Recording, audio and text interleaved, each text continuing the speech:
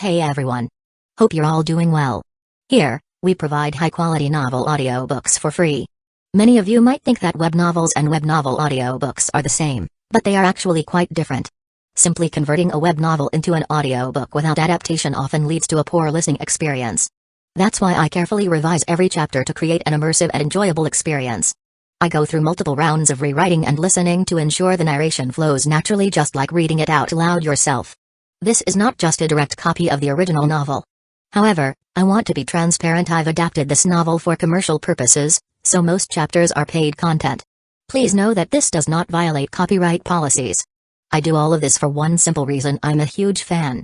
As many of you know, I love listening to web novel audiobooks, and this is one of my personal favorites. The audio speed is set to 3x, but if that's too fast, let me know. If there's a novel you'd like me to turn into an audiobook, feel free to suggest it, and I'll do my best to make it happen. We also have many more audiobooks available for free on Patreon, including I Am a Legendary Boss audiobook, Versatile Mage starting with the White Tiger Pendant, Naruto the Wind Calamity, The Necromancer is amassing troops like crazy in the apocalypse, The Mighty Dragons Are Dead, Naruto, Leader of Hidden Grass Village, Naruto Uchiha's Unserious Saga, Your Lord Has a Screw Loose, Apocalypse I Can See the Health Point Bar, Killing Monsters Drops Loot, Starsea Fleet Age of the Lord, My Monster Fuses Everything, Naruto, I Traveled with a Max Level Account, Fate in Bleach Unlimited Blade Works, Killed for 100 Years in Hueco Mundo, Aizen Invited Me to Soul Society, The World Conquest Giving Birth to Become a God, My Master Only Breaks Through on the Edge of Death, Bleach the Invincible Slacker from Rukongai, Naruto's Special Shop, One Piece The Strongest Female Pirate Cruise, Reborn as Danzō's grandson, Must I Offend the Entire Ninja World, Naruto starting with snatching the Mangekyo Sharingan, Naruto Card King. In Hueco Mundo with Shindu Template, Naruto the Hidden Danzō, My Journey as Fourth Kusagakure, Naruto Troublesome Ninja Haruto, Naruto the Hyuga Mastermind, Bleach the Strongest Shinigami, Bleach the 5th Division Captain, Fate Ultimate Antagonist, Fate of DxD, Fate I Heard After Death, You Can Ascend to the Throne of Heroes, Fate DxD Archer Reborn, Fate Beginning with Type Moon, A Berserk Heart, Fate Grand Order Insert, One Piece Take the Uchiha Clan to the Grand Line, One Piece Don't Worry, I'm a Doctor, Building Harem and Dungeon with Monster Girls, DxD, Multiverse The Day-to-Day Life of the Sephiroth Hero, I'm the bad guy but heroines are obsessed with me, in Naruto, I have an affair with Mikoto and Kushina, Many Children Bring Happiness, A Shameless Start, Naruto Reborn with a Tenseigan, Naruto Sleeping Invincible, One Piece, Life Choice Ask Me to Kiss Marine Goddess Hina, Reborn as the genius son of the richest family, Start by Eating Jacket Fruit Model, Jacket Human Devil Fruit, The Days of Being the Richest Man in the Ninja World, The Witcher and Madara Uchiha, Villain I Possess the Dragon Yang Dao Physique, All Saintesses Turns into Villainesses, All Beautiful Girls Want to Stick with Me, Interdimensional Farming in Another World, Naruto from Hidden Leaf Village to One Piece, and more. Don't forget to check out our Facebook page on Twitter, X for the latest updates, new releases, and upcoming projects. Thank you for your support. Enjoy listening. Chapter 378, Saw a Ghost too. He also frowned. The letter said it was a cargo ship. Could there be some mistake in the intelligence? The crew member continued. The captain said, the letter has never been wrong before, so it shouldn't be these two fishing boats. Let's keep looking. What about these two? Should we rob them first? Never mind them, keep looking for the cargo ship on the route, the captain ordered. Yes. The pirates took the command, and the fleet began to move away into the distance. But before they had gone far, someone else spoke up. Look, someone is charging over from the sea. The pirates who were about to leave looked again towards the sea. They saw a figure, holding a sword in one hand, seemingly standing on the waves and quickly rushing their way. The speed was exceptionally fast. What is that? How can he stand on the waves? No, it seems like he's stepping on something. The captain furrowed his brow and immediately ordered, attack and kill him. Swoosh, swoosh, swoosh. Arrows and crossbow bolts were fired in unison towards the front. The figure on the sea continued to approach swiftly and soon was close to the hull. Suddenly, a thick fog enveloped the oncoming figure. The next second, the pirate captain's face drastically changed, and turning around, he saw the man who had just been on the sea was now right behind him. Puff! The sound of a blade entering flesh rang out as a head wearing a captain's hat was severed from its neck. It rolled to one side, its expression still one of shock and disbelief. Only then did the rest of the pirates react, drawing their weapons and charging forward to attack. Karam, with a sword in one hand, transformed into an afterimage as he charged head-on into the midst of the pirates. The level 17 Ronin demonstrated overwhelming strength against the crowd of pirates. A great number of pirates fell to the ground, their blood staining the deck. Wu Heng approached the pirate ship with his skeletons. A rope ladder was thrown down from the deck. Climbing onto the deck, he was met with the sight of bodies all over the deck and a figure standing there, holding a sword in one hand. Upon closer examination of Karim, apart from a few crossbow arrows embedded in his chest, there were no other significant wounds. And crossbow arrows did not have much effect on the undead. After a brief scan, in the corridor of the cabin, he could faintly see pirates hiding. Wu Heng said directly, "Go in and kill all the pirates." Clatter, clatter. A large number of skeletons surged into the cabin, clashing with the pirates who were hiding inside. Wu Heng walked around the deck, and his gaze fell on the head with the captain's hat. He pondered for a moment, then directed the spell, "Communicate with the dead," at it. The head suddenly opened its eyes, and the cloudy eyeballs turned toward him. He had a skeleton bring over a wooden box to sit on and directly asked, "How come you appeared here?" The head spoke, "Last night I received a mysterious letter, saying a merchant ship would pass through this route, so we hurried over." Hearing this response, Wu Heng's eyebrows arched. Another mysterious letter. Moreover, in this time frame, the only cargo ship that came from Gold and Silver Island was his own. How did the other party know about this? He had mentioned it to no one. Philippa was under a slave contract and wouldn't speak to others about it, and he hadn't even had the chance to speak to Emilio yet. How did the other party know? It was as if they had seen a ghost. "Did the letters say anything else to you?" The corpse answered, "No, that was the only message." Wu Heng continued to inquire, "What do you know about the letter?" "The letter relays messages to the nearest fleet and the intelligence it provides is quite accurate. It holds high prestige among pirates, and some pirate groups even call the letters gifts from the sea god," replied the head. Upon closer thought, something didn't quite add up. Following the principle of proximity, the message should have been sent to Philippa. Wu Heng thought for a moment, then said, "Recently, any news from the pirates?" "Recently, pirates have been mobilizing based on intelligence from letters and setting out to sea. Several pirate groups and hunters are plotting to assassinate the vice executive of Gold and Silver Island. Leonid got an ear bitten off by a sea monster, and Cahill is having an improper relationship with the captain's lady." This time, quite a lot of information was shared. Wu Heng wasn't interested in the gossips from within the pirates. He continued to press, "Which pirate groups are planning to kill the vice executive of Gold and Silver Island?" "The Demon's Hand pirate group. Whether others are involved is still unclear." The 5 questions came to an end. The head closed its eyes. Some useful information had been gathered after all. A pirate group called Hand of the Demon was organizing a hit on him. Insane. They really don't take Emilio seriously. The battle inside the cabin ended, and the corpses were carried on to the deck.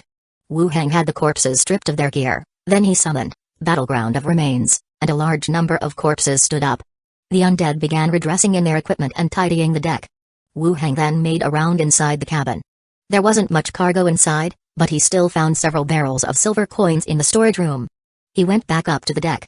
He ordered, "Take down the pirate flag and raise the association's banner. Set course for Gold and Silver Island." The ship got underway, heading in the direction of Gold and Silver Island. The pirates had arrived quite timely this time. Otherwise, approaching the island would have taken a long time. As dusk approached, the ship entered the harbor of Gold and Silver Island. Wu Heng settled the skeletons and called for a carriage to take him back to his residence. He greeted the 2 maidservants. He went straight to the room on the 3rd floor where the radio was kept. Picking up the handset, he said directly, "Philippa, is everything going smoothly on your end?" Soon, Philippa's voice came through, "All smooth, you gave me such good stuff, you're really too kind." Her tone was full of surprise. The cargo in the cabin had all been taken from the Trade City's warehouse. It seemed Philippa was quite satisfied. In the other world, common people usually wear plain clothes, and only those with a decent economy can afford clothes that are brightly colored and with complex patterns. Modern fabrics indeed have more precise colors and craftsmanship. Glad they could be of help, Wu Heng continued. "Didn't you receive a blank envelope?" "Nope." "What's up?" "On the way back, I encountered the Stab Sword pirate group. They got a letter and tried to rob this merchant ship." There was a moment of stunned silence on the other end before she said, "Ah. How did that happen?" "That's why I'm asking if you received any letters." After thinking for a moment, Philippa responded, "Letters usually appear when you're asleep or not paying attention. I didn't sleep at all last night, so I'm sure I didn't get any." Well, that explanation made sense. "Fine, did you get the space ring I prepared for you?" "There's a space ring?" "I didn't see it." Wu Heng said, "I left it in the captain's cabin, stuck it under the desk and even made a mark for you." "Did you see it?" "How would I know to look there?" "I'll go and search now." After saying this, there was no response on the other side. It wasn't long before Philippa came back on the line. Her voice was full of excitement. Wow, such a big ring for me, and weapons too. How did you know I like curved blades? It's 10 cubic meters. Store more food and water for yourself at sea. Oh. Philippa responded, seemingly inspecting the items. Wu Heng went on, that weapon is the illusionary magic dual blades.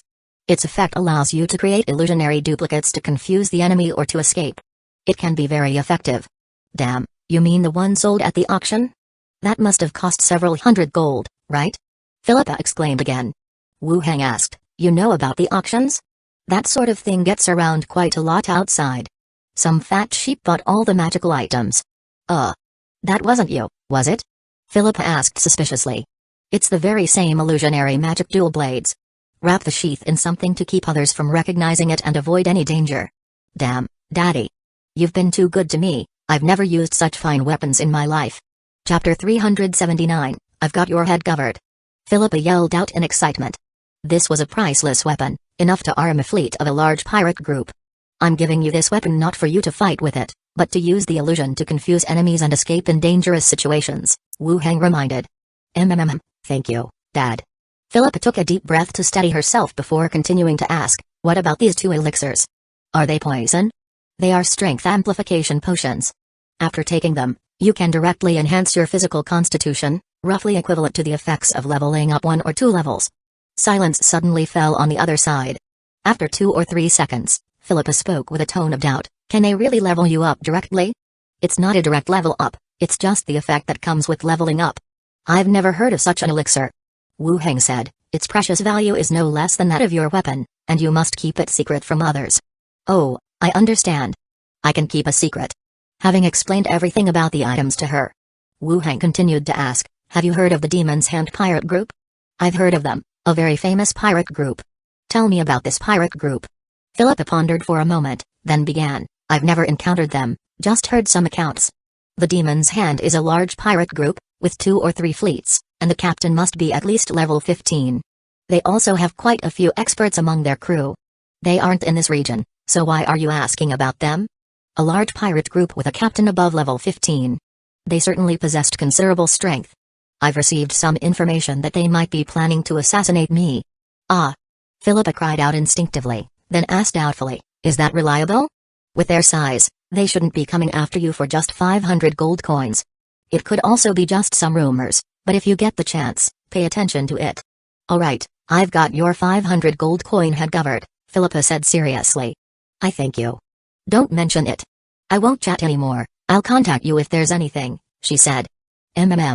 After putting the phone back, Wu Heng walked straight out of the room, heading downstairs.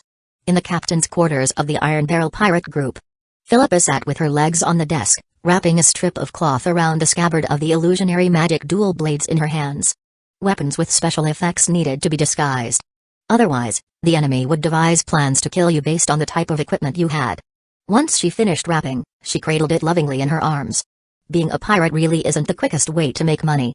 She hung the 2 weapons at her waist and affectionately patted the red-crowned green parrot beside her. What do you think? Idiot. The parrot cursed. Shut up, stupid bird. The parrot fluttered its wings, flying over to a copper perch and gently swaying. Philippa also stood up and walked to an open area in the room. She drew the shuang dao from her waist. After sensing her surroundings for a moment, her figure began to twist, and 2 identical figures branched out from her, one on each side, striking the same pose. Surprise and delight intensified in Philippa's eyes. At a thought, the 2 images instantly made attacking motions. Although on close inspection one could spot differences from the real body, they could serve a temporary purpose in combat and even affect the flow of the entire battle. Philippa, thoroughly satisfied, sheathed her weapons and the illusions vanished. Sitting back down at the desk, her gaze returned to the remaining items. A bag of gold coins, 2 elixirs.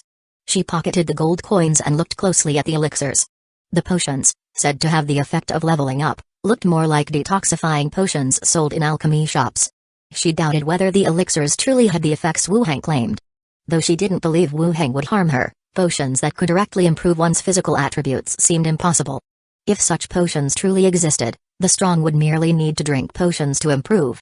The one in possession of the potions formula would have the power to change the world. And yet, via a vice executive, Such a thing ended up in the hands of a minor pirate like herself. This was somewhat dubious. But he had indeed treated her well, giving her both weapons and money. It seemed unlikely he would seek to harm her with this. Mulling it over in her mind, her gaze turned to the parrot standing on the copper perch. She called out, "Come here, I've got a task for you." The parrot looked at her but still flew over. Philippa was quick, grabbing the parrot and pinning it down on the table. In a panic, the parrot flapped its wings, its eyes full of fear as it struggled frantically. Philippa drew her weapon and held it to the parrot's neck. The bird glared, daring not to move. Pirate's code. The parrot squawked. Philippa bit into the cork with her mouth and pried it open, directly pouring the elixir down the green parrot's throat. Once the elixir hit its stomach, the green parrot stood back up again. It took a couple of steps on the table, then its eyes rolled back, and it collapsed outright, its body starting to convulse violently. Damn, it really is poisonous. Philippa felt some regret for having made the green parrot drink it, since it was her own tamed beast. If it died, she would have to find a new one. Just as she was about to move forward to try and save it, the convulsions on the green parrot's body stopped. In the blink of an eye, its body swelled a bit, and its feathers became even more lustrous. The green parrot stood up again, and the eyes it opened seemed more intelligent. It shook its head and said, "Praise the captain." Philippa's eyes instantly widened. There really was a change, and it seemed like the green parrot had become smarter too. Philippa's gaze returned to the remaining bottle of elixir. She opened the cork and drank it down herself. After the bitter taste passed, her entire body was filled with an indescribable sensation of piercing pain, as if her bones and muscles were being pricked with fine needles. She curled up in her chair for quite a while. The sensation in her body gradually dissipated, followed by a feeling of amplified strength all over her body. She could clearly sense that her body had been enhanced. Truly magical. What sort of person have I followed? Philippa exclaimed, looking back at the tamed green parrot. She ignored its endless praise, grabbed it by the neck and shook it, saying, "You spit it out, you foolish bird." The green parrot's body swayed, turning its head away. Gold and Silver Island. At the dining table, besides Wu Heng and the two maids, Shainala had also come to scrounge a meal. Shainala wore a light blue longsword gown, and around her fair neck was a pendant made of amber, dropping to her chest and nestled among her fullness. Noticing the eyes across from her, Shainala looked up and gave a cold glance, then lowered her head slightly. Wu Heng asked, "What have you been busy with lately?" "Still the trading company's affairs. What about you?" "Pretty good, mostly dealing with pirate issues." "Don't go out to sea recently, it's not very safe," Wu Heng cautioned. Shainala smiled. "Since the last incident, I've not gone out to sea much either. I feel safer staying here." "Yeah, run to me if you're in danger." "Got it." Shainala sent a soft, tender look his way. Wu Heng picked up his wine glass and took a sip. "When will the goods I ordered last time arrive?" "Should be delivered within 5 days. I'll let you know when the time comes." "Right, can I also order magical weaponry and equipment?" Wu Heng asked again. "Depends on what kind you need, but production is limited. Certainly can't be orders of a few thousand like yours." Shainala put down her knife and fork and looked at him. "If you're planning to equip an army, magical weapons and armor are not suitable for the battlefield." "How so?" Wu Heng also looked towards her. "Magical items can provide a lot of special effects, but frequent battles, or even a slight damage, can cause the engraved runes to fail. They're okay for personal use, but there's no need for large-scale equipment. It's better to buy a batch of high-quality gear, which would be much more practical than magical weapons," Shainala explained. Listening to her, Wu Heng also understood the underlying meaning. That is to say, for occasional battles, like Wu Heng catching fugitives or pirates plundering ships, magical weapons and armor can provide effects that regular equipment can't match.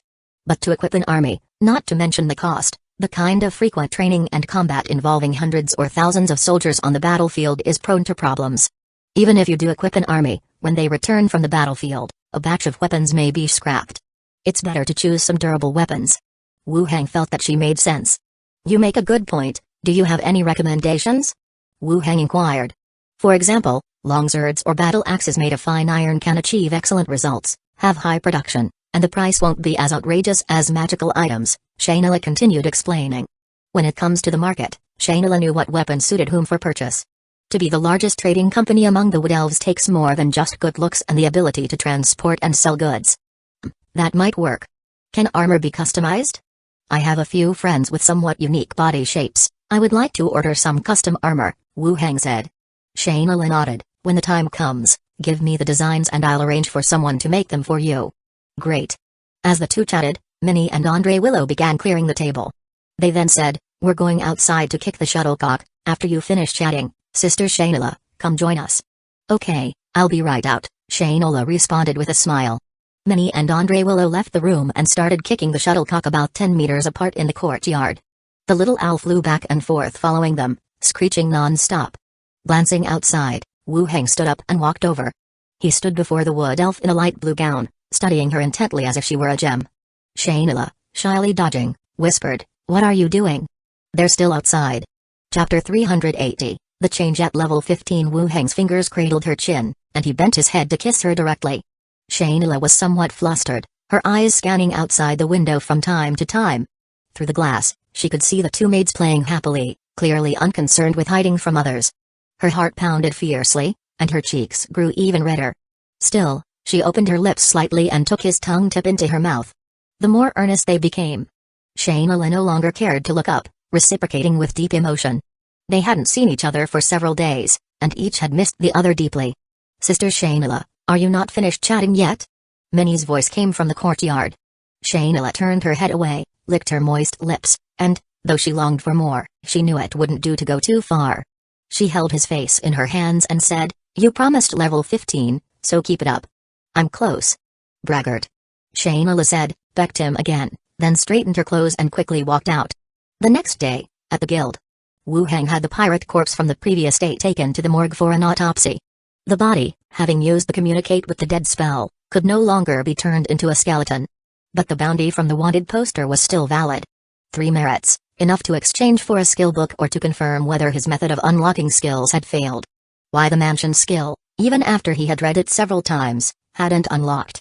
Walking back through the corridor, Wu Heng once again headed for the steward's office. He knocked lightly on the door and, after receiving a response, entered directly.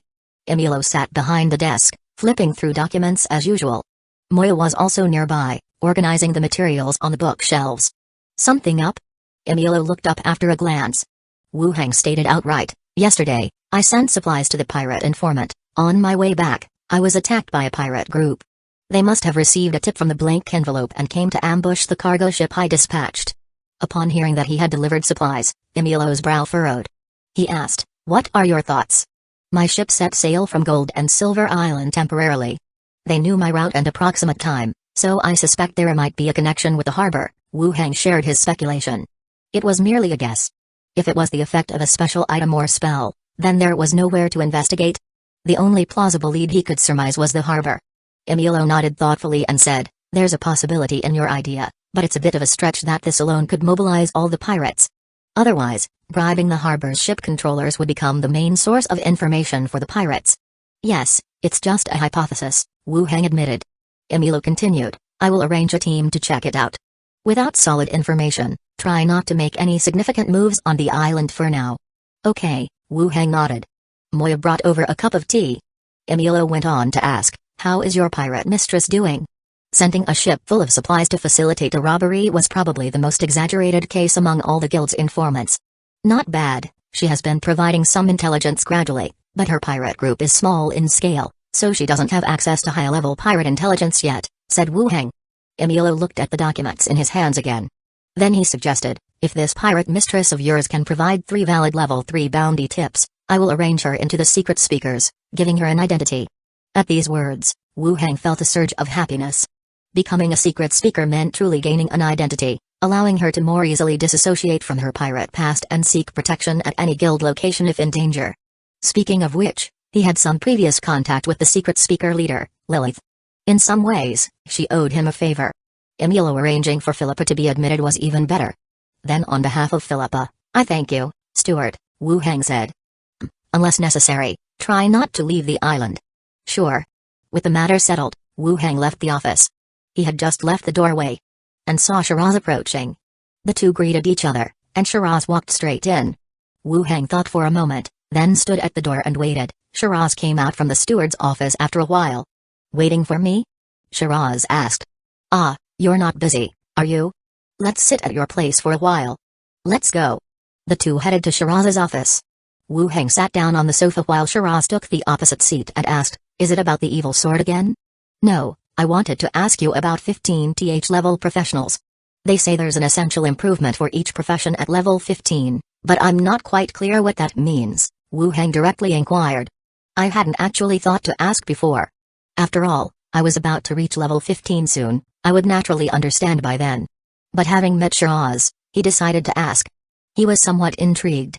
Shiraz looked at him with a hint of skepticism. Are you really clueless, or are you testing me here? Don't you mages read books? Wu Heng thought for a moment before speaking. I come from a small place. All the books I have were obtained from the association. I don't have as broad a range of knowledge as you might think, and not all mages are scholars. Inevitably, some, like me, slip through the net. PFFT. Shiraz laughed, amused to hear someone talk down about themselves. Then she began to explain. Indeed, there is a saying that level 15 is a watershed moment for professions. Upon reaching this level, each profession undergoes some changes, although it's not as exaggerated as the rumors suggest. So, what are the changes exactly? Shiraz continued. Firstly, there's a change in the title. For instance, when a fist master reaches level 15, outsiders will introduce you as a Grand Fist Master, signifying you've reached level 15 and have certain achievements.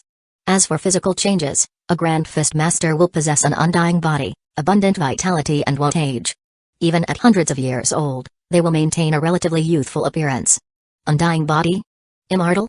Not exactly. It simply means that the appearance won't age as noticeably, but one will still die of natural causes once their lifespan is exhausted. What's important is the abundance of vitality, which makes one more formidable in combat, Shiraz explained. Wu Heng nodded, indicating that he understood. According to his own panel, reaching this level unlocks special abilities. A fist master unlocks an undying body, allowing them to maintain abundant vitality for combat. There's also a change in appearance. What about mages? I'm not very familiar with mages, but there seem to be two schools of thought. One is the Master Caster, which is likely a change in the power of your spells. The second is related to your school of study, which I'm not very clear on, Shiraz replied after thinking a bit. Wu Heng nodded, showing that he understood. No matter the profession, reaching level 15 is already considered a very high level. You'll be pursued and respected by others. Are you close to level 15? Shiraz asked after explaining. How could that be? I'm just in my 20s. Don't rush it. Reaching vice executive at 20 is already impressive. It's not impossible for you to achieve level 15 in the future, Shiraz consoled. Yeah. Wu Heng nodded, then continued. Any results on the evil sword matter? Not yet. I'll let you know when there are any. Shall we have dinner together later? Shiraz gave him a look. Let's save it for another time. Wu Heng chatted with her a bit more about pirate affairs. Having nothing else to say, he left the place. Returning to his own office, he greeted Andre Willow. Then he went back to his residence. Minnie was watering the flowers in the courtyard. He gestured with his hand and went straight up to the 4th floor. He opened the boundary door, heading to Zombie World. On the other side, it was still the manager's office. Looking down the corridor, he glanced at the queue of vehicles exchanging rations. He took out the walkie-talkie and pressed the talk button. Chihankai. Yes. Get the convoy ready. We're heading out to clean up zombies. Roger that. He went downstairs, got into the car, and headed toward the zombie area. Chapter 381, Pirate Alliance Emerald Sea, a number of pirate ships forming a vast fleet. In the center of the fleet, several ships fly a pirate flag with the design of claws breaking through the ground. The Hand of the Demon, a large pirate group. In the captain's cabin of the lead ship, 3 people were sitting. Behind the desk, a man clad in religious robes, holding a book, looked like a kind and gentle priest. The captain of the Hand of the Demon, Javier. He smiled at the 2 opposite him and spoke softly. How about it? Just a vice executive, we split the bounty equally. Opposite him sat 2 men. One in iron armor with a bald head, his forehead bulging with fat that formed a Szechuan pattern, and a fierce face. The other, with a gaunt face and a goat beard, wore leather armor and had 2 swords hanging from his waist, his expression just as serious. The Hand of the Demon is interested in these 500 gold coins? Baldy asked curiously. Javier, captain of the Hand of the Demon, replied, 500 gold coins, not a lot but not too little either. It's just killing a vice executive, far easier than robbing a merchant group. The one with the goat beard also said, if it's so easy to kill him, would it go for 500 gold coins? Baldy added, I heard Emilio values him highly, now he hardly ever leaves the island, how do we kill him? Javier lifted his cup and took a sip. You needn't worry about that, and besides, our plan doesn't only include us 3 pirate groups, others will join as well. Baldy touched his head, the more people that join, the less bounty there is to go around. Javier glanced at him, who knows, by the time it happens, his bounty might increase. And besides, he's got plenty of nice things on him. Dividing up some of the spoils will be enough for everyone to have a decent income. The two opposite him fell silent once again. Killing a vice executive of the association normally wouldn't be too concerning. But dragging Gold and Silver Island and a mysterious letter into it made one ponder if it's worth the trouble. 500 gold, with more people involved, one might not get much. How many people do you plan to involve? Goatbeard pushed his captain's hat up and looked straight into the other's eyes. Javier took another sip of his drink and answered, I'll share some information with you.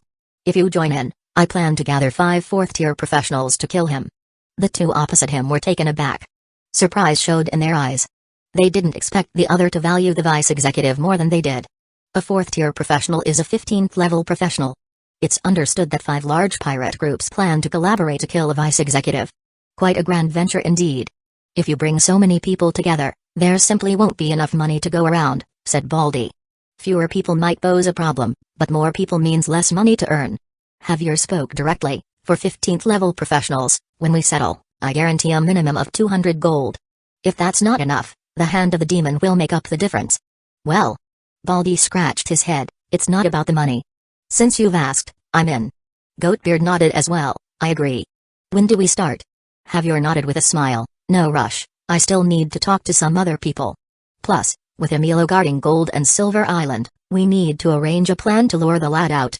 Alright, just let us know in advance. Sure. Zombie World.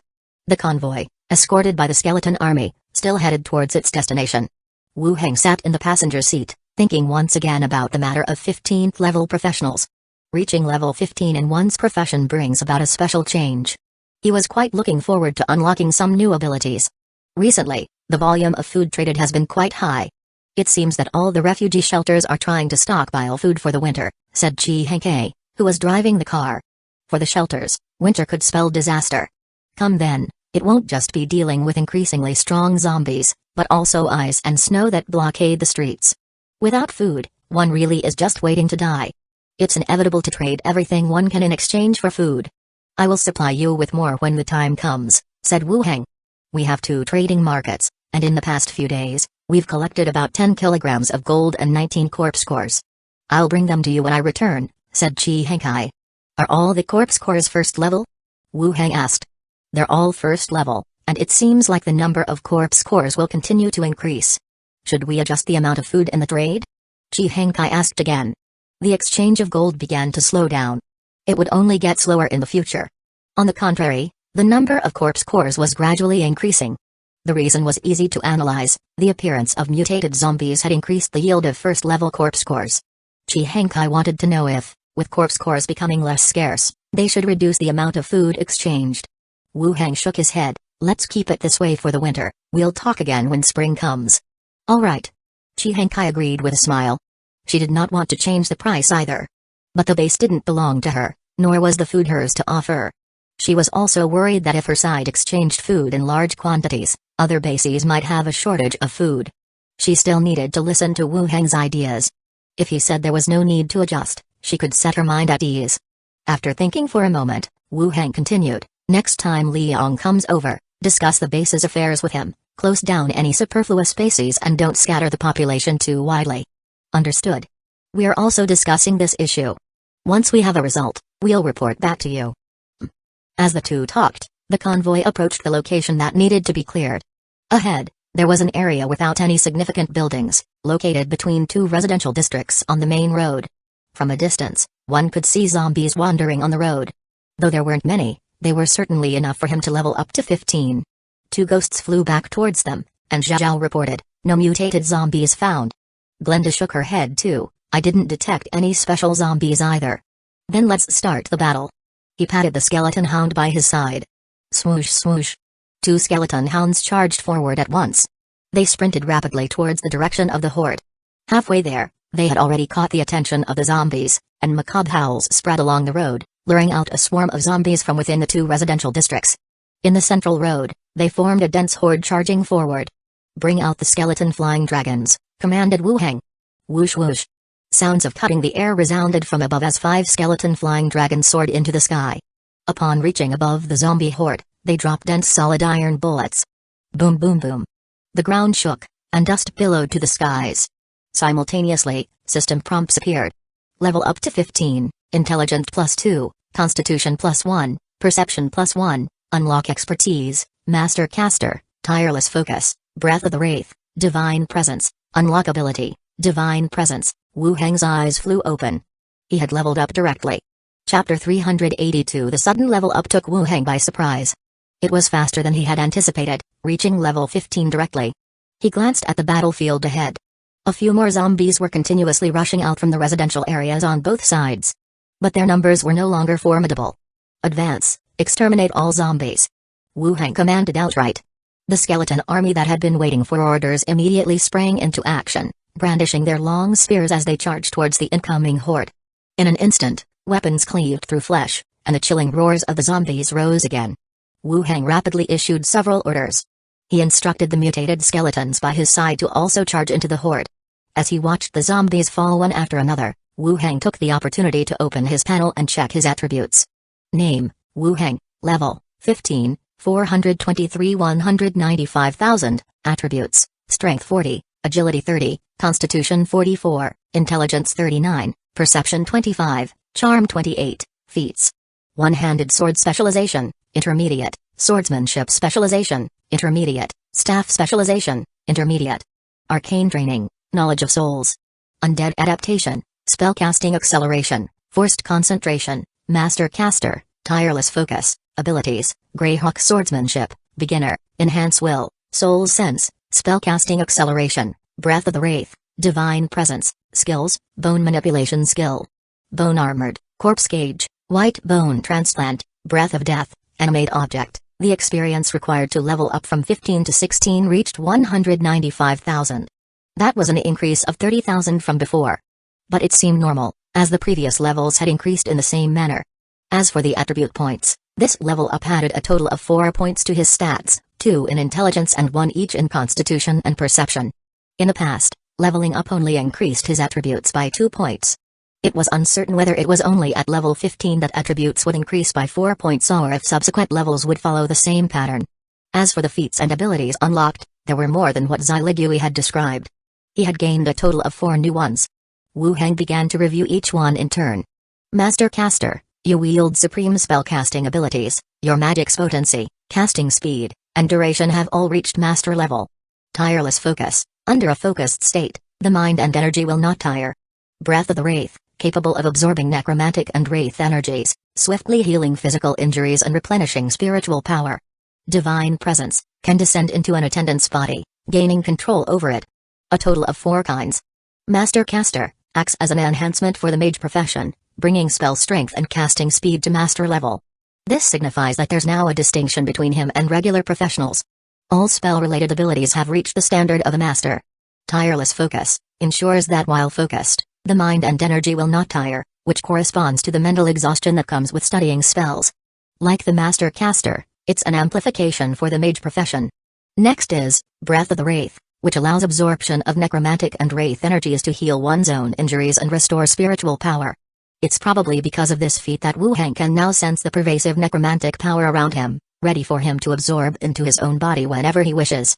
On the battlefield, it could be used to heal his own wounds. Even in peacetime, it could be used to restore his spiritual power. At the very least, he could save money on potions. The last one, Divine Presence, is an unlocked ability. From its description, the effect of Divine Presence is to descend into the body of an attendant and take control. I didn't quite understand the meaning of it. My gaze shifted to the area where the battle was taking place in front. With a thought, I cast Divine Presence. The next second, my consciousness found itself inside a spear-wielding skeleton on the battlefield. In front of me was a zombie with a pierced chest, its teeth bared, frantically clawing at me. Startled, but I soon realized what was happening. I lifted my foot to push back the lunging zombie, pulled the spear out, and thrust it into the zombie's mouth once more. At the same time, I was also astonished by the effect of Divine Presence. That it could be used in such a way. I observed the scene again. The skeleton's mode of sensing was different from living creatures seeing images and colors. Everything around was a gray-white world, and both the zombies and other skeletons appeared as entities of the same energy shape. The battle continued. I decided to end the Divine Presence state and regained control of my own body. What did you just do? Glenda asked as she flew down. I counter-asked, is there a problem? It seemed like your spirit had disappeared. When Zhao and I came over, you were just standing there looking silly, Glenda said. That meant during my divine presence state, my body would remain in a spiritless state. Zhao circled around me and then said, Uncle, you seem different, there's a very comfortable aura about you. Yes, your necromantic aura makes us feel very comfortable, Glenda added. As a necromancer, I naturally emanated necromantic power. After reaching level 15, this aura became even more intense. I have reached level 15 and become a great mage. That's probably why you feel my necromantic aura has become stronger, I explained. Zhao didn't understand all these details, but clapped enthusiastically. Wow, that's amazing. What's a great mage? It means I've been promoted and have become more powerful, I explained. Oh, Uncle is so powerful, Zhao repeated. You deserve some credit too.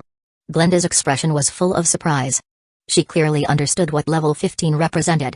When Wu Heng brought her out, he was not even level 10, and now he had quickly advanced to level 15. Had she followed a human genius? This matter was even more astonishing than Wu Heng possessing a special world. Listening to a person and a spirit flattering each other. Glenda continued to ask, did your spirit vanish just now because of that reason as well? It's an ability of level 15. Use it again, she requested. I used the ability again, my body instantly appeared beside Big Head Skull. Turning back to look at my own body, I saw Glenda directly entering it. Controlling the body, I examined my hands and feet. Damn, she possessed me. I ended divine presence in an instant, reclaiming my body's control, and Glenda flew out again. When you leave your body, I can control it, she said.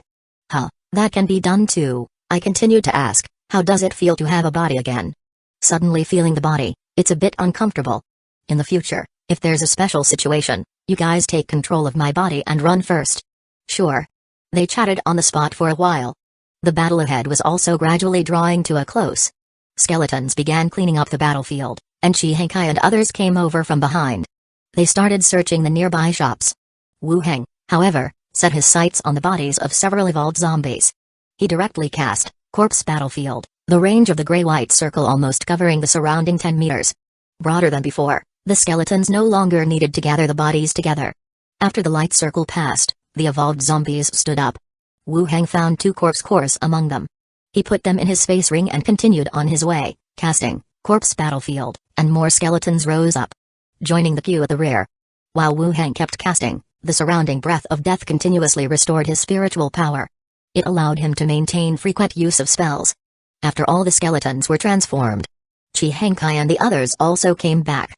The few survivors were moving bicycles in a bike specialty store. It seemed to be a brand, with all sorts of cycling gear. There aren't many zombies nearby, I'll arrange for a thorough scavenging tomorrow, Chi Henkai said. While speaking, he carefully sized him up and down. Feeling that something was somewhat different from before. Yeah, let's head back, Wu Heng nodded. They got into the truck, and after the rest finished transporting bicycles, the convoy started up again, heading toward the mall. In the mall, in the manager's office, Chi Henkai brought over a backpack full of gold and 19 level 1 corpse cores. After Wu Heng put them away, he handed her 2 elixirs and said, drink them yourself, don't tell anyone else. Seeing that he had once again given her elixirs, joy appeared on Chi Henkai's face. Understood. Wu Heng said, keep an eye on the military, let me know if there's any movement. Alright, if there's nothing else, I'll head back first. Sure. Chi Henkai left the room. After Wu Heng put away the items and tidied up briefly, he also opened the boundary door and returned to collect silver and more. Coming out of the study, he sent the corpse cores to the alchemy room. He had Minnie prepare bath water and enjoyed a comfortable bath. Andre Willow also came back from outside. Wu Heng said, there's no need to prepare dinner, let's go eat at Shaynala's place. Master is thinking about Sister Shaynala again, huh? Minnie said playfully. Wu Heng lightly patted her on the back, don't talk nonsense. Hee hee. When both maids had also changed, Wu Heng took them out, walking next door. Knock knock knock. They knocked lightly on the courtyard door, and the housekeeper opened it. Deputy Steward Wu Heng, the 2 misses, the housekeeper greeted. Yes, is Lady Shaynala in? We've come to see her. Please wait a moment. Soon after, the main door opened, and the house steward said softly, please come in, the lady is waiting for you in the living room. Passing through the courtyard, they entered the building. They saw Shaynala, dressed in a gorgeous gown, sitting on the sofa drinking tea. Seeing them arrive, she revealed a bright smile, here you are. Yes, Has the Starflower Caravan been here recently? Wu Hang asked casually as he sat down next to her. Shayla shook her head. Not so soon, it will approach the port in the next few days. Oh, let me know when it does. Sure. Shayla continued, I heard that recently the pirates have started to harass the sailing routes again. Is the association taking any action? The steward is arranging it. There will probably be some plans when the time comes, he replied, gazing intently at her exquisite face. Shayla's cheeks turned a bit red, and she glanced at him reproachfully, changing the subject. Dinner is almost ready, let's go to the dining room. They all stood up and moved towards the dining room. As they walked, Shayla said, I have some precious ingredients here, it's a good opportunity for you to try them. Yay! I told you coming to Sister Shayla's was the right decision, many cheered. Seated at the dining table, dinner was served. They began to eat. Wu Hang asked, how do you usually verify someone's level? Shayla glanced at him and explained, most of the time, it's based on their combat strength and some intelligence. The wanted orders from your association use this method. There's also a magical item called Detect Level, which is a kind of divination spell. Its function is to help organizations identify the level of individuals they're recruiting. Individual levels are considered private. In the face of danger, the level can be the key to whether you can defeat an enemy. The association does not record specific levels in the archives.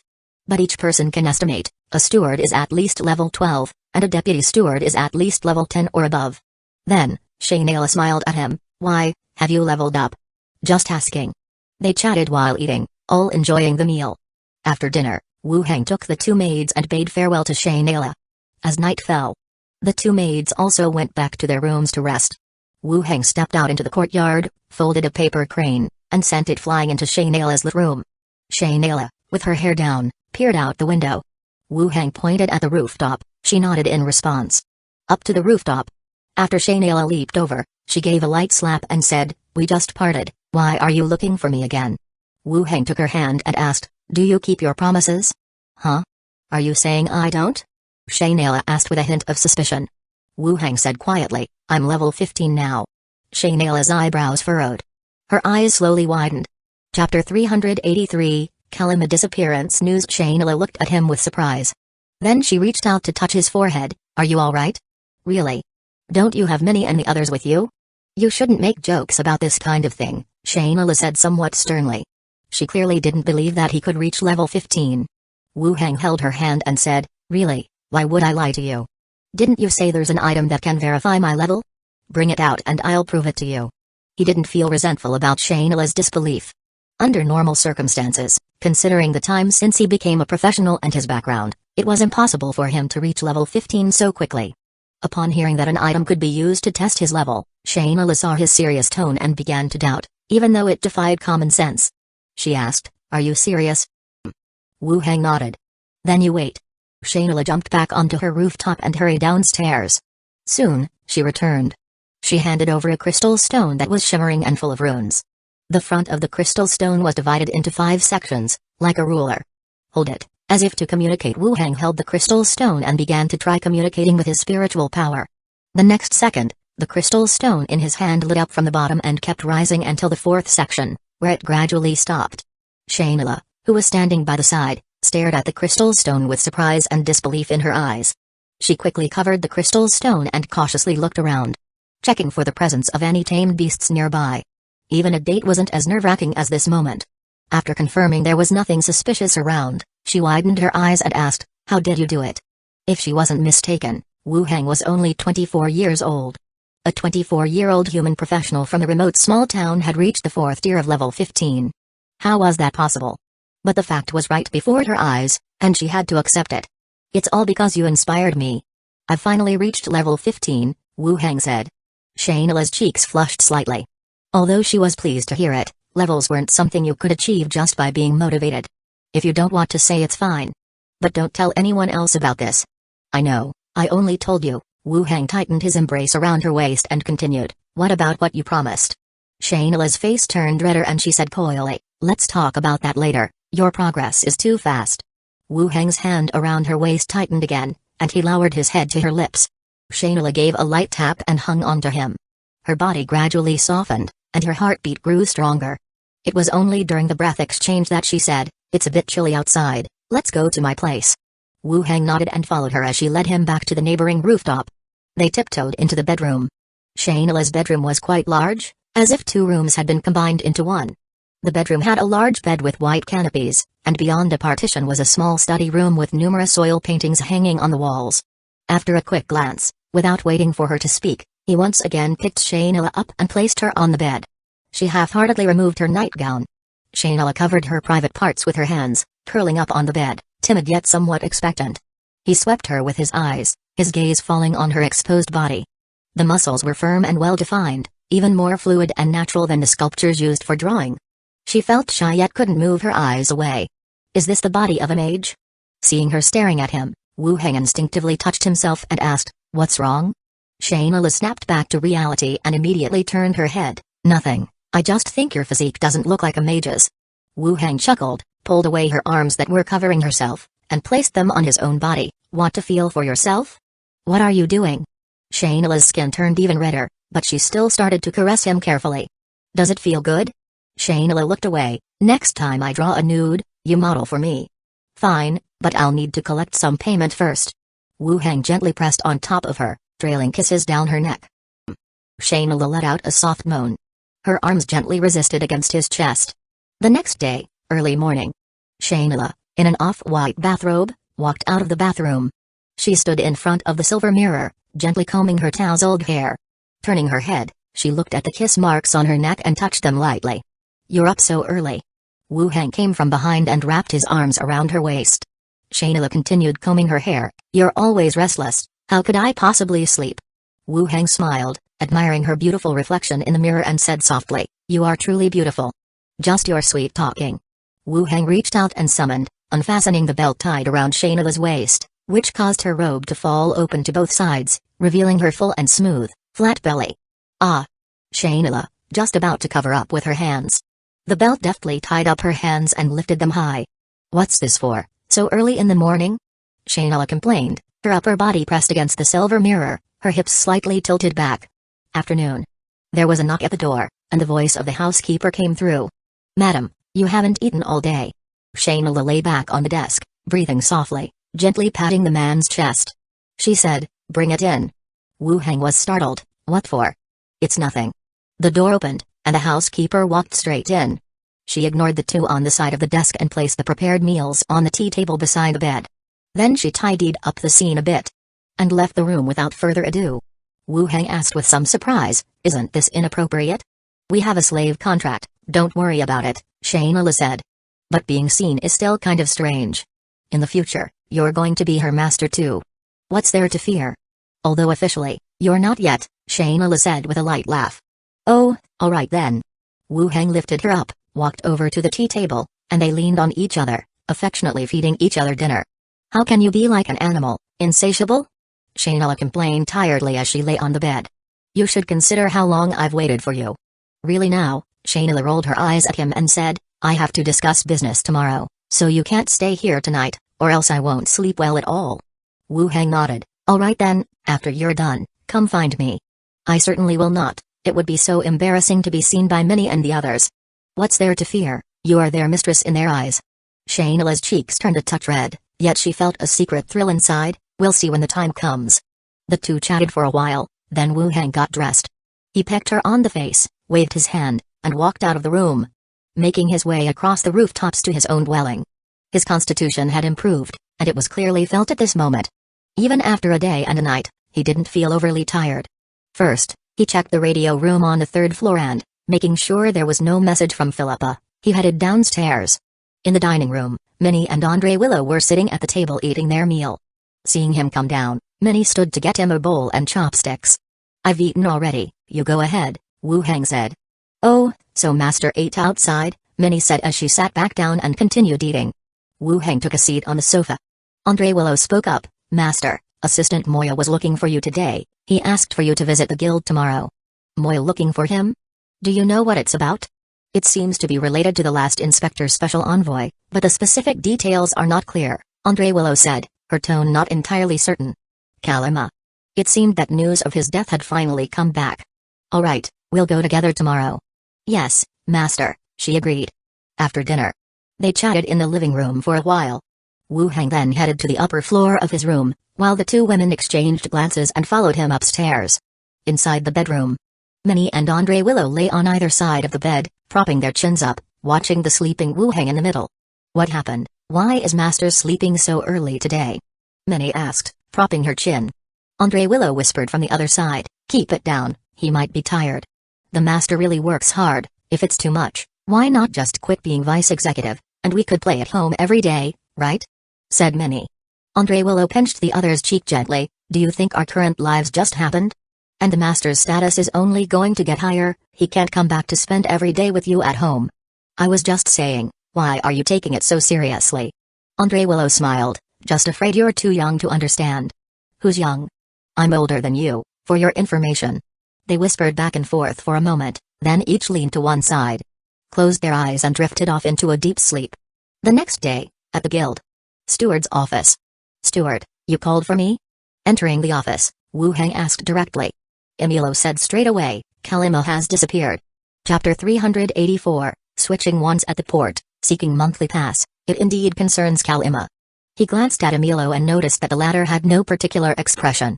Frowning, he said, "Didn't you mention that he was heading to the next guild station? How did he disappear?"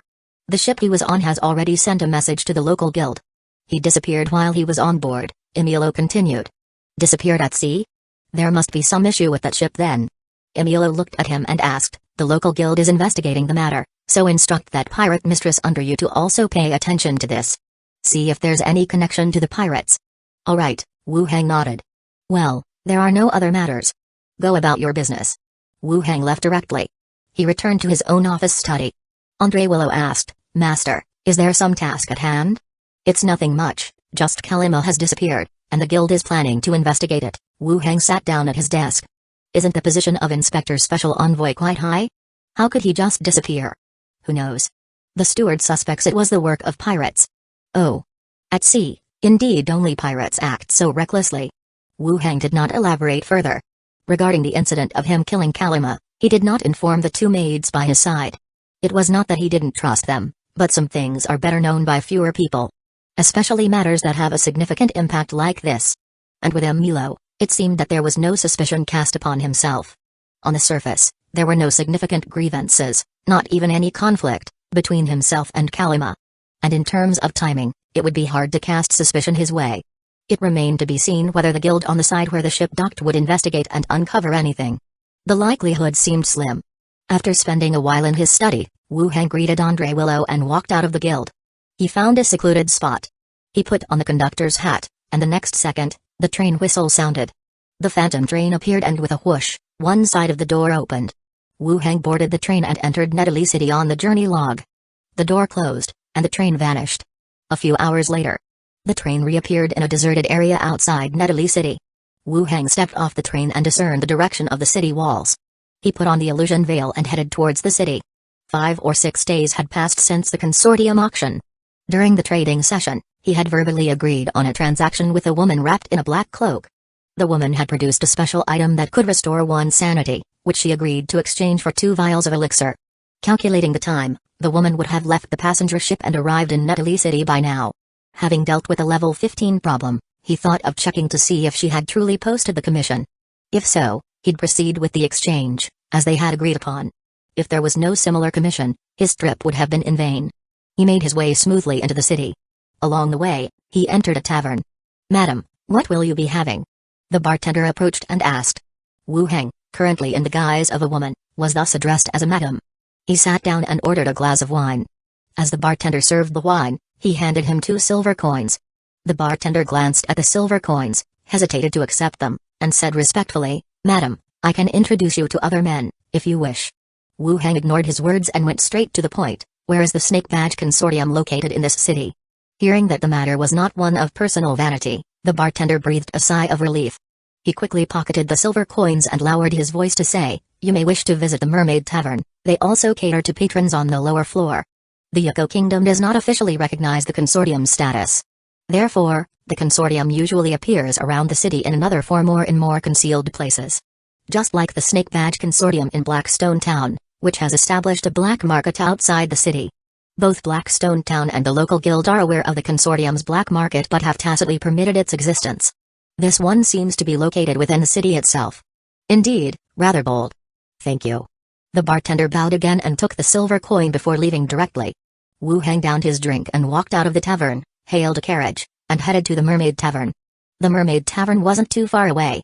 Following the crowd down the wooden stairs, he entered an underground establishment. The Snake Badge Consortium's front desk, a silver coin exchange area on one side, and a notice board surrounded by quite a number of people. This must be considered a semi-public place. He remembered that back in Blackstone Town, when entering the consortium-established black market, one needed to wear a cloak, but here it was completely open. Wu Hang approached the notice board. His gaze swept over the commission tasks one by one and finally settled on one. Special item Clarity Rod, offers effects, can make one sober by striking the body, exchange condition, 2 bottles of constitution-changing elixir, as expected, it was posted here. Still at the price that was negotiated back then, 2 bottles of the elixir. Thinking to himself, he directly took the commission down and went to a nearby counter. I'll take this task. The counter staff took the commission and glanced at it. Then said, Sir, what you've brought for exchange needs to be verified by someone to ensure it meets the requirements of the commission. Wu Hang handed over the 2 bottles of elixir. The staff took them and then said, Please wait a moment, sir. Wu Hang nodded and waited at a spot not too far away. It wasn't long. The staff came back out and said, Sir, the elixirs meet the conditions of the commission. Here is the item from the commission. Please check it. The long wooden box was opened. It revealed a sandalwood-colored rod inside, shiny on the surface, with patterns resembling religious motifs. The top was a golden sphere-shaped grip. Clarity Rod, category, special item, effect. When striking a living being, it can dispel negative mental effects such as hypnosis and illusions. Side effect, the pain felt is doubled. Description, physical pain can make you more alert. Indeed, it was this item. Moreover, the effects were more than he had imagined. It could dispel mental effects, hypnosis, and even included illusions. It was already a very good special item. The side effect was not that serious, just doubled pain, which would pass if endured. It wasn't any severe side effect after use. The likelihood of needing it himself was not great, because his ability, Enhance Will, had protected his consciousness several times already. But one couldn't say for sure when it might come in handy. Wu Hang was quite satisfied and put the item away. Looking up at the staff member who had not left, he asked, Is there something else? Sir, the alchemist who verified the elixirs is very interested in your potions and asked me to inquire if you could meet with him, the staffer continued after speaking. We won't reveal your information, we are just asking for your preference. It seemed that the alchemist responsible for the inspection had noticed something different about his potions. Wanted to have a chat with him. Probably considered him an alchemist as well. It's not convenient, Wu Hang said. Very well, sir, we won't disturb you any further. Wu Hang nodded and walked outward. After leaving the Mermaid Tavern, Wu Hang continued walking along the road. Here, the carriages didn't stop on demand. More often, one needed to go to a fixed location to find one. He hadn't walked far. Wu Hang turned into an alley. He stood waiting, and a figure followed closely behind, also stepping in. Looking for me for something? Chapter 385, The woman who followed them in the following figure stopped abruptly in its tracks. There was a hint of surprise as it looked ahead. Just moments ago, curiosity had sparked about the sudden detour into the alley, but it turned out to be an anticipation of being followed and waiting there for the pursuit to continue. Standing at the entrance of the alley, the figure spoke directly, That special item was sold by me. Wu Hang was also watching the figure that had followed him in. With a hood pulled down low over the face, strands of golden hair could be seen peeking through the gaps at the sides of the hood. The voice was that of a woman, and a young one at that. He had thought it was an alchemist from the consortium, especially since a staff member had just conveyed a message saying they wanted to speak with him. It seemed he was mistaken. It must be the person who had verbally agreed to meet with him on the auction cruise ship. Have you been waiting here for me all this time? Wu Hang asked curiously. I saw you cancel the commission, she replied. Our trade is already complete, is there something else you want? The tone in Wu Hang's voice was still rather unfriendly.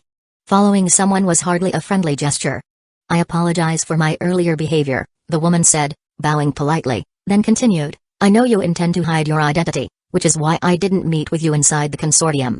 I wanted to talk to you after following you out here. About what? He asked. She went on, I just wanted to confirm with you how I could continue to trade for this elixir in the future. Wu Hang looked at her quizzically. This elixir has limits on how it affects a person, it can't be taken indefinitely, and buying too much would be pointless. I know, but how should I find you if I want to exchange for more? The woman asked again.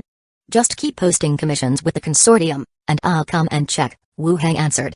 Can you give me a specific address so I can bring the exchange items directly there? Wu Heng flatly stated, making the elixir isn't as simple as you think. Just go through the consortium. I'll keep an eye on it from time to time. That. Okay then. If the exchange items aren't satisfactory, you can have the consortium contact me so we can negotiate further. That's fine.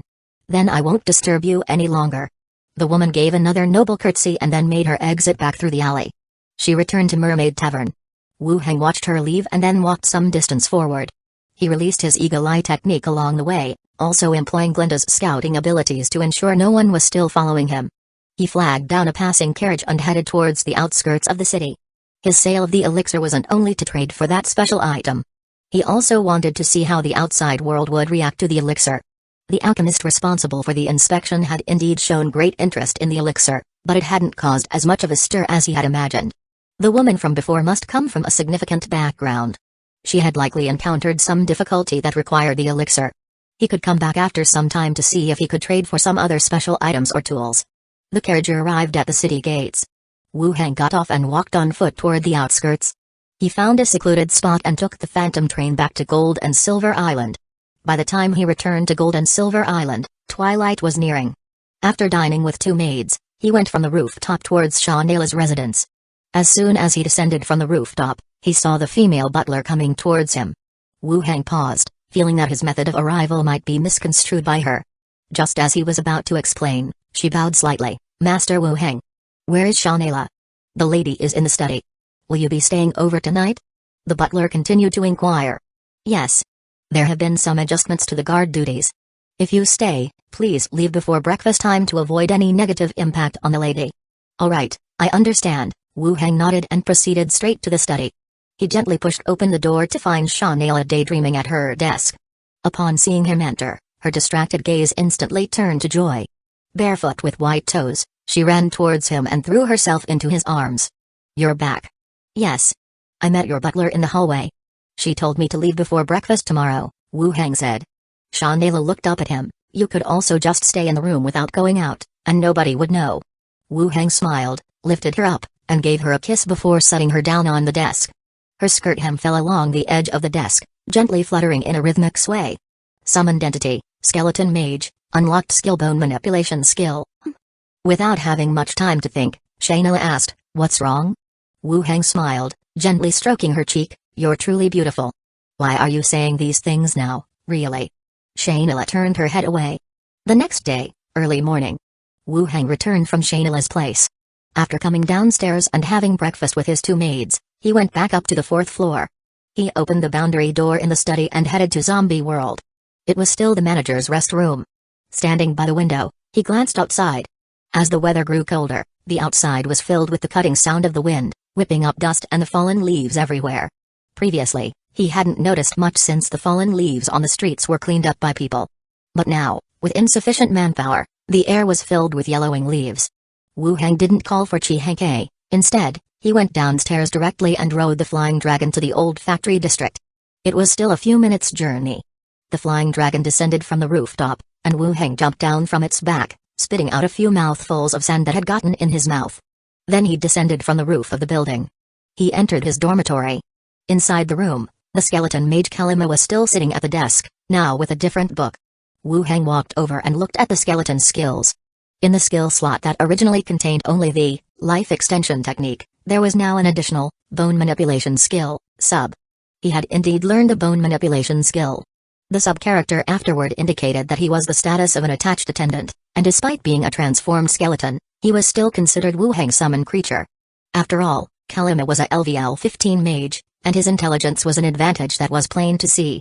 The speed at which he learned skills wasn't slow either.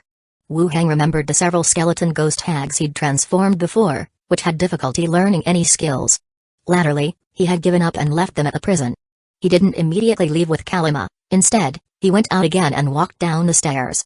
When he reached the 3rd floor, he happened to see Zhao Zhao's mother, Zhao Yanqiu, carrying a lunchbox up the stairs.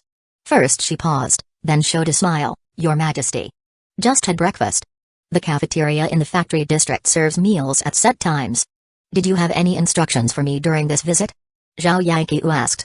Nothing much, just came to see how things are going over here. Please wait a moment. Zhao Yanqiu returned the lunchbox to her room, then came back out. I'll come with you to have a look around. Wu Heng nodded and continued downstairs. Then, he toured the entire factory district, both the front and backyards.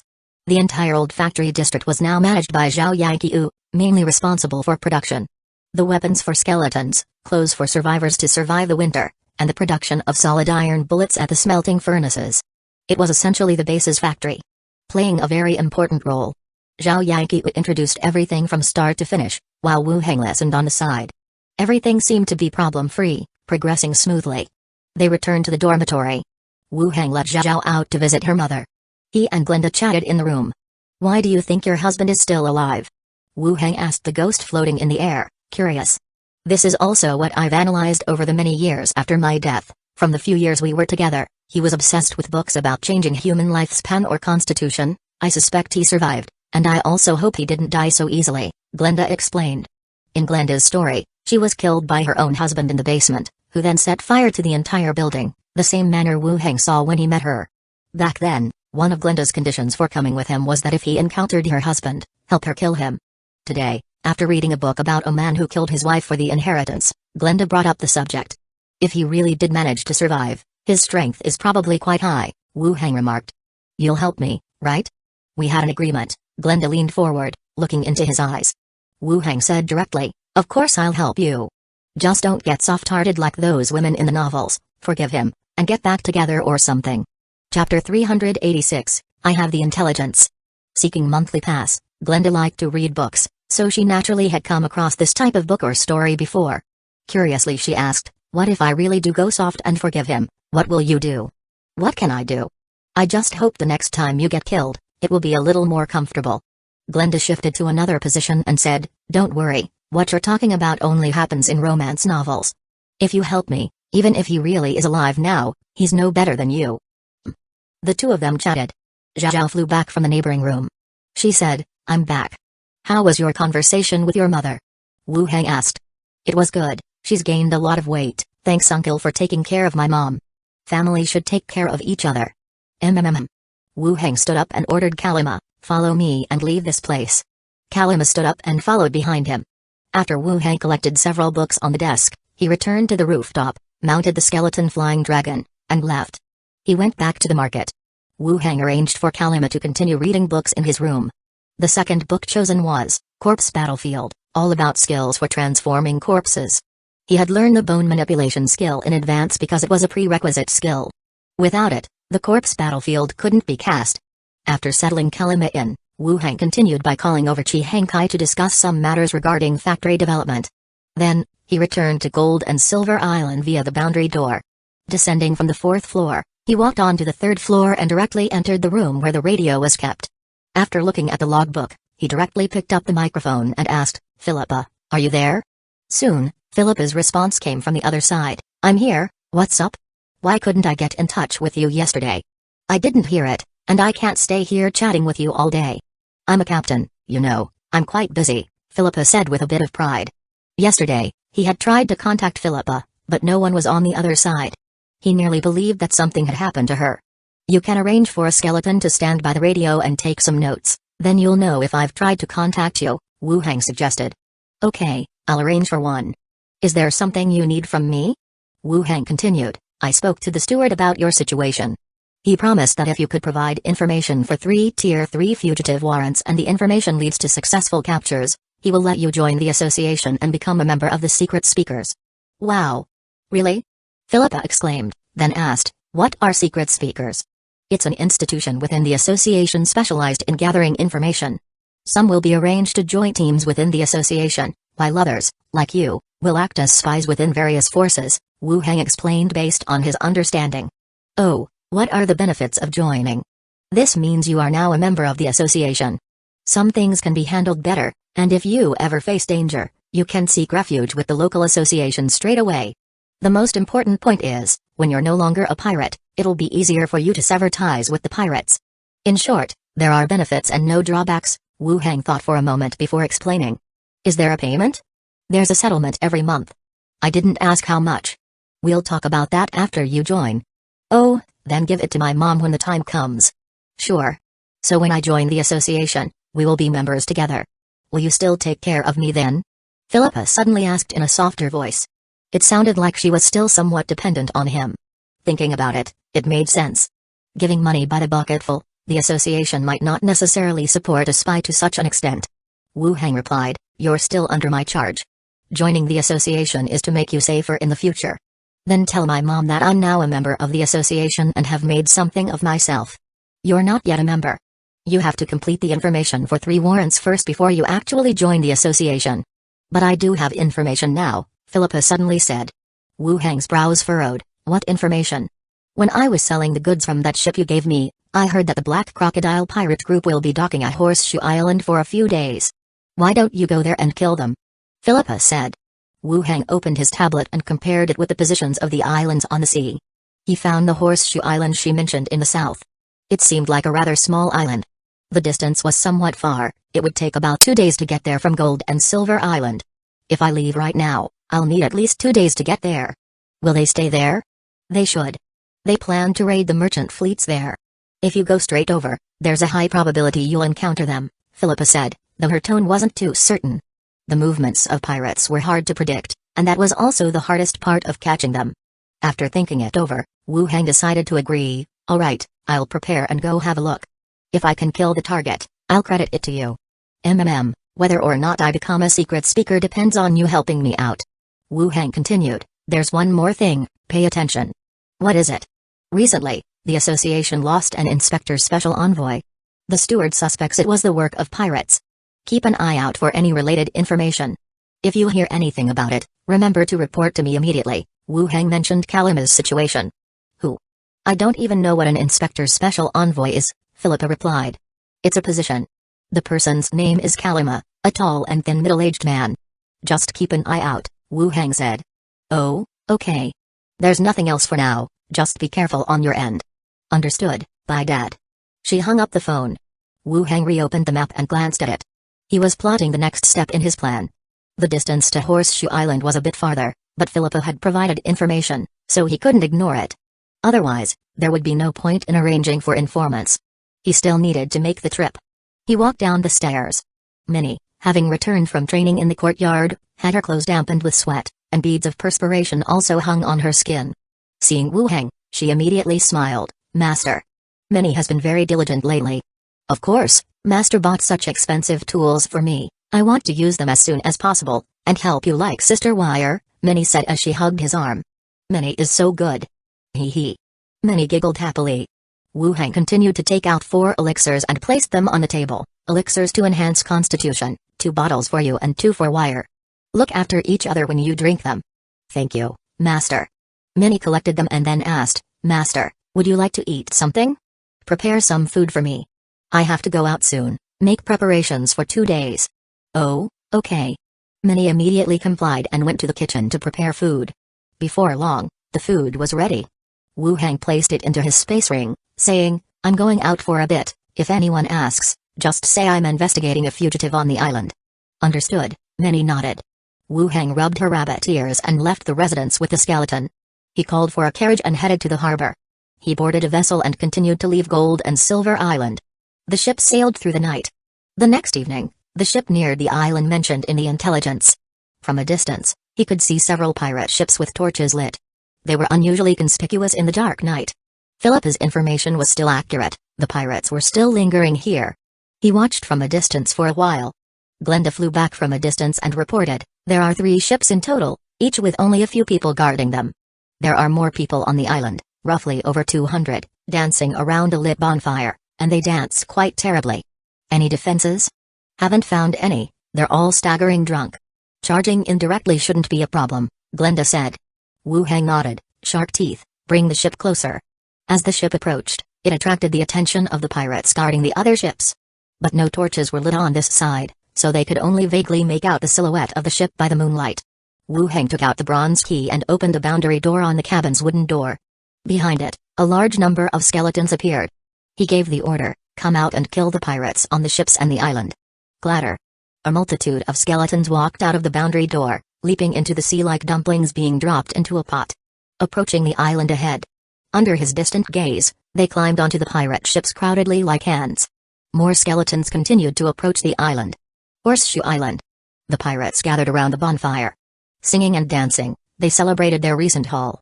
In the distance, the captain also held a cup of alcohol, continually pouring it down his throat, accompanied by flattering crew members. Laughter, shouting, and discussions about where to enjoy their spoils after dividing the money filled the area around the bonfire. Just as everyone was in high spirits, immersed in the joy, suddenly 3 pirates guarding the ships ran over in a panic. They yelled loudly, "Undead, the undead are taking the ships. Captain, there are undead, lots of undead." "Damn it, everyone stop drinking." The sober captain and a few others stood up. They looked toward where the ships were docked, and saw skeletons in leather armor appearing on the decks of the pirate ships. "Everybody up, grab your weapons, and follow me to take back the ships," the captain yelled as he looked back. "Captain, over there." Someone pointed ahead with a trembling voice. The captain looked back, only to see the sea churning and teeming with skeletons emerging from the surface. Wielding battle axes, they surged forward like evil spirits climbing out of the abyss. Chapter 387, The Conspiracy of the Hand of the Demon. Damn it, why are there so many undead? They've come for revenge, they've crawled out to avenge themselves. What are we going to do? The ship's been taken over by the undead, how can we leave? The drunken pirates instantly sobered up. They exclaimed in shock while frantically putting on their armor. They were pirates. They had thought about facing retribution. But they hadn't killed this many people in their lifetimes. It was as if all the people killed by pirates were being blamed on them. The pirate captain's face showed horror as his eyes rapidly swept over his surroundings. He mulled over ways to retreat. This was an isolated island. Without a ship they had no chance to escape. And they couldn't rely on swimming to reach other shores. Seeing no other way out, the captain drew his weapon and yelled, "Shut up, we're all damn pirates, what's there to panic about? These skeletons aren't that smart. Follow me, we'll circle around and then take back the ship." The pirates, though panicked, still drew their weapons and followed the captain as they started to run toward one side. They planned to lead the skeletons in a circle. Then take the opportunity to seize back the ship. The undead chased after them with large strides as they circled around the pirates. In the midst of the skeletons, Wu Heng, utilizing divine presence, placed his consciousness within an ordinary skeleton. He adjusted the helmet on his head. He focused on the pirates wandering and circling in the distance. With a gesture of his weapon, a large swath of skeletons around him immediately surged in several directions. They trapped the circling pirates in the middle. The next second, the skeletons started to tighten the encirclement and surge toward the pirates. In the blink of an eye, the pirates were overwhelmed by the skeletons, with only the sounds of chopping and wailing from beneath the skeletons to prove that the pirates were still resisting. Gradually, the wail ceased. The skeletons returned to a standby state. At sea, Wu Heng deactivated the divine presence state, and Glenda flew back from afar. "The pirates are all dead," Glenda said. "None managed to flee or hide?" "Didn't find any. There were only so many pirates, and you used so many skeletons, there's nowhere to hide," Glenda said. "Right." Wu Heng then directly commanded, "Move forward, head to shore." The cargo ship moved ahead once again, slowly heading to shore. The island had once more fallen silent. A large number of skeletons stood in place, in standby mode. After a glance, Wu Heng ordered, "Clean up the battlefield, gather all the corpses and equipment." Rustle. The standby skeletons immediately got to work, beginning to clean up the battlefield. Wu Heng, along with Karim and Skullcrusher, then boarded the pirate ship in the rear to check out the goods inside. All 3 ships contained quite a few goods. Mostly cloth and leather goods. Inside one of the cabins, they also found a large amount of gold coins, silver coins, and some gold and silver utensils. All items were collected into the space satchel, then he directly exited the cabin and returned to the island. The corpses had been gathered, the stench of blood piling up. He had the skeletons drag out the pirate captain's body, wrap it in a straw mat, and then store it in the space ring. The rest of the bodies were turned into skeletons using corpse battlefield. He reopened the boundary door and had the skeletons that had been called over return to the other side. Taking advantage of the skeletons entering the boundary door, Wu Heng took out the conductor's hat, again, summoned the phantom train, and marked this location. If he came back here again next time, there would be no need to take a ship, he could directly use the phantom train to arrive. Once everything was dealt with, he got back on board, commanding the other skeletons to pilot the seized ships, returning together to Gold and Silver Island. He had originally thought about taking the phantom train back as well, with the skeletons sailing the ships back. But after some consideration, he was worried something might go wrong. A skeleton crew docking at the harbor could cause a panic if I weren't around. My departure from the island still needs to be kept a secret. It's better to be cautious. Back in the cabin, I lay down on the ship for a short rest. By the time I returned to Gold and Silver Island, it was already dusk the next day. I called for a carriage to first deliver the bodies to the association's morgue, and then I went back to my place. Walking into the living room, Minnie and Andre Willow immediately came up to me. "Master, you're back. Wire and I were so worried about you," Minnie said, hugging my arm. Andre Willow also hugged my other arm, her eyes conveying a gentle concern. "Just a small task, nothing dangerous," I said, wrapping my arms around them as we sat down on the couch. "Anything happen over the past few days?" "Nothing much, just Shaunaila came by for a visit. She sat for a while and asked why she hadn't seen you," Minnie recounted. "I told her you had gone to catch a fugitive." "Nothing with the association either?" I asked, pulling the little fox girl closer to my side. Andre Willow leaned cozily against my chest, murmuring softly, "Nothing happened at the association either." "Good, nothing to worry about then. What's for dinner?"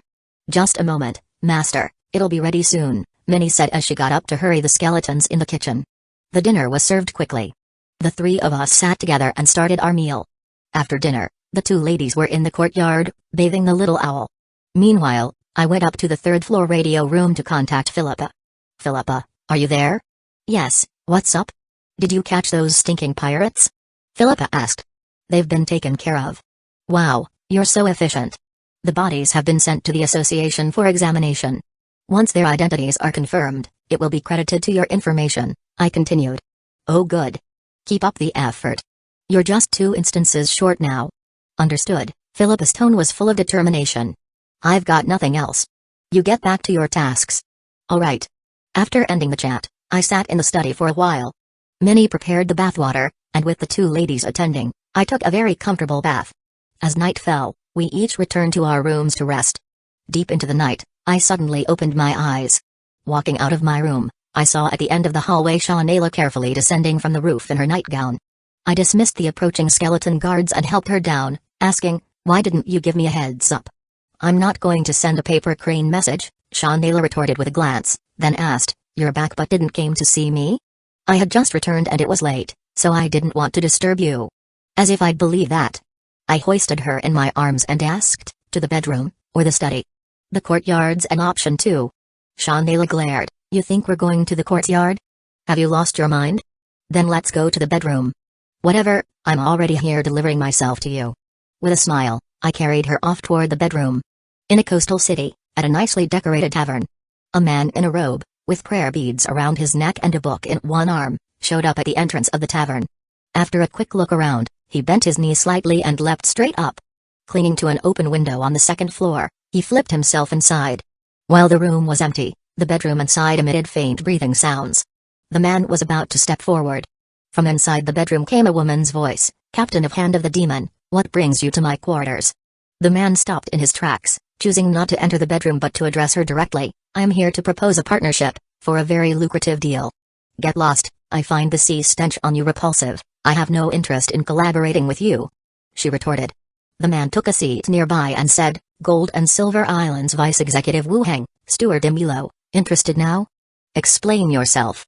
Chapter 388, Old Friend Arrives. The captain of the Hand of the Demon sat down in the seat beside him, made a light tapping motion on the shoulder similar to a religious blessing, and said, "I've already contacted several other pirate groups.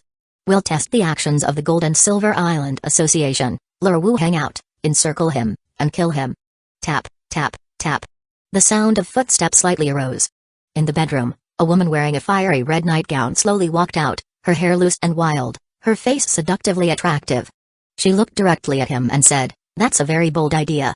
Aren't you afraid of death? Emilo won't let you bully his people." The man continued, "That's exactly why I've come to you. I need you to restrain Emilo so long as he does not intervene. We will find a way to kill the kid and leave." "So you want me to take the bullets for you? Are you seeking death?" The woman's voice suddenly turned cold. No, I don't need you to make a move, which wouldn't count as confronting Emilo. Given his personality, even if he suspects something, he won't make a move on you, and he certainly won't get the association to put a bounty on your head." "What do you mean?" "You just have to set foot on Gold and Silver Island.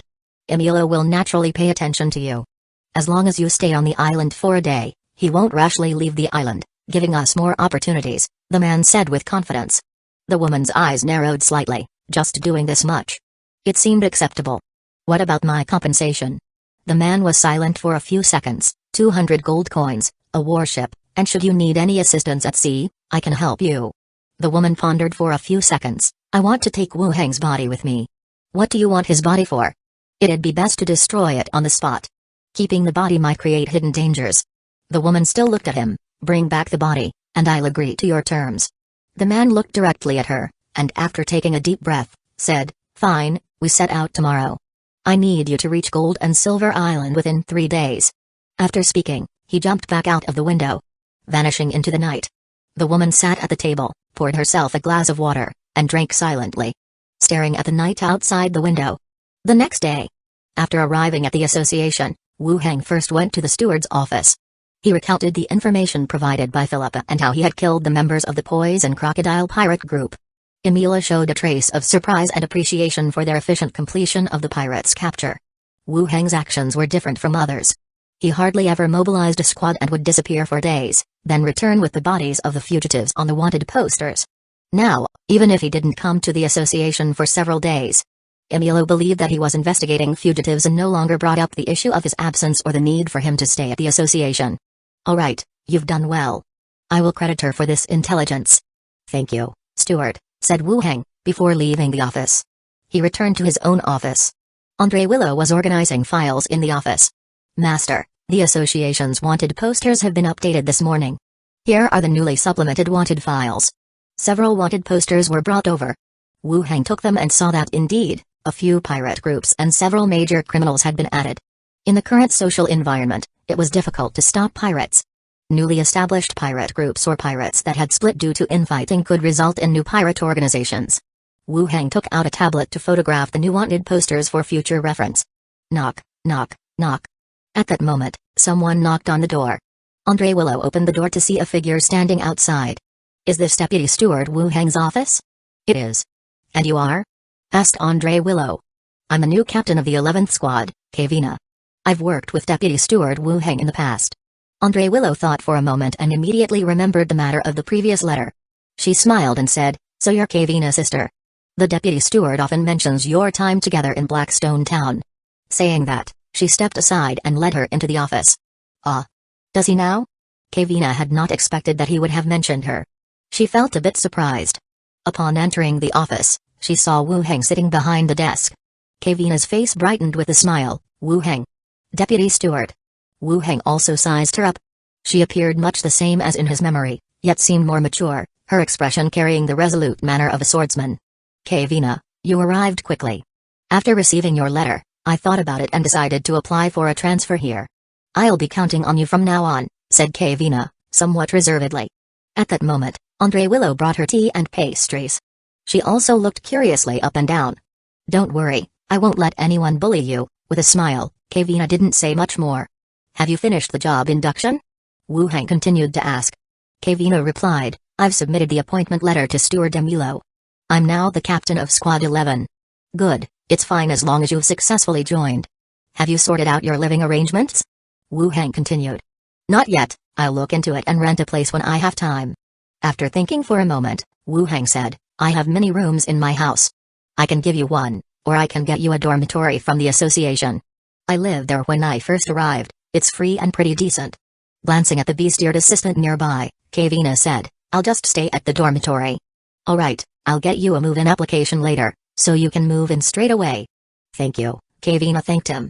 Having someone help makes many things much simpler. And things weren't that complicated at all. Kavina continued to ask, is there anything in particular I should be aware of around Gold and Silver Island?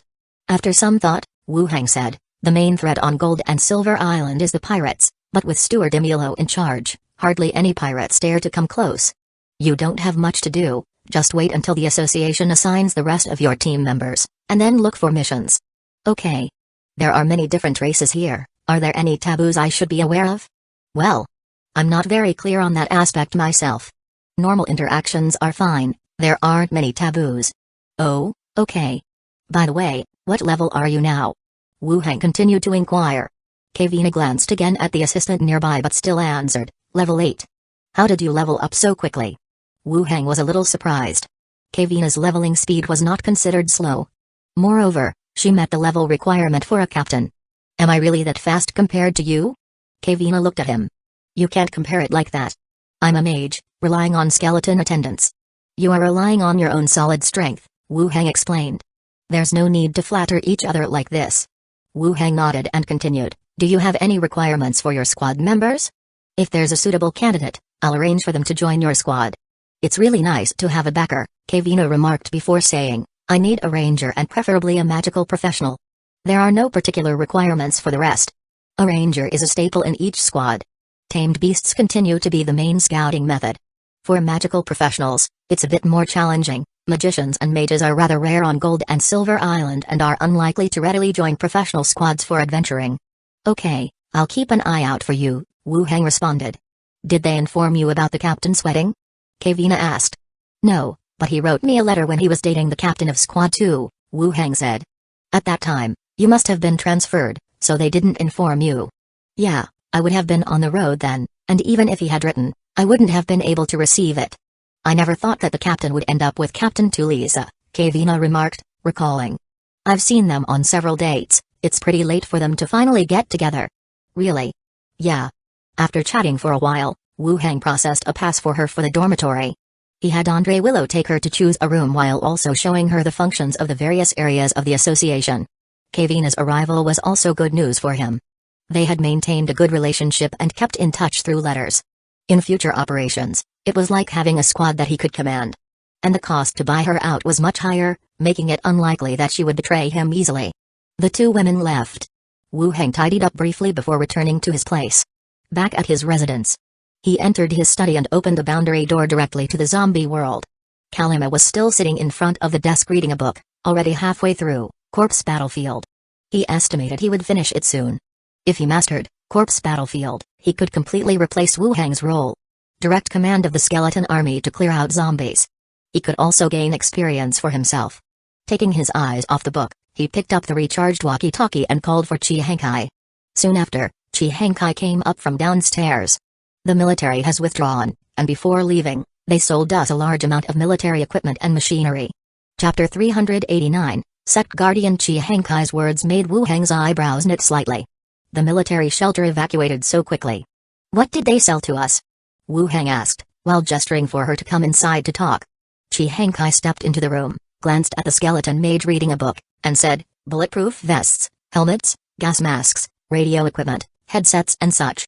When exchanging, I used the reasoning that they were not very useful to us and asked them to provide a batch of ammunition and military vehicles, which they agreed to. Clearly, the military shelter planned to pack up all the supplies that were either unnecessary or difficult to carry away, in order to exchange them for food. Winter was about to arrive, and even the most valuable items or sophisticated equipment could not compete with the importance of food. Chi Hankai didn't simply accept everything as offered, she required the other party to also sell a certain amount of weapons, ammunition, and military vehicles before agreeing to take the supplies. Has the market also closed down? Chi Hankai replied, no, the market is still open to the public, but it has been handed over to a survivor base for management. It is now entirely a free trade market. They move quite fast. Yes, many other shelters don't even know they left. In fact, on reflection, their departure was a rather favorable outcome for Wu Hang's side. He had taken over the city center and was also expanding outward. If they had not left, a meeting would have been inevitable sooner or later.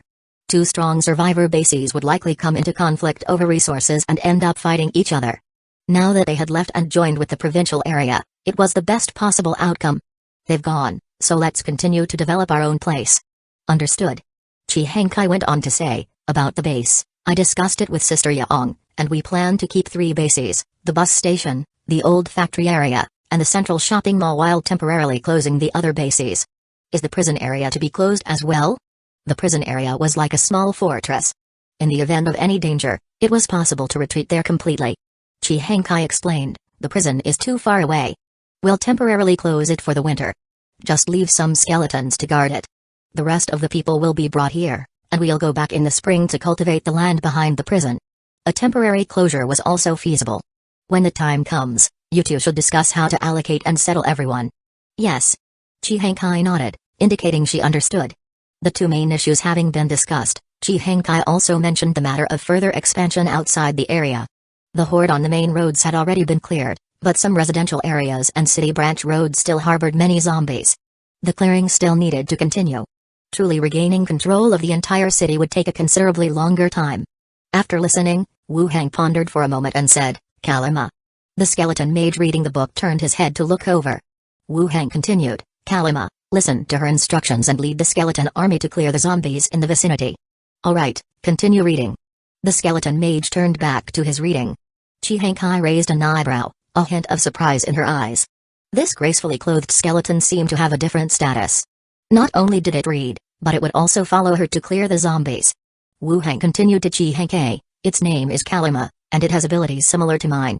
During the day, take it with you to clear up the scattered zombies in the surroundings. If it's a horde, wait for me to come and clear them." Chi Hankai glanced at the skeleton again and said, "Okay. Let's go check out the exchanged goods," Wu Hang said. Chi Hankai stood up and led him out. The two stood up and walked out together. In the back courtyard of the shopping mall, there were 2 armored vehicles and several military trucks parked. Wu Hang summoned the skeletons capable of unlocking and driving to take control of the armored vehicles. Then, they continued towards the warehouse. Inside the warehouse, there was a massive quantity of supplies, military equipment, devices, and a considerable amount of firearms and ammunition. After hearing the inventory report from Chi Hankai, he stored these items in his space ring. The remaining items were given to Chi Hankai to distribute.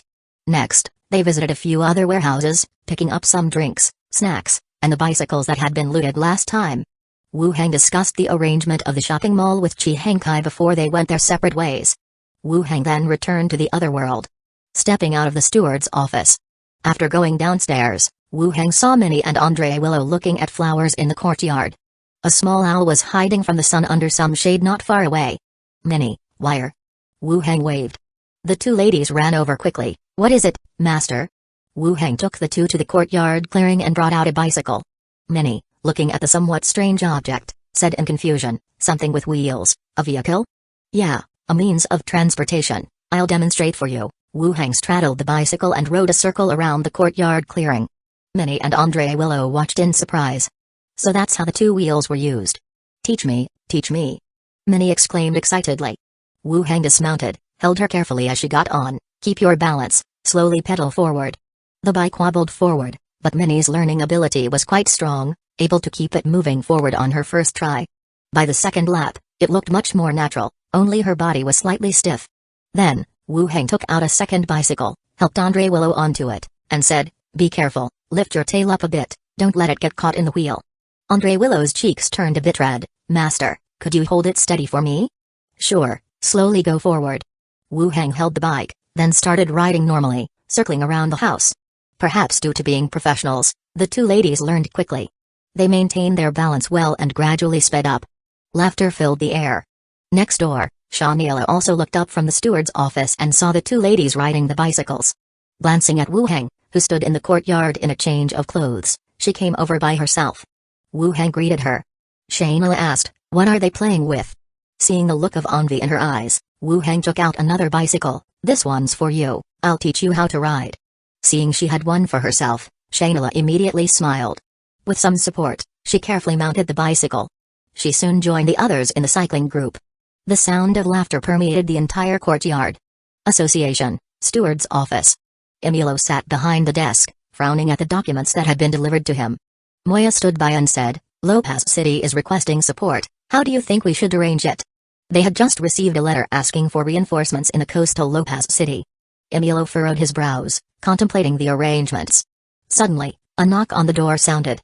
A woman's figure swaggered in directly. "Steward Emilio, long time no see." "Divine Punishment Church Guardian, you've got some nerve," Emilio said coldly. The woman sat down on the sofa and shrugged. "I haven't done anything, what's there to be bold or timid about? What are you doing on Gold and Silver Island?" Emilio put away the documents. "Just passing through, staying for a few days." After dinner, Minnie and Andre Willow began clearing the utensils. Shaniela walked over quickly and pecked a light kiss on the other's mouth. "I'll come back later, remember not to sleep too soundly." "Okay." Wu Hang nodded and lightly patted her pert bottom. As their relationship developed, some little gestures were no longer repulsed by the other, instead, there seemed to be some enjoyment in them. The latter turned back and playfully winked, then walked to the door, said goodbye to Minnie and Andre Willow, and returned to her own place. Wu Heng also went to the courtyard to practice his swordsmanship. Not long after, Minnie came down from upstairs and said, "Master, your bathwater is ready, and that pirate mistress left a message, looking for you." "Oh, all right." Wu Heng put away the instructor longsword and went upstairs directly into the radio room. He glanced at the logbook, picked up the handset and asked, "Philippa, what happened?" Philippa said, "You asked me to inquire about the hand of the demon last time, right? I've found out some things, not sure if it's useful to you." Chapter 390, External Assignment Hand of the Demon. This information came from the last interrogation of the captain of the Stabbed Sword pirate group. Let Philippa try to gather some intel. It seems she has obtained some information. Let's hear it. The Demon's Hand pirate group is one of the long-standing pirate groups of the Emerald Sea. Their leader is called Rabib, a level 16 or 17 professional, and he's also got quite a few high-level professionals under him. Level 16 or 17, that's already considered quite high. A level 18 professional would also be pardoned by the various powers. This would rank them among the top pirate groups. There's also word that the captain himself is linked to demons. He can utilize demonic powers to quickly repair his ships and revive his crew, even when they're besieged. Damn. The power of demons, reviving crew members. Is that even possible?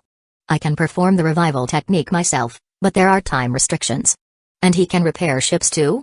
That seems a bit exaggerated. On closer thought, it might also likely be an overstatement. Pirates do have a penchant for exaggerating things to showcase their ferocity and strength. But it's undeniable that this pirate group is quite different from the ordinary ones. And from the association side, there is some information about the Hand of the Demon. The captain is ruthless, operates in the eastern waters of the Emerald Sea, and the group's style is very bizarre and brutal, plundering ships without leaving any survivors. The crew has a fanatical loyalty to their leader. It's difficult to plan to spy, and also hard for anyone to secure a place in this pirate group. The entire Hand of the Demon is like a brainwashed fleet, which is quite sick. Do they have any information targeting me? Wu Heng continued. There seem to be rumors to that effect, but I haven't received any specifics. Philippa paused, then added, "Moreover, all the pirate groups are watching you, a bounty of 500 gold coins. Who wouldn't be tempted? It's not strange for the Hand of the Demon to have their eyes on you too, right?" You're making too much sense. Wu Heng continued, "Anything else?" "That's all for now. I'll inform you if I get any new information," said Philippa. "All right. The information on the Poison Crocodile pirate group, have you recorded it against me? Whether I can get into that secret speaker depends on you." "The secret speaker, huh? It's already been noted in your file, don't worry." "Oh, that's good to hear. Keep up the hard work and be careful." "Understood." He hung up the handset. He left the radio room and went straight back to the study on the 4th floor. Sitting in his chair, he began to think about the next plan. After reaching level 15, the pace of the two worlds had suddenly slowed down. In Zombie World, the military had left, and other refuges were also preparing for the coming winter, entering a stage of stable development. I've tasked Calamity to clean up the scattered zombies around, sharing a significant load of the work. The major hordes in the city have almost been cleared, and the remaining few don't seem enough to level up to 18. For my next step, should I look for a new location, or should I follow them to the province? Or find another city that's a bit more remote? If I go to the provincial level, would Yanglong think I followed them there? Wu Heng frowned as he thought. On Gold and Silver Island, I need to be a bit cautious of the pirate bounty, but it's still safer on the island. Using the characteristics of the two worlds, continue the food for gold exchange. Steady development. Pay attention to the blank envelopes. There's no great danger otherwise, and also focus on developing the level 3 corpse core potion for the high-level alchemy skeleton. No clue about the blank envelopes still. The best way to deal with it is to level up. Once I reach level 18, the envelope and the pirate bounty will all be taken care of.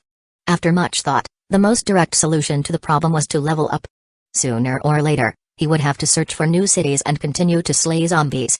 Knock knock knock. The knocking sound echoed as Minnie called out, "Master, Wire and I are back. Do you want to join us for a bath?" "Sure." Wu Heng stopped pondering and opened the door, heading toward the bathroom. The next day, Wu Heng rode his bicycle, with Andre Willow sitting sideways on the front beam. They pedaled towards the association, attracting countless gazes along the way. The technological development of this world was actually not low. Trains and passenger ships had already been developed. But in the structure of this world, various types of machinery were still quite unpopular. Even though the principles of a bicycle were not complex, it was still a novelty in this world. Finally arriving at the association's entrance, he folded up the bicycle and removed a stray white fox hair that had drifted into his mouth. Soon, Karam, Skullcrusher, and Blood Axe, who had been following behind them, managed to catch up. Entering the association, Wu Heng went straight to the reception desk. The staff member bowed and said, "Deputy Steward. Yes, I have a level 3 reward for killing the poison crocodile pirate group." "Please settle it," Wu Heng said. "Please wait a moment." The staff member began to look through records. Wu Heng now had 2 merit rewards pending. One was for the captain of the Stab Sword pirate group, the other was for the captain of the Poison Crocodile pirate group. The Stab Sword's case required secrecy for a while and was not yet announced to the public, so the reward had not been distributed. The bounty on the Poison Crocodile pirate group, however, was settled more swiftly. And it was ready to be claimed. "Found it, the bounty is 450 silver coins, and there's a level 3 item reward, you can pick one," the staff member said. Wu Heng pocketed the pouch of coins and his gaze landed on a skill book, Lightning Bolt Spell. Lightning Bolt Spell, description, release a linear bolt of lightning in any direction you point. In the skill book, there wasn't anything he liked too much. He remembered fighting against Kalima, who had used a similar skill. He wondered if it was this one. But based on the description, it seemed to be quite similar. And lightning-based skills could be conducted through iron armor, which should be effective against some heavily armored warriors. "I'll take this book," Wu Heng said. The staff member nodded. "All right, it has been recorded for you." Wu Heng put away the skill book and headed towards his steward's office. Just as he entered the room, Andre Willow informed him that the steward wanted him in the steward's office. He went directly to the steward's office. In the steward's office, besides Emilo, the vice-executive Zai Ligui was also seated inside. Upon seeing Wu Heng enter, Emilo went straight to the point. "Yesterday, Lopez City sent a request for assistance. Each of you choose a squad and head there for support. Wu Heng, you have a bounty from the pirates. Be careful to conceal your identity when you leave the harbor." Zai Ligui frowned slightly and asked, "Steward, did they mention what kind of case it is?" "It's related to an evil cult, and this time it seems rather unusual. Be cautious in your actions. If there are any issues, you may refuse to act, and I will handle the aftermath," Emilo said with a serious tone. Wu Heng and Zai Ligui exchanged glances and nodded in agreement. "Yes, steward." He walked out of the study. The two of them walked along the corridor, heading outside. Wu Heng asked, "The steward mentioned there might be special circumstances, what does that mean?" It wasn't strange for the association to mobilize support for nearby areas. But from the way Emilo assigned the mission, there was always a feeling that there was more to it. Zai Ligui said, "Sister Moya mentioned that a high-ranking professional arrived on the island yesterday, and it might be suspicious that their arrival coincided with this mission, making us wonder if there's an issue." "Some kind of trickery?" Zai Ligui shook her head and said, "It's unlikely. These reinforcements are personally sent by the local associations, there shouldn't be any issues. If we encounter problems, it would be difficult for them to evade involvement." Wu Heng felt that made sense. Being linked to the local association was akin to having a real name address. If you send a false message and something goes wrong, the association will conduct an immediate investigation. At that point, with various interrogations and lie-detecting devices at their disposal, nothing would stay hidden if there were issues. "We should still be cautious," he said. "Yes." Zai Ligui nodded, then asked, "Which squad do you plan to take over?" "Squad 11, he replied. Zai Ligui frowned slightly, looking at him. "The newest squad? Are you acquainted with them?" "When I was a squad member, we were in the same squad. She has some backing from outside leaders, so I suggested she be transferred over," Wu Heng explained. "Your squad members have all been promoted quickly," Zai Ligui commented. "A vice-executive and a squad captain. The people in his squad were indeed rising swiftly." "It's all right," Wu Heng said nonchalantly. After thinking for a moment, Zai Ligui said, "Squad 11 is short-handed, and you know this mission might be dangerous. It would be best to take a full squad instead. I'm only suggesting, though, the choice is yours." Wu Heng understood her point. "I'll check the situation with her at that time." Zai Ligui nodded. "We'll meet at the entrance at noon. The journey should take about 2 days, so have your food and fresh water prepared." "All right." Zai Ligui went into her own study. Wu Heng headed straight for the morgue to transform the body of Captain Poison Crocodile. A level 13 skeleton warrior stood up from the ground. Wu Heng named it Poison Crocodile and had it don armor to cover its bones before bringing it back to his office study. Inside the study, Andre Willow was grooming the feathers of a small owl. Seeing Wu Heng return, she smiled and greeted her master. Sitting down at his desk, Wu Heng said, "Wire, the steward has assigned a task that involves traveling out of town. I'll be gone for a few days. You and Minnie will stay on the island. during trips to and from the association. This skeleton warrior will also be responsible for protecting you. Andre Willow blinked, knitting her brows slightly. A task out of town? Shall I accompany you? It would be better for taking care of you on the way. Zai Ligui and 2 other squads will be there. Bringing someone along to take care of me would just invite ridicule, he said. Not at all, they'd be envious if anything. Let me accompany you. Andre Willow came over, coaxing softly. I'll be back in a couple of days.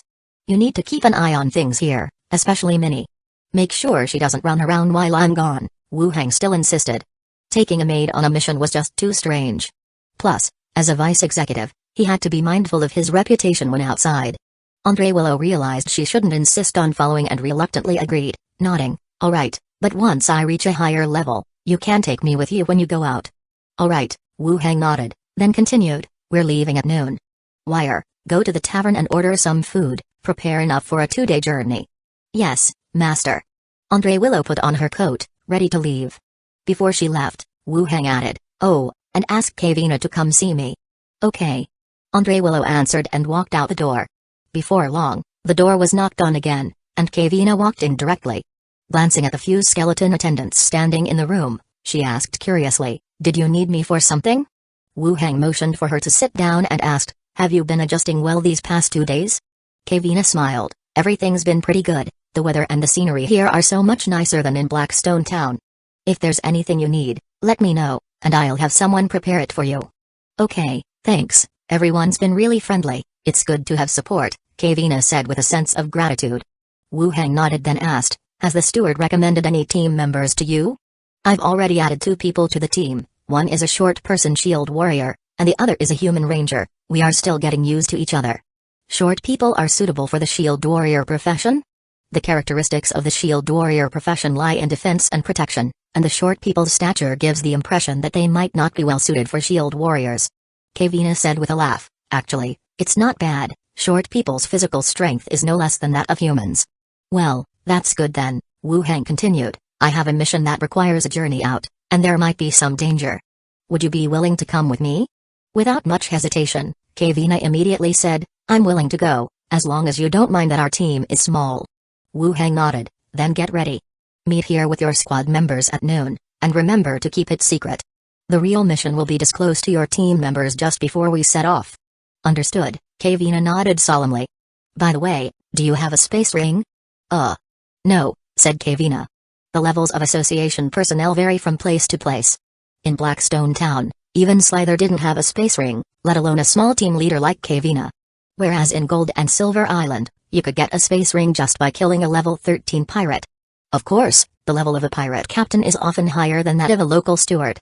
Wu Hang took out a ring and handed it to her, it's 5 cubic meters. Prepare some food and fresh water, these are necessities at sea. Kavina looked at the space ring, somewhat unsure whether to accept it. Having come to seek help was already taking a great advantage, and now to take something of his, she felt a bit embarrassed. It's not necessary. I can just prepare a package. Consider it sold to you. You can pay me back when you have money, he said. Hearing his insistence, Kavina didn't say any more, thanked him, and put on the space ring. I'll go and get ready then. Okay, meet at the door at noon, and don't be late. Understood. After Kavina left, Wu Hang began to sort through the items in his space ring. He arranged all the items he might need into one ring for easy access when the time came. Soon, Andre Willow also came back. He brought out all the food and drinks they had ordered. Wu Hang packed them all up. At noon, Wu Hang and Kavina's squad waited for a while, then Kavina arrived with the first team. They took a coach to the port. Then they boarded a ship and sailed away from the port. Inside the cabin, the illuminating stones above swayed gently with the ship. All the team members sat in a circle inside the quiet cabin. Zai Ligui spoke, this mission is to investigate the evil cult issue in Lopez City. The fact that they've asked for help from Gold and Silver Island means the incident has exceeded the local capacity for investigation. Everyone must be very careful and cautious, and at the same time, be mindful of the association's image abroad, and not abuse or kill the local residents using the association's name. Chapter 392, Strange Village. Until we left the island. It was then that she raised the subject of this mission's details with everyone. Even with 2 vice executives leading the team, the rest of the squad couldn't help but feel somewhat tense. Yes. The squad members nodded in agreement. Alright, everyone go tend to your own duties. The two teams should divide up patrolling times to ensure the safety of the ship, Zailigui continued. Yes. The two team leaders nodded again before exiting the cabin. The sailing of the ship was managed by dedicated personnel. But the association team still needed to be vigilant about maritime safety.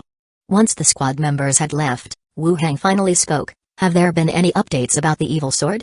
Zailigui leaned back lazily, her exaggerated bosom seeming as though it would burst her armor.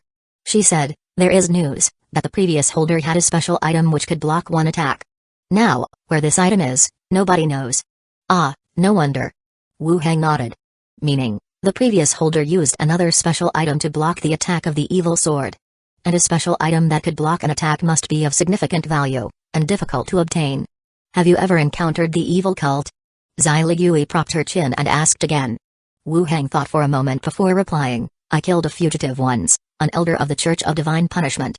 The Church of Divine Punishment shouldn't really be considered an evil cult, at least not one that's entirely wanted by the association. The fugitive you killed must have done something to warrant the pursuit, Zailigui suggested. At the time, he wasn't clear why Baodong was wanted. It was just a mention of an evil cult by the then team leader, Audruk, that had stuck with him. Not sure, but he was pretty powerful. Zailigui went on, once we reach our destination, we're only responsible for the investigation. If there really is an evil cult or some danger, we'll leave it to the local guard team to deal with. Okay, I'll follow your lead, I'm just here to accompany, the strongest accompaniment, right? How could that be? After their conversation, the two left the conference room, and made their way back to their respective cabins. Upon entering the cabin assigned to him, two skeleton attendants stood guard at the door. Wu Hang released Zhao and Glenda. The two ghosts curiously surveyed the cramped, swaying space. Glenda asked, why are we at sea again? Zhao joined in, this room is so simple. The association has assigned me a task to investigate something in a foreign land, about the evil cult, explained Wu Hang, briefing them on a mission before adding, you'll have to work a bit harder when we arrive to help me scout the area. Glenda nodded, okay. Zhao floated in midair, saying, I'm finally out of the island. I want to see what the outside world is like too. You can wander around the ship, just remember to stay invisible so no one else sees you, Wu Hang said as he sat down at the desk. The two ghosts acknowledged and then vanished to roam around. Wu Hang, meanwhile, took out the lightning bolt spell, skill he had exchanged for that day and began to study it. The lightning bolt spell is an energy-shaping skill. By transforming and shaping energy, it unleashes lightning in a designated direction, exploding forth. To damage enemies, as well as to effect lightning damage, it is a direct and effective means of harming foes. He flipped through the pages carefully, one by one. And when he turned the last page, the system's prompt followed closely behind. Skill unlocked, lightning bolt spell. Wu Hang felt a surge of joy in his heart. Not only had he learned a new skill, but it also meant that his ability to unlock skills by reading had not failed him. Mansion's skill was not a success, there were other issues to consider. He would look for solutions later. As the night approached, Zhao and Glenda returned. One hovered in the air reading a book, while the other sat opposite Wu Hang's desk, watching cartoons on a tablet. Wu Hang went to bed to rest. 2 days later, in the morning, the ship docked at the port of Lopez City. The squad members took a carriage and went straight to the local association branch. After briefly meeting and getting an introduction to the situation from the local steward, a vice executive named Indul was assigned, along with 2 association investigators, to take them to the village they were sent to investigate. The road to the village was rugged, and both sides were dense jungles. The carriage moved slowly forward. Indul was a man in his 40s, with a full beard. Judging from his weapons and armor, he appeared to be a warrior by profession.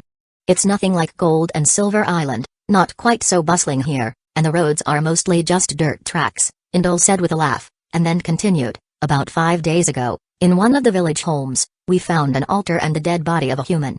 Initial inspections suspect it was a human sacrifice. Human sacrifice. Wu Hang's eyebrows slightly furrowed. In this world, the existence of deities is acknowledged. When Yazd from Blackstone Town tried to possess him, the power it used was related to an evil god. Yet these divine spirits don't seem as powerful as the rumors suggest, or rather, they seem unable to directly affect this world. It was because of this that he had specifically looked up some relevant information. According to some records from the association, most of the evil cults are false churches concocted by charlatans. Their purpose is to bewitch some of the populace to achieve their own goals. Which divine spirits? Zailigui asked. Indul shook his head and said, unclear, we haven't figured that out. Zailigui nodded, her gaze briefly turning to Wu Hang at her side. Having a body made things easier. They had a necromancer on their side. Not much could be said for other aspects, but they were quite professional when it came to bodies. "Once we get into the village, we'll have a look," she suggested. The carriage traveled on, the distant village coming into view. It seemed that the village was not as backward as imagined, with houses built of stone and wood, and the clothes drying outside were made of fine fabric. The carriage slowly drew near. An old man with a long beard directly approached, glanced over the group, and said with a smile, "Welcome, honored guests." Indl introduced him. "This is the village chief. The people here have little contact with outsiders. Speaking with the chief will make handling matters smoother." Xyligui nodded. "Let's go, lead us to that altar to take a look, as well as the body." "Oh, all right, this way, please," said the village chief, gesturing for them to follow him into the village. They entered the village and gradually moved away. From the village entrance, several figures immediately sprang forth. They approached the carriage tied up nearby, climbed into the vehicle, and began to search. Wu Heng saw all this through the eagle eye technique. His steps didn't stop, but his eyebrows knitted slightly. These people were actually rummaging through an association carriage. It didn't look like theft, more like they were checking for something. In Blackstone Town, ordinary residents would call members of the association teams master. Even in the chaotic London city, gang leaders would not provoke members of the association. Yet in this place, the villagers didn't show the outward respect for the association they appeared to. The evil cult's house was situated towards the left side of the village. The room was empty except for a clay statue in the center that vaguely retained a human shape, looking like half-melted wax. Black chains covered in rust encircled the statue, and dark red bloodstains marked the ground, blackened by time. "Scatter around and check the area, record what you find," Xyligui commanded. The team members began to disperse, inspecting the room. Wu Heng didn't have much he needed to inspect, he simply looked around.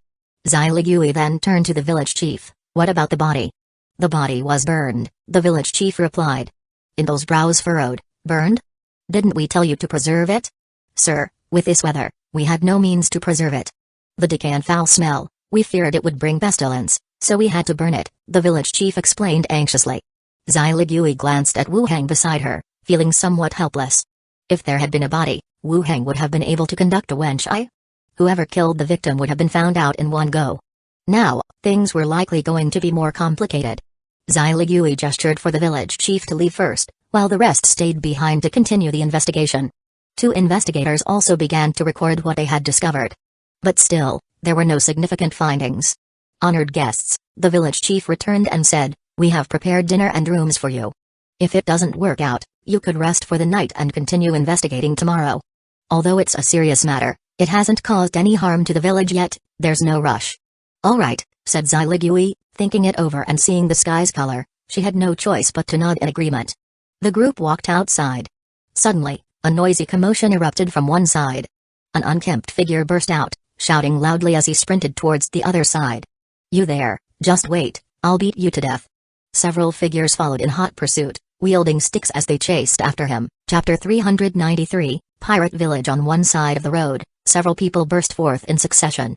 Ragged beggars wailed as they fell to the ground, closely followed by 4 men wielding clubs rushing out of the alley. Approaching quickly, cursing under their breath. "Damn, I'll beat you to death. Break your legs, let's see how you try to run away then." The beggar curled up, inching backward as he pleaded, "Don't hit me, don't hit me." The pursuers, seeing that he had stopped running, also breathed a sigh of relief. Still cursing, they quickly advanced, ready to teach the beggar a lesson.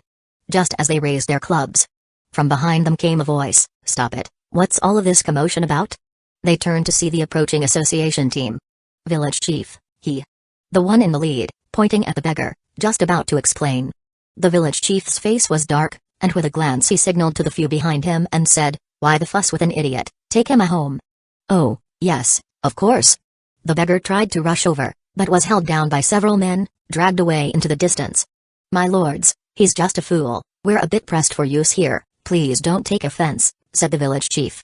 Xyligui glanced at the figure being dragged away and said, "What kind of fool is he?" "Don't get me started, the village was attacked by pirates a few years ago, his whole family was killed, leaving only him, then he ended up like this," explained the village chief. Xyligui didn't say much, and the group continued to follow the village chief towards the distance. In a courtyard, the men shoved the beggar down, their clubs striking his body with heavy blows. Cursing a few times, they dragged the bedraggled and injured beggar into a semi-underground cell and threw him in. As one man locked the door with iron chains, he cursed, Wait until those association curs leave, I'll flay your skin. After cursing, he turned and left. The beggar remained curled up on the ground, motionless. Wait until the others were far away. A semi-transparent ghost slowly emerged from the iron cage. Are you still alive? The beggar on the ground moved slightly but did not get up. The ghost circled in the air, then directly entered the beggar's body, made a few self-rescue gestures on its own, and then leaned against the corner and sat up. After separating from the body again, the beggar also opened his eyes, giggling foolishly. He didn't show the usual fear of living beings when facing the ghost. The ghost asked, "What's going on with this village? Tell me what you know." The beggar maintained his foolish laughter. Blood flowed from the corner of his mouth. The ghost watched the beggar, starting to speculate. Had it guessed wrong? Did the beggar run to the association side to say something? Or was it just random running? The ghost continued to attempt, evil cult. Sacrificial rites? Lies and murders in the village? Pirates? Pirates, pirates. The beggar's body stiffened, his eyes bloodshot. He shouted loudly, "Pirates, the association." Shouting, he crawled like a dog to the corner of the cage. From the dirt and mud-strewn ground, he pulled out a cloth bag and clutched it in his hand. Then, as if seized by madness, he smashed the cloth bag against the wall. "Kill the pirates." The beggar's eyes widened, he screamed hoarsely, as if mad. The ghost floated to the cloth bag. It drew it outside, carefully peeling open the layers of control. Inside, a rolled piece of cloth was revealed, written in blood-like script, "Pirate massacre, entire village slaughtered, men, women, young, and old." The semi-transparent body of the ghost trembled. "Pillage and slaughter. Then who are the villagers here?" The beggar before him surely knew a lot. Why hadn't he been killed? Why kept like a dog in a cage? What were they having the association come here for? The ghost pondered and turned to leave. Seeing the furious beggar again, it said, "Someone will came to rescue you." After speaking, it turned and left. Outside the village, inside a wooden hut. The door was knocked, and the village chief carefully walked in. The small room was filled with quite a few people. The village chief lowered his head and addressed the figure in front of him. "Leader, I have settled them." The man dressed in a religious robe, seated in the place of honor, asked, "Did they discover anything?" "No, their people only went to the altar room we arranged for them." Then as the evening fell, "They didn't go anywhere else to look around," the village chief replied. The man in the religious robe nodded and asked, "How many of them came? Did they have any particular distinctiveness?" The village chief recalled, 13 in total, including the 2 vice executives from Gold and Silver Island that you mentioned to keep an eye on. The man's eyebrows raised in approval and said, "Good, you did well. Don't worry about the rest, we will handle it." "Yes, leader. You can go back now." The village chief bowed again and left outright. Meanwhile, the man turned his attention downward. He said solemnly, "Proceed with the plan. 4 people will take on the Necromancer, be careful of his undead servants. Killing him shouldn't be hard if you get close. The rest will join me in dealing with the other 2 vice executives and the rest of their squad members." "Understood," everyone nodded. "Get ready, and once it's deeper into the night, we'll make our move. Everything must be cleaned up before dawn." The people stood up and started their preparations. The lodging is arranged by the village. The members of the association had a simple meal of the food they brought and started to arrange shifts for the night watch. Even though they had rested on the ship, they still felt the exhaustion of the journey. Wu Heng sat in his room, double-checking his weapons and equipment. Since entering the village, he felt an indescribable sense of discord. The village appeared simple and the farmland sparse, yet the living conditions of the households were rather good. The behaviors seemed barbaric, and despite the village's population, there was a conspicuous absence of adult men. Thump, thump, thump. The door was knocked, and Zailigui promptly entered.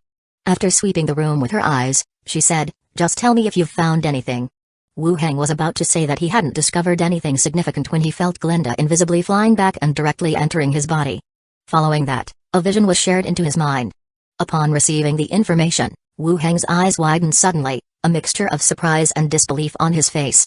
Seeing the change in his expression, Zailigui instantly drew her sword, vigilantly watching her surroundings. Seeing no immediate danger, she frowned and asked, "What's with that look on your face?" Wu Heng collected his thoughts, sorting the information conveyed to him, and released Glinda again to scout the surroundings. Then he said to Zailigui, "We might have trouble on our hands." "What do you mean? Are you talking about the problem with the evil cult?" Wu Heng shook his head. "No, there's no evil cult here at all. This is a pirate village. The evil cult was merely a ruse to lure us in." Zailigui's pupils constricted, and her expression was one of surprise. She was naturally clear on what a pirate village meant. Previously, Gold and Silver Island was a haven for pirates, inhabited by them and their families.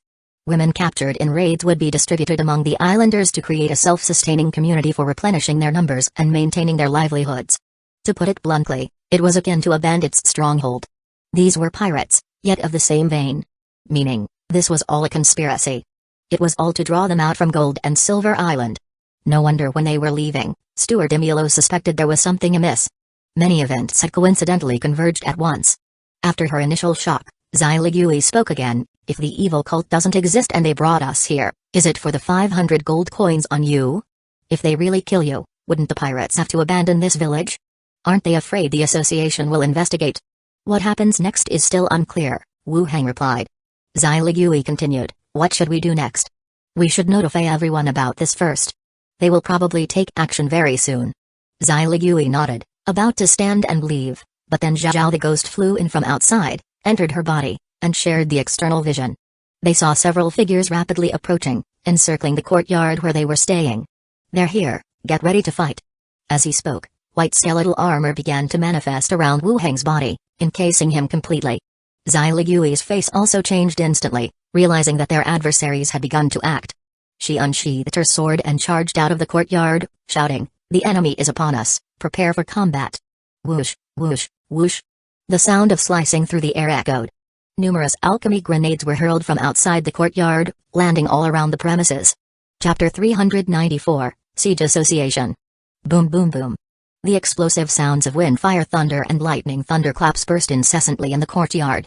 The members scattered to seek shelter, in total disarray. Then, several figures appeared within their line of sight. They watched the association's people from a distance. Xyligui held her longsword in one hand and watched the opposite side coldly, yet her heart sank to the abyss. There stood 15 people opposite her, among which 5 were professionals above level 15, and the rest were core members of the pirates. They were probably all around level 10. Such a formidable lineup, all to kill Wu Heng? Why? Is it worth it?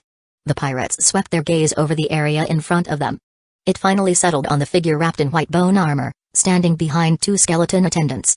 A man clad in a religious robe, holding a book, revealed a smile and spoke softly, kill them all, leave none alive. Swish swish swish.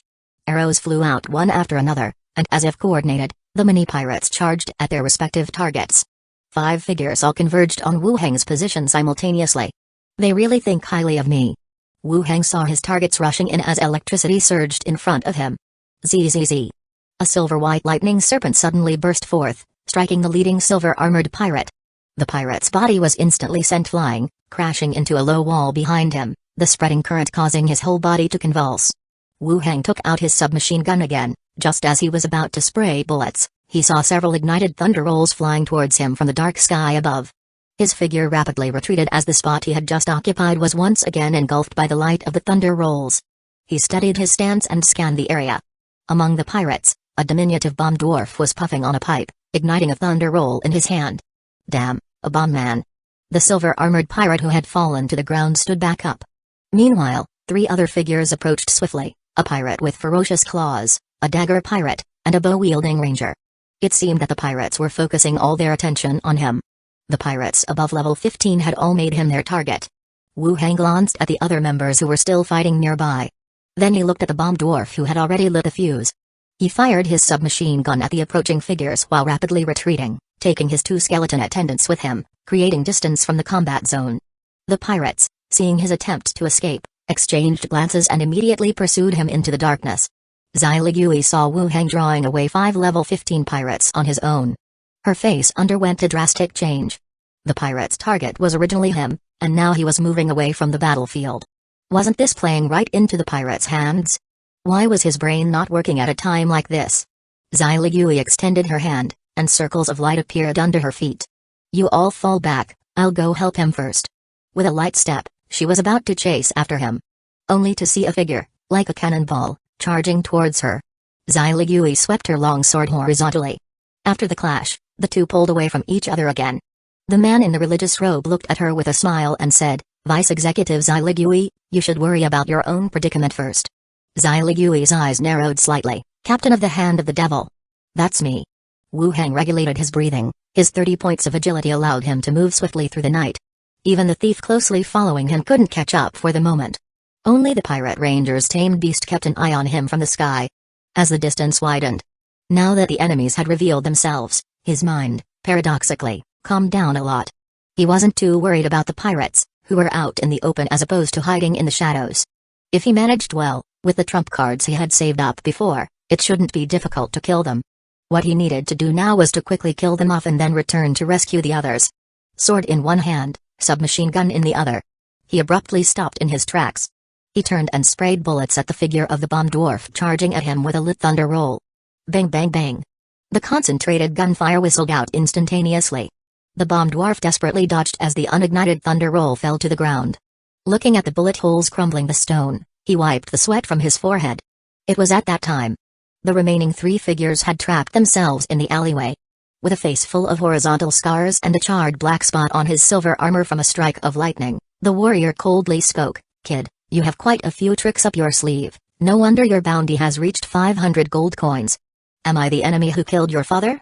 Why go to such lengths to scheme against a vice executive like me? Can't help it, who made your head so valuable?" The silver-armored warrior said. "Only 500 gold coins. I'll give you 500 gold coins and even pardon your past crimes. How about we go our separate ways after that?" Wu Heng adjusted his rifle and said outright. "HMPH, you think we're fools?" The silver-armored warrior snorted coldly, then turned his head and commanded, "Follow me and kill him, make it quick." With that said, he charged forward with his heavy longsword in hand. The warrior charged ahead, while the thief and the fistmaster spread out to either side, and the bomb dwarf lit the fuse. Wu Heng also made his move instantly. He raised his hand and released the breath of death, forming a cloud of negative energy that obscured the dim moonlight.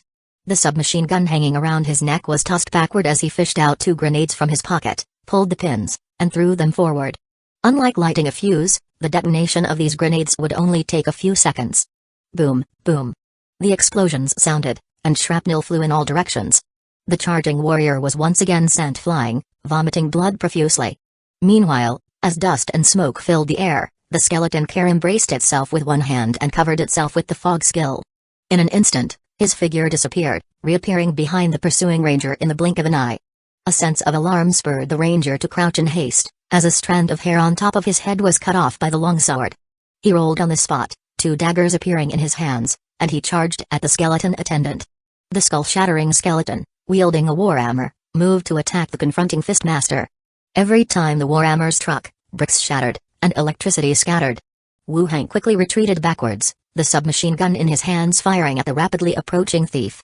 Knowing the weapon was powerful, the thief moved with drifting steps, darting into a small alleyway to the side. The warrior drank an elixir. "He's going to get up soon," Zhao reminded from the side.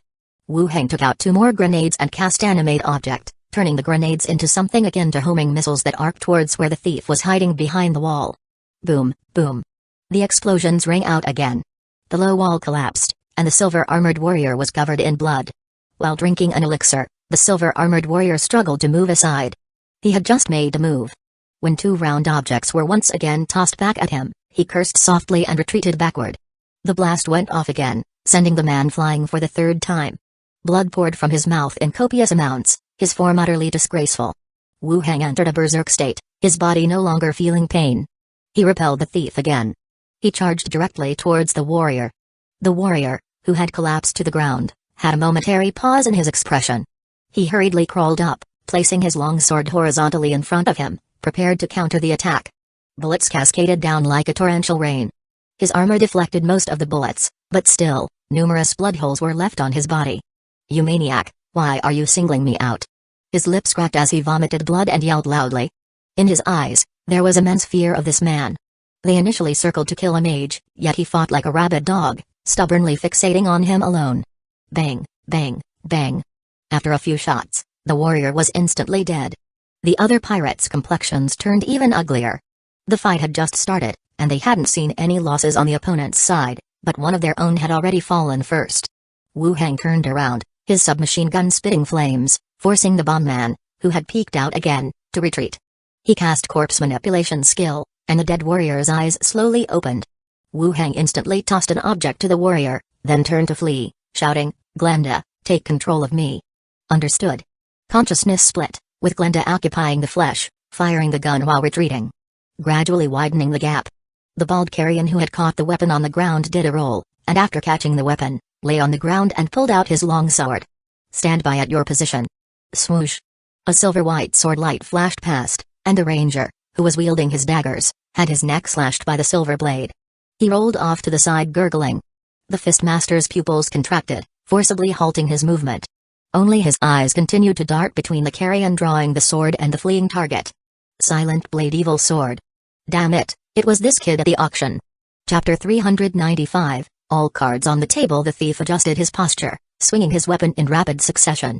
His blade movements were agile and varied, constantly trying to break through the opponent's defense to strike at vital points. Whereas Wu Heng, after having practiced swordsmanship for a long time, demonstrated his adaptability to respond at this moment. The sword moves were continuous, defending while simultaneously counterattacking swiftly. Clang clang clang. Their weapons clashed non-stop. The dense metallic symphony echoed through the night sky, sparks flying in all directions. The longer the thief fought, the more terror-stricken he became, his eyes widening, his expression growing more incredulous. At the beginning of the fight, maybe the opponent had used some method to increase his strength. But as the battle continued, the opponent's strength and close combat responsibility were in no way inferior to those of a warrior class. Damn it! Are the candidates for the association's vice executive now also freakish? ZZZT. The sound of electricity crackled, as silver-white lightning gathered once again and burst forth. It struck the thief's body, sending him flying backward. So he's really a mage. Compared to the frequent psychological fluctuations of the thief, Wu Heng gripped his long sword tightly, his heart filled only with the desire for battle. Burst Potential was an ability unlocked from the corpse core, amplifying the attributes of constitution, strength, and agility, but also making the heart more impulsive. Only by forcibly suppressing the urge to engage in slashing could he remember to attack using spells or firearms. The thief was knocked away. With a quick glance, Wu Heng swiftly surveyed the entire battlefield. The fighting continued everywhere. The skeleton attendants and ghosts were all tangled with their opponents, seemingly unable to kill them quickly. He needed to quickly find a breakthrough. To break the current deadlock. The longer the time dragged on, the more dangerous it was for the other members of the association. Should they fail, all pirates would come over, and his own situation would become even more perilous. Bang bang bang. The submachine gun on his back was swung around to the front. He fired off another burst at the position where the thief had been flung. The thief, with a horrified face, rolled to avoid the bullets and tore open two scrolls. Walls of earth rose from the ground to cover him and a green light enveloped his body, healing his wounds. Seeing the opponent shooting strange ammunition while charging at him, the thief grew even more anxious, shouting, "How long do you all plan to drag this out? If I die, none of you will survive either." On the rooftop, the ranger entangled by Karam shouted as well. "Bridgeow, what are you doing?" Tap tap tap. A figure, entirely charred black, ran out from an alleyway. A shrill voice said, "I'm here." "Stick to the plan, kill the mage," the ranger yelled loudly. As he spoke, the ranger and the Fistmaster almost simultaneously tore open scrolls. Vines grew from the ground, restraining Skull Crusher, and black tentacles shot out from the scrolls, entwining Karam. Meanwhile, the dwarf bomber quickly rushed to the vicinity. He placed a large coffin with a human face in front of him.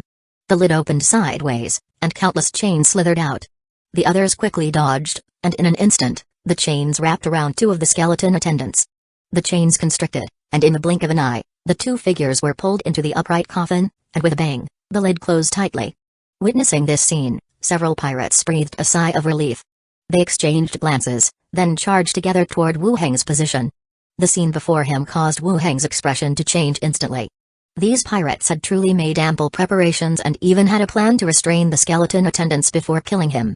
The armored warrior charged ahead, the Fistmaster a half step behind, the ranger rushed on the rooftops, with the thief waiting for an opportunity. The all-charred black dwarf bomber maintained a distance at the rear. A standard 5-member squad. 3 for melee combat, 1 for long range, and 1 for scouting with additional long-range output. Using the tactical formation created by the association, the pirates were now using it against him. This really was infuriating. Wu Heng quickly pondered his next move. His own equipment, firearms, or play the role of a bomber by throwing out all the hand grenades from his space ring. This continued delay was still to his disadvantage. "There's an alley on the left." Glenda flew back and whispered. Wu Heng turned and darted into an alley on one side. The 5 pirates quickly converged and charged in after him.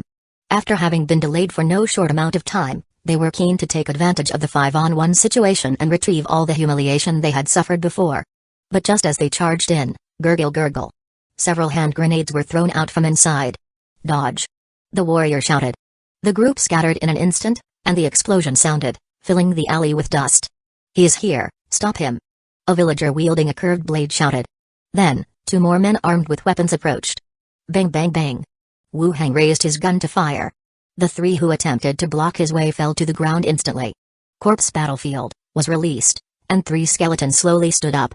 Wu Hang handed a longsword to one of the skeletons and said, Glenda, take control and get me out of here. Understood. Glenda's consciousness separated and took over the flesh, quickly creating distance.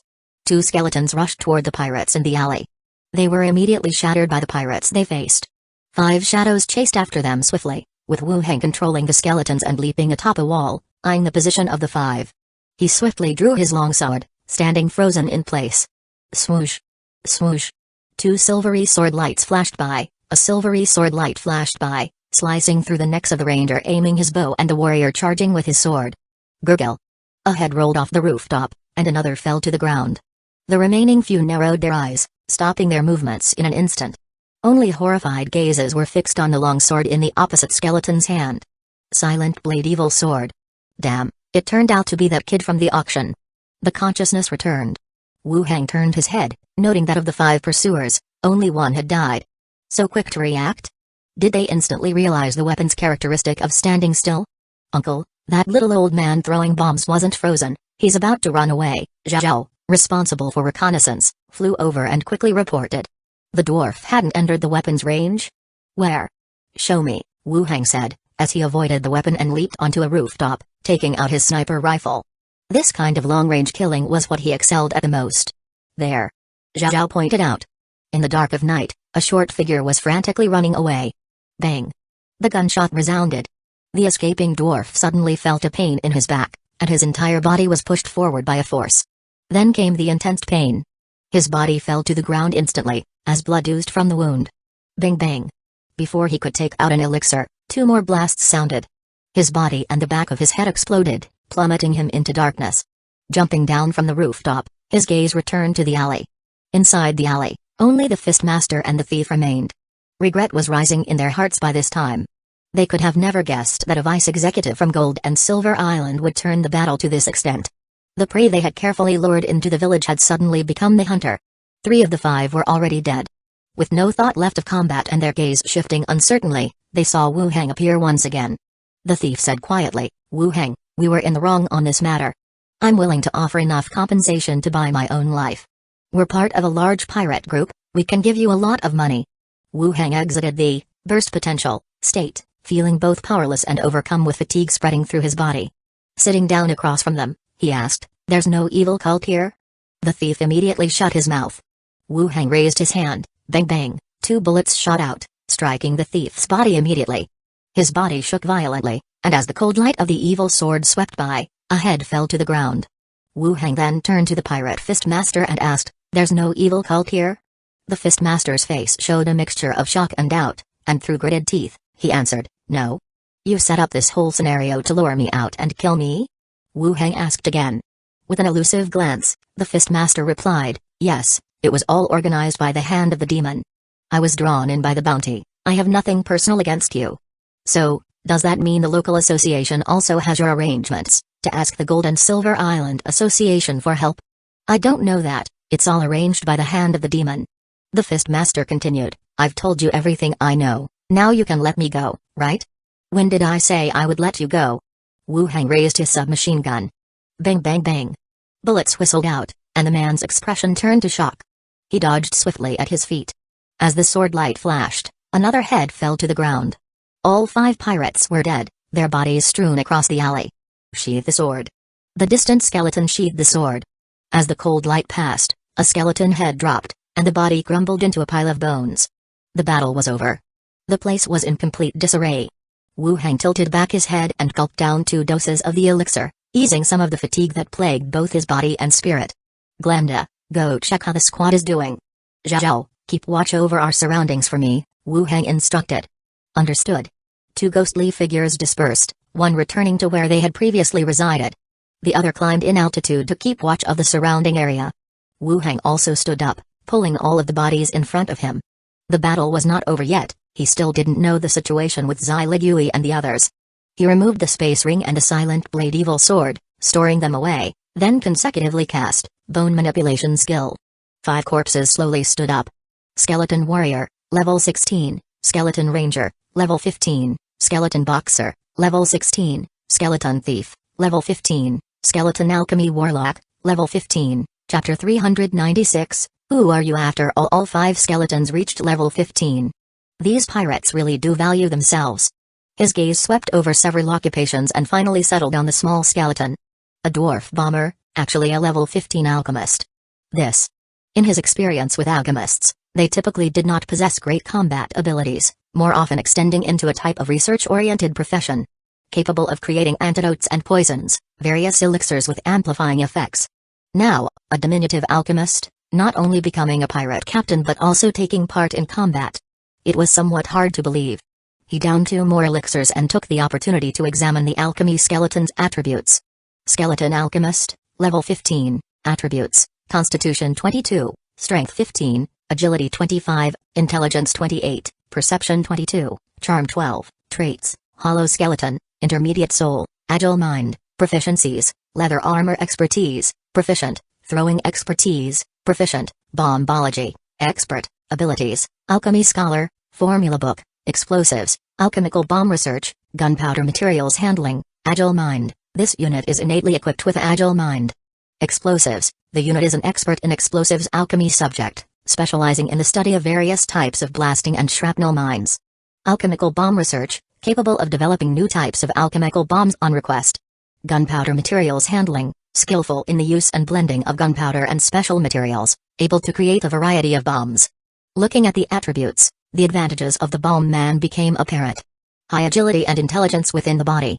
In the field of alchemy, he belonged to a subtype, bombology. Included were the research of alchemical bombs and the handling of gunpowder materials. It seemed to be a rather niche alchemical field, yet developed quite well. After a brief look, Wu Heng had no time to linger. He headed straight for the iron coffin standing in the distance. Skullcrusher and Karim were trapped inside by this artifact. It was still unclear whether it was an artifact or a special item, or if there were any hazards. He had a skeleton go ahead to test it. After confirming there were no dangers, he walked over. Iron Maiden Coffin, Special Item, Category, Special Item, Effect, can trap up to 3 targets within range inside the coffin. Side Effect, Blood Feeding. Description, an evil instrument saturated with sin, capable of confining the guilty, subjecting them to endless loneliness and excruciating pain. A special item. Also a torture device, it appeared quite sinister. It could trap the guilty inside, subject them to endless loneliness and torture. It seemed like it wouldn't cause death. Wu Heng walked around the iron coffin and pushed slightly on the lid. The heavy lid was directly opened, revealing 2 skeletons inside. They were not dead, the soul fire in their eye sockets still burned fiercely. Inside the coffin, there were no iron chains shooting out, it seemed like blood was needed to achieve the desired effect. After releasing the 2 skeletons, Wu Heng also stored the iron coffin in the space ring. He would study it thoroughly once he got back. At that moment, Glenda flew back from a distance. She said, "The association's people lost, only the elf junior vice steward is holding on. If it drags on, there might be danger." Wu Heng took a deep breath, handed a sniper rifle to the skeleton ranger, then stood up and said, "Let's go, we are heading over." At the location of the village courtyard. The courtyard walls collapsed, the houses behind also falling into ruins. The pirate corps members stood with torches in hand, amidst a courtyard as desolate as ruins. On their faces, aside from the exhaustion after a fierce battle, was an air of madness and excitement. A pirate thrust his long sword into the chest of a severely wounded dissociation member, blood gushing out. Squad 1 and 11's members lay scattered on the ground, vomiting blood, their eyes void of life. Only now did they realize that all of this had been calculated by the pirates. "You guys are crazy, maintaining order and searching for us everywhere. Did you ever think about today? This woman looks nice, much better than the ones in the tavern. Don't kill her when the time comes, raise her like that dog. After the captain is done, it will be our turn." About today's victory, the pirates were feeling quite satisfied. After so many years of hiding, they had finally got their hands on these members from the organization. Outside the village, Zai Ligui was covered in blood, her golden locks dyed a dark red. She looked dejected, with a drooping head and slanting eyes, staring at the opposition. Her originally fair and youthful face was now an unhealthy pale. Next to her was the local junior vice steward, also sustaining severe injuries and gritting his teeth to stay upright, his chest a muddled mess of flesh and blood, as if he had been fished out of a pool of blood. Unlike Wu Heng and Zai Ligui, who could discern the situation in the village and the pirates' plan, this junior vice steward had been confused from the start of the battle till now, gritting his teeth and holding on. He had no idea how a routine patrol mission could suddenly be swarmed by so many pirates. Moreover, the pirates were so familiar with the village, and all the villagers had their doors shut, not a single person in sight. Zai Ligui looked ahead with a cold gaze and said sternly, "The hand of the demon will be relentlessly pursued by the organization. Even if you escape the Emerald Sea, you know the stance of Steward Demulo, you all will die." Opposite her, the captain of the Hand of the Devil in the religious robe, had Zai Ligui's rapier stuck in his chest. Bright red blood stained his chest cloth. Yet he stood tall, without any sign of fatigue from battle on his face. Upon hearing the threat, a smile crept onto his lips. He casually pulled out the rapier from his chest and tossed it aside, saying with a smile, "You think the organization won't come to kill us if we don't kill you guys? Wake up, Junior Vice Steward. You kill pirates, and naturally, pirates can kill you too. Wu Heng has already escaped. Our deaths do not mean your plans have succeeded," said Zai Ligui. The local junior vice steward swallowed a gulp of saliva and managed to gather some intelligence. These pirates had set up such a ruse to capture the person who had just escaped? All the way here, it had been Zai Ligui handling things and giving orders. He hadn't paid much attention to the other person. The captain of the Hand of the Demon, in a soft voice, said, "5 level 15 pirates, do you think they can't kill a junior vice steward?" "Of course!" exclaimed Zai Ligui. "Then you can die first, so you'll have company when the time comes." As his words ended, the captain of the Hand of the Devil transformed into a black stream of light and charged violently. Inside the village, "Kill everyone except these 2 women," shouted a core pirate loudly. The others rapidly drew their weapons. With ferocious looks on their faces, they brought their weapons down on the powerless team members. Killing these people from Gold and Silver Island today would be a boast-worthy feat for life aboard the ship. Kavina, holding a dagger tightly, pressed it against her own throat. "Just got here, and it's already so annoying. Even if these pirates didn't kill her, it would be worse than death." She decided it was better to end it quickly and with certainty that Wu Heng would seek revenge for her afterward. Gathering the last of her strength, just as she was about to pierce her throat, bang! A familiar explosion suddenly erupted. Upon opening her eyes, she saw an ugly pirate with a frozen expression. His head suddenly blasted open. He toppled forward and fell, with a thud, hitting the ground. Bang, bang, bang.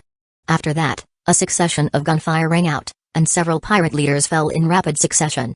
In Kavina's blurred vision, she saw 2 skeletons swiftly approach, shielding the injured behind them. He hadn't run away, he had killed the pirates and come back. Whoosh!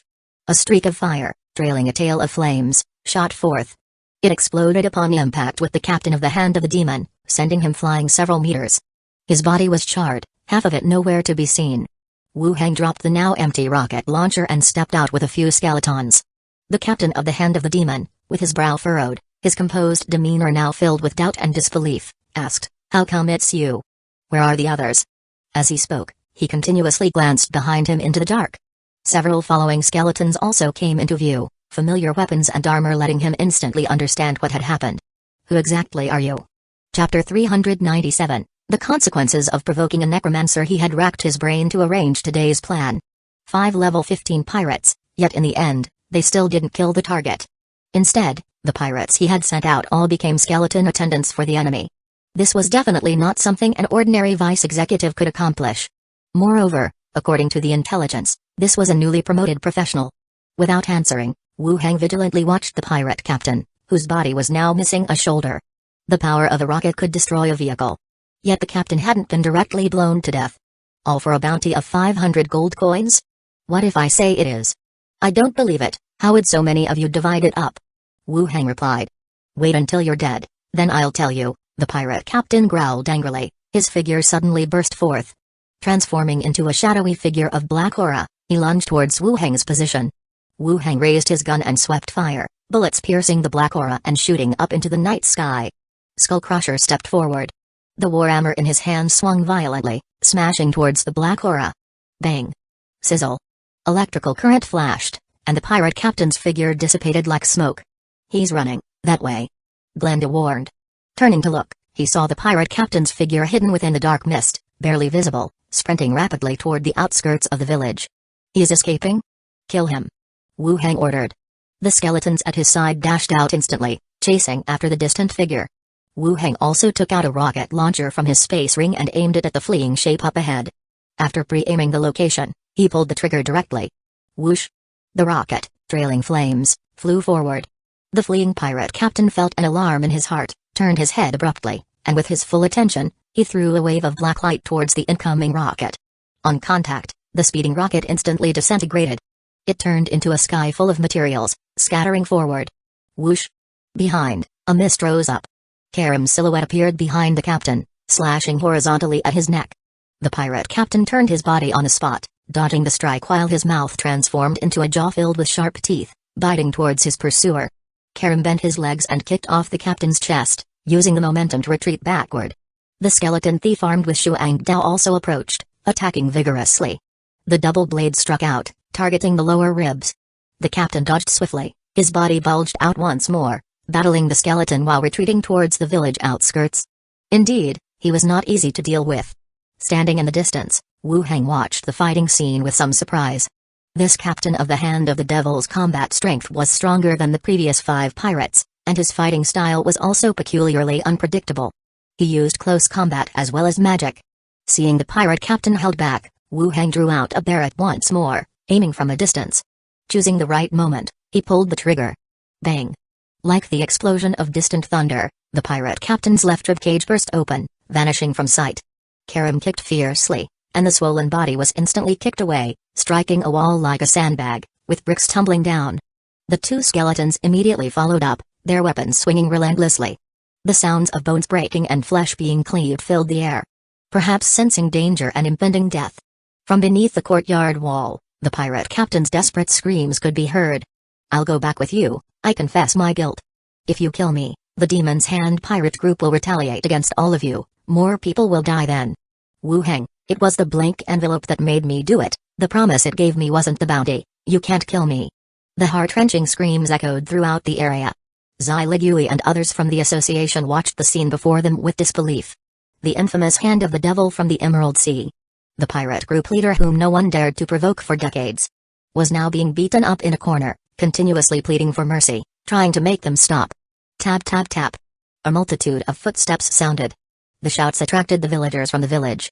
They closed in from all directions, holding torches in one hand and various weapons such as knives and swords in the other, surrounding the group in the middle. They gradually drew closer. The members of the association, who thought they had won, looked even more upset. Clearly, the situation had taken a new turn. "Release the captain and leave our village," the village chief spoke. "Release the captain and leave our village." Hundreds of villagers shouted in unison, their footsteps pressing forward. Would the association dare to kill all of these hundreds of people? Even if they did resort to direct conflict, these people could only retreat from the village, avoiding the wrath of the villagers. "Everyone, don't be impulsive, this man is a pirate, don't act rashly," the local vice executive, who had come along with them, shouted loudly, trying to calm the villagers. But with every shout, the villagers' footsteps quickened even more. Wu Heng glanced at the encircling villagers and gestured for the other members to move closer to him. He warned coldly, "The association is apprehending a pirate fugitive, those who obstruct will be treated as accomplices." The villagers, who had been narrowing their circle, hesitated as they looked at the indifferent expressions of the others. The people from this association could even defeat the captain. If they really fought, many people might actually die. The village head stood among the crowd and scanned them before saying, "They're all badly wounded, kill them." Whoosh! The villagers no longer hesitated. Raising their weapons, they charged toward Wu Heng and the other severely wounded association members. Wu Heng didn't say anything more. The submachine gun slung over his shoulder was lifted, and he pulled the trigger. Bang bang bang. The muzzle spat out flames instantly. Bullets whistled out, and a swath of villagers was pierced through, slowly falling to the ground. Then, it was the villagers on the other side. In the thunderous sound of gunfire, they fell in heaps. At the same time, the village head's body began to contort, and with a look of terror on his face, his neck twisted like a twist roll and he too fell to the ground. As the village head and the villagers at the forefront died one after another, the remaining villagers halted their advance, fear in their hearts, and subconsciously stepped back a few paces. The association really dared to kill villagers. Madness. Meanwhile, Zai Ligui and the rest of the squad members were surprised at Wu Heng's killing spree, yet there was also a sense that they knew he would do something like this. Provoking a necromancer was not a wise move. After all, Even if you died, he could continue to torment you. As if to confirm this notion, a pale gray ring of light spread out, and all the bodies on the ground turned into skeletons, slowly standing up and picking up the weapons that had fallen beside them. Facing the rest of the villagers, the sudden rise of these skeleton frames caused the villagers' faces to change drastically. They stepped back involuntarily once again, their scalps tingling. Necromancy.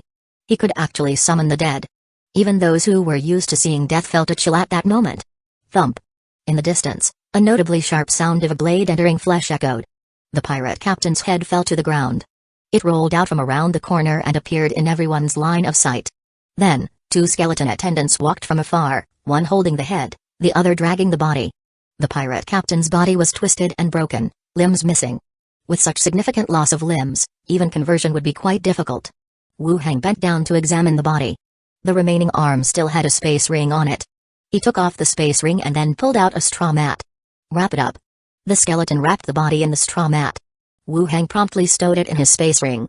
His gaze returned to the bewildered and stunned villagers. He declared plainly, no one is to leave the village. Anyone who flees or resists will be executed on the spot. Whoosh! The newly transformed skeletons instantly dispersed, surrounding all the villagers. By the time some villagers came to their senses and planned to escape, they found themselves surrounded by skeletons. They had missed their best chance. Dawn at a country house.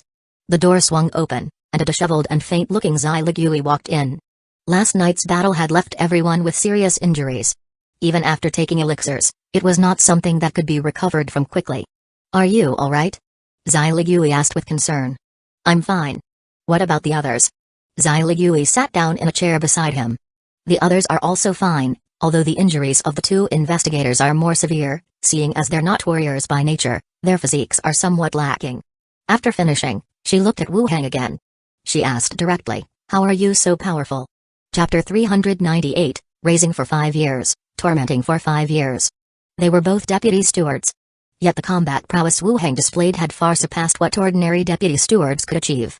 It's still thanks to that type of weapon I have, you've seen it. Wu Hang said directly. Involving themselves in the battle with Zai Ligui. It was, more often than not, the use of firearms. Zai Ligui didn't inquire further and looking at him, she said, thank you, you saved me once again. Facing the traps the pirates had set in advance, anyone who felt there was no chance of winning could leave under the pretext of delivering a message, and then they would all die here. The association would have no reasons to complain. When Wu Hang left, Zai Ligui and the other team members also thought that Wu Hang had escaped. But the reality was different from what they had thought. Not only had Wu Hang killed those 5 level 15 pirates, but he also came back after the killings. He pulled everyone back from the brink of death. And he killed all the pirates. One person, taking down 6 level 15 and several level 10 pirates.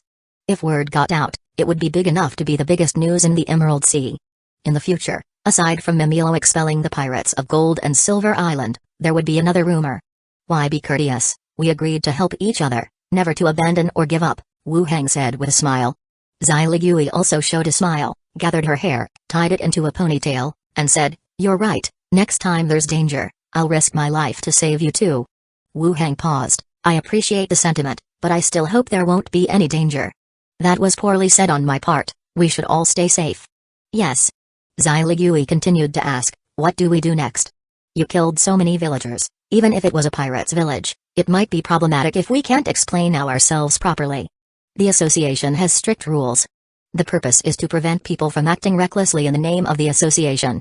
Being a necromancer, Wu Hang was already subject to some negative prejudice, and if this were reported back to the association, it could have serious consequences.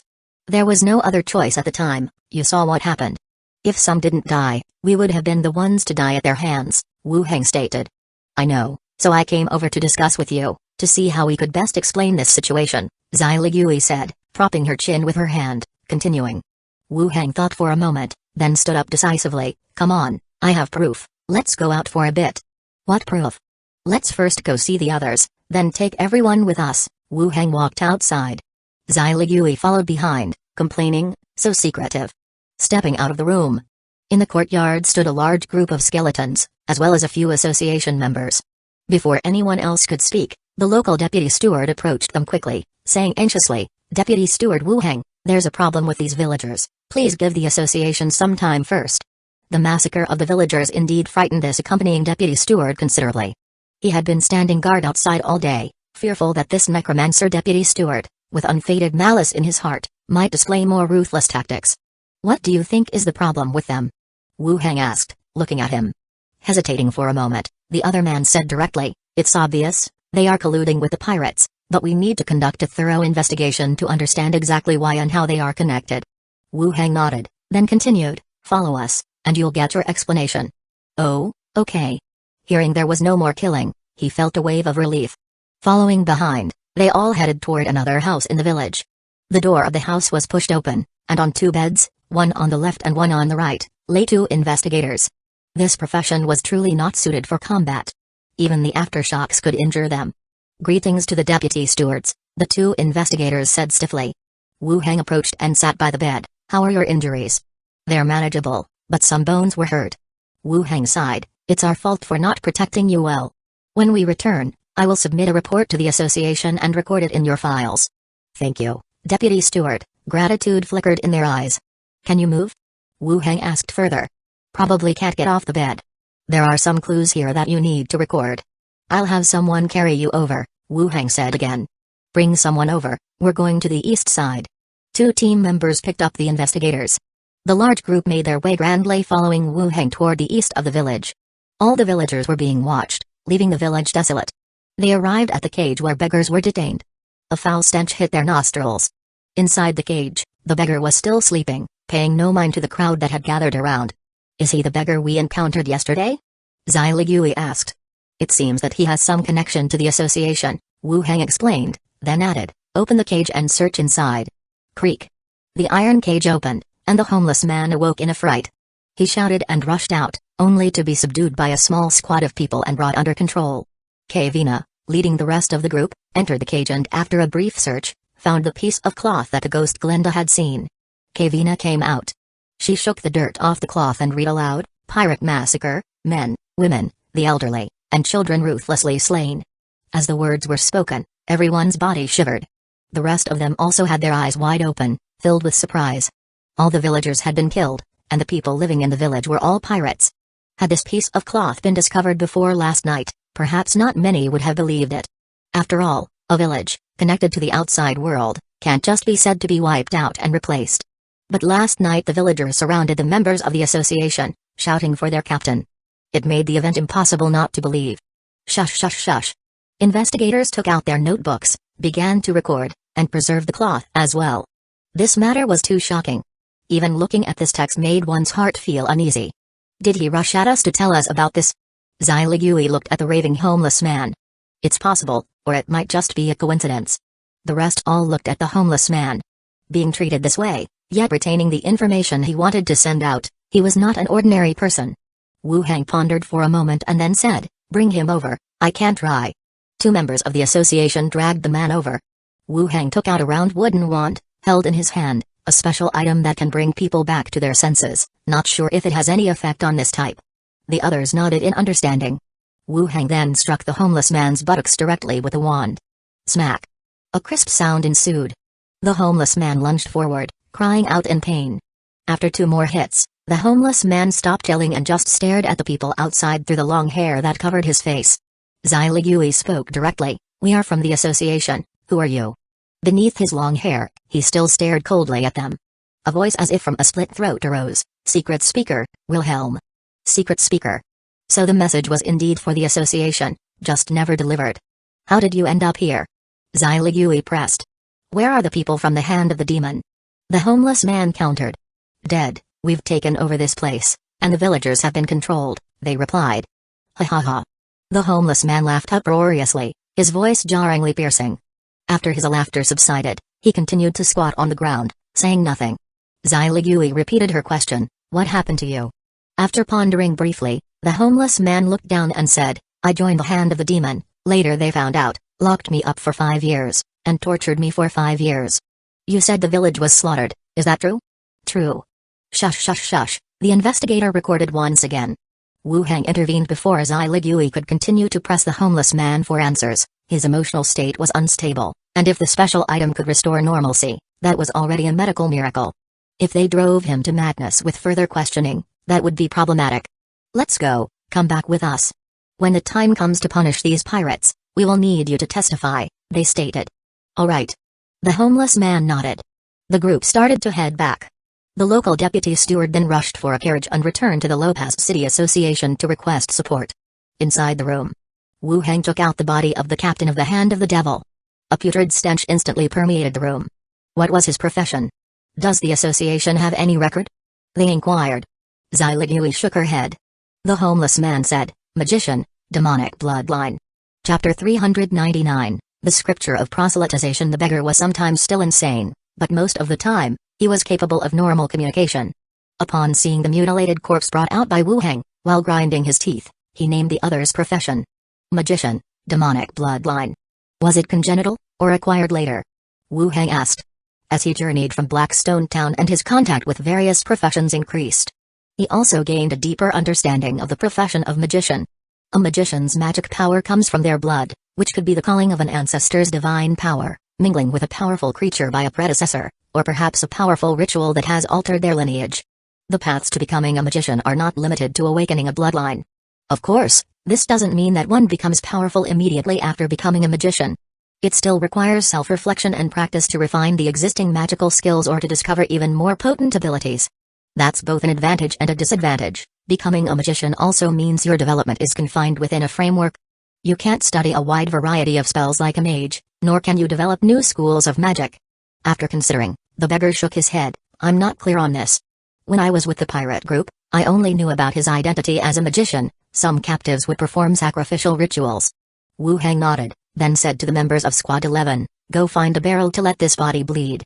The room suddenly fell silent. Kavina turned her head to glance at the dwarf and the human thief, who immediately went down to prepare the barrel. It was truly a necromancer's approach. The body was carried away.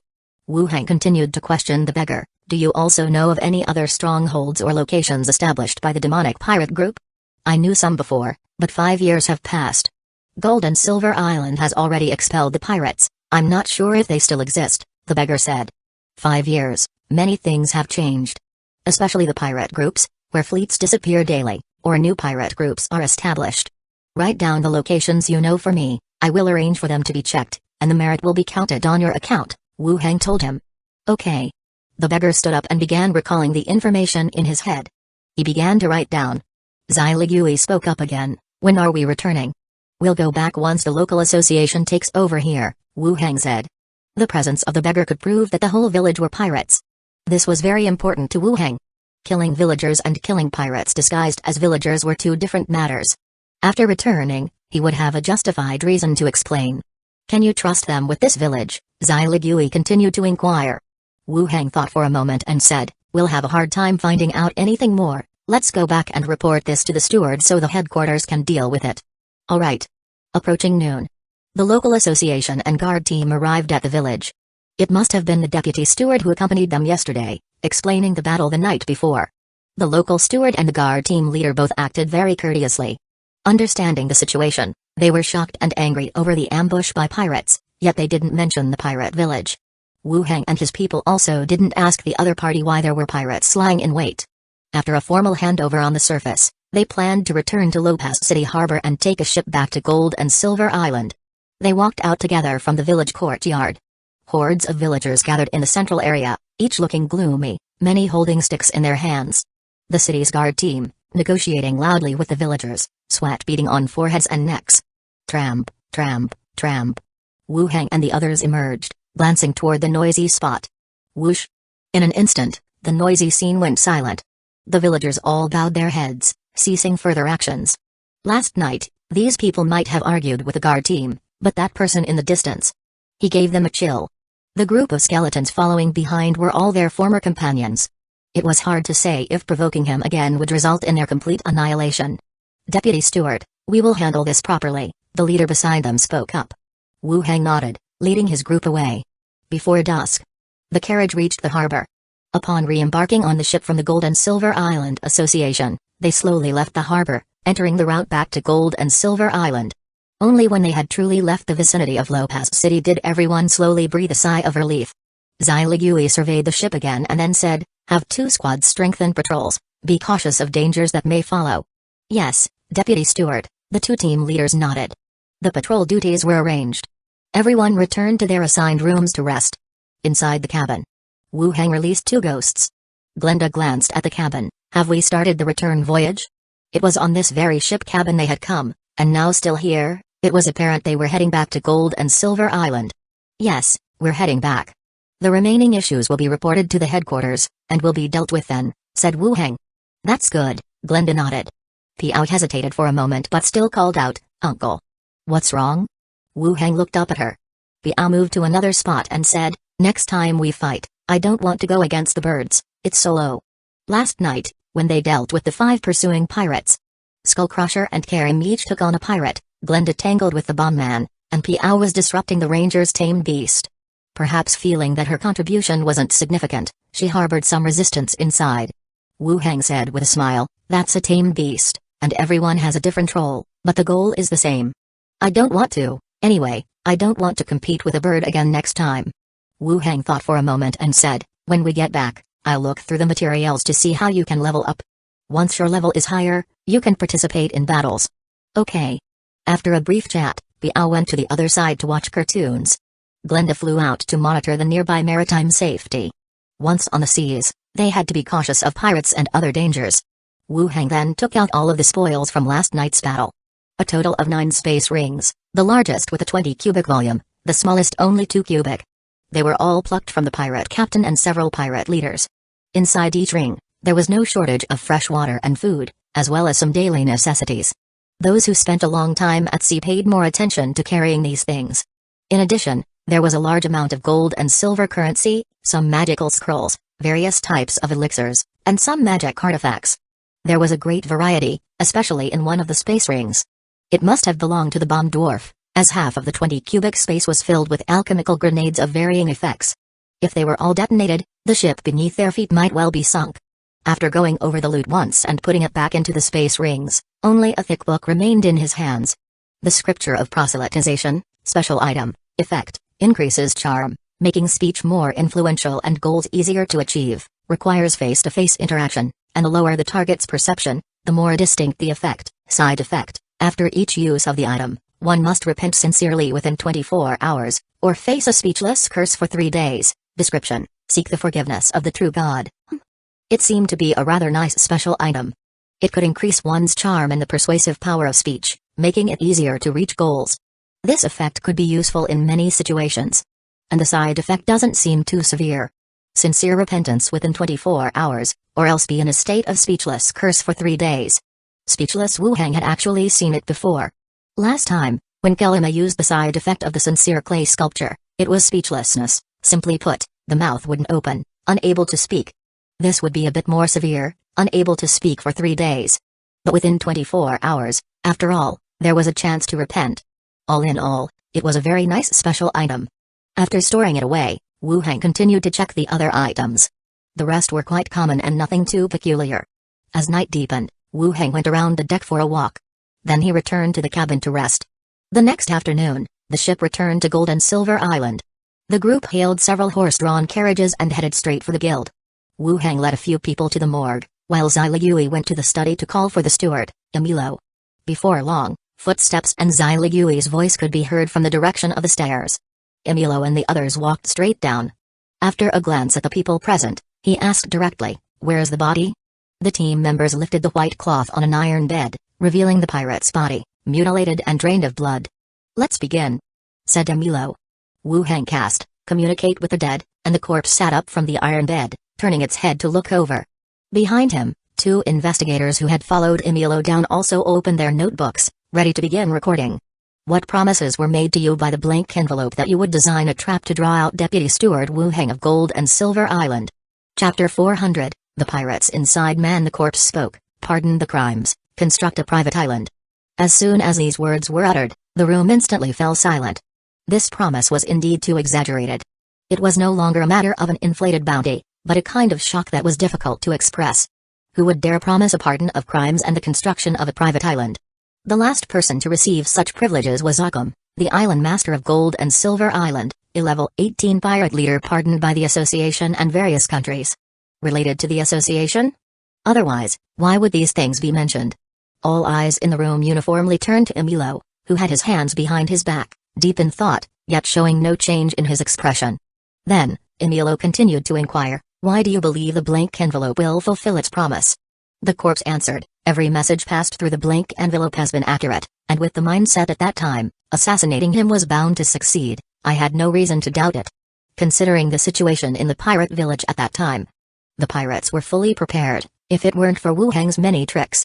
If it had been any vice executive, the pirates wouldn't have failed. From the perspective of the captain of the Hand of the Demon, there indeed was no reason to refuse. Emilio paused for a few seconds, waiting for the investigator behind him to finish recording before continuing to ask, "Do you have any clues about the person behind the blank envelope?" The corpse fell silent briefly, then continued to answer, "The letter would appear in the hands of veteran pirate groups, the new pirates wouldn't receive the letter, and there is a legend among pirates that the Pirate King can control all pirates within the sea zone. Many believe that the Pirate King has re-emerged, directing the pirates to retreat back into the sea." Veteran pirate groups. The legend of the Pirate King. This story, Wu Hang seemed to have heard Philippa mention it before. He couldn't quite remember if the details were similar. When there's a chance, he'll ask Philippa again. Emilio looked towards Wu Hang and Zai Ligui. "Do you have any questions?" There were 2 more questions left. "I have nothing to ask," said Wu Hang. The 2 matters he was most concerned about had both been asked by Emilio. Zai Ligui also shook her head. Emilio turned his gaze back to the corpse. "Who else collaborated with you in the assassination attempt on the vice executive of Gold and Silver Island?" "Divine Punishment Cult Guardian, Viola, assistant to the steward of the Lopez City Association, Vince Smoke." Upon hearing these 2 names, both Wu Hang and Zai Ligui narrowed their eyes. Wu Hang heard the name of the Church of Divine Punishment. Baodong, whom he had killed in Blackstone Town, was a local elder of the church. How could there be another sect guardian? Zai Ligui, on the other hand, was surprised about the affairs of Lopez City. Many had speculated that someone inside the association was collaborating with the pirates, guessing it might be a vice executive or a steward. Now it fell on the assistant. Someone not part of the association's inner circle, yet who held an important position controlling local affairs. The last question. "Reveal all the pirate bases you know of." Then, the pirate started naming various pirate bases. Moya and the investigator began to quickly take notes.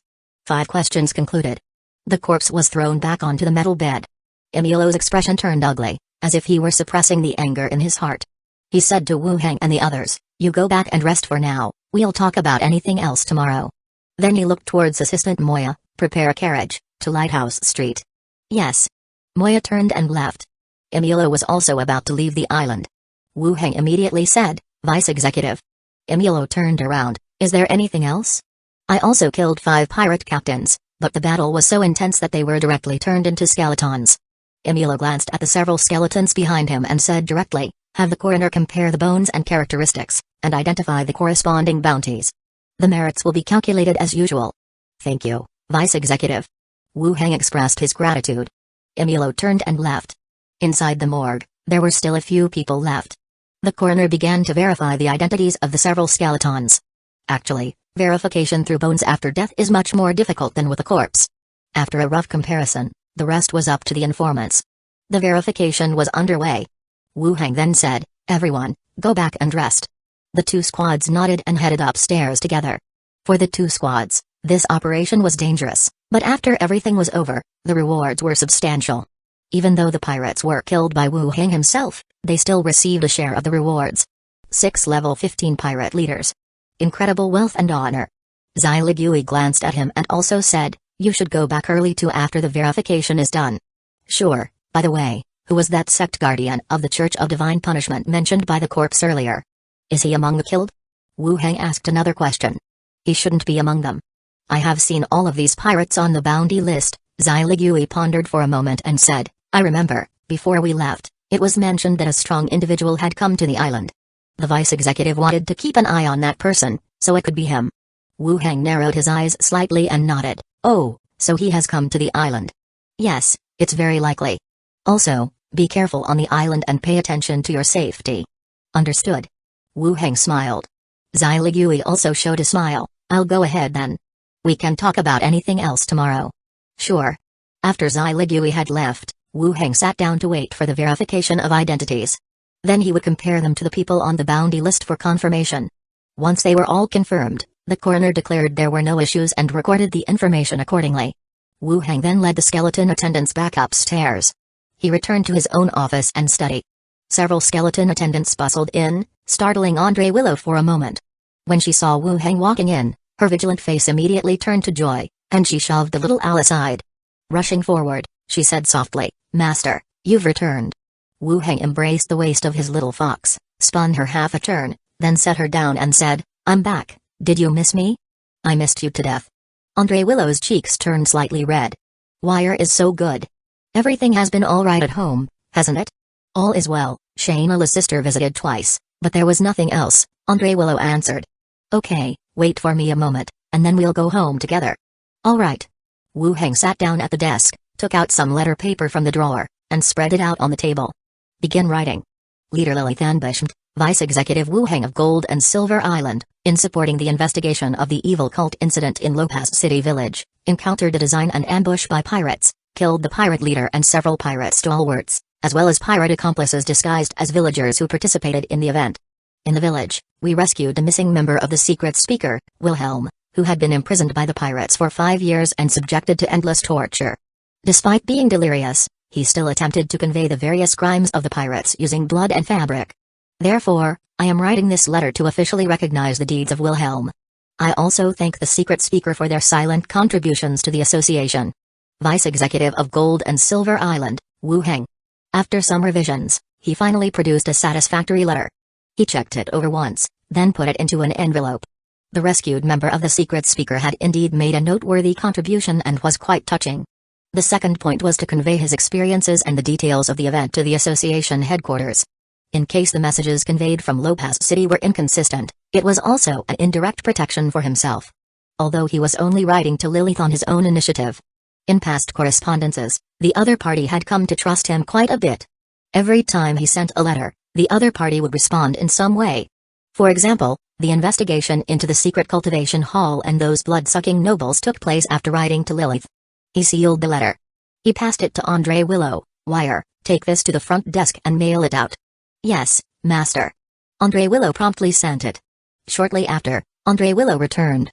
Wu Heng also packed up his belongings and, with many skeleton attendants, left the association. He headed toward his residence. Lighthouse Street. Emilio sat in the coach. Outside the door, a team member from the association hurried over.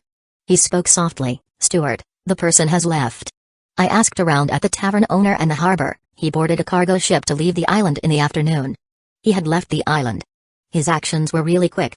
Emilio glanced at the harbor and gestured with his hand. "All right, let the team withdraw, let's go back." "Yes, steward."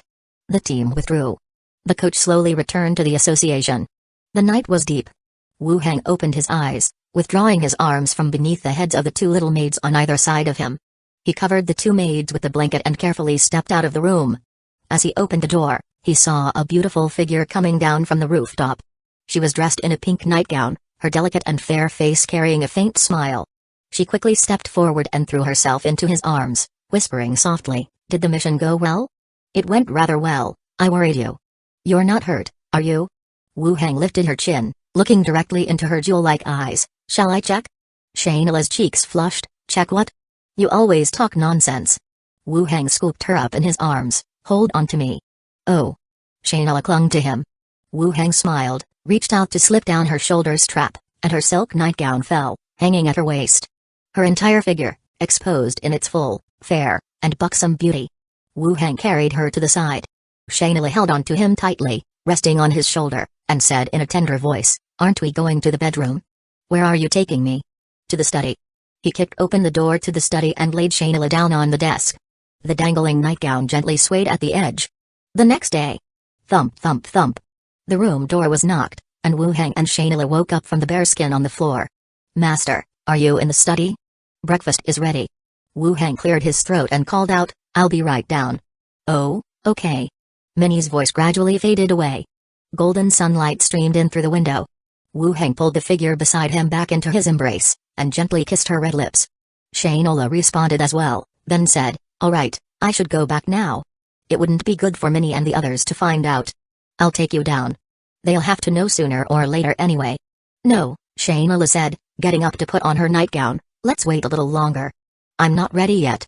Wu Heng didn't insist, nodding in agreement. After dressing, Wu Hang opened the door to check the hallway and supported Shayla to the rooftop, back to the neighboring residence. Wu Hang also went downstairs to have breakfast with the two maids. After breakfast, Wu Hang checked the alchemy laboratory and saw several bottles of level 1 and level 2 corpse core elixirs already placed on the side shelf. After collecting them all, he opened the boundary door in the study and went to Zombie World. In the village, he had spent the night. But the round trip took 4 days. It was actually quite long. Exiting the manager's office, a chill was in the air. Looking out the window, the gloomy sky, dotted with snowflakes drifting down. Wu Hang picked up the walkie-talkie charging nearby and directly said, "Is Chi Hengkai there?" "Here, please wait a moment." Soon, footsteps sounded. Chi Hengkai, dressed in a long black down coat, hurried over. "Your Highness." Wu Hang gestured for her to sit beside him, then asked, "How is the development going here?" Chi Hengkai explained all the changes that had happened over the past several days, which were mainly about clearing the nearby area and arranging for the survivors' winter supplies. After finishing the introduction, she added, "Yesterday, the provincial rescue team contacted us to ask if gold can still be exchanged for food." Chapter 401, Exaggerated Bounty. Do regional areas also need to exchange grain? The news of gold exchange has always been conducted within the local channel. It must have been the former military refuge that informed them about the situation here. Given the current situation, gold has no value, while food is a necessity for survival. With such a distance, did they say how to exchange? Wu Hang continued to ask. The amount of gold exchanged locally will only decrease, so expanding the trading market outward is indeed necessary. They did. The military left by the railroad, and both parties can conduct trades through the railroad as well, Chi Hengkai replied. Railroads are built on the outskirts of cities where the number of zombies is definitely low, and they are also conducive to long-distance transport. If this route is safe, it's not just about trading between the two sides. Our side could also use the railroad to go to the front provincial areas to clear out the zombies. How did you speak to them? Chi Hengkai said, "I didn't give a direct response, I said we would let them know after discussing it here." Wu Hang thought for a moment then directly said, "Exchanges can happen, but they also need to sell us some advanced weapons and equipment. Thinking of only exchanging gold for food won't work." "Alright, I'll communicate with them again later." Grain is a hard currency, basically, there's no worry about selling it outward, Chi Hengkai responded. Wu Hang added, "Contact the surrounding cities as well. Those capable can come and exchange for grain, mainly collecting gold and corpse cores. Begin trading with the province and surrounding areas." Chi Hengkai's gaze seemed somewhat elusive. The shelter, from its small beginnings, has grown to what it is today unnoticed. It's very likely to become the main exchange area for the nearby cities. If we announce it, we'll have to consider two things. Chi Hengkai leaned forward, pausing slightly, then continued, "The consumption of grain will increase, the supply pressure may become several times greater than it is now. The second point is that it could cause other shelters to converge here, knowing that we have grain and the boundary is safe, people might gather through various means, and then security could become an issue." Wu Hang nodded slightly, feeling that the analysis was very reasonable. The release of a message always causes a certain chain reaction. After a moment's thought, he said, "Grain is not a problem, you don't have to worry about managing that. As for the gathering of people at the shelter, there might be some, but zombies still occupy other places, it will be difficult for them to come over, we have plenty of time to perfect this. The potential problems still exist. But that can't stop the outward expansion. We'll set up some arrangements in advance," Chi Hengkai nodded, understanding. "The main issue is still with the grain, as long as there's no problem with that. Given the strength of the shelter now, other shelters converging here would create some trouble, but no significant danger. Speaking of which, has Li Yong come by recently?" Wu Hang asked. A smile appeared on Chi Hengkai's face. "Yong is here today, do you need her to come up?" "That's perfect, have her come up, I have some things to discuss with you both." "Oh, okay." Chi Hengkai switched the frequency on the walkie-talkie and spoke a few words. Soon, Li Yong walked in, wearing a white short down jacket and carrying a backpack. She glanced at Wu Hang, then walked straight in. She set the backpack down on the table with a thud. "This is the gold and corpse cores exchanged at the marketplace and the bus station recently." Indeed, it had been some time since she last came here to get gold and corpse cores. Wu Hang opened the backpack and saw about 30 kilograms of gold, while the corpse cores were separately stored in plastic bags, frosted with cold air, most likely just taken out of a refrigerator or freezer. 12 level 1 corpse cores, 2 level 2 corpse cores. With the market growing, the gold obtained in exchange has been decreasing, but the number of corpse cores has been increasing. Wu Hang stowed away the gold and corpse cores, took out a few elixirs and handed them to the two for each of you, and the remaining one, Chihankai, deliver it to Zhao's mother. Seeing the elixirs being handed out, both were delighted, as these elixirs that could directly alter one's constitution were like magical panaceas. Others might catch a cold or get sick, but they had never once experienced that. Thank you. They both took the elixirs and stored them away. Wu Heng continued, after you two go back, screen for trustworthy individuals, start by recommending one each, tell me next time. The corpse cores are increasing. Chihankai and Liang have also taken them many times, and according to previous experience, the effectiveness of the potions should have decreased. It was also time to foster some trustworthy individuals. The two were initially startled, then quickly understood the intention and nodded in agreement. Okay. This matter was settled. Chihankai went on, I've noted down 2 locations where zombie herds are particularly concentrated, they need cleaning up. Wu Heng stood up, let's go, we'll take care of it today. Okay. The two stood up and walked out together. Although it was snowing outside, the snowflakes were not heavy and had not reached the point of blocking roads. The vehicle was ready, and they set off together for the recorded zombie herd area. As night fell, inside a dormitory building tidied up next to the marketplace, the wide bathtub was filled with warm water that gently rippled like silk.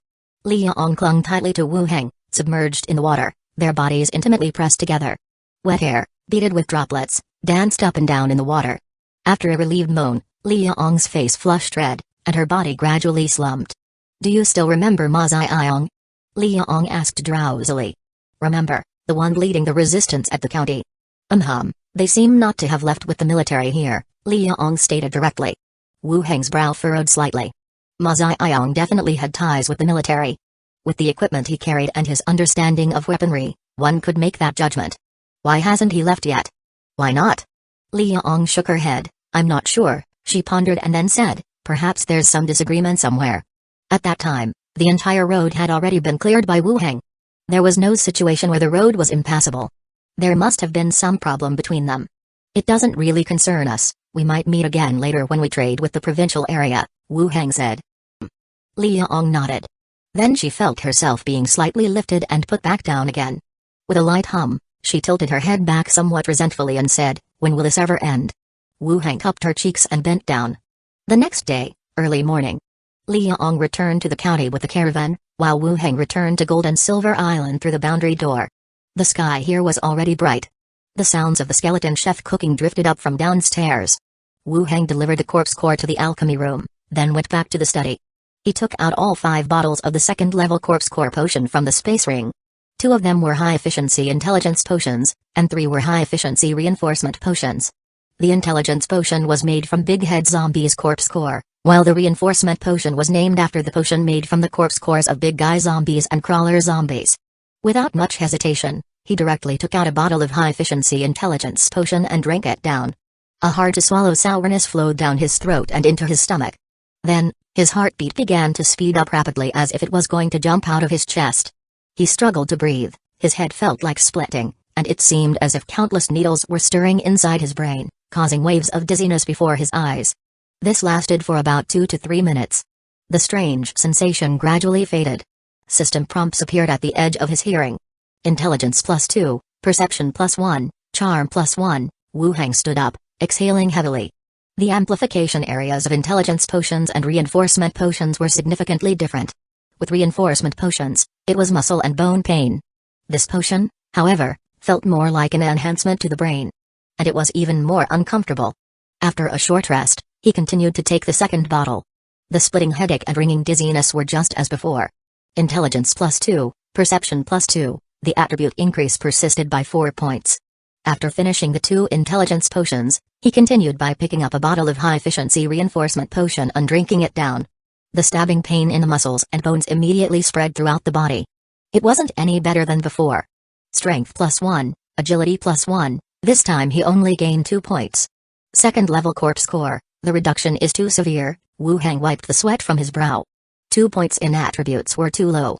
Wu Heng did not continue drinking the remaining 2 potions. 3 potions in one day was already a burden on the body. Secondly, the effects were somewhat too poor, and he considered whether to first improve the strength of his 2 maids. After all, the enemies they faced were becoming more dangerous. If Minnie and the others increased in strength, they could be a bit safer too. He opened his attributes to take a look. Attributes: Strength 41, Agility 31, Constitution 44, Intelligence 43, Perception 28, Charm 29, Intelligence once again surpassed strength. He was still a mage. Dong dong dong. The door was knocked. Minnie's voice came through. Master, it's time for breakfast. Wu Hang opened the door and headed downstairs. Is it very hot?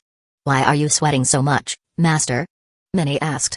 It's a bit stuffy in the room, it's nothing, he replied. Oh. They went downstairs together and started having breakfast. After breakfast, Andre Willow tidied up a bit, taking the small owl to the association. Wu Hang then went upstairs to the radio room. During breakfast, Minnie had mentioned that the pirate mistress had something to discuss with him. So he went straight upstairs. He glanced at the skeleton investigator's record. Picking up the microphone, he asked, Philippa, you were looking for me? Damn it, you startled me, can't you not speak so early in the morning next time? Philippa responded furiously. The sun is already up, and you're still asleep. He said. I'm down in the cabin, where can I see the sun? Philippa muttered. Wu Hang didn't want to waste words with her and asked directly, what did you want? Yeah, to tell you some good news, your bounty went up again. Your head is now worth 1,000 gold coins, excited? She said. Chapter 487, Wu Hang knitted his brows, and his expression suddenly turned rather unsightly.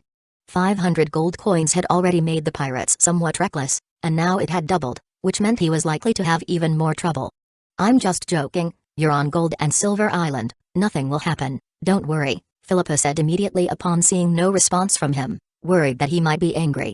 Wu Hang asked in return, when did you receive this? Discovered it yesterday. Besides the bounty, is there any other news? There's another one about a raid on a ship, but there wasn't time to go, Philippa continued. What exactly did you do to make the person who sends blank envelopes double your bounty? Before you received the envelopes news, had we in the association taken out a few pirate leaders? Wu Hang analyzed. Who? The Hand of the Demon organized 5 pirate leaders, planning to surround and kill us, but there were some problems with their plan, and they ended up being counter-killed by us. It must be that event, Wu Hang explained. A few seconds of silence passed on the other end before Philippa's exaggerated exclamation came through. Wow! You killed the Hand of the Demon and 5 pirate leaders, are you really that powerful? They were average too, and besides, it was a fight on land. On land? Did you seize their pirate ships? No, the situation was quite dangerous at the time, and after killing them, we retreated back to Gold and Silver Island, Wu Hang stated. Where did they die then? I want to see if I can take over their ships. The Hand of the Demon, well, that's a formidable pirate group, Philippa said, her tone somewhat excited. Wu Hang thought for a moment, not wanting to stop her, he said, near Lopaz City. The association will also send someone to investigate there during this time. Be careful not to be ambushed. Understood, I won't talk much now, I have to go to sea. Visit my mother when you have time. After speaking, she immediately hung up the radio. Wu Hang replaced the handset and walked downstairs. Minnie was changing into her practice clothes and upon seeing him come down, she asked, Master, are you going to the courtyard to train? Not now, I need to go to the association. Oh, then I'll wait for you to come back for dinner. All right. After a brief preparation, he left with his skeleton attendant, hurrying toward the association. The association. Upon entering the hall, one could hear the chatter about the Hand of the Demon being wiped out. A top pirate group that had dominated for decades, along with several large pirate groups, disappearing from the wanted list at the same time, certainly sparked a lot of conversation. Various mercenary teams guessed who was responsible for taking down these pirate groups. Or maybe the association headquarters had arranged for someone to come and launch an encirclement campaign. Listening to the chatter, Wu Hang proceeded to the steward's office. After knocking on the door, he walked in directly. The impeccably dressed Emilio was standing inside the office, gazing at a brightly colored oil painting on the wall. Glancing sidelong at Wu Hang, he asked, What is it? Steward, my bounty has increased to 1,000 gold coins, Wu Hang said bluntly. Emilio's brows shot up. Did that pirate mistress tell you? Yes, the information should be accurate. My bounty has gone up every time I've killed pirates, Wu Hang confirmed. Emilio sat back down in his seat and pondered for a moment before saying, I will have someone strengthen the island's scrutiny. You should not leave the island for now. As long as you stay on the island, there'll be no danger. Wu Hang nodded to show he understood. He had brought this up with the steward not because he wanted personal protection. With so many secrets of his own, it would not be very convenient to have someone following him around. However, it was indeed essential to enhance the scrutiny of those coming to the island.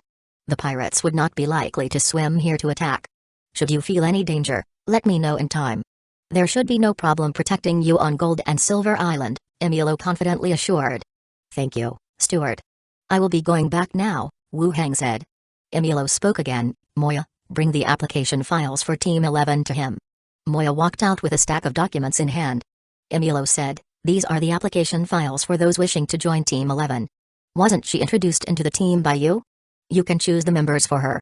This many. Moya chuckled, after killing so many pirates, you've become quite notorious in the association. It's only natural for many to want to join Team 11. Oh, alright then. Wu Hang took the documents. I should head back now. Emilio nodded. Wu Hang then exited the steward's office. He returned to his own office. Wu Hang sat at his desk and waited for a while. Andre Willow came in with Kavina. Wu Hang looked at her and asked, what's going on? Kavina said with a wry smile, the team's restroom is packed with people from other teams, all asking about the killing of the pirates. Wu Hang laughed, that's nothing. If you feel like it, just chat with them, if not, give them a perfunctory response. Kavina gave him an annoyed look, do you think I'm a vice executive? I've just arrived here, I can't afford to offend people at will. It's fine, you'll get used to it. How are your injuries? Wu Hang continued to inquire. Almost fully healed. There were no severe injuries to begin with, Kavina replied with a smile. Wu Hang nodded and handed her the stack of files he had brought back. These are the prospective members who wish to join your Team 11, as per the steward. Pick out who you think you need based on required professions, he suggested. What? I can pick for myself? Kavina exclaimed, her eyes widening as she instinctively took the files. This was truly behind-the-scenes maneuvering. Even team members could be personally selected. It's best to choose those recommended by internal association members. It will be problematic to deal with outsiders later, Wu Hang advised. Understood. Kavina began to flip through the files. After looking over them 2 or 3 times, she finally chose a ranger and a water element magician. From the structure of the team, this added surveillance and range defense. She handed the files back to Wu Hang. He took a pen and signed his name directly on the paper, giving his approval for these 2 to be hired. He then had Andre Willow take it to the front desk for registration. Kavina looked up and said, thanks. What's there to thank? We're all one team here, Wu Hang responded. Right, of course, she agreed. After sitting in the office for a while, Kavina returned to her own team's restroom. The new member will likely come to report in the afternoon. We still need to wait in advance. After Wu Hang had nothing else to do, he told Andre Willow, then left the guild, hailed a carriage, and headed to Lighthouse Street. Conch Tavern. Wu Hang transformed into the likeness of a woman and walked directly into the tavern. At this time, the tavern was crowded with people. The pirate mistress mother, Millicent, was smiling and greeting the guests. The business of the tavern had improved significantly compared to before. There were more customers, and several new staff members had been added. At the entrance, there were 2 burly men with large builds who looked to be in charge of maintaining order. The entire tavern seemed to be managed properly. As soon as Wu Hang entered the tavern, Millicent's gaze turned in his direction. She glanced up at the 2nd floor, and Wu Hang headed straight up. Entering a room. It wasn't long before Millicent also came in. She bowed respectfully, sir. The tavern is running quite well. Pleased with the praise, Millicent's expression showed a hint of smugness. Thank you, sir. Any new intelligence recently? Just a moment, sir. Millicent immediately went to the bed and started rummaging through something. Her exaggerated waist-to-hip ratio, her rounded buttocks turned outwards. It made one unconsciously take several glances. Shortly after, Millicent pulled out a small notebook and began. 5 days ago, the port workers had a group fight, and the people from Old Barrel Tavern came out and were even assassinated. The pirates, the frequency of receiving blank letters from the sea god has increased, linking one plundering mission to another. Also, guests mentioned that in the Hueco kingdom, the comatose old king somehow got hold of a miraculous elixir, showing signs of awakening, easing the situation within the kingdom.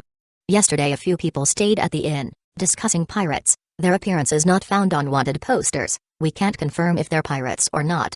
Wu Hang sat listening on the side. He was somewhat surprised by the intelligence recorded by the other party. The content was mixed, but it contained many useful things. Taverns like this are indeed important places for gathering miscellaneous intelligence. The increase in the number of blank letters received by the pirates certainly must have led to more frequent pirate activity. This is not a good thing for the shipping routes. There was also the intelligence about the Hueco kingdom.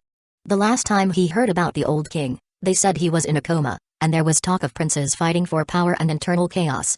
In the end, the old king isn't dead yet, huh? How much time has passed?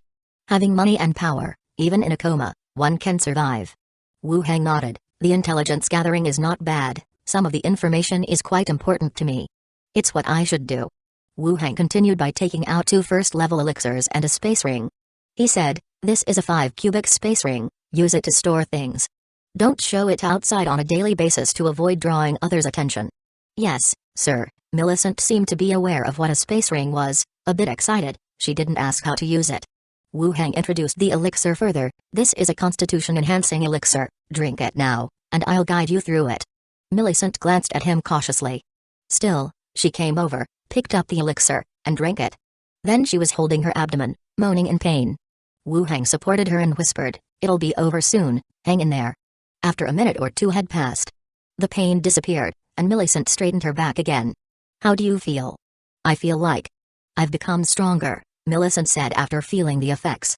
"That's the effect of the elixir. You mustn't speak of this to anyone else." "Understood, sir." Following that, Millicent proceeded to drink the second elixir. As she felt her body strengthening, a flush of joy appeared on her face. Wu Hang looked at her and said, "Continue collecting intelligence. If something important comes up, come find me at the guild. If there's nothing, I'll come to see you when I'm free." "Yes, sir." Millicent bowed again. Then the 2 of them left together. Millicent saw him out of the tavern, leaving the Kong. Wu Hang was about to hail a carriage to leave, when he saw the crowd on the street gathering towards the harbor. It wasn't a riot but more like there was something exciting to see. Wu Hang also followed the crowd towards the harbor. As he approached, he saw a fleet of ships with blue and gold stripes anchored at the harbor. The masts of the ships bore the flag of blue piratical sails. A man wearing a white, plain robe with a thick beard on his chin stood at the harbor, his piercing gaze surveying the crowd below. He spoke loudly, "These sinful pirates will receive their due punishment. I will continue to lead the fleet out to sea to drive away the pirates harassing our shipping lanes."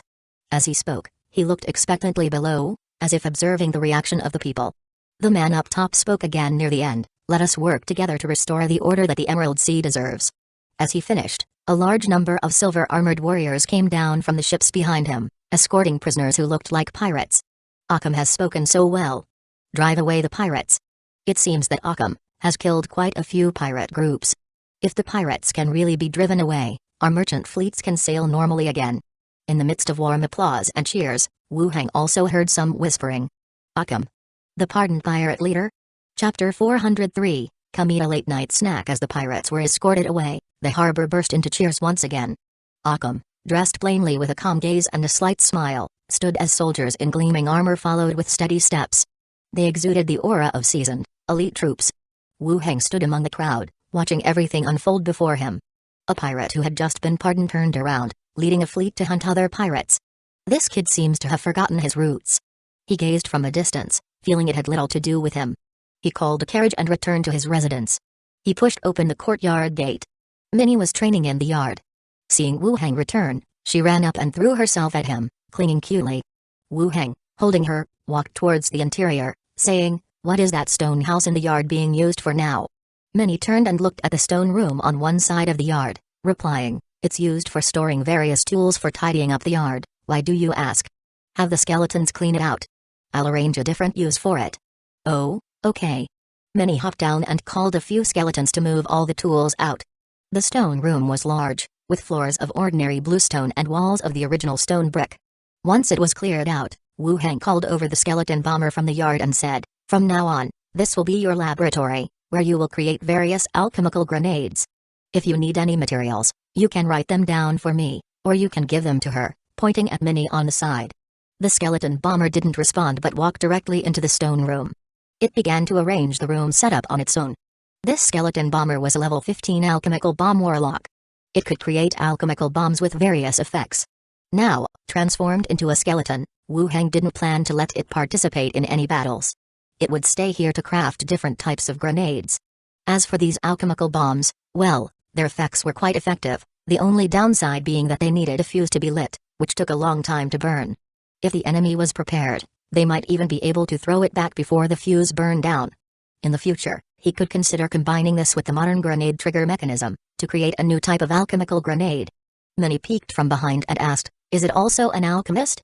"Yes, an alchemical bomber." Minnie's eyes widened slightly, with a hint of skepticism, "But is it safe? We are renting this house. Many had seen the alchemical bombs used by pirates on their way to Gold and Silver Island. The wind and fire were quite frightening. Wu Heng rubbed her little head. No worries, they don't have that much power. Oh, that's good then. After placing a workbench and a few shelves in the laboratory, they returned directly to their room. Tomorrow, Minnie would buy items based on the materials list, and the skeleton bomber would proceed with bomb making. Dusk. Andre Willow came back from outside. The three sat at the dining table, eating dinner. Chewing her food gently, Andre Willow began, Master, you weren't here this afternoon, but the island master of Gold and Silver Island went to the guild, and many people were watching. Wu Heng looked up, curious, what did he go to the guild for? He met with the steward, but what for, I'm not sure, Andre Willow said, her tone laced with curiosity. They say he was a pirate, but he seems quite different from them, even coming with guards that looked more official than the Iron Guard Knights of London City. At the harbor, Wu Heng had felt the same way. It wasn't that having guards was odd. Rather, it was the feeling that the other person was trying to prove he was not a pirate.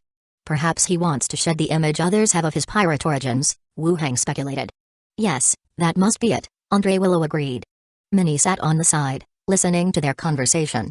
When it was over, she asked, why your sister, is this island master male or female? A man, of course. He looks to be over 40 years old. Oh okay. After dinner, as the two women planned to go out to the yard for training, Wu Heng called them to the living room. He took out 2 elixir bottles and placed them on the table, saying, the elixirs I gave you before won't have any significant effects if you continue to use them. Here are higher level elixirs, 1 for each of you. Hearing about the new elixirs, both women's eyes lit up a notch. Minnie was thrilled at receiving something good, and Andre Willow was surprised but happy. Andre Willow worked as an assistant at the guild. Although she had never been directly involved in combat, sometimes she'd watch others train and spar in the training rooms. With her enhanced perception, she could definitely keep up with the captains, catching their moves and reactions, and she could even find a way to escape a fight with 2 or 3 captains. This boost was largely thanks to the elixirs. Now that there was an even higher level, it would surely further improve their strength. Thank you, Master. Minnie gleefully took hers.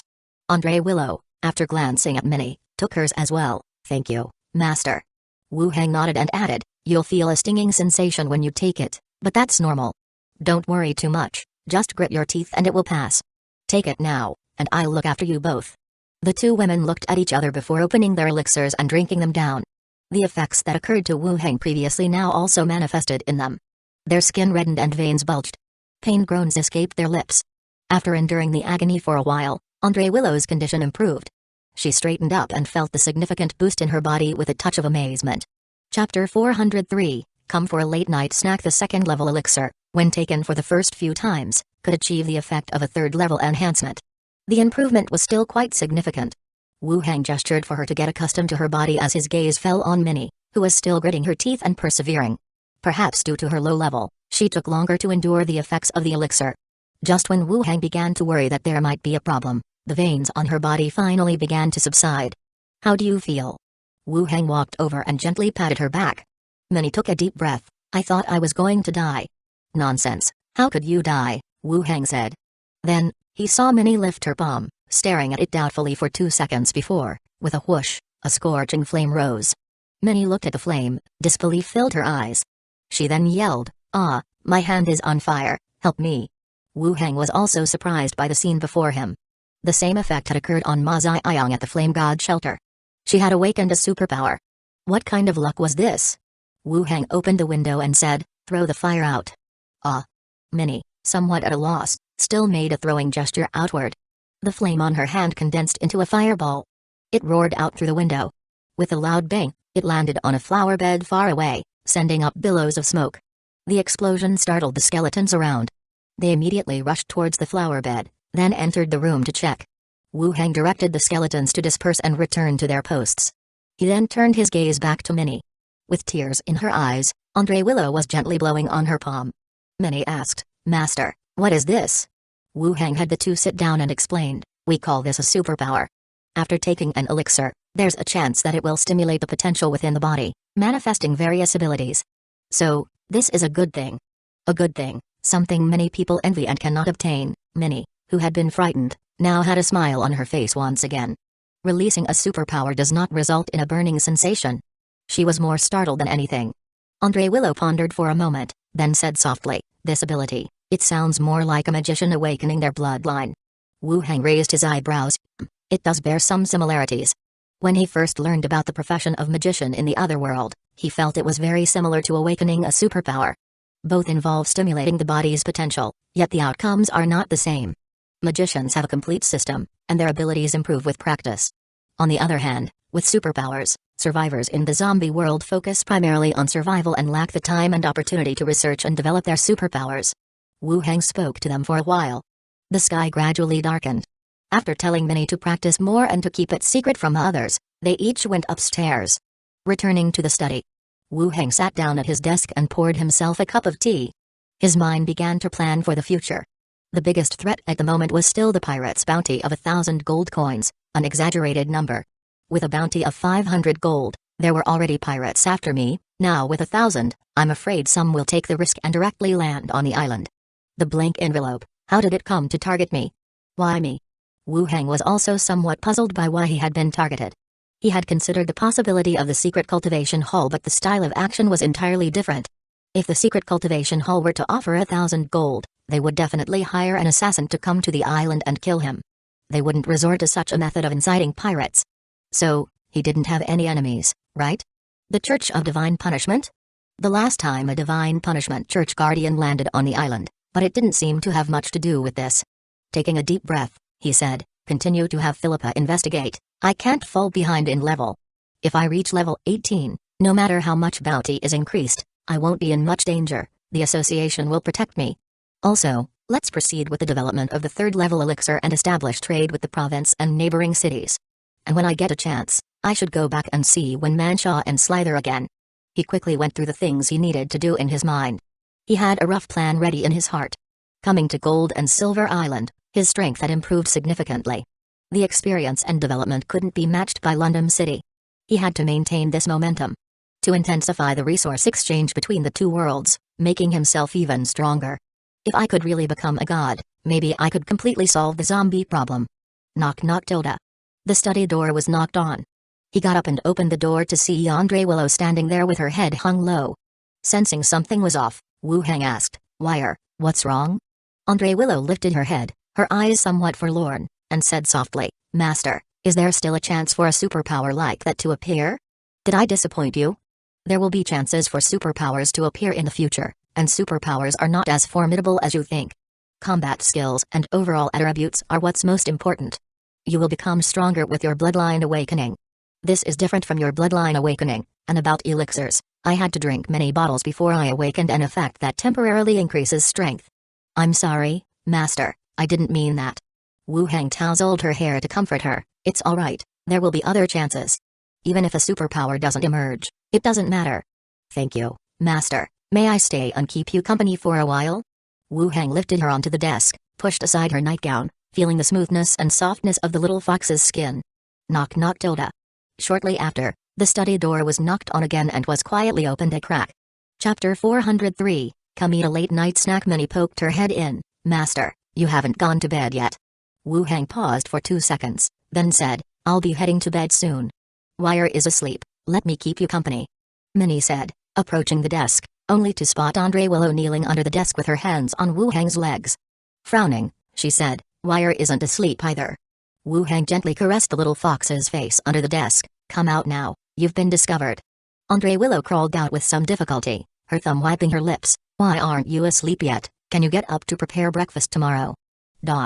HMPH, only you're allowed to have a late night snack, huh? Nonsense. Wu Heng said with a smile, wrapping his arms around the two, heading towards the bedroom. Let's go, off to bed. On the roof, Shayla gently patted her chest. Then she tiptoed back to her own dwelling. The next day, after breakfast, Wu Heng went to the zombie world. The temperature plummeted on this side, and the howling wind could be heard outside the window. He stepped out of his room and headed to the conference room on the 2nd floor of the shopping mall, at the same time summoning Chi Hang Kai to join him. After waiting in the conference room for a while, Chi Hang Kai, Li Yaong, Kaiang Tsai, and Wang Qinggang, a total of 4 people, entered. After they took their seats, Chi Hang Kai said, regarding the matter you mentioned last time about recommending personnel, I recommend Wang Qinggang, and Li Yaong recommended Kaiang Tsai. Li Yaong's recommendation of Kaiang Tsai was no surprise to Wu Heng. He was Li Yaong's confidant. For any good opportunities, naturally, she would think of her own people. But Chi Hankai's recommendation of Wang Qinggang was somewhat unexpected. Chi Hankai had her own people, those she brought from the Dongan shelter. Unexpectedly, instead of recommending someone from there, she proposed Wang Qinggang. Wu Hang nodded, looking at the two with puzzled expressions, and said directly, the base plans to train some trustworthy individuals to take Corpse Core and enhance their constitution. Boss, the death rate is high with Corpse Core, Kaiang Tsai spoke up. Li Yong punched him in the shoulder. Listen, as if it could kill you. Kaiang Tsai immediately shut up and stopped talking. Wu Hang continued, you all are veterans of the base. Naturally we will start with you for training, but this matter is related to the security of the base. You must guarantee it won't be leaked. A fitness elixir, for an ordinary person, after a few doses, is roughly equivalent to a level 5 effect. With Wu Hang's current strength and level, he wasn't worried that these people would become a threat to him after taking it. Moreover, in zombie world, as the domain expands, more trustworthy individuals are needed. He controlled the military forces and the Corpse Core potion, which meant control over all power. He wasn't worried about any major issues arising. Wang Qinggang nodded, don't worry, boss, we would have died long ago without you, we know clearly what to say and what not to say. Kaiang Tsai also said, me too, I absolutely won't let it slip out. Wu Hang nodded. He took out 2 bottles of the level 1 Corpse Core potion and handed them over, 1 bottle each, just drink it directly. The two looked at the bottles with some confusion. Still, they picked them up, thought for a moment, and drank them down. After a brief moment of pain, joy shone on their faces. No wonder, the other party wanted them to keep it a secret. An elixir without the virus, truly miraculous. Thank you, boss, we definitely won't disclose it, Wang Qinggang said. Me neither, I promise not to breathe a word of it, Kaiang Tsai also forcefully patted his chest. Wu Hang nodded, alright, I trust you, go on and tend to your duties. Okay. The two left the room at once. In the conference room, with only 3 people left, Chi Hankai continued, I've already made contact with the provincial area, they'll start preparing today and should arrive here by tomorrow. Chapter 404, accompanying weapons and ammunition will arrive in the afternoon? That quickly? They should have everything ready on their end, just waiting for our word. Chi Hankai took out another map and pointed to a location. The trade location is set at a temporary station inside the military train. Wu Hang glanced at the map, noting the trade spot was a temporary station. It must have been built to avoid large mobs of zombies. There seemed to be no issues with the trade. Okay, I'll go with you later. Chi Hankai continued to ask, should we bring more vehicles? 5 trucks will haul the skeletons, the rest will transport the food for the trade. We don't need too many survivors, they wouldn't be much help if they came along, Wu Hang said indifferently. Understood. We'll go down and get ready then. After saying that, they left the room. Soon after, voices came through the walkie-talkie saying the convoy was ready. Wu Hang went downstairs. He got into a familiar coach. The driver was Li Yong. It's been a long time since I rode in your car. Wu Hang sat down, his skeleton attendants following him in. Li Yong raised an eyebrow, not comfortable in Chi Hankai's vehicle? Just as he was about to answer, he felt something off about the question. Don't know, I feel pretty good in this one. Li Yong was about to tease him some more when Chi Hankai's order to depart came through the walkie-talkie. Without finishing her banter, she gripped the steering wheel and the vehicle began to slowly move. The station was located at a small outpost on the edge of the city. It was empty inside, nothing left but an abandoned building. After sending ghosts to scout, the convoy drove straight in. The skeleton army took up positions with weapons spread out, encircling the entire station. Chi Hankai came over, should we arrange for some people to take over this place? It would make future trades more convenient. Wu Hang surveyed the area, no rush, let's see how often we trade. If it's frequent, we can station some skeletons here, but if it's just once or twice, no need to bother with this place. Yeah, makes sense. Let's go back to the vehicle, it's a bit cold out here. Okay. Around 2 o'clock in the afternoon. A voice came through the vehicle's radio. Calling the old factory refuge? Chi Hankai picked up the handset, go ahead. We are the provincial trading team and will soon arrive at the trade location. We're already at the station. You can come straight in. Received. Several people got out of the vehicles, Chi Hankai leading the skeletons to the platform while Wu Hang, accompanied by his personal skeleton attendant, went into a room temporarily set up. After waiting a little while, an exaggerated train came from afar. Its front was fitted with a triangular ram, and its body was reinforced with exaggerated metal plates, making the whole thing look like a black serpent speeding along the tracks. Such a train could only be threatened by level 3 mutant zombies or a massive horde of zombies. Small groups of zombies would find it hard to threaten such a behemoth. If zombies could tear steel plates with bare hands, there'd be no survivors left. Chi Hankai's gaze turned intense. No wonder it's used for long-distance transport. It can bulldoze its way through.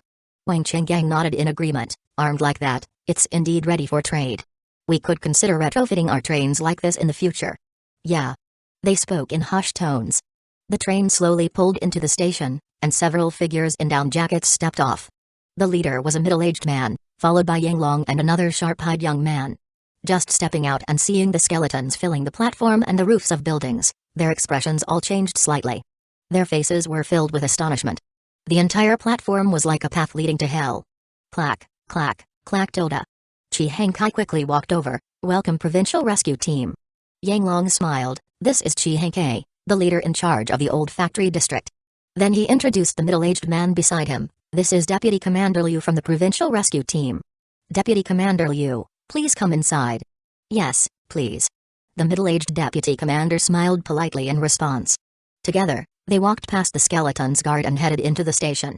In the room, Zhao was the first to fly back, burrowing into Wu Heng's body, and conveyed the situation inside the train back to him. The interior of the train was indeed like a moving fortress.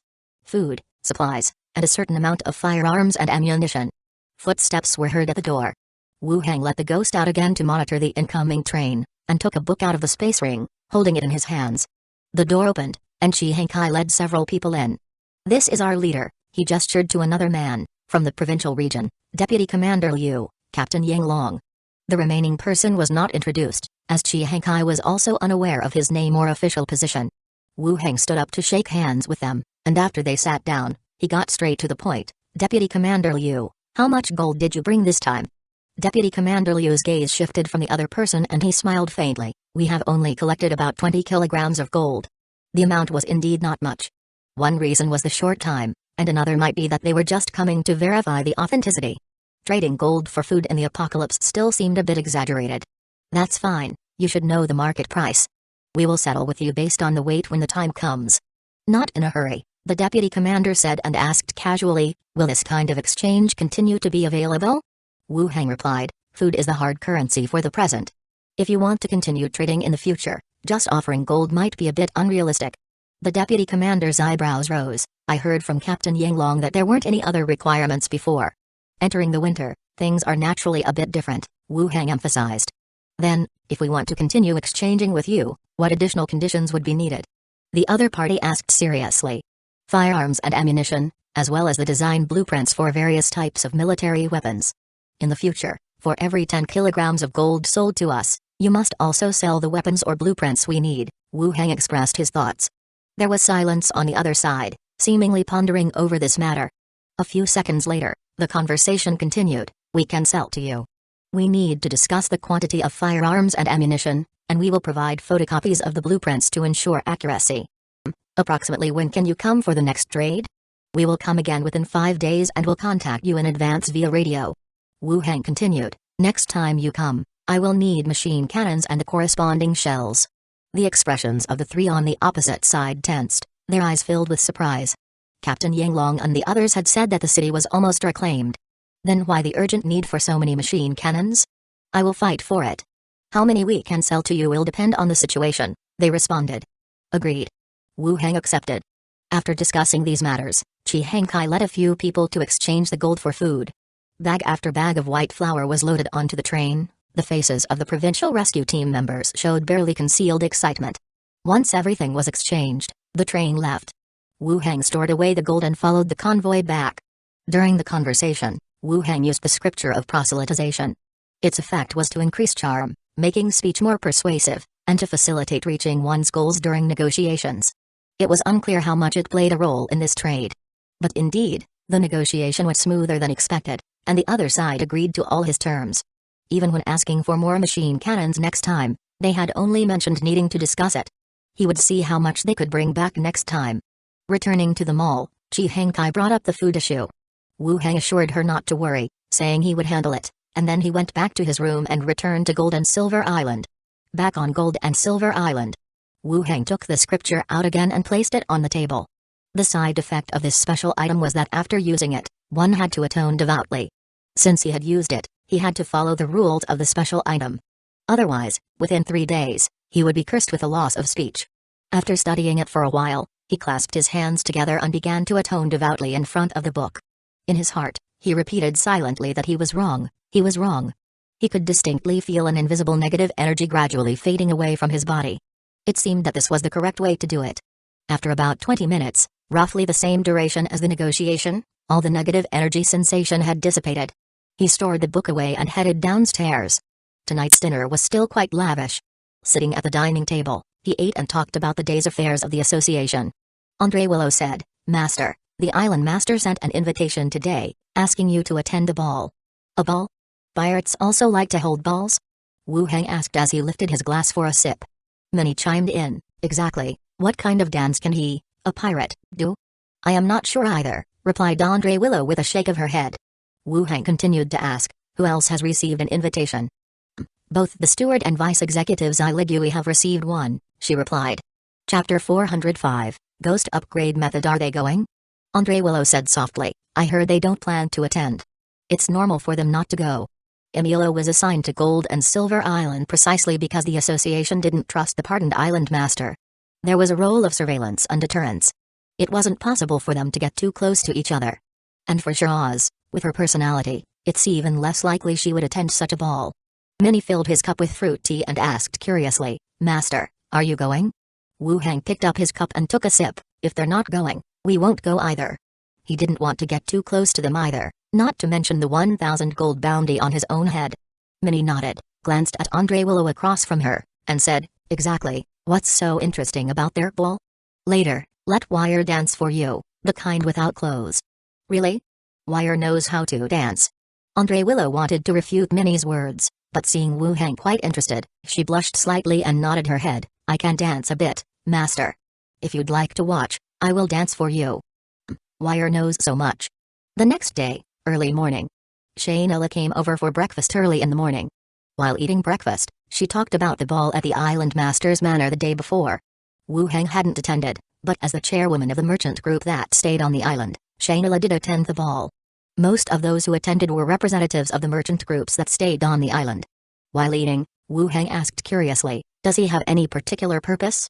"Akam used the ball to send a signal to the other merchant groups. He plans to clear the trade routes of pirates to ensure that the merchant groups can trade through Gold and Silver Island." Shaynila looked at him and answered, "Clearing the trade routes of pirates? It seems he's taking out the other pirates now that he's come ashore." Minnie asked, "So this island master, he's a good person now?" Shaynila shook her head, uncertain, "But for now, his actions are beneficial to the merchant groups. All of them promised support at the ball, and when I came here, I saw many carriages heading to the manor, probably delivering money." "Wow, making money is so convenient, just say a few words and people will send you money." Shaynila smiled and said nothing further, her gaze returning to Wu Heng, who leaned back in his chair deep in thought. "The goods you ordered arrived last night, we'll go to the port later to sign for them. If you need to order anything else, write it down in advance, and I'll have someone get it for you." "Great. The goods have finally arrived." Because of issues with the trade route, the transport took a bit longer this time. Fortunately, it still arrived. After breakfast, Wu Heng and Shaynila rode a carriage to the port. They collected all the goods and ordered a large amount of food, weapons, and armor. As for the weapons and armor, they switched to fine iron. It was more expensive, but the quality was also better and more durable. And the quantity ordered this time was twice that of the last. "You are now our biggest client on Gold and Silver Island," Shaynila remarked, somewhat emotionally, as she looked at the quantity on the order. She thought she had found herself a little lover. Now it seems she had found a sugar daddy. Wu Heng paid the deposit, and a thought flashed through his mind. He asked, "Can I order a train from you?" "Railroad train?" "Yes, can it be custom made?" Shaynila frowned at him. "What do you need a train for?"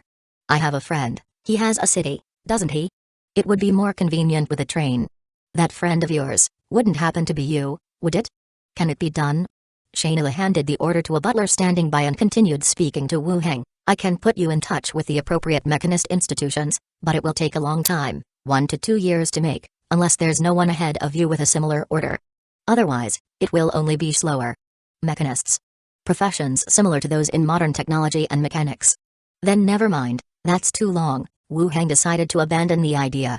Rather than that, it's more convenient and cost-saving to find a train in the modern world and modify it myself. Shayna sneered at him and said softly, "Take it slow." "Understood. Then I'll go check on the caravan first, and we can talk when I return in the evening." "All right." Shayna, accompanied by the butler, left. Wu Heng also returned to his own ship. He opened the boundary door and sent all the purchased goods to another world. Thanks to the space satchel, which couldn't hold everything in its 100 cubic capacity, it also sped up the transportation process. There was no need for a large group of skeletons to move. After just going back and forth 3 or 4 times, he had already completed the transportation of all materials. This saved quite a bit of time. After coming down from the ship, he called for a carriage and headed to the association on the way. In Zai Ligui's office. "You're looking for me?" Zai Ligui cast a curious glance. "Just checking on you." Wu Heng closed the door and sat down beside her. Zai Ligui put the document she was holding aside, stood up, and poured him a cup of fruit tea. "See for yourself." Wu Heng took a sip and asked, "Do you know anything about ghosts?" "Aren't you the Necromancer?" Wu Heng explained, "I started practicing midway and had to figure things out on my own, so there's a lot I don't understand." The Book of Necromancy did have some records. After successfully contracting with a ghost, the necromantic energy on a necromancer would nourish the ghost, allowing it to be less prone to dispersal and to linger in the world for a longer time. However, if one relies solely on their own necromantic energy for nourishment, the growth of the ghost is incredibly slow, and its abilities don't change. This was the case for both Zhao and Glenda. Glenda had even learned a language and some of the script of another world, but her level still hadn't changed. It was the same with Zhao, who still struggled against strangers' tamed beasts. The Book of Necromancy recorded only the methods for contracting and commanding but mentioned nothing about upgrading. Since members of the elf race have long lives, they should know more. So, I thought of asking Zai Ligui. Zai Ligui stirred her tea with a silver spoon, lost in thought before speaking. "I remember that places with a high concentration of necromantic energy are likely to produce ghosts, but most don't possess much intelligence. If you want to contract a ghost, you might check out these places." She didn't know that Wu Heng had a ghost. Nobody here knew, indeed, he hadn't told anyone. "Once you get a ghost, how can you upgrade it?" Wu Heng followed up with another question. "I've heard of some methods, though I'm not sure how accurate they are. I'll tell them to you for your reference." "Okay." After taking a sip of tea, Zai Ligui said, "I know of 2 ways. One is for souls to devour one another, essentially absorbing the energy from the other to boost themselves, and the second is material sacrifice. Offering materials to the ghost under contract can elevate its level or unlock other abilities." After glancing at Wu Heng across from her, she added, "Necromancers who don't perform rituals or experiment with magic are, indeed, a rarity." Which was indeed the case. "Well, I'm among that minority." Zai Ligui smiled, "You really should contract a ghost at some point, it would be a great help to you." "Yeah, they're probably not easy to encounter." "Take it slow, you meet one sooner or later," Zai Ligui said. Wu Heng nodded, showing he would keep this in mind. Putting down her teacup, Zai Ligui spoke again. "In the few days we've been away, a significant incident occurred on Gold and Silver Island." Wu Heng leaned back on the sofa and asked, "What happened?" Shiraz leaned forward and whispered, "You must know about the Old Barrel Tavern, right?" "I do." Shiraz looked at him, leaning in closer, and said in a low voice, "I heard that one day, a riot broke out at the port, and Macintosh from Old Barrel stepped in to mediate.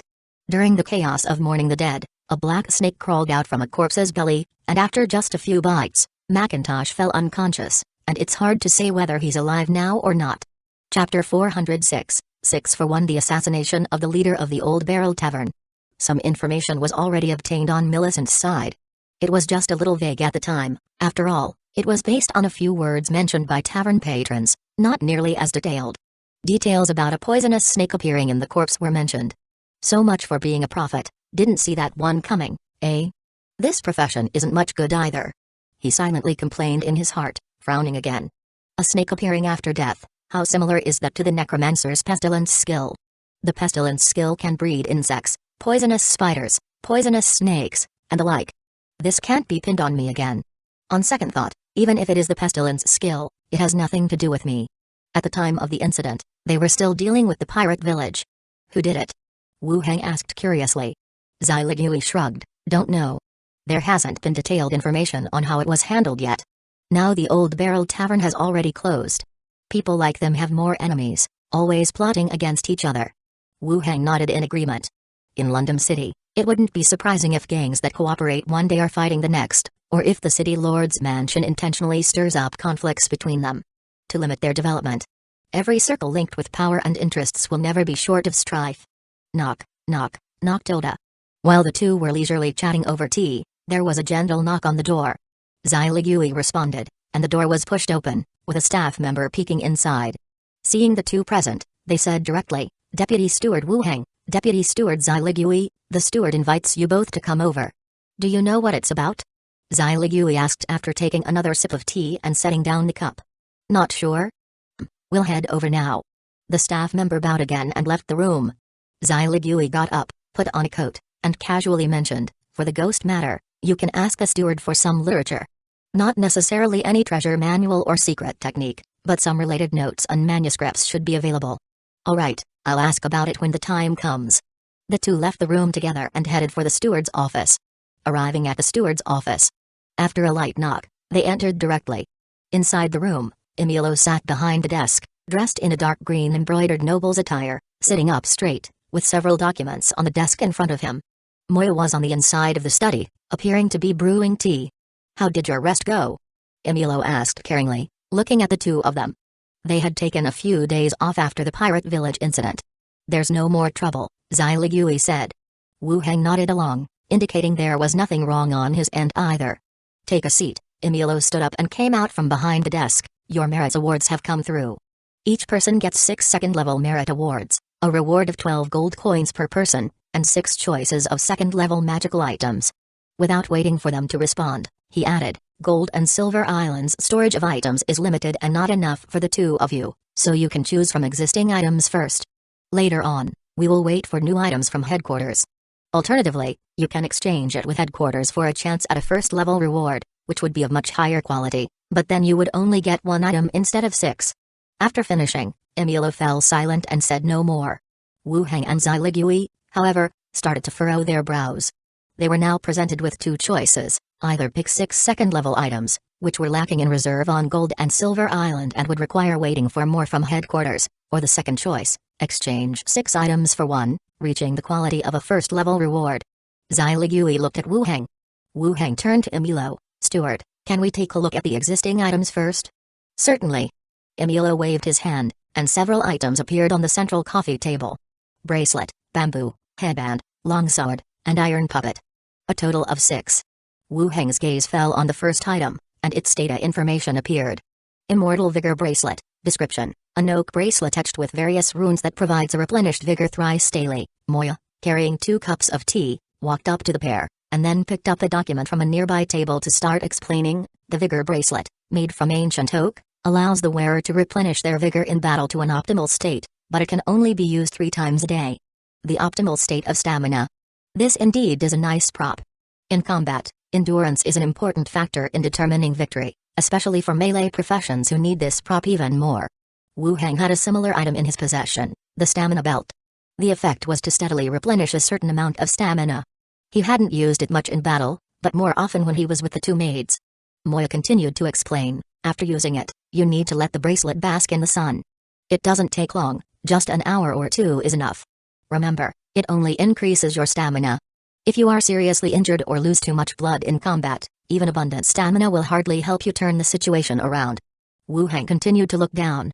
Withered bamboo, special item, effect, promotes the growth of green plants in the planted area. Side effect, the bamboo in that area grows 3 times faster than normal green plants. Description: an ancient bamboo passed down through ages, with a withered appearance, waiting for the right time to revive. Guarding spirit headband, provides a degree of protection from mental and spiritual attacks, and keeps the mind clear. Stepping wave boots, allows a user to walk on water for 20 minutes.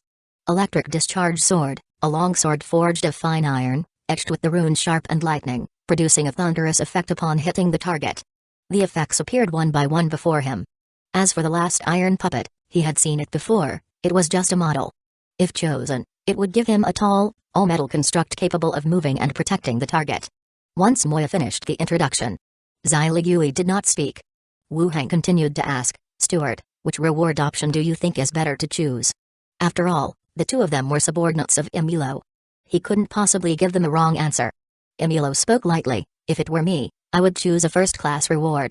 It seemed that Emilio leaned towards high-quality items, which was closely related to his own strength. After all, he did not care for ordinary items and naturally, he would choose higher tier items. A third-class bounty was for level 10 fugitives. Second class was for level 15 fugitives. By that logic, the first class would be for level 18, or for significant contributions of merit. On the bounty list of Gold and Silver Island, there were still pirates of level 15, but the bounties for level 18 were rare. Wu Hang pondered for a few seconds and then said, "Steward, I choose a first-class item reward." Seeing him make his choice, Zai Ligui also said, "I, too, choose a first-class item reward." Emilio gathered the items. "When the items arrive, I'll notify you to come and collect them." He then handed over the bounty to both of them. As they were about to leave with their bounty, Emilio spoke again. "Tomorrow, Zai Ligui, you will follow up on the matters in Lopez City.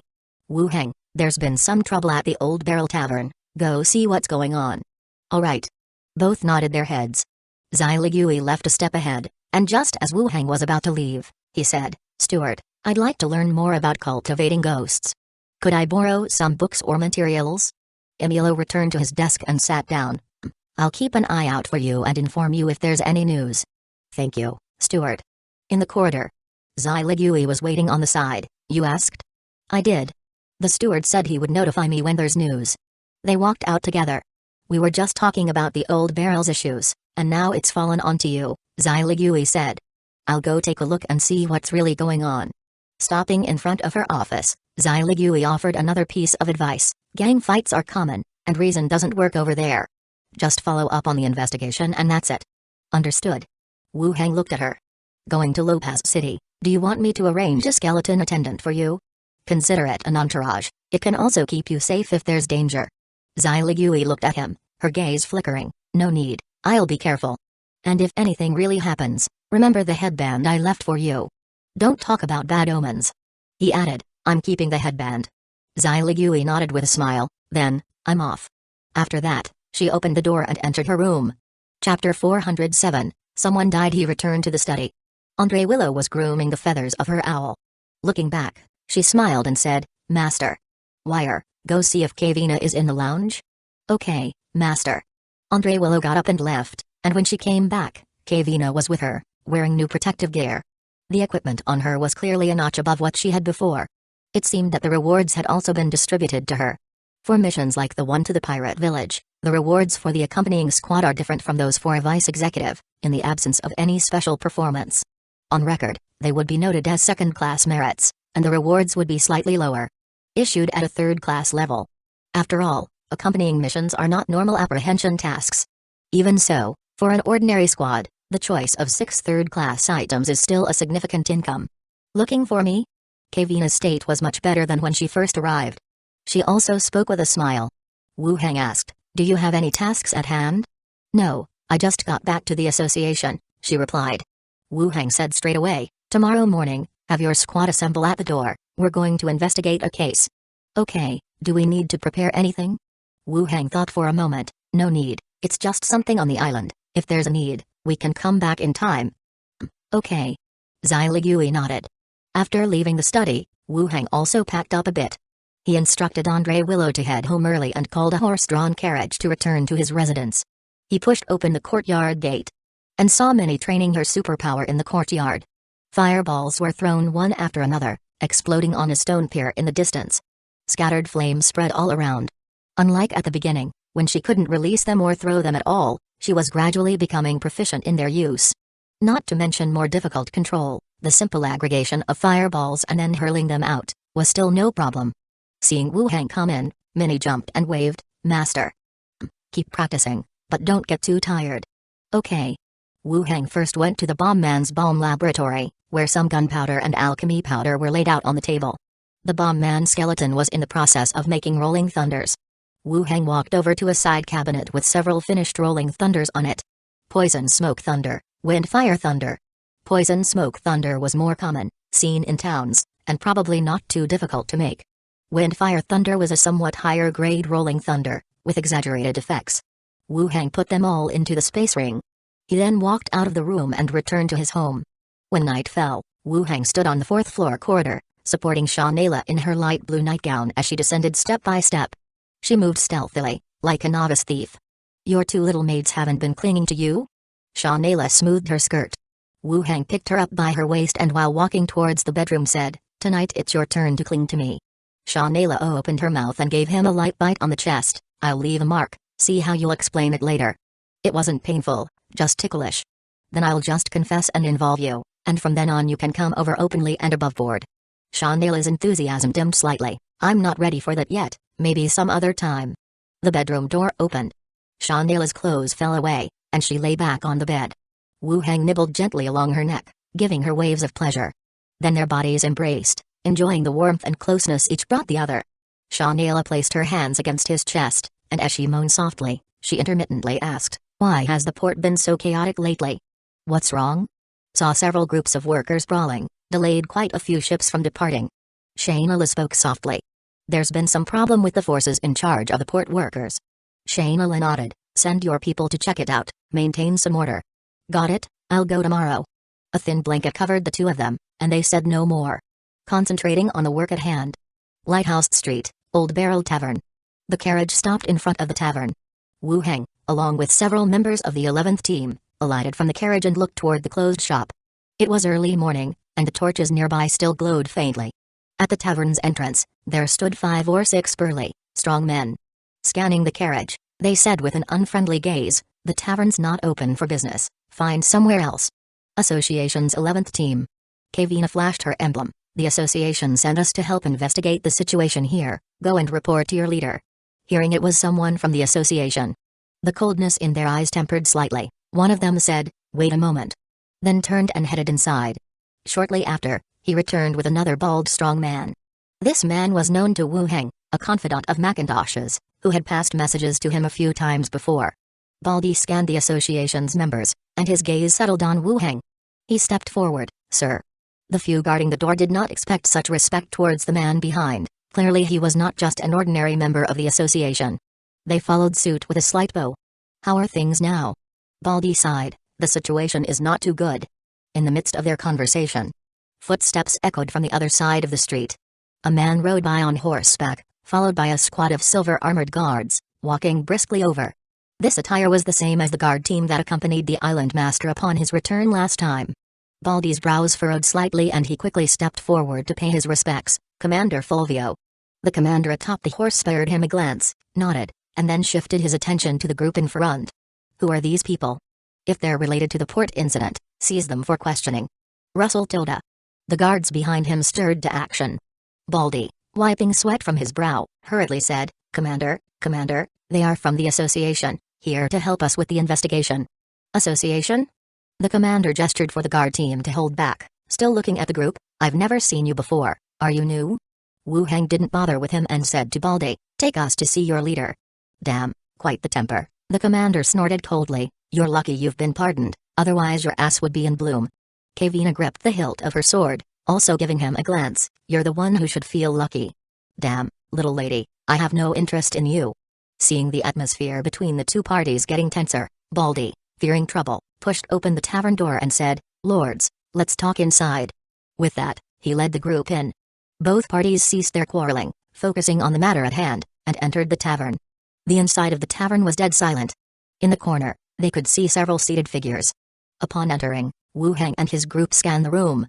Baldy immediately said, "Please, this way, lords, seeing for yourself will make things clear." The group followed behind him. Descending the stone staircase, they went through the cellar and entered an underground space. Through the final door. Upon seeing the scene before them, everyone's pupils constricted slightly. In the middle before them, a coffin was placed. Macintosh was dead?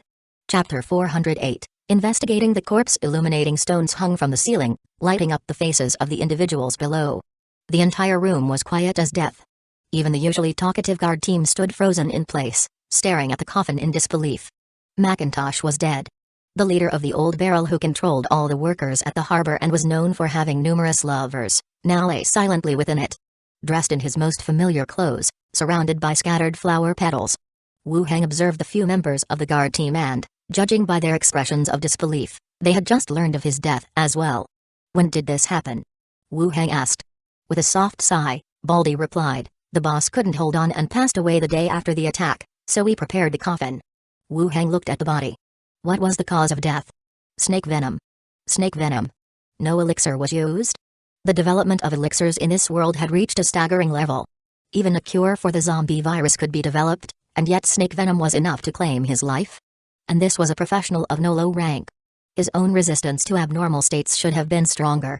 An elixir was taken, and we even called for a famous alchemist on the island, but to no avail, Baldy said, his tone one of helplessness.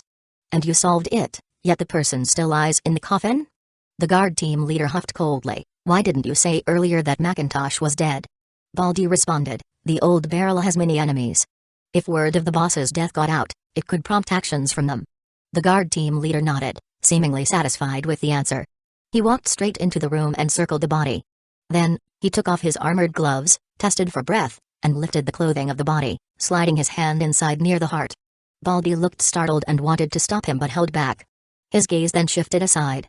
Soon after, the leader withdrew his hand. He's indeed dead. From the tone, it seemed the guard team had some trouble believing the woman could have died. The guard team leader took out a handkerchief, wiped his hands while walking back, and said, I had a good relationship with Macintosh. It's hard to lose an old friend. If you from the old barrel have any ideas, just say so. Baldy clenched his fists, looked at the others present, and said solemnly, the snake that was found in the body must have been placed by someone. If you can help us find the murderer, the old barrel is willing to offer 200 gold as a reward. Everyone present was taken aback. The old barrel really didn't hold back with the money. Killing a pirate would only net a few hundred silver. To discover the murderer on the island would yield 200 gold. If it were Wu Heng's team conducting the investigation, each member would stand to receive a share of the gold coins. It was clear that the people of the old barrel were genuinely angered. The guard team was similarly affected, the surprise giving way to fervor. The guard team leader cleared his throat. Tell us everything that happened, in detail. Finding out who killed Macintosh is as crucial as the information you provide. Baldy fell silent for a moment then recounted the events at the harbor. The trouble started when two work teams disputed over cargo, escalated gradually, and caused chaos, disrupting the normal operations of the harbor. Macintosh went with his men to mediate. After settling the dispute and examining a worker who died in the chaos, the corpse exploded, and Macintosh was bitten by a venomous snake. Despite taking an elixir promptly. After returning, the symptoms did not subside, and he eventually died in the tavern. The leader continued, who do you suspect? People from Black Crow's Nest, we have had conflicts, and the Sea Dog Gang also wanted to take over the harbor's business. With the boss dead, they stand to benefit the most. The leader nodded, wait here, I'll find out for you. With that, he gestured and promptly left with his guard team. After the guard team departed, the room grew significantly quieter. Wu Heng and his team approached the coffin to take a closer look at the state of the body. It was certain, there were no visible signs of life. The somewhat arrogantly mannered female boss now lay stiffly inside the coffin. After looking around, Wu Heng asked, why wasn't an autopsy performed? The boss's race has a tradition to keep the body intact after death. Before passing, she also instructed us that we could investigate by any means to find the murderer, as long as we did not damage her body. Baldy followed up and explained. What about Winchai? That is, the Necromancer, asking the body questions? Baldy shook his head, indicating it wasn't possible either. After all, it wasn't the corpse of a fugitive, and forcefully requesting a Winchai seemed unreasonable. Wu Heng glanced at him, then turned and said, Kavina, check the body. Kavina stepped forward, undid the corpse's clothing, and began the examination. The several men present walked to a nearby spot and continued to ask some questions. Baldy was very cooperative, answering whatever was asked, sometimes even with additional details. After a while, Kavina returned. There are clear snake bite marks, no other fatal injuries found on the body. Wu Heng nodded and turned his gaze back to Baldy. You mentioned some bodies that had poisonous snakes inside them. Baldy said, fearing they might contain toxins, we had people take them to the wasteland behind to bury. If you need to have a look, I can have someone take you there. Good, arrange it. The group walked back upstairs together. Baldy gave a couple of orders to two men of similar robust build. The men came over and saluted. Wu Heng said, let's go, take us to the harbor first. The two men nodded. They all went out together, with a carriage prepared, heading straight for the harbor. At the harbor location, the two men pointed out the exact spot and described the scene at that time. Since Macintosh's death had not been made public, the harbor was still operating normally. There was no such thing as preserving the crime scene, and even bloodstains could not be found. After a cursory inspection, they continued on to where the corpses were buried. Outside the city, in an undeveloped wasteland, two burly men and members of the group, wielding shovels, dug out the bodies. The reed mat was pulled back, revealing 3 corpses with their guts burst open. In the soil next to them, there were some dead black snakes, as thick as a pinky finger. My lord, these are the 3 bodies. At the time, their bellies burst open like balloons, and these poisonous snakes came wriggling out. The snakes died not long after, one man explained. Wu Hang nodded and signaled for everyone to step back. He then cast Communicate with the dead on the first body. The lying corpse abruptly sat up, its gaze turning towards them. The 2 from the tavern were frightened, scrambling backward and standing at a distance to watch. Wu Hang directly asked the corpse, "Before you died, why was there a fight?" The corpse answered, "They stole our job, and fighting broke out before we could settle things." Wu Hang pressed on, "Your body had a spell pre-planted, who did it?" "Don't know." "Before you died, did you have contact with anyone unfamiliar?" "No." "At the scene, did you notice anyone suspicious trying to approach you?" "Didn't notice." "In your opinion, who might have killed Macintosh that day?" "Black Crow's Nest people, they had quite a feud with him." After 5 questions, the body lay back down. Judging from the first corpse, not a single clue was revealed. There was no breakthrough on our end, and the body was ignorant as well. As for the mention of Black Crow's Nest, it was just a guess, not evidence leading to a suspect. He then turned to the second body and cast Communicate with the dead. Following that, the body sat up. "Before you died, did you notice any suspicious people trying to approach you?" "No." After 5 questions, this body too provided no useful intelligence. All its attention had been focused on the fight. Then the third body sat up. This one was dressed differently, somewhat like a person in charge. "Before you died, did you notice any suspicious people attempting to get close to you?" The body fell silent for a moment before slowly beginning to speak. "That morning, a dwarf came looking for work. He asked for less money, so I agreed to let him follow us and work." Chapter 409, Asking is Pointless. Dwarves? Port work was simply not suitable for the dwarven race. Wu Hang continued to ask, "Did he do anything suspicious?" The body quickly answered, "No discovery." "Has he touched your body?" "He has touched it." "Describe his physical characteristics." "Middle-aged male, long hair, eyes always squinted, a thin scar at the corner of the lower lip, wearing plain long clothes." There was one last question remaining. Wu Hang pondered for a while. "Besides this person, who do you think most wanted to kill Macintosh?" "Sea Dog Gang." With the 5 questions concluded, the body lay down again.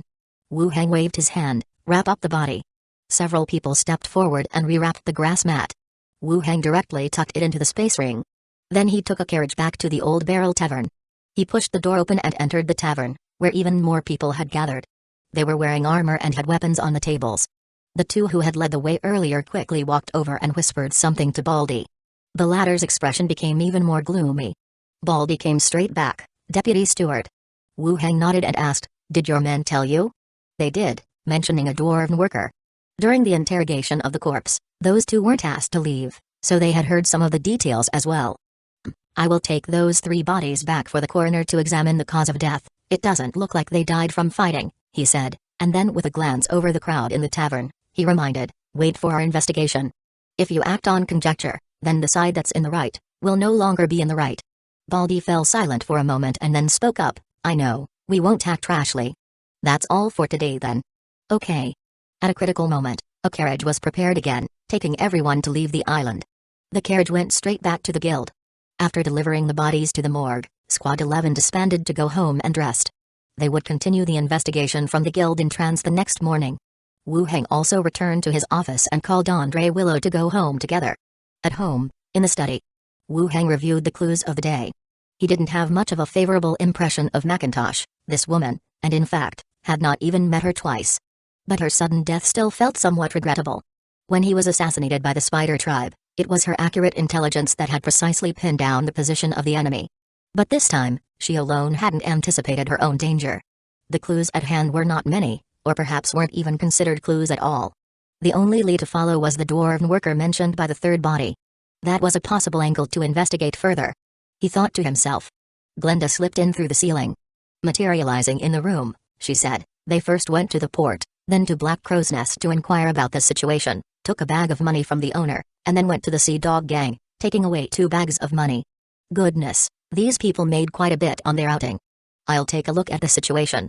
Glenda directly entered his body, and a segment of the scene was shared in his mind. Black Crow's Nest Tavern.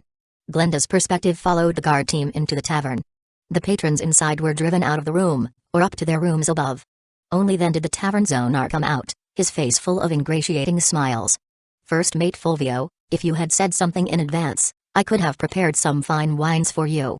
"I am the captain now," the captain said as he patted the armor on his body. "Yes, I remember that." The captain of the guard team scanned the surroundings. "Gather your key members, I need to investigate some matters."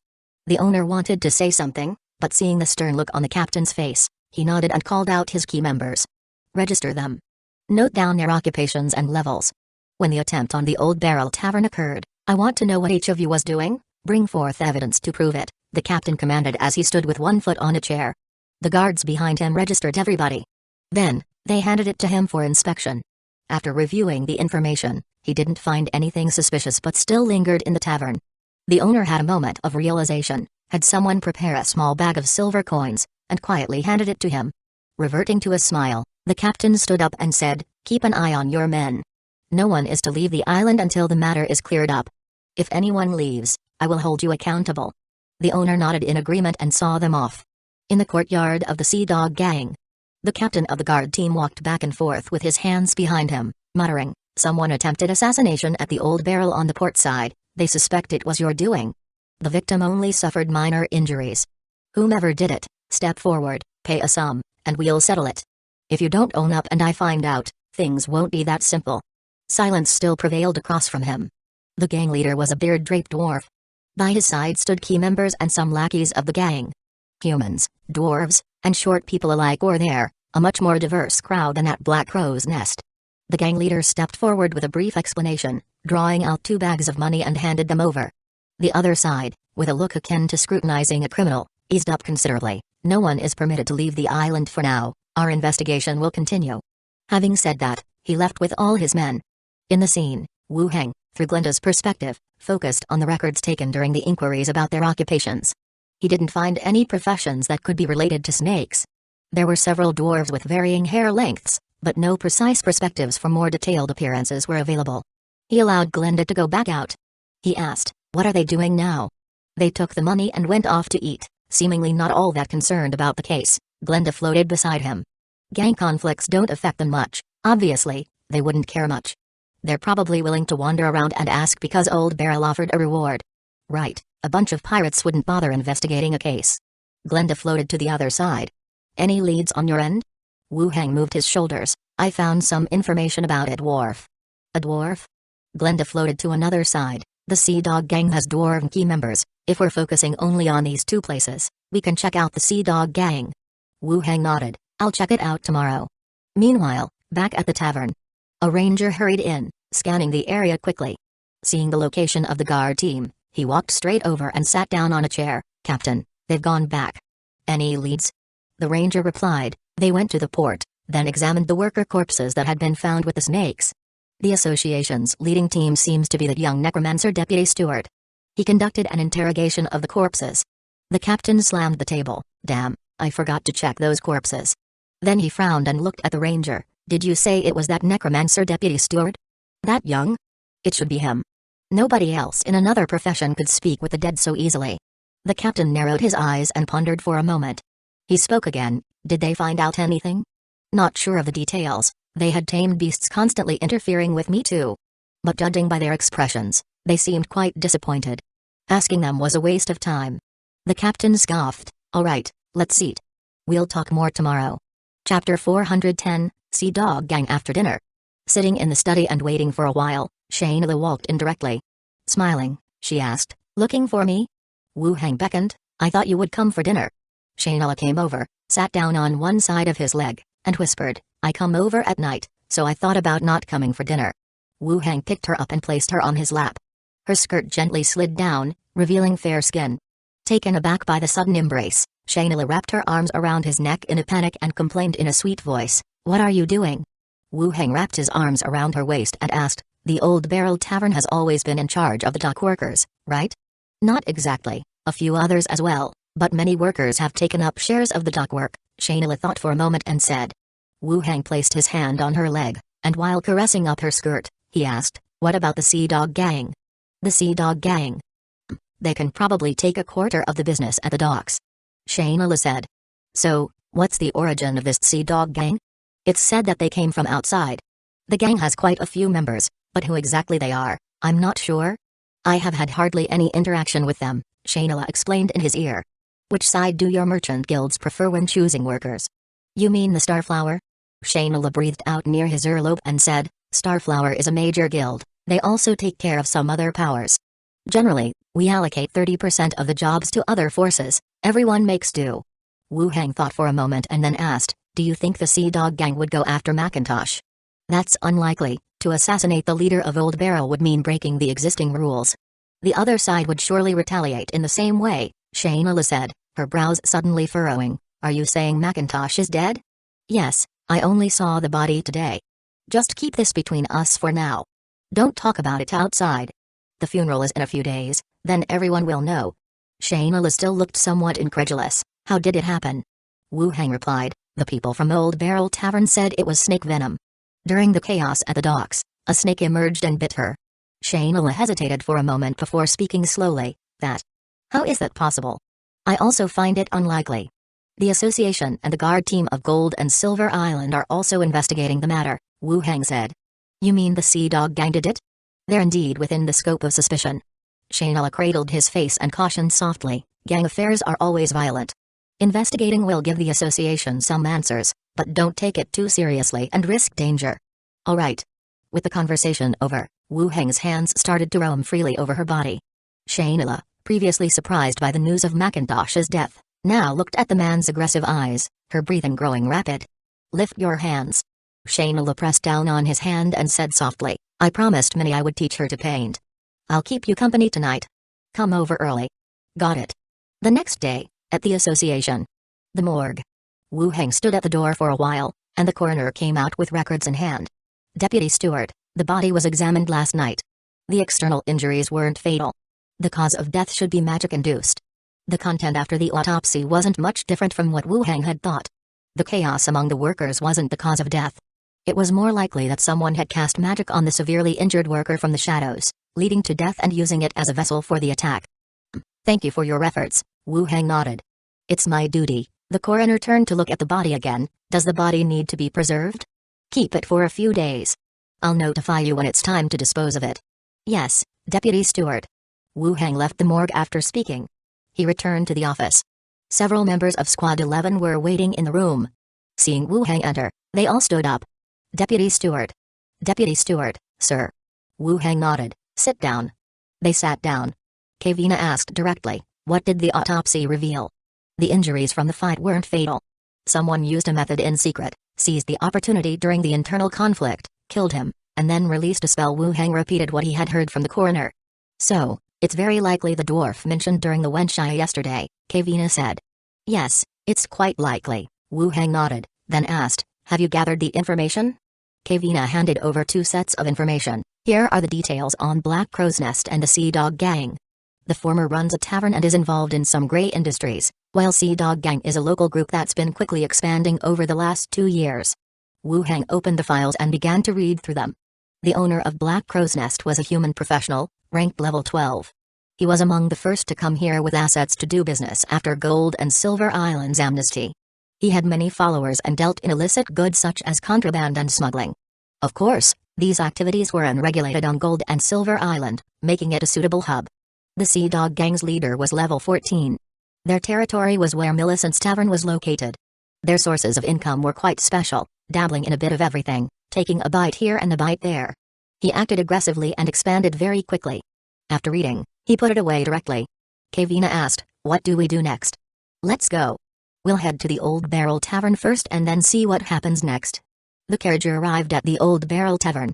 As soon as they stopped, the 2 who had led the way yesterday came out from inside.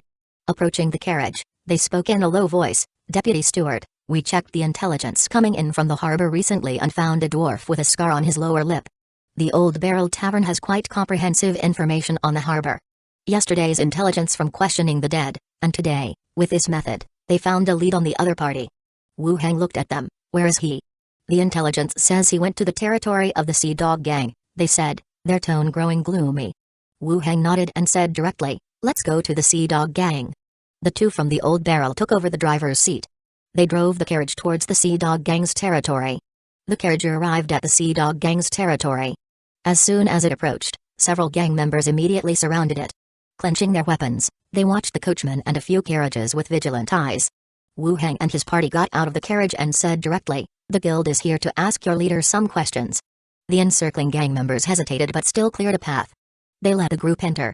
Soon, the dwarf leader who had appeared in Glenda's investigation came out from behind and looked at the newcomers, asking, "Gentlemen, what brings you here?" Wu Heng looked at him and said directly, "You should know about Macintosh's affairs by now. Have all your people come out for an inspection." The dwarf's eyes narrowed slightly with anger. "What does Macintosh's affairs have to do with us? You come here over and over. Do you really think the Sea Dog gang can be bullied easily? The search isn't only for you. If you've done nothing wrong, then cooperate properly." The dwarf stared coldly at them but finally said, "This is the last time. Call the brothers over." Soon, some key members and leaders of the gang came over. There were quite a few people altogether. Wu Heng sat on the side, casually asking the dwarf leader about matters related to the harbor. Kavina led her team forward and sternly said to the gathered gang leaders, "Dwarves, step forward." The dwarves present took a step forward, the rest distancing themselves a little. There were 3 in total. "Look up, take off your helmets, and show your faces," Kavina continued. Hearing this, the dwarf leader's movements stiffened slightly, but he soon returned to normal and continued discussing the harbor's recent affairs with Wu Heng. Kavina and her people confirmed the dwarves' identities, but still did not find the one with the scar on his lips. After the inspection, she looked at Wu Heng and shook her head. Wu Heng said, "The rest may leave, but the leader stays." The gang leaders who had just been called over looked at each other and left, not going far and staying at the entrance. Wu Heng continued to look at the dwarf leader, a dwarf with small eyes and a scar on his lower lip. "Where is he?" The dwarf thought for a moment and shook his head. "I haven't seen him. There are many members in the gang, and I can't remember everyone's face. An ordinary member certainly couldn't have killed Macintosh. The affair at the Old Barrel has alarmed both the guild and the guard team. Let this person come out, there is still room for resolution. If it turns out later he's involved, it's going to be hard to settle this," Wu Heng reminded. "Whether it's settled or not has nothing to do with us. If it really was the Sea Dog gang, we would acknowledge it," said the dwarf, stroking his beard. While they were speaking, 2 ghosts flew back from the backyard, entering the bodies. The scenes from behind were also shared in their minds. The ghosts had flown all over the gang's residence. There were plenty of people hiding in the shadows, but few dwarves, and none that matched the description. Could it really not be from here? Was the intelligence wrong? The dwarf glanced at them and spoke again. "All right, I have things to do and can't accompany you any longer. If there really is evidence, come and arrest me directly. Please, don't come bothering us again without it." After speaking, he indicated for them to leave. 2 from the Old Barrel wanted to argue further, but were stopped by the surrounding gang members. "All right, let's go back," Wu Heng said directly. The group walked out of the gang's premises. They got into the carriage and slowly drove away. "Deputy Steward, our intelligence is definitely accurate. Even if that dwarf isn't one of them, he's related to them," the people from the Old Barrel said. Wu Heng said, "I will continue the investigation. Wait for my news." "This. All right," the man said with a sigh. The 2 returned to the Old Barrel. Wu Heng also led his people back to the guild. Chapter 411, Found it. The carriage returned. They split up. Wu Heng changed his appearance at the association and took the carriage back to Lighthouse Street. He entered the Conch Tavern. At this time, the tavern was busy. The comings and goings of people filled the entire tavern. When Wu Heng entered, Millicent glanced up, then flicked her gaze upstairs.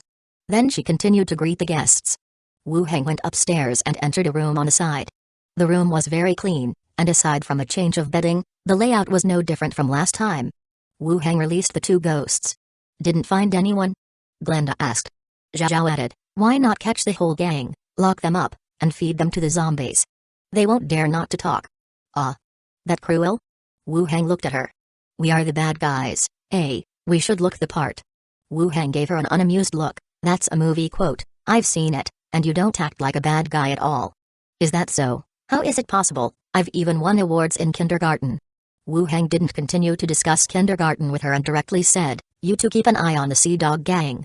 Now that it has come to this, the Sea Dog gang will definitely arrange for him to leave Gold and Silver Island. Find him." The 2 ghosts seemed to understand his instructions. Glenda asked, "The features you described aren't distinct, we may not recognize him." "No need for such trouble, just remember who meets with that short people leader," Wu Heng said. The 2 ghosts nodded and flew straight through the wall. And disappeared into the night sky. Wu Heng stood in front of the window, looking towards the Sea Dog Gang's location. If all went well, this matter could end today.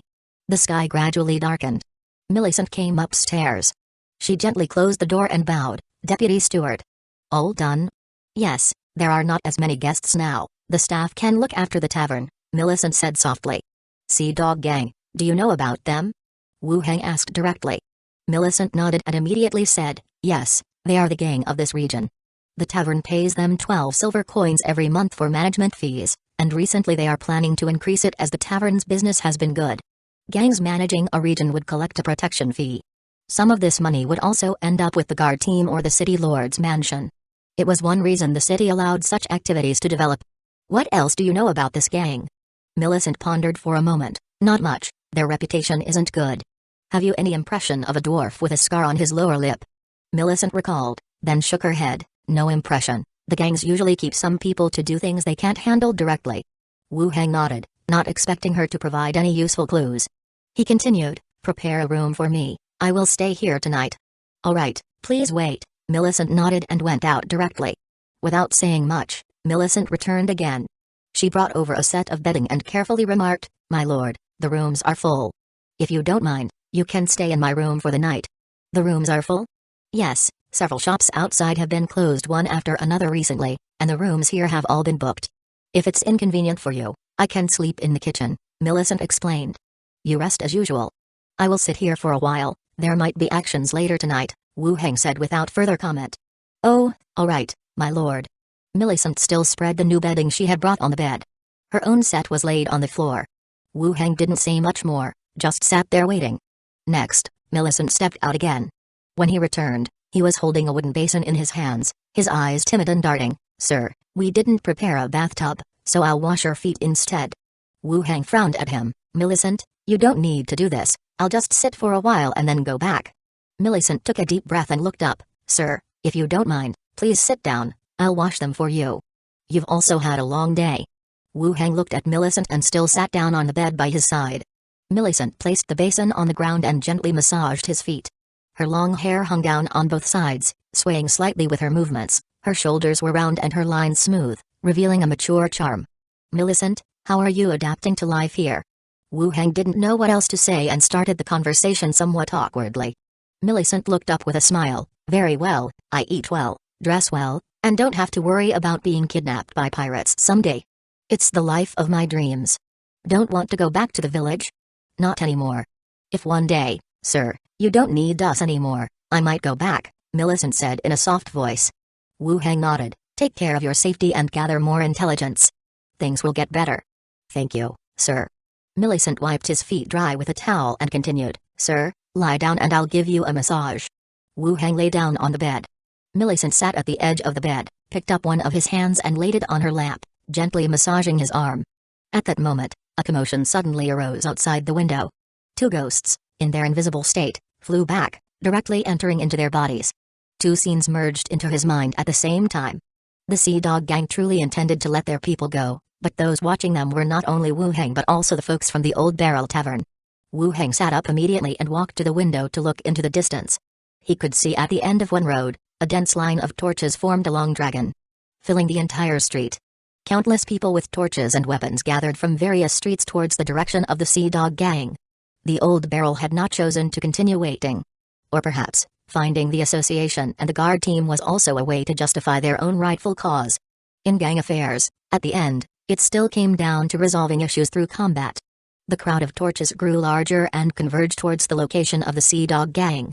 Avenge the boss. Suddenly, a shout came from afar. Avenge the boss, everyone echoed loudly.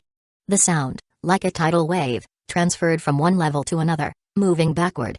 Then, people wielding weapons charged forward. The brawl began. Shouts of killing, sounds of fighting, filled the entire area. Millicent ran out of the room, directing the staff to barricade the door, so as not to be affected by the chaos outside. As for Wu Heng, he could only stand in the room watching everything that was happening from a distance. Once the battle started, no one could intervene. Unless one side was defeated, it would not stop. By the next morning, the sounds of killing had ceased, and the air was heavy with the stench of blood. Wu Heng changed back to his original appearance in a secluded alley and walked towards the battle zone. The guard team and the association squad had arrived.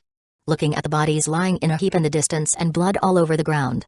The baldy from the Old Barrel Tavern was soaked in blood from head to toe. Accompanied by a few men, he dragged a half-dead dwarf over. There was a scar on the dwarf's lower lip. Baldy wiped the blood from his face. "We've found them, the people from Sea Dog Gang." Chapter 412, Funeral. Baldy grabbed the dwarf's hair, tilting his face upwards. On his blood-stained face was a centipede-like scar at the corner of the lower lip. "Found within the Sea Dog Gang, a sorcerer, whose level is also above 10, said the baldy from the Old Barrel Tavern. The association and the guard team members frowned in unison. The commander of the guard team looked at the dwarf. "Are you sure he's the one who did it?" Baldy glanced to the side and replied, "Yes." The commander followed his gaze, landing on Wu Heng and the 11th Squad. It seemed that the Old Barrel and the association possessed some intelligence he was unaware of. His gaze swept over the chaotic scene again and the workers crowding the alley. He then spoke, "Leave some people to clean up and move forward, the rest disperse. Take this dwarf with you back to me. If he truly did it, some compensation will suffice." "Yes, Commander," they responded. Baldy turned and gave a few instructions.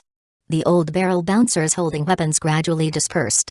Baldy also came over and said, "Thank you for the investigation, Vice Executive. I will have the promised reward delivered to the association in due time."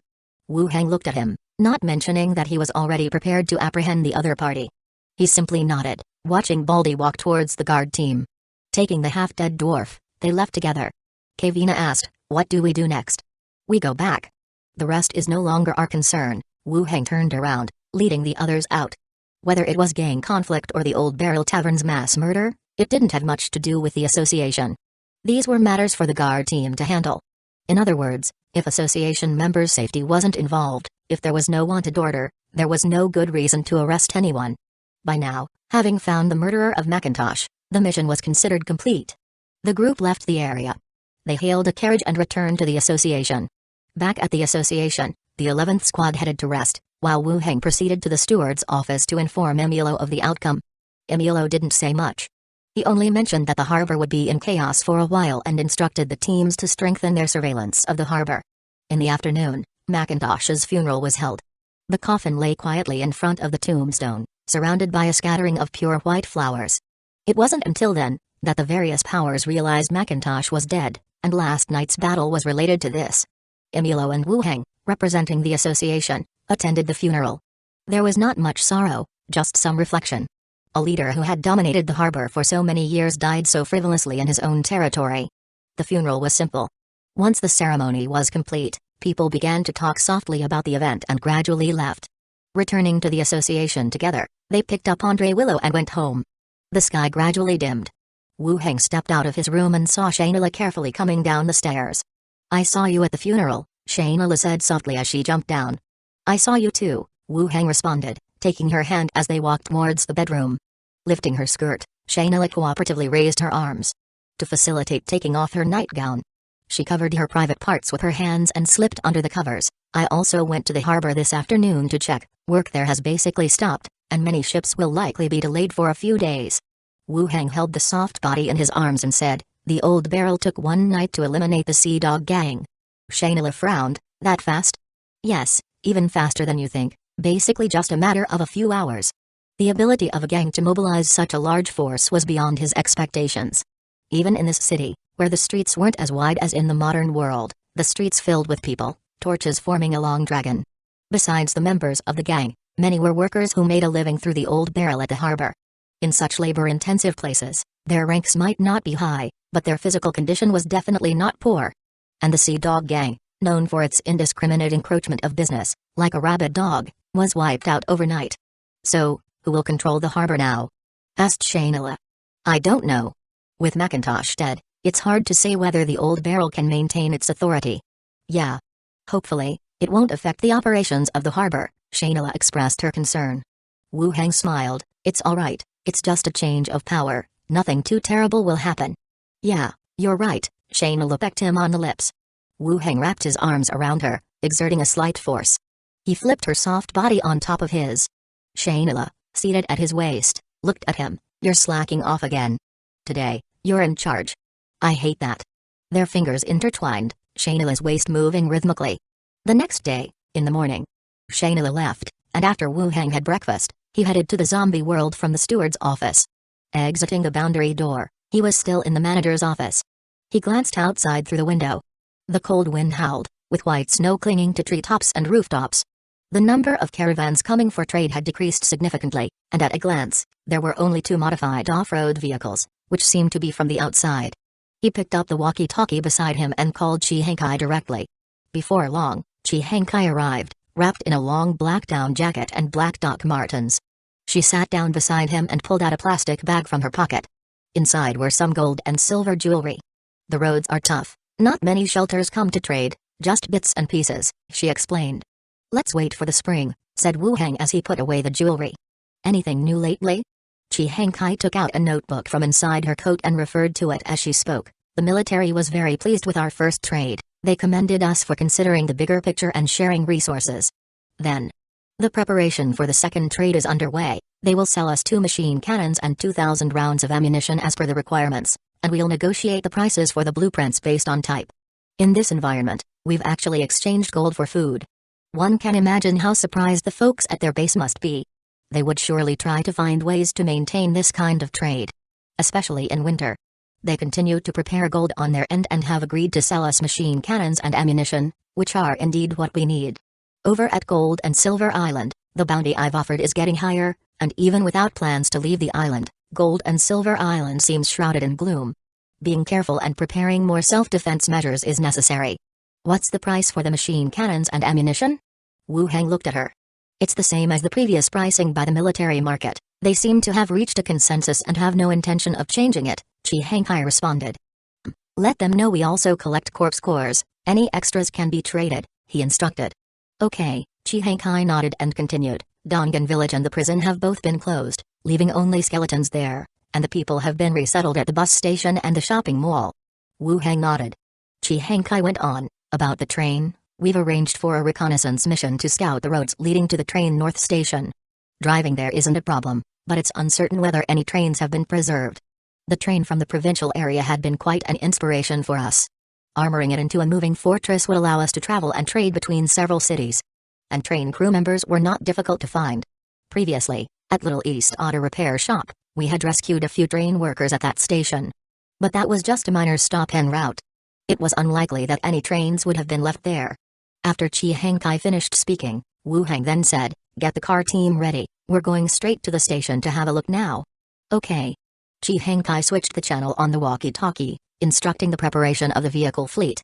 The convoy slowly left the mall, heading for the north station.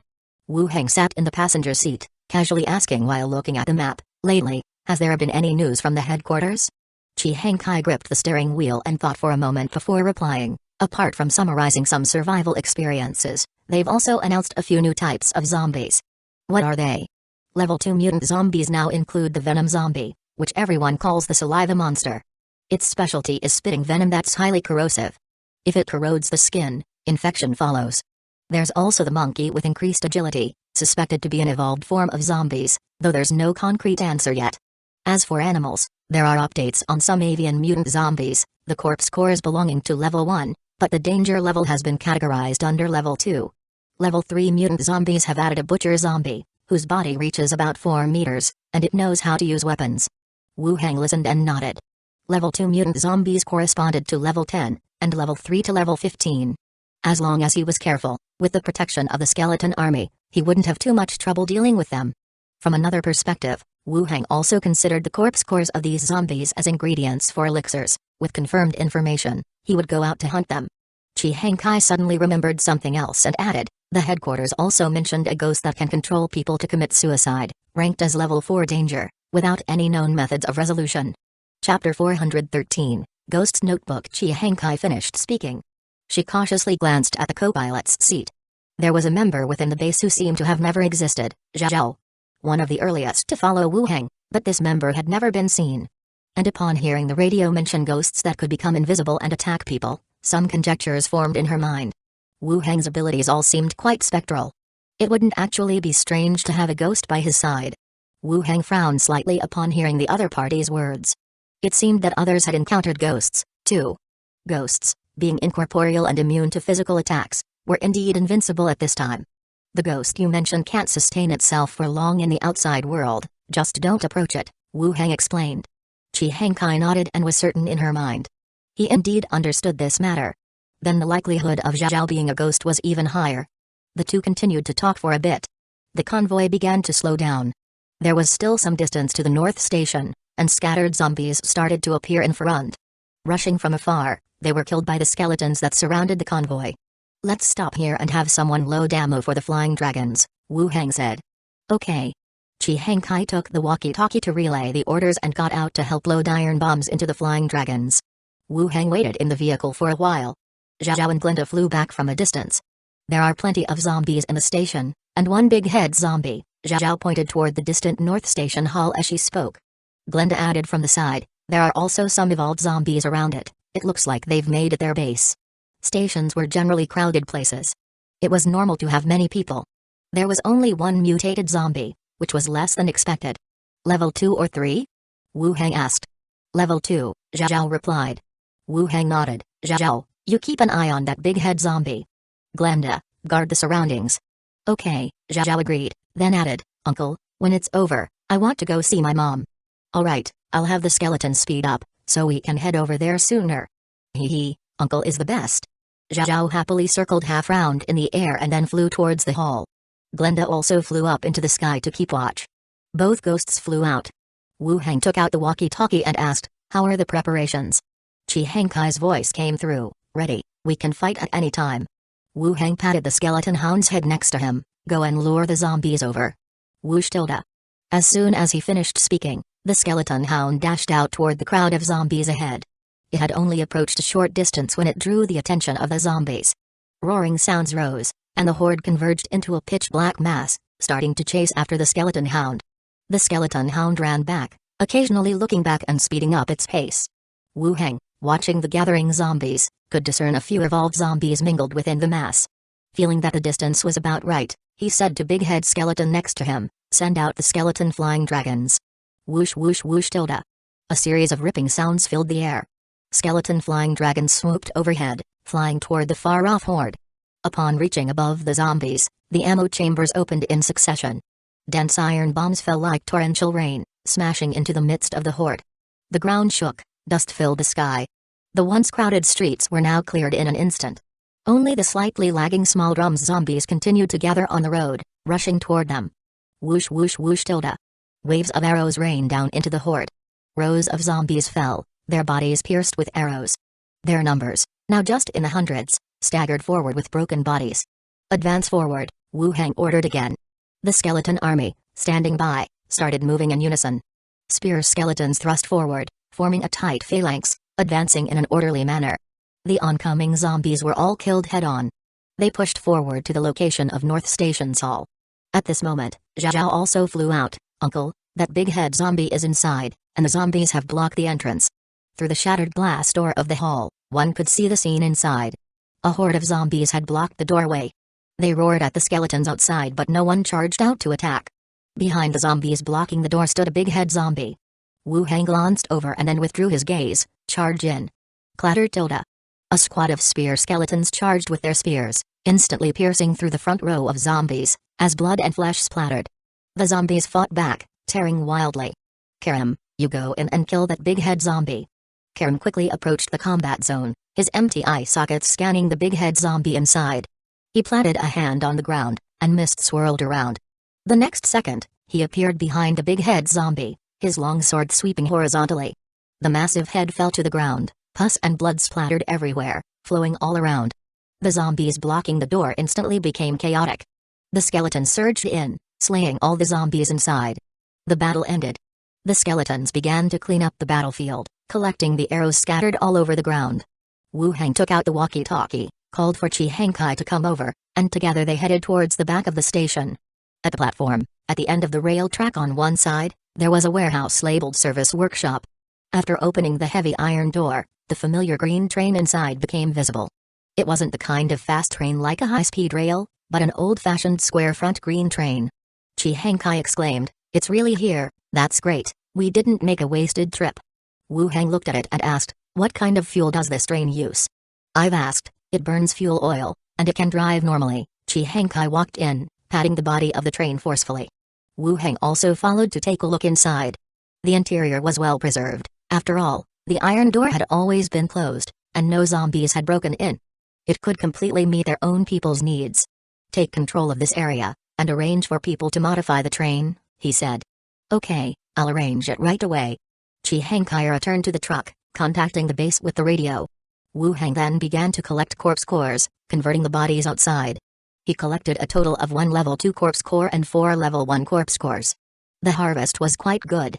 Once he finished converting all the bodies, he had Chi Hangkai drive him to the old factory area, where he let Zhao and her mother reunite.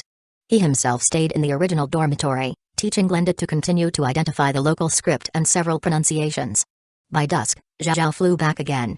She slipped back into his body, returning to Gold and Silver Island together. At the dinner table, the three of them were eating dinner. Andre Willow said softly, "Master, the old barrel sent over 200 gold coins for you, claiming it was the reward for the investigation. I didn't dare to accept it, so I had them leave it at the association's front desk." Reward? Old Barrel had credited the whole case's solution to him. They indeed mentioned a reward. "Wire, you did the right thing," he said. Andre Willow continued, "Also, Master, the steward came looking for you today. It would be best for you to visit tomorrow." "All right. We'll go together tomorrow." Andre Willow smiled and nodded. Minnie, while chewing on her food, said, "Why your sister was shouting so loudly yesterday, it disturbed my sleep." Andre Willow's eyebrows knitted together. "I was in the bedroom, it was you shouting all right." The two women stopped talking, suddenly frozen. They both turned to look over. Wu Heng, feeling the gaze on him, swallowed the food in his mouth and said, "When there's a chance, I'll introduce her to you." "Really, Master? You've been sneaky," Minnie exclaimed. Andre Willow also stared wide-eyed, asking softly, "Do we have a lady of the house now?" "Not exactly, she has a husband." The two women's eyes widened. "Ah. No wonder in London City, you preferred Sister Mancha." The next day, early morning. After breakfast, he and Andre Willow headed to the association together. He told Andre Willow to return to the study first while he went straight to the steward's study. He knocked lightly on the door and entered. "Steward, you were looking for me?" Emilio took out an old, edge-worn notebook from the space ring. "Last time you said you wanted to learn about cultivating ghosts. I've found you a handbook. Take it back and see if it's helpful." Chapter 414, New Skill Manuscript. Wu Heng's eyes lit up. "Last time, I mentioned to Emilio that I wanted information on necromancers and cultivating ghosts. Back then, my intention was to apply for some related books from the guild and study them slowly in my own time. Now it seems, Emilio directly got me an experimental manuscript. Such manuscripts usually record the research process and complete procedures of mages. For professionals within the mage system, they are a rare commodity." Wu Heng took it over and immediately expressed his gratitude. "Thank you, steward. I will copy it and return it to you after I get back." "No need, it's of no use to me. Just give it to you. Consider it an advance on a 3rd level merit. Just make sure to replenish the merit," Emilio said indifferently. "Well, it's not exactly without cost. But such notes are indeed worth a 3rd level merit, and sometimes there are things that can't be obtained even with merit." "Understood, steward." Wu Heng directly stored it in his space ring and then remembered the matter of the Old Barrel Tavern's payment, directly saying, "Steward, the Old Barrel Tavern sent over 200 gold coins as a reward for helping investigate the murderer. I wasn't at the guild at the time, and the assistant had it delivered to the front desk. I'm not sure how these coins should be handled. Investigating the murder of Macintosh was a task assigned by the steward himself. If I were to accept this money, it would not be in line with the guild's procedures. Nobody knowing would have been fine, but I fear there might be some underlying issues, which could easily give others a handle against me afterward. There are quite a few who would like to see me step down from the vice-executive position." Emilio directly stated, "Keep 100 for yourselves, the rest should be handed over to the guild." "Okay." Wu Heng nodded.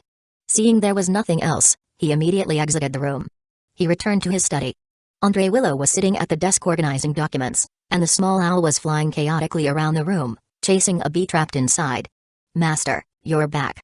Andre Willow stood up and brought over a cup of tea. Wu Heng took it, took a sip, and then sat down at his own workspace.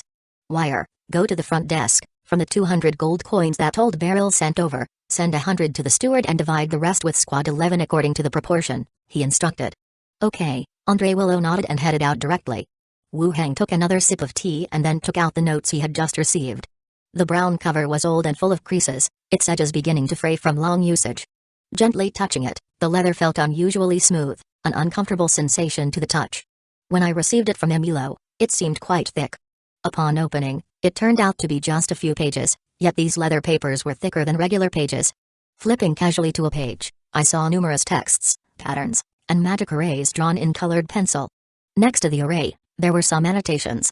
Included were terms like array patterns, origin points, disablement, and effect range, along with other very professional vocabulary. No wonder they say every mage is a scholar. Just these professional terms alone require consulting a vast amount of material and are beyond the grasp of the average professional. Looking at the extensive content in the manuscript, I couldn't help feeling a sense of awe and admiration for the mages of this world, who had paved the way for magic and rituals using nothing but their brains and calculations. Since arriving in this world, Wu Heng also read quite a few skill books, and I could understand the meanings behind the terms. I could barely make sense of it. Wu Heng briefly flipped through the manual. As he prepared to start from the beginning, the door opened, and Andre Willow returned. She handed over the remaining money bag and said, Captain Kavina refused for a while before reluctantly accepting it. Wu Heng put away the money bag and inquired, what would you like for dinner? Let Minnie prepare in advance, we should also improve our meals a bit. Andre Willow smiled, sat down on his lap, and leaning her arm on his shoulder, Master, are you going to introduce us to a new sister tonight? Wu Heng looked at her curiously, how did you conclude it's a sister? The voice is so familiar, if she can come here tonight, it's easy to guess, right? Andre Willow said carefully. This little fox, quite smart indeed. Wu Heng shook his head, don't rush, she's not ready yet, we will talk about that when the opportunity arises. Okay, Master has the final say. Andre Willow hesitated, then delicately touched his cheek with one hand. Master, would you ever abandon us? Wu Heng was startled, not expecting her to have such a thought. Hugging her waist, he tightened his grip. How could I?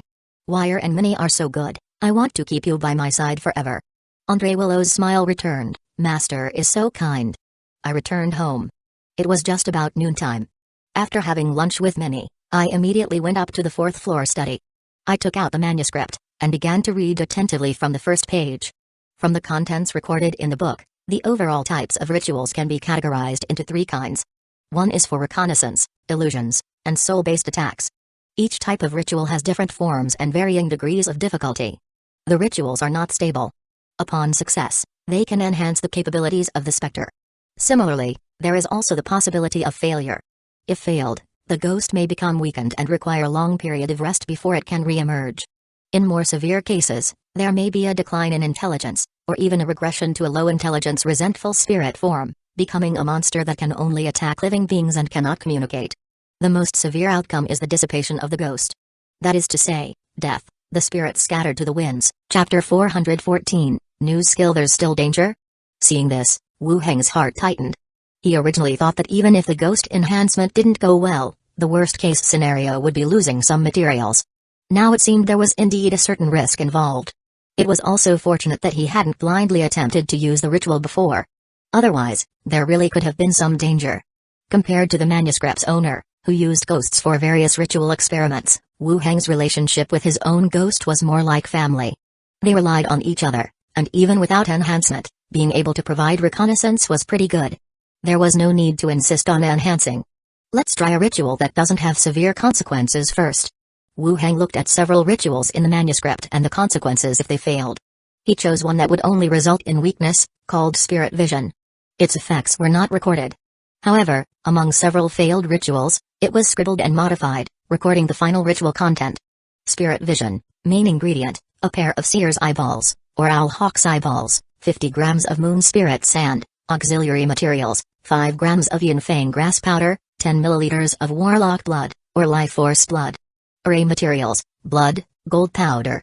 Damn. The eyeballs of a prophet. This is like dropping a bomb at the start. No wonder necromancers are so hated, even rituals require organs from specific professions. Moreover, each ritual requires many attempts. It's a bit scary.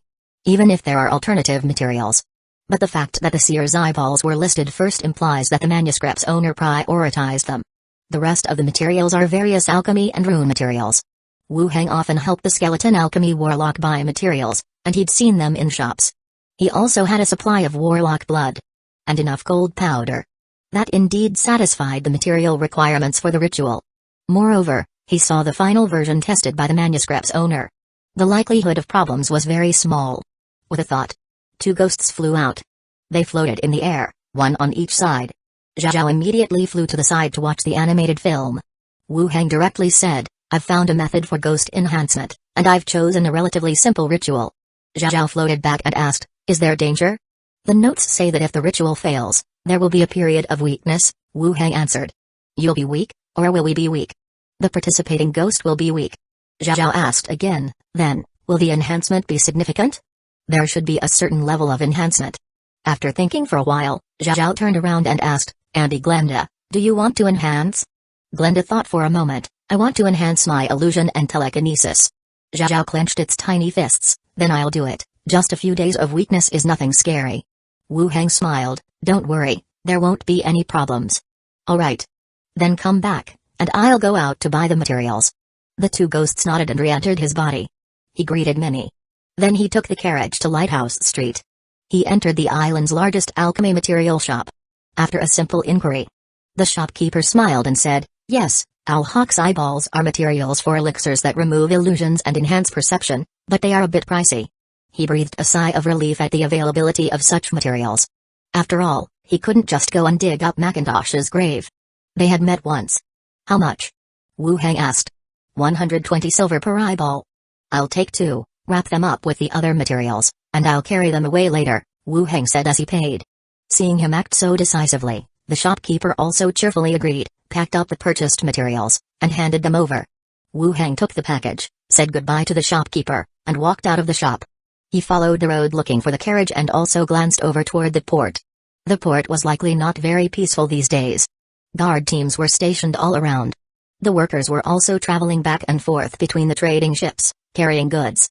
At that moment, out of the corner of his eye, Wu Hang saw a figure standing on the gangway of a ship, talking to a manager from the trading company.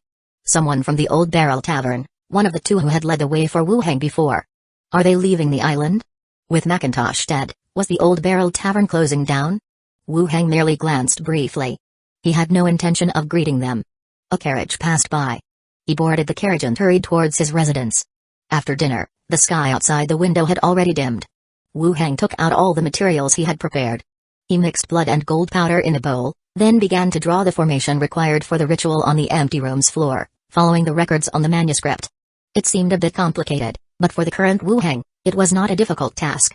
When the last stroke was completed, the entire formation took shape. One could vaguely feel the necromantic aura emanating from it. Without any delay, he placed the remaining materials with precise accuracy in their designated positions according to their quantity. Then he said, "Zhao, go inside." Zhao was somewhat worried, "But, if something happens, you have to save me." "Don't worry, it'll be fine," Wu Hang assured her. Glenda also said, "If there's a problem, just knock over the ritual materials to interrupt it. It'll be fine." "All right." Zhao directly flew into the center of the formation. As Zhao entered, the blood-colored array began to emit a glow visible to the naked eye, enveloping the central materials. Then, under the shroud of the bloody light, the materials crumbled like fine sand, transforming into energy orbs, and converged toward Zhao in midair. The next second, Zhao and the energy orbs began to intertwine, swirling together like a vortex. Under the watchful eyes of Wu Hang and Glenda, Zhao's body absorbed all the energy orbs. And Zhao returned to her original appearance. Ghost unlocked skill, Spirit Vision. It was a success. The moment he heard the prompt, Wu Hang was overjoyed. It was indeed as he had conjectured. As long as he carried out the procedure according to the final result in the records, there wouldn't be any problems. Zhao, looking dazed, floated midair. "What now?" "It's done, you can come over," Wu Hang called her back. The formation had already become ineffective, the blood had disappeared, leaving only some iron-black sand that faintly outlined the shape of the formation. "It's done?" Seeing her still somewhat perplexed, Wu Hang held up 3 fingers. "What number is this?" "I'm already in kindergarten, okay. Just tell me the number." "It's 3. "Then it seems like there's no problem." "Really, uncle, you're so mean," Zhao pouted, crossing her arms as she floated out discontentedly. Glenda asked Zhao what she felt during the process. Zhao pondered the words to express her experience. Wu Hang meanwhile opened Zhao's panel to take a look at the new skill. Spirit Vision. This spirit body possesses the ability to discern levels, allowing it to identify the level of the unit it gazes upon. Discern levels. The skill description this time was indeed straightforward. So it meant the emphasis on needing eyeballs and the materials was to enhance the ability to discern levels. Thinking carefully, Wu Hang couldn't help feeling elated. It meant that once a battle started, he could discern the enemy levels on the battlefield through Zhao. He could quickly target some high-level professionals hiding in the crowd. That was indeed quite good. Uncle, where's the ability you mentioned? I can't seem to find it. Zhao consulted with Glinda and then flew over to ask. After thinking for a moment, Wu Heng explained, it enhanced her investigation ability. You can see other people's levels. The method of use is probably similar to how you normally become invisible and visible. Try it. Zhao nodded and attempted it while floating midair. Then, as she looked toward Wu Heng and Glinda, her gaze gradually widened. I see it, Uncle, there's a red energy orb around you, and Auntie Glinda's is light red. That should be the discernment of levels. My energy orb is red because I'm at level 15, while Glinda is level 10, hence light red, Wu Heng explained. Oh, can I go out and have a look? Zhao asked, filled with excitement and joy. Go ahead, just avoid the central area. Okay, got it. Zhao replied and flew straight out. Wu Heng also carefully left the room and headed toward the fourth floor's bedroom. He hesitated over whether to have the little maid join him for a rest, when Zhao flew back in. Uncle, I saw that bald man, there at the harbor and have boarded a small boat to depart, she reported. The bald man from Old Barrel? Yes, several of them have already left, she confirmed. To leave the island? Was Old Barrel no longer operating? Or was it a silent departure in the middle of the night? Let me check. Zhao merged into his body. A vision was instantly shared with him. In a hidden spot outside the harbor, 6 people were boarding a small boat, preparing to leave. Under the effect of spirit vision, the energy orbs around each person were exceptionally glaring in the darkness. Among the 6, 5 had light red energy, and 1, wearing a cloak and mask, had an exceedingly bright red glow. A level 15 professional. So Old Barrel had a powerful individual among them. Chapter 415, You are truly kind-hearted. The actions of the Old Barrel staff deeply furrowed Wu Heng's brows. After a power leader has an incident, it's typical for members to fight amongst themselves and carve up the remaining resources. But they were still maintaining peace and choosing to leave together, which was somewhat baffling. The Hueco Kingdom's old king was comatose, factions began to emerge in the government, siding with different princes, and the entire kingdom's situation was growing tense. A pirate island's gang being so peaceful was indeed strange. A large possibility was this 15th level professional. He prevented the internal strife within Old Barrel. As Zhao's shared vision continued, the Old Barrel members were rowing the boats, moving away from the pirates. On their bodies, various colored auras were as conspicuous as sources of light in the dark of night. Zhao followed them for a distance. In the darkness of the distant sea, a cargo ship was anchored. When approached, they threw down rope ladders and brought people aboard. The cargo ship then slowly departed. The people of Old Barrel had left. They left Gold and Silver Island outright. Why?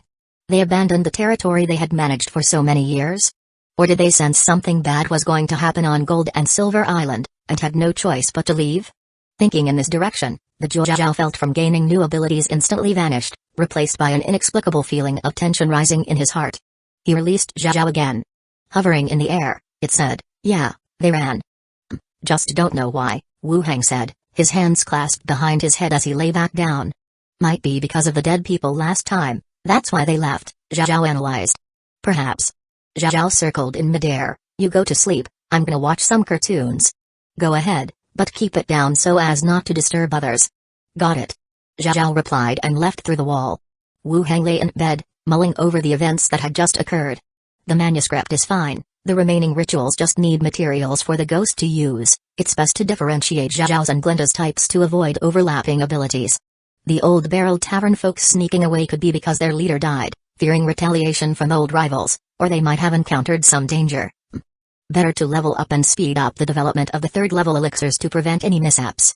Currently on Gold and Silver Island. With Emilio watching over, it's relatively safe.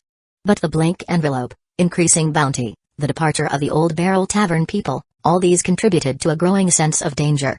Could stockpile some weapons to increase my ability to face crises. Even for a 15th level professional, they couldn't withstand rocket launchers or barrettes. Maybe some special items and high-grade tools could block them, but focused firepower, continuous output, could smash through devices. If I could get my hands on a missile or something, it would level the whole city. Modern weaponry is still my mainstay. With these thoughts in mind, sleepiness overtook him, and he gradually fell into slumber. The next day, early morning. Uncle, time to get up, humans are so troublesome, even needing to sleep. Wu Heng awoke to the muttering by his ear and, opening his eyes, he saw Zhao floating above his head. Arms crossed, it was grumbling. Something up? Wu Heng's eyes snapped open as he asked in a low voice. Zhao circled above his head and pointed in the direction of the room next door. I found out the auntie next door is also a high-level professional, same color as the one on you, uncle. Next door? Auntie? Who is it? You know, the pretty auntie who sometimes sneaks over here at night, that strict-looking auntie from the pretty neighbor's house, Zhao strived to explain clearly. Sneaks over at night? Shayla. The biggest commercial house of the Wood Elf race, the guards keeping watch over her residence, weren't low-level either. Not surprising. But the strict auntie Zhao mentioned inadvertently made him think of the female steward by his side. I'll take a look. Zhao entered his body, and the shared vision unfolded. The view was from the rooftop looking down. Guards were standing in Shayla's courtyard. Each emitted the aura of a 10th level professional. Then, a figure clad in deep red appeared, walking out of the building. Indeed, it was the female steward. Being a 15th level professional, no wonder she always spoke formally to everyone, always with an impassive demeanor. Even among the stewards elsewhere, few were as high-ranked as her. After watching, he released Zhao again. That's the steward next door. That pretty sister you mentioned is called Shayla. Got it? What does a steward do? Well, it's managing the daily affairs of this house, like arranging meals, coordinating staff work, and so on. Many is our steward, Wu Heng explained as he got dressed. Oh, got it. Go call Glenda, I need to go out for a bit. Right. Zhao flew away and quickly returned with Glenda in tow. The two ghosts entered his body, and Wu Heng went downstairs for breakfast. After breakfast, Wu Heng rode his bicycle, towing Andre Willow to the association. He sat in the study for a while. As there was nothing else to do, he directly left the association. He headed towards the Snake Badge Consortium across the street. He entered the lobby. The staff of the Snake Badge Consortium led him to the VIP room in the back. Shortly after, the door opened, and the middle-aged man who had been serving him before walked in. He bowed slightly. Good morning, guest. Wu Heng took out the emblem. Check the commission I posted before. Are there any results? Pirate Village and investigating the death of the leader of the Old Barrel had kept him quite busy lately. Indeed, it had been some time since he last visited the Snake Badge Consortium. Certainly, guest. The man took the emblem and went straight out. Not much later, the man returned. He walked in holding a space satchel. In the middle of the open space, he placed 8 coffins. The man said, guest, here we have a total of 8 professional corpses above level 10, 1 flying dragon corpse, and the water elemental well magic construction you ordered last time has also been completed. Due to limited space, I'm unable to display everything. It seemed that all the orders he had placed before were now ready. Let's start with these corpses. Wu Heng directly said. The credibility of the consortium was quite good. Even if the goods came from dubious sources, they always ensured client satisfaction. There are a total of 8 professional corpses, including 4 blacksmiths above level 10, 2 tannery craftsmen, 1 alchemist, and 1 brewer. This time, they didn't go into the details of name, age, or cause of death but stated their levels directly. All of them were level 10 professionals, but there were still no level 15 corpses. Wu Heng glanced at the coffins in front of him and nodded. Alright, put them away for now and let me know how much I need to settle for the balance. The man calculated the amount. You still owe 22 gold coins. Wu Heng took out 22 gold coins and handed them over to the man. Then he said, write another commission. The man was well prepared. He took out a new commission form from beneath his notebook. Are you still purchasing professional corpses? Wu Heng nodded. Before the man could start writing, he said, this time, write directly for level 15 professional corpses. The commission amount can be higher. He was going straight for level 15 professional corpses. That was quite a bold order. Shocked, but still inquiring, the man asked, any profession will do? Any. So how much would you like to raise the commission amount to? I will make a note of it, the man continued. Increase it by 50%. He was raising it by half. Necromancers, indeed, were rich. The man filled in the form accordingly and stamped it with the emblem. It's ready, guest. After some thought, Wu Heng continued, write another one that will help me collect 10 grams of dust after binding spirits with sunlight, 5 grams of abyssal demon fish blood, and 1 completely intact brain eater corpse, that's all. These were materials noted in the alchemy shop that he hadn't found, he had to purchase them through the consortium. If he were to collect them bit by bit on his own, it could take years to find. The man quickly wrote and stamped the form. All done, guest. Just post it when the time comes, Wu Heng continued. How am I going to take these buildings and coffins with me? He also had a space satchel in his possession. But it was inconvenient to use it here. Lately, The only place near Gold and Silver Island where satchels could have been obtained was the recent auction. It was easy for people to deduce the buyer's identity as his own. It might not be dangerous, but it was still better to be cautious. I will have someone accompany you to your residence and take the goods out there. The man stood up and began storing the coffins in the satchel. Okay, let's go then. Wu Hang left the consortium accompanied by a staff member. In a small coastal town, inside a tavern. Philippa lifted her beer and took a sip, looking across at the bearded man. You just let your woman go to him? You couldn't beat him up? The bearded man lifted his cup and took a swig, wiping the foam from his beard. Bullshit, we won. I just couldn't care less about that kind of woman. If that cripple wants her, she's his. Philippa stared at him. Really? You're so generous. Why be a pirate? Go join the association. PFFT. A few pirates drinking nearby immediately spat out their drinks. They directed their gazes elsewhere, trying not to laugh out loud. To hell with your association, you're the one from an association, your whole family's from an association, the bearded man cursed. Philippa wasn't offended and continued, Babuzzy, after all those years you spent together, don't you miss her at night? When you pass by places where you've lived, don't you ever see her figure? The bearded man, who seconds before had been drinking heavily, suddenly fell silent. His gaze turned blankly towards the ceiling. Enough talk, let's drink, drinks on me. I'm different from you, I've got money, and that makes me happy, Philippa said. Slamming his hand on the table, the bearded man exclaimed, bring me your most expensive drink. He took 2 more gulps. Putting down her cup, Philippa continued to inquire, got any new news lately? The bearded man burped and replied, new news? The bounty for the vice executive of Gold and Silver Island has gone up again, does that count? A frown creased Philippa's forehead. When did this happen? How come I didn't get the message? You didn't sleep last night, did you? Hooking up with a man, huh? What do you like more, women or men? I like your mom. Just tell me the news. The bearded man took another drink and said, the bounty has been increased to 1,200 gold coins, and there's more detailed intelligence now. He is often seen accompanied by 2 skeleton attendants, 1 Ronin, 1 warrior, both are skeleton attendants above level 15. If you're going after him, get ready with methods to restrict the attendants. Philippa's eyes widened a bit. How did the intelligence suddenly include information about his skeleton attendants? Chapter 416, help me catch them. How would I know? The information in the letters is always accurate each time it's passed along, it has to be real, the buzzy with the big beard emphasized. Philippa picked up a fist-sized goblet, covering her face with it. She made a mental note of this matter.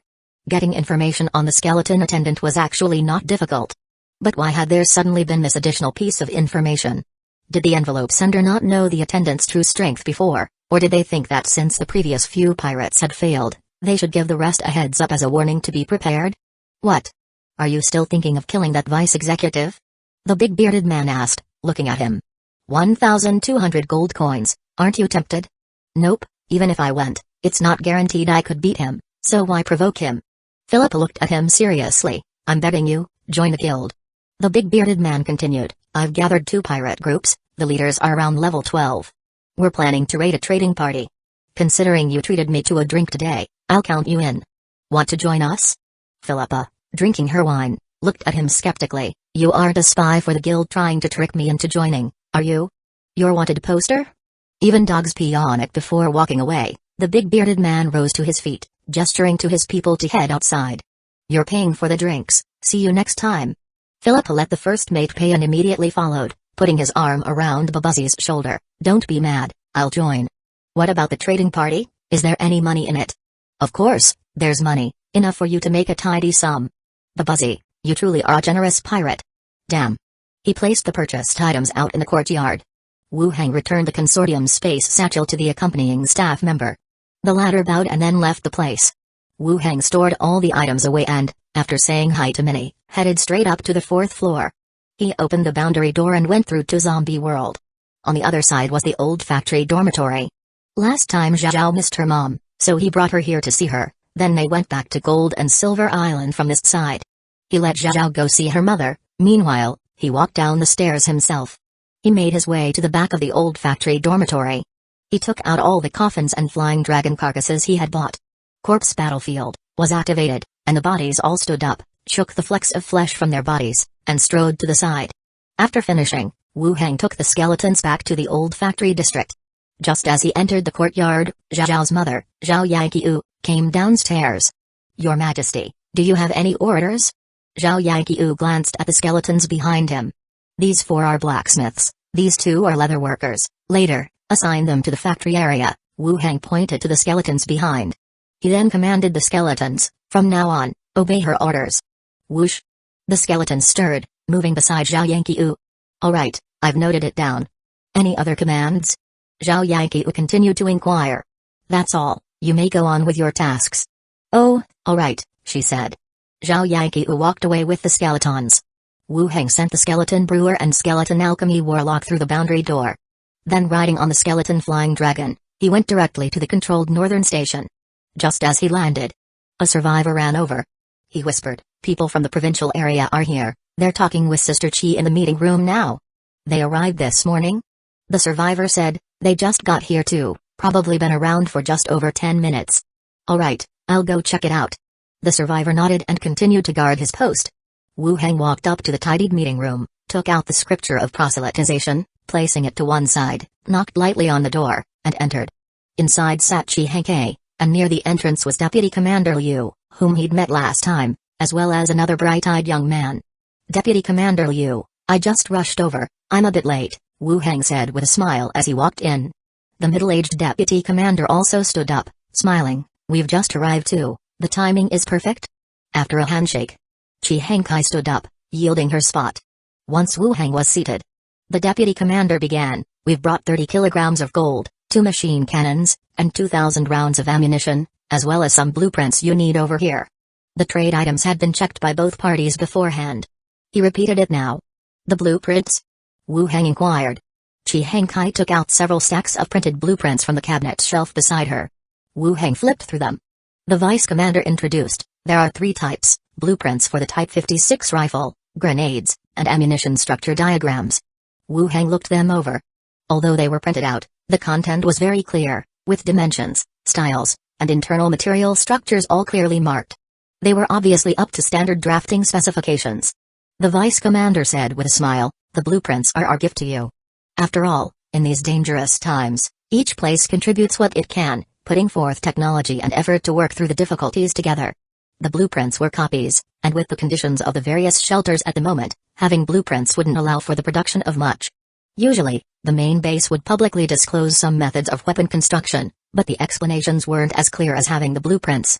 Thank you. Wu Heng handed the blueprints back to Qi Hengkai, then asked, do you have blueprints for machine cannons and cannon shells? The other furrowed his brow, you need those?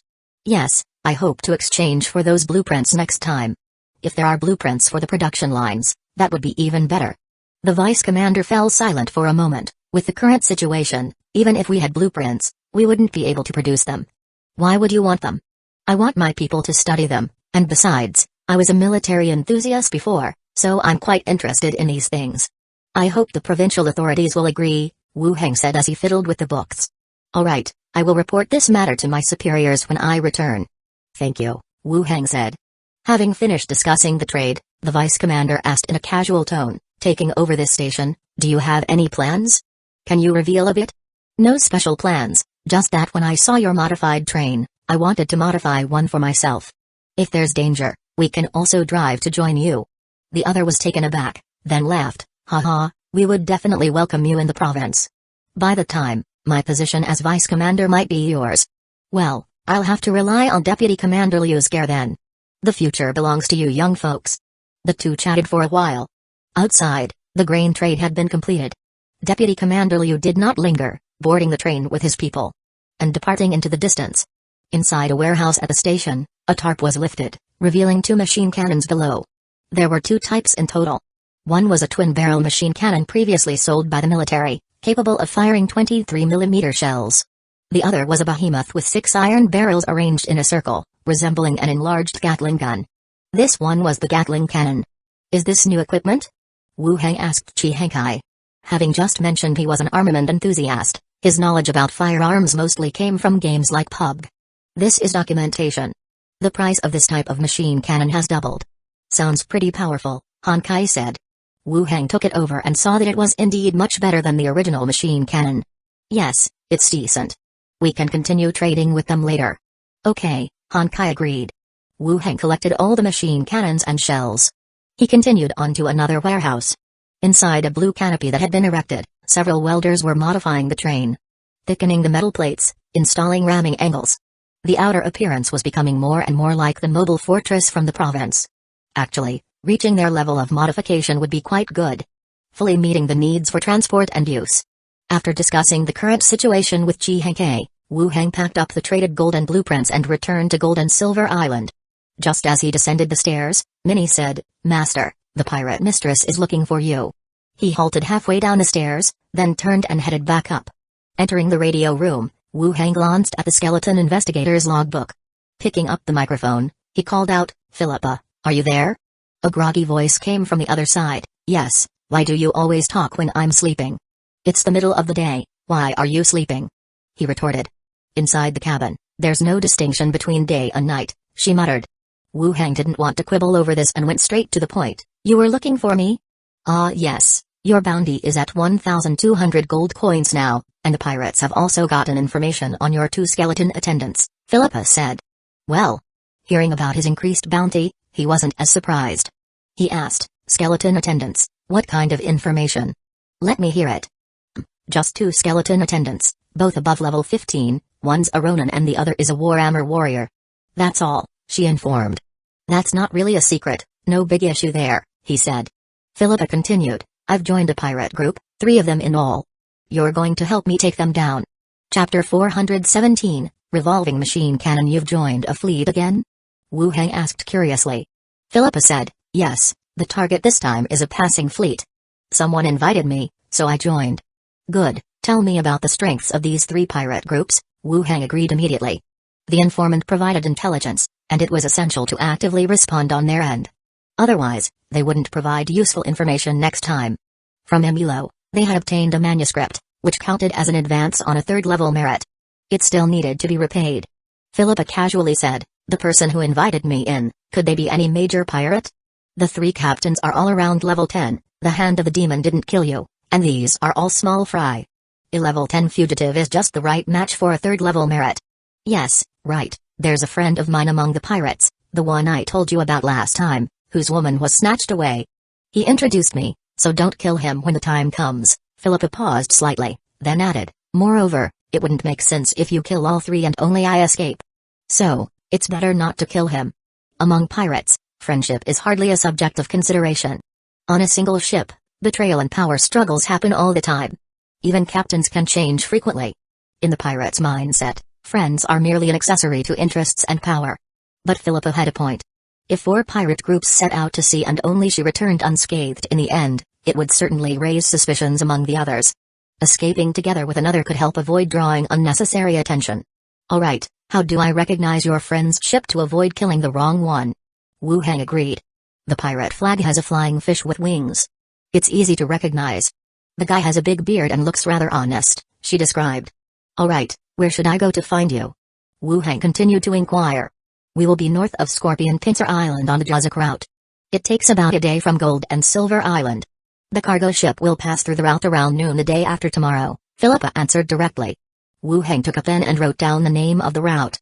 He also took out a map and checked the location. In terms of the expanse of the Emerald Sea, the distance wasn't considered far. "Alright, I'll set off tomorrow morning. And don't forget to tell your steward after it's over that I've satisfied all 3 pieces of intelligence for the secret speaker and can join that secret speaker now," Philippa reminded softly. It seemed that Philippa was quite serious about this matter. For ordinary people, joining the association was akin to joining the guard team, recognized by the forces of various kingdoms. It granted certain privileges. Even if something happened, as long as one sought refuge in the association, the local municipal hall would have to negotiate with the association rather than directly dealing with you. It was like having a formidable backup. "I remember, tell me about the pirate bounty again." Wu Heng brought up his bounty once more. Philippa fell silent for a moment before speaking. "I heard it from other pirates. Your bounty has risen to 1,200 coins, and there's also a general idea of your 2 skeleton attendants that has been passed along." Wu Heng pressed the previous blank envelopes. "They didn't include information about the skeleton attendants?" Philippa replied, "No, I suspect that the person behind this has only recently obtained exact information about the skeleton attendants, and that's why they distributed it in this way."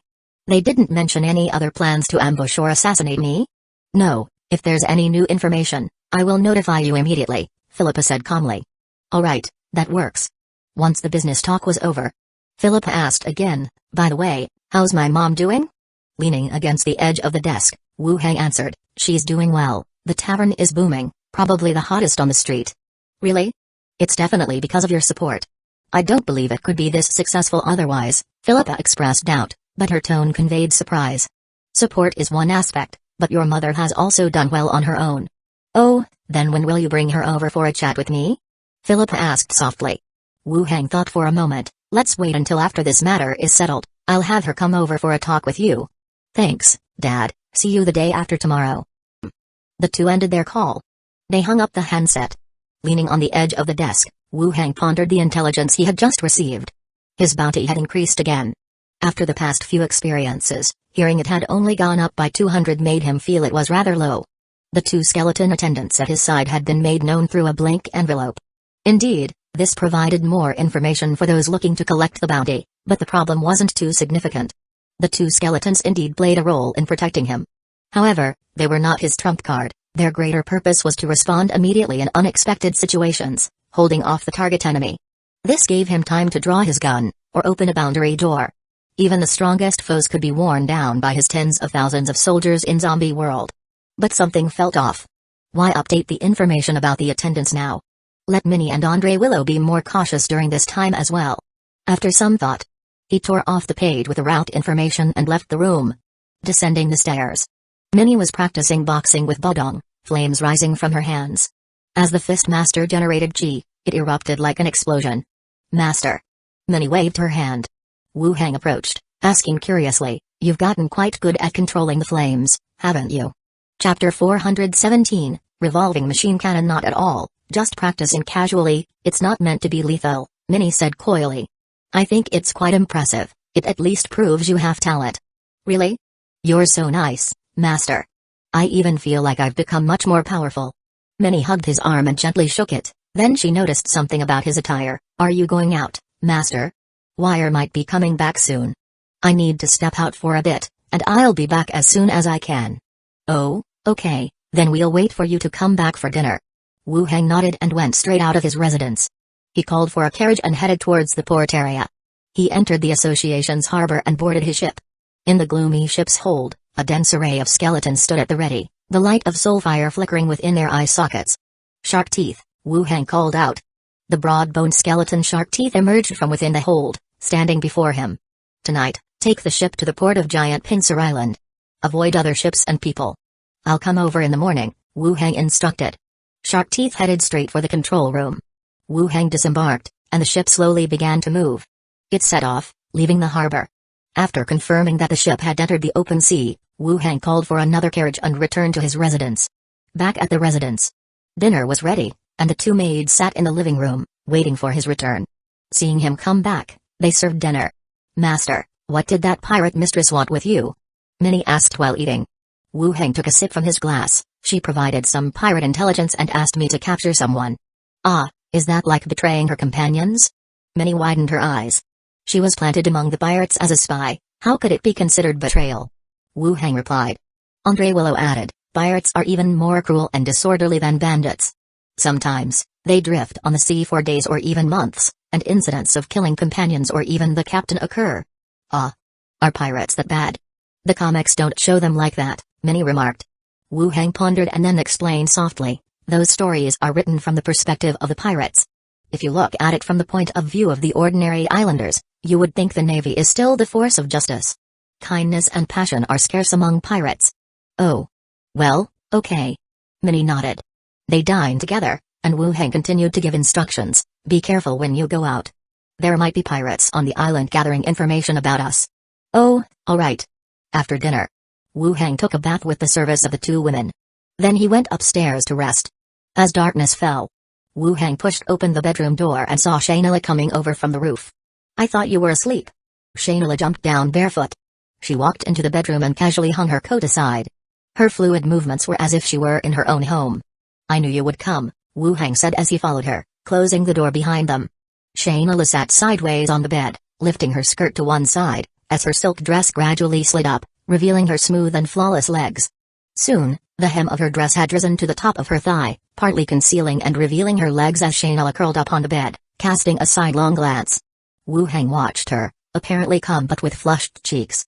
He walked over quickly and licked his lips. Have you been drinking? Today, the trade unions and the guard team of Gold and Silver Island organized a sea voyage to attend a banquet.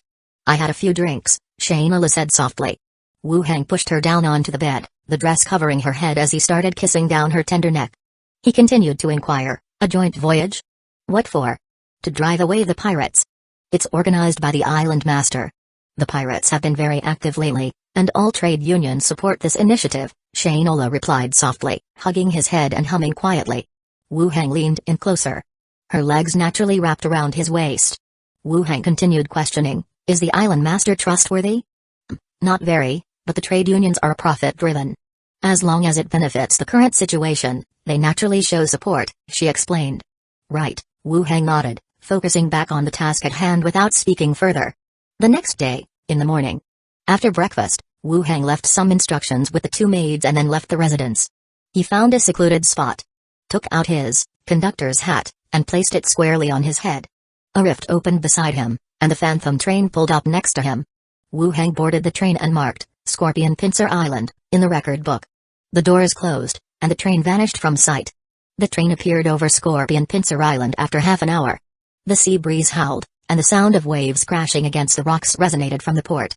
Gazing toward the direction of the port, his ship had already docked at the harbor. Skeletons paced back and forth on the deck, inspecting the surroundings. Wu Heng hurried over, boarded the ship, and continued to give orders, enter Juzuk route, and proceed along the route. The vessel swiftly sailed across the sea. The shark teeth attribute included those relevant to navigation. The handling of the ship was highly proficient, and with no cargo on board, the speed of the ship was significantly faster. After half a day's journey, Zhao, acting as the lookout, flew down from above and said, Uncle, pirate ships can be seen ahead, probably the ones you're looking for. Wu Heng looked into the distance, where the vast sea stretched to the horizon, but could not see any ships. I don't see them, come back and let me take a look. Zhao entered his body, and the view was shared. Several pirate ships floated in the distance on the surface of the sea.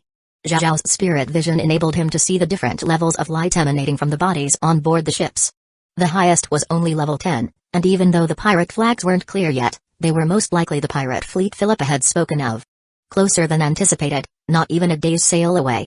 He released Zhao again, and the ship continued forward. Wu Heng then took out 2 double-barreled machine cannons and a rotary machine cannon, and assigned different skeletons to operate them. Next, he distributed heavy machine guns, rifles, rocket launchers, and grenades to the remaining skeletons. The main idea was to provide ample firepower and not give the adversary time to counterattack. As they approached, the position of the pirate ships became clearer. There were 9 pirate ships in total, surrounding a severely damaged cargo ship in the middle. On deck were crew members barely resisting and pirates exhilarated as if they were on an adrenaline rush. As they drew near, 3 medium-sized speedboats quickly approached head-on, with over 20 people on each, carrying various weapons. They pointed and laughed at their side, as if they had seen another batch of goods came to their doorstep. Suddenly, the speedboats drew closer, and a pirate with yellow teeth standing on the railing shouted up, "We are the Silver Scale Pirates, here to borrow some money from you." Another person chimed in, "No money, no problem, we'll take your goods, and we can take good care of your women too." Ha ha ha. The surrounding pirates all laughed along. It was as if the plundering of the ship behind them had nothing to do with them, and the cargo ship in front had become a fat sheep awaiting slaughter. The pirates laughed, and the 2 magic ballistas on the medium ships had already turned their direction toward them. The other pirates were also ready to board. Just when they were about to forcefully board the ship, Wu Heng leaned out from above. All the pirates were momentarily stunned, their brows furrowing afterward. A man in his 20s, with black hair and black eyes. Was that a skeleton attendant by his side? Why did this person look so familiar? Gold and Silver Island's vice executive. Someone suddenly exclaimed. Everyone immediately came to their senses, with looks of doubt, surprise, and disbelief flashing in their eyes. The yellow-toothed pirate immediately shouted, "Ballista, kill him quick." However, the next second, the deck's edge was swarmed by skeletons holding strange devices. The cargo ship was already much higher than the medium speedboats. Those things that looked like black iron pipes were pointed downward. "Attack, kill him, quickly." The pirate surged loudly. The ballista strained to elevate to its maximum angle, while the others also took out crossbows aiming at the commercial law. The next second, Wu Hang aimed the rotary machine cannon at the yellow-toothed pirate's ship. Woo! The machine cannon spun rapidly, bullets ejected, like a fire-breathing dragon. And in the waves churned up by the bullets, the ship of the yellow-toothed pirates shattered instantly, breaking into countless fragments amidst the flying debris. Wu Hang looked on in surprise at this scene. He hadn't expected the firing rate to be so fast. The pirates were even more shocked, as the entire ship just vanished from sight. Damn it, what is this thing? Chapter 418. Acting is such a hassle. In less than half a minute, a medium-sized fast ship just disappeared without a trace. All that remained on the surface of the water were floating debris and limbs being scavenged by schools of fish. The pirates, who had been laughing wildly, instantly fell silent. They looked at the sea strewn with wreckage, their faces filled with terror. In their hearts, an uncontrollable fear instantly arose. Attack, attack, kill him quick, he has a special item. Rat-tat-tat. Before anyone could react, the skeletons crowded at the edge of the merchant ship pulled their triggers. A hail of bullets swept across the pirates on the nearby ships, piercing through bodies and knocking them down in droves. And the skeletons operating the machine cannons began firing as well. Artillery shells broke open the hulls, reducing men and ships alike to splinters. After a brief period, the gunfire ceased, and all the pirates that came close were dead or severely wounded. On a few ships that hadn't sunk, the decks were littered with bodies, their blood flowing into the sea along the hull. Wu Hang stood on the ship, glanced around, took out his spine staff, and released, corpse battlefield. A gray-white circle of light instantly spread out, enveloping the surrounding ships within it. The fallen pirates' corpses shed their flesh, and their bare bones slowly stood up, bending over to pick up the weapons from the ground. Forward! Wu Hang said again. The shark-teeth-driven ship moved forward again, with newly converted pirate skeletons manning the medium-sized ships protecting both sides.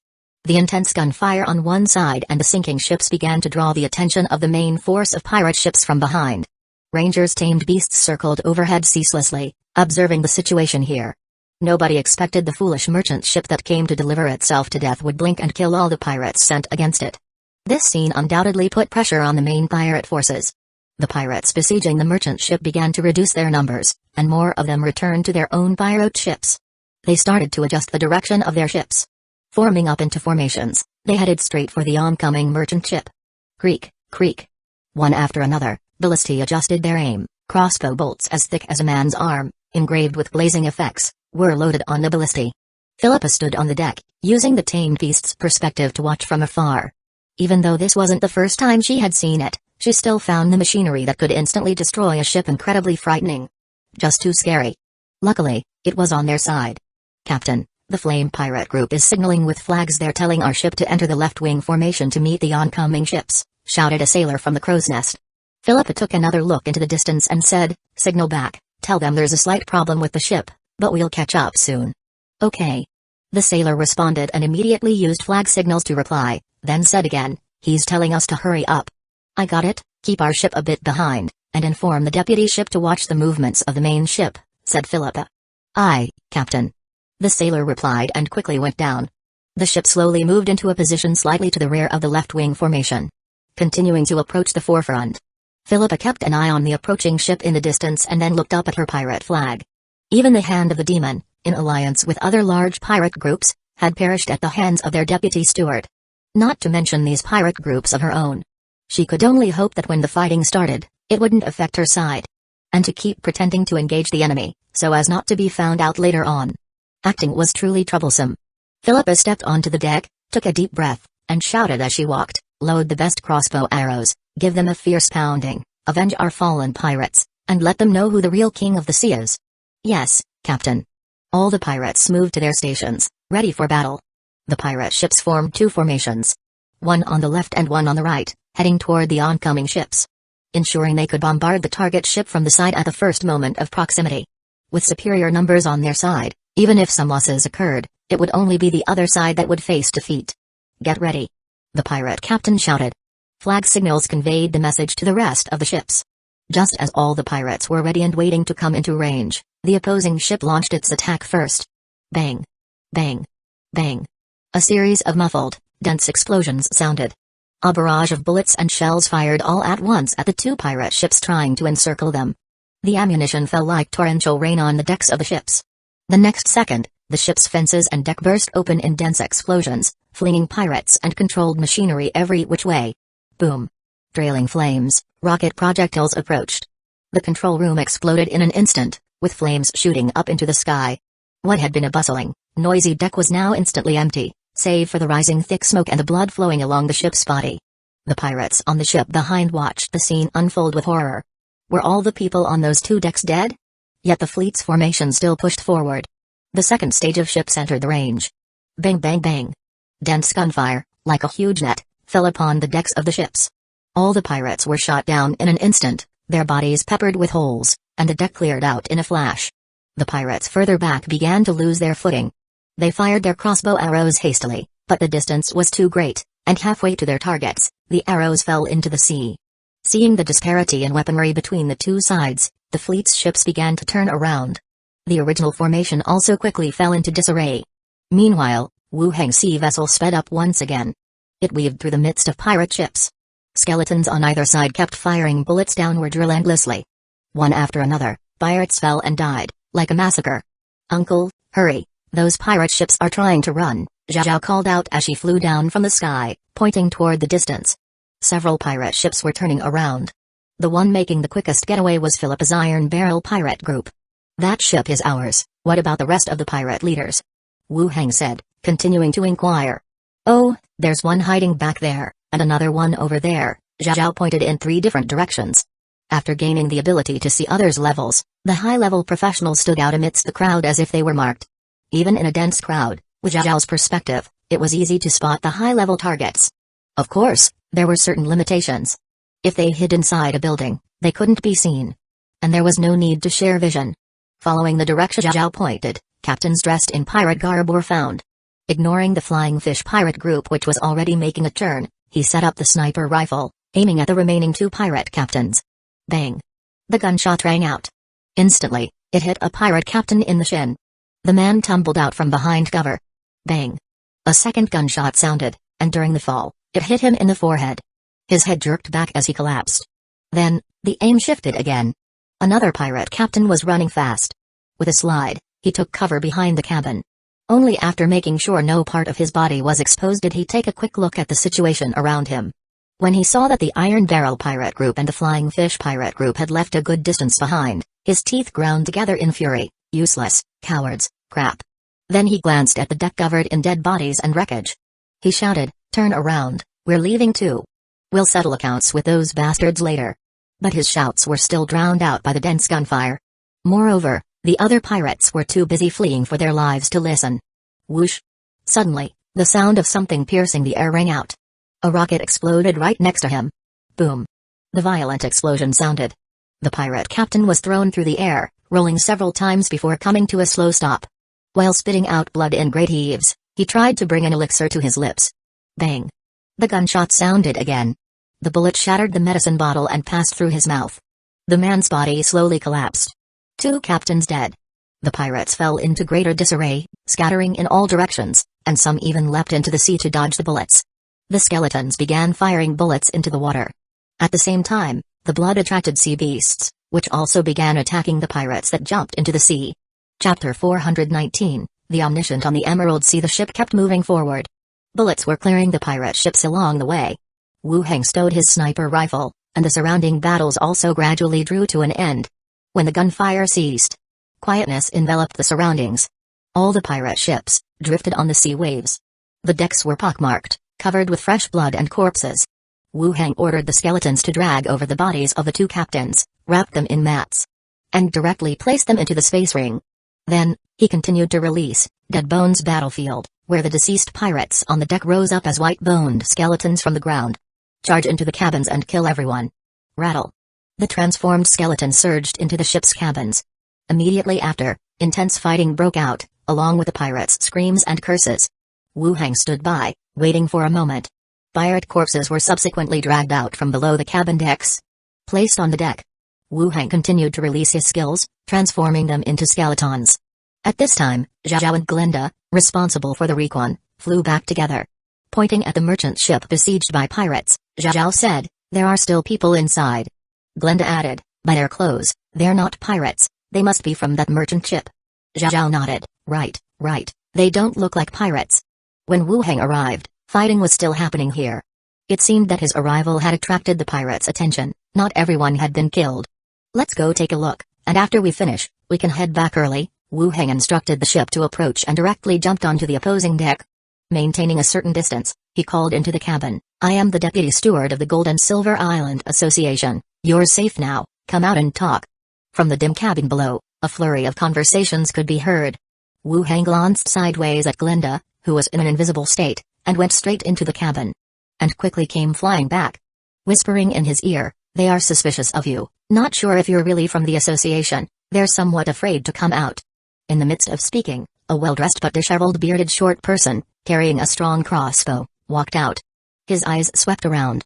His pupils contracted violently, disoriented for a few seconds before he came to his senses. After adjusting himself, he gave a short person's salute, Captain Leopold of the Vine Grape at your service, Deputy Steward. You're a merchant ship. A merchant ship. We were carrying ore and industrial parts this time, heading to Gold and Silver Island for transshipment before continuing to human ports, the short person captain replied. Wu Heng nodded. Alright, you're safe now, you can't leave on your own, or you can leave with me. We'll go with you, the short person said immediately. Fine, go check the ship, and follow behind when I leave, Wu Heng stated directly. The short person expressed his joyous gratitude. Thank you, Deputy Steward. Once we reach Gold and Silver Island, I will surely visit the association to extend my thanks. Wu Heng waved his hand dismissively and returned to his own ship. Meanwhile, the short person called the others out, rescuing the wounded, and the rest began repairing the ship, getting ready to leave. After the fighting was completely over, Wu Heng redistributed the skeletons among the various ships. Once everything was taken care of, the fleet began to return. Flying fish pirate ship. Philippa kicked open the door, bellowing, "The Buzzy, you son of a bitch, you're indeed a man of the association." Inside the cabin, several core members of the Flying Fish pirate group were seated. Startled by the sudden intrusion, they all jumped. But upon seeing that it was Philippa, they sat back down again. The Buzzy, with a big beard, looked equally upset, and said, "Don't talk nonsense, I've lost a ship too, how could I be with the association? Then how did the association's people get there just as we were about to seize the merchant ship?" The Buzzy's brows furrowed, his eyes beneath the thick eyebrows looked at her with suspicion. "How do you know it was the association's ship, and at that time, you were still behind us?"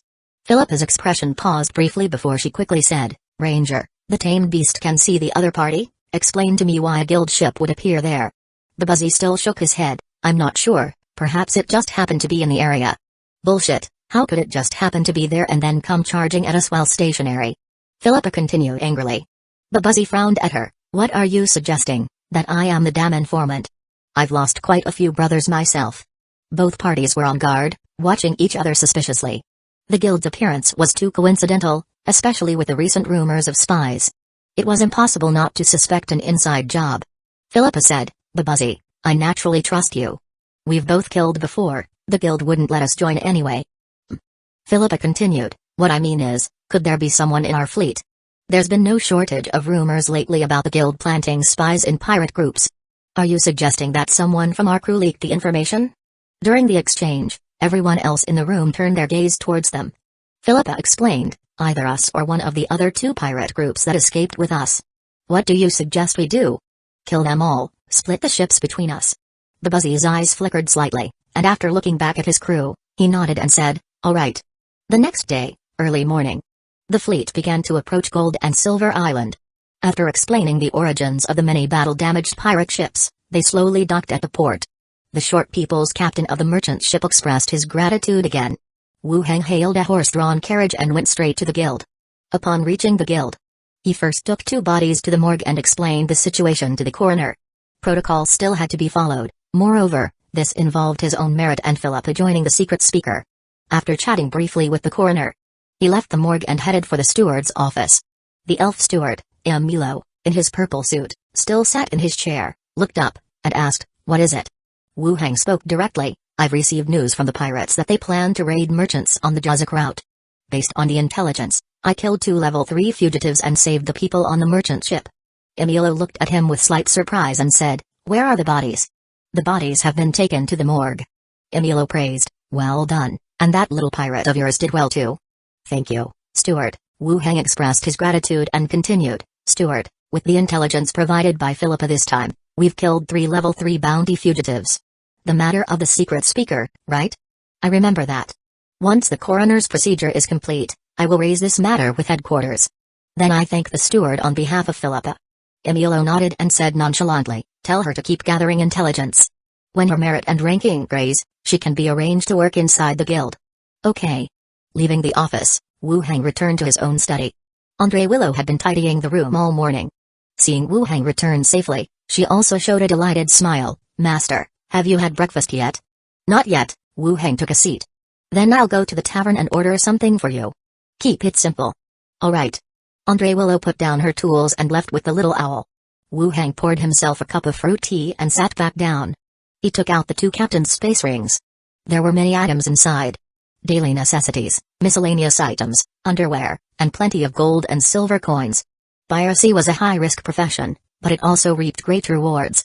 Each pirate was wealthy, an amount most people could never save in their lifetime. He piled the useless items to one side to be thrown out later. Then, his gaze fell upon an old book that he had taken out. A Brief History of Pirates, the Omniscient of the Emerald Sea, Chapter 420, Pirate King and Treasure Map, the All-Knower of the Emerald Sea. Seeing the name of the book, his mind instantly flashed to the blank envelopes that could send letters to pirates. The letters' origins were enigmatic. But every time, they could accurately predict the merchant ships passing through the route and the location of the pirate ships, thus allowing pirates to precisely time their raids on the merchant ships. Would this not be considered all-knowing? Moreover, Philippa had also mentioned something about the Pirate King. Could it be that the Emerald Sea really had a Pirate King? Secretly commanding the pirates? If he were so powerful, why hadn't he shown himself and led the pirates to reclaim the sea? He pondered this in his mind. He began to flip through the old book in his hands, its pages soft and giving the impression that they would crumble with a little pressure. Throughout the long years in the Emerald Sea, seafaring warriors, mainly humans from the coastal regions and Brimila tribespeople, have left profound marks in these waters. They emerged as invaders, conquerors, and colonizers, stirring up storms along every coast. Rampaging unchecked, they plundered wealth without restraint. At the same time, the ravaged nations began to unite in a campaign against the pirates. Silent warships filled the seas. Every location was adorned with the dried corpses of pirates or the heads of the United Fleet. Under the United Fleet's campaign and the involvement of high-level professionals, the once rampant seafaring warriors began to fail or splinter rapidly. Until the arrival of Hertzl, born lowly yet with the blood of the ocean coursing through his veins.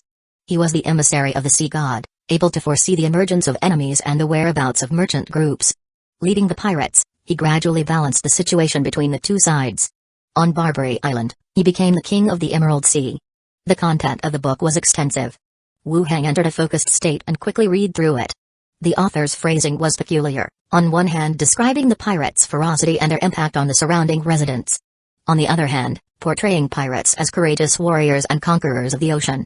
It was as though the writer hated their atrocities yet respected their audacity. A significant portion of the content described the chaos in the Emerald Sea at the time. With no restrictions, pirates looted a tremendous amount of treasure from the sea. This led to more and more people becoming pirates. It became a vicious cycle. Later, with nations hunting pirates, fleets and bounties turned those unabashed pirates into prey. But this world was not just about ships firing weapons at each other.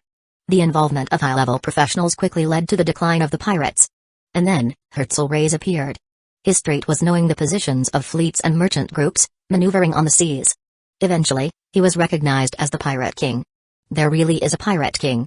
This surprised Wu Hang somewhat. He wasn't self-proclaimed but truly recognized by the pirates of this region. And the capabilities described were fundamentally the same as the messages conveyed by the blank envelopes. Is he still alive?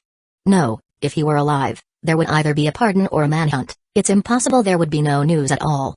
Some pirate must have inherited his ability. This kind of power could be a special item, or perhaps some innate superpower. It must be that someone had acquired this power. Imitating the content in the book, they were manipulating the pirates. Wrong. What do I have to do with you imitating the Pirate King, constantly issuing bounties against me? The situation could somewhat be deduced. But the matter of the bounty on him was utterly baffling. Just arriving on Gold and Silver Island, other members of the guild were also killing pirates, so why was only his bounty steadily increasing? He flipped to the last page, caressing the book cover. Opening the middle seam, a yellowing, spotted map was taken out. In the center of the map, there was a small island. Damn, a treasure map. Although nothing was written above, that's how the story goes, it's considered a treasure map. He took out the sea chart in his hand and compared it.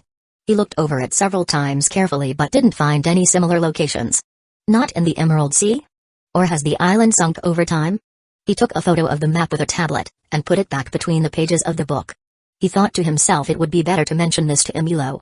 If this pirate king truly existed, the association knowing about this would make handling it easier. He returned to the steward's office. After knocking, he entered. He said directly to Emulo, "Steward, I found a book titled A Brief History of Pirates in the Space Ring of a Pirate I Killed, which mentioned a pirate king of the Emerald Sea." Emulo across from him looked up, glanced at the book in his hand. "I've also read this book, and its contents really do have some similarities with the matter of the blank letter. That is to say, this kind of pirate history book was printed and distributed publicly. There's also a map," Wu Heng continued.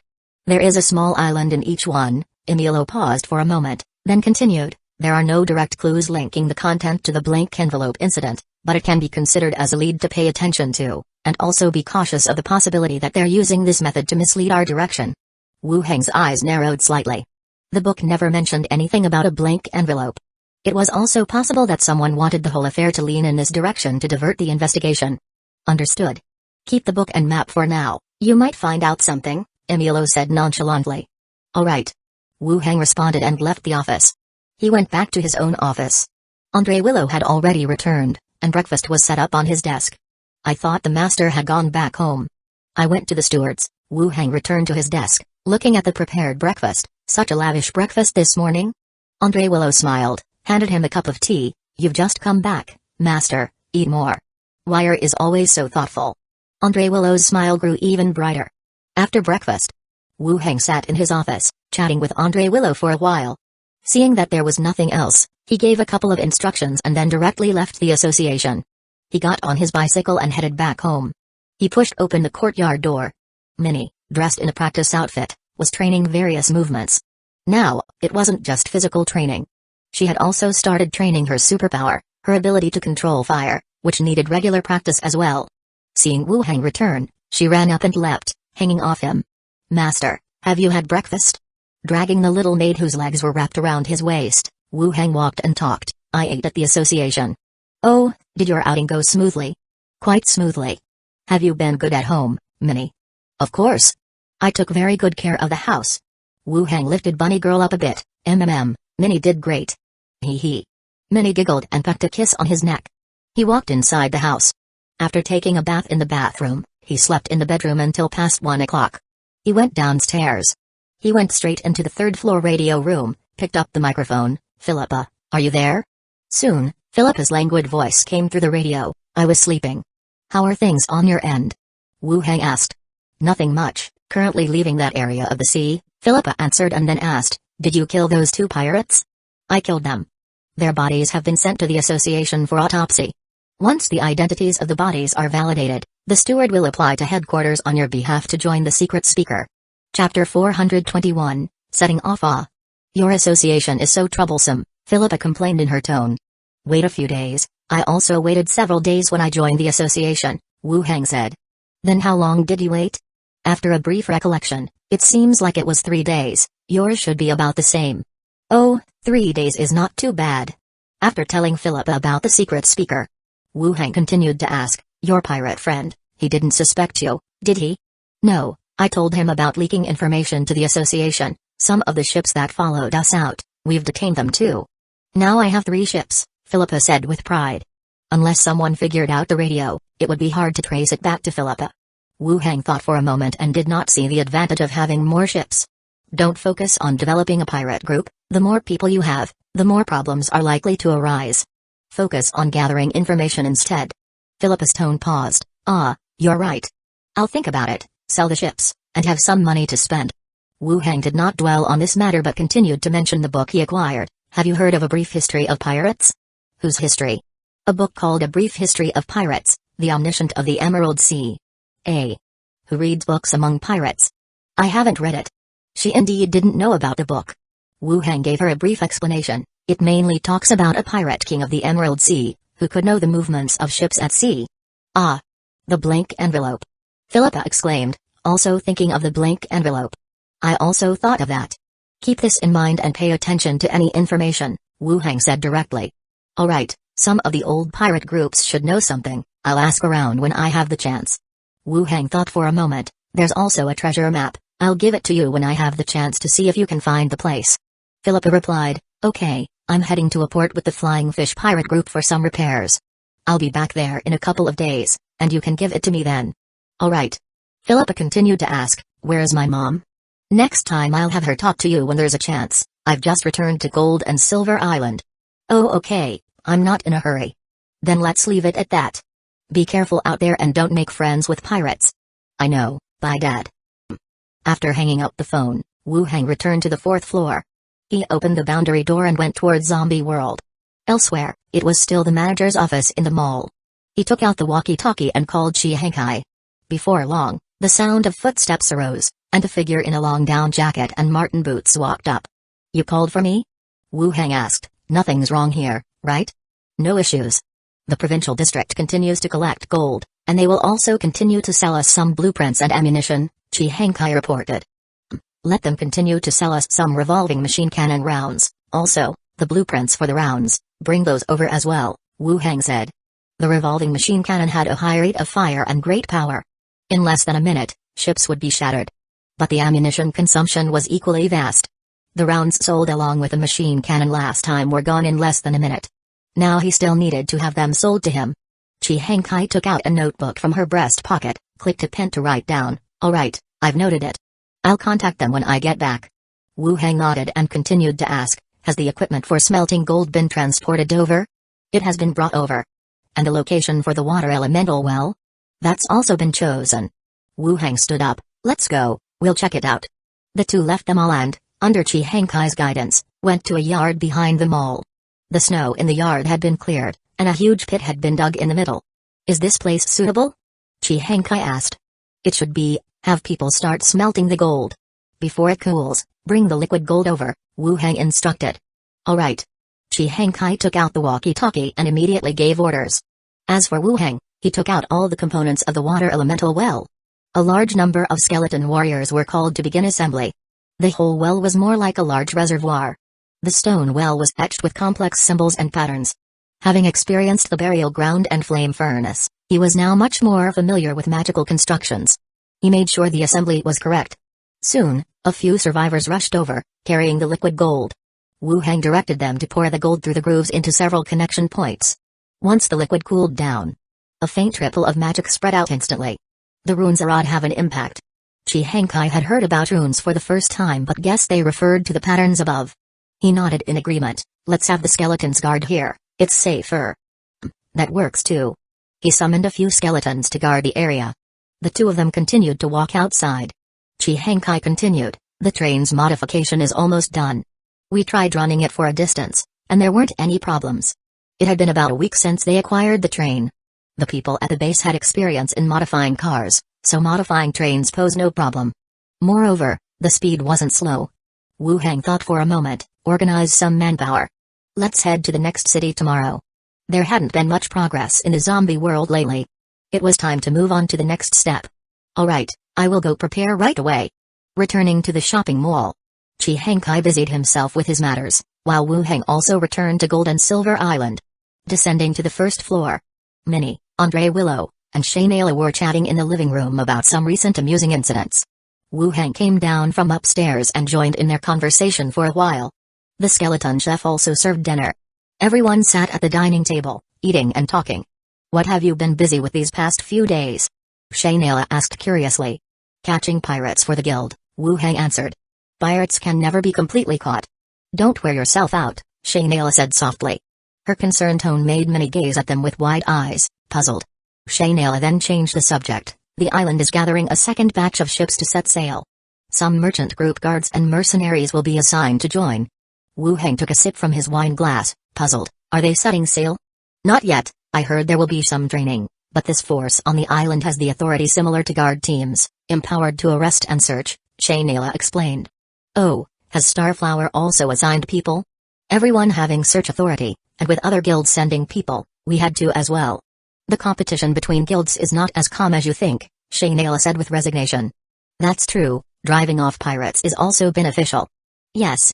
How the island is managed falls under local policies. The guild does hold some power but cannot meddle in these matters at will. Unless they discover a scheme or something that could pose a major threat. After dinner, they chatted in the living room for a while longer. Shayla left, and the three of them went to their rooms to rest. Late at night, Shayla came back stealthily again. The two of them embraced on the bed. "Aren't you tired of running here every day?" asked Wu Heng. "It's quite thrilling." "Ah. Lady Shayla, you actually enjoy this?" "Stop it, don't call me lady at a time like this." The next day, in the zombie world. The train at the northern station. The train had become like a moving fortress of steel. The locomotive boasted a shiny triangular ram, and the window glass was protected by horizontally welded steel bars as thick as fingers. The body of the train was reinforced with metal plates, with key areas receiving special reinforcement. There was a sense of heavy power to it.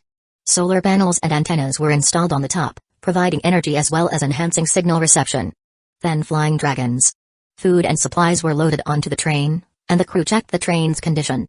Chi Hankai came over and said, "Everything's ready, we can leave at any time." "Let's go then." "Let's board the train and set off early," Wu Heng replied as he led the skeletons into the assigned carriage.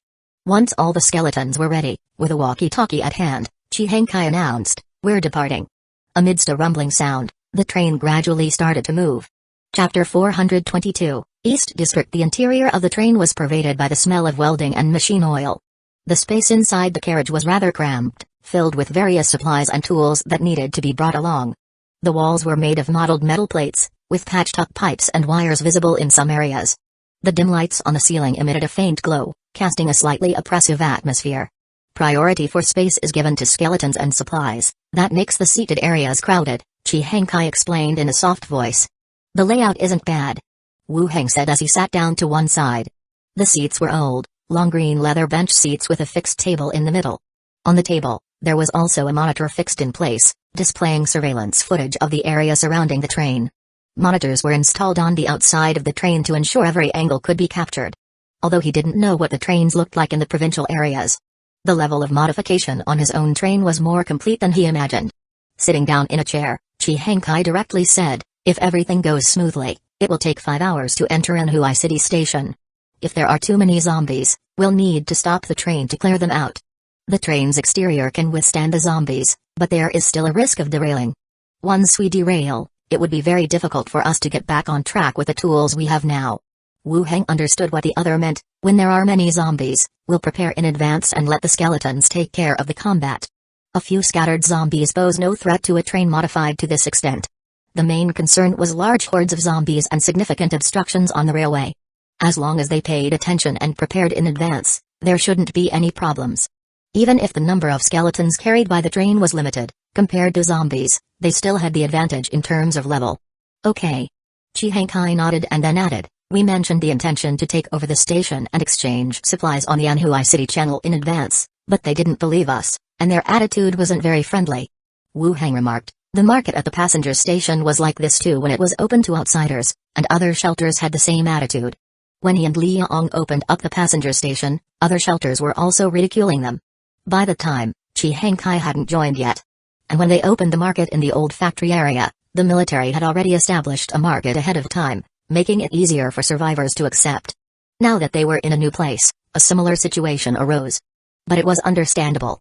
In a world infested with zombies, outsiders coming to open a market, exchanging food for gold.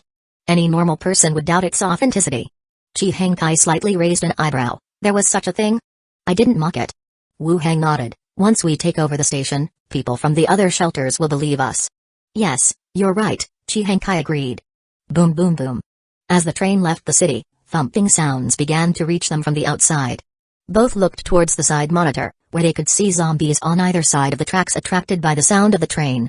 They charged straight at the train. The zombies in front were smashed to pieces upon impact. Those hitting the train's body on both sides were also flung away by the train's inertia. Besides the thumping noises, it felt as if there were no impacts at all.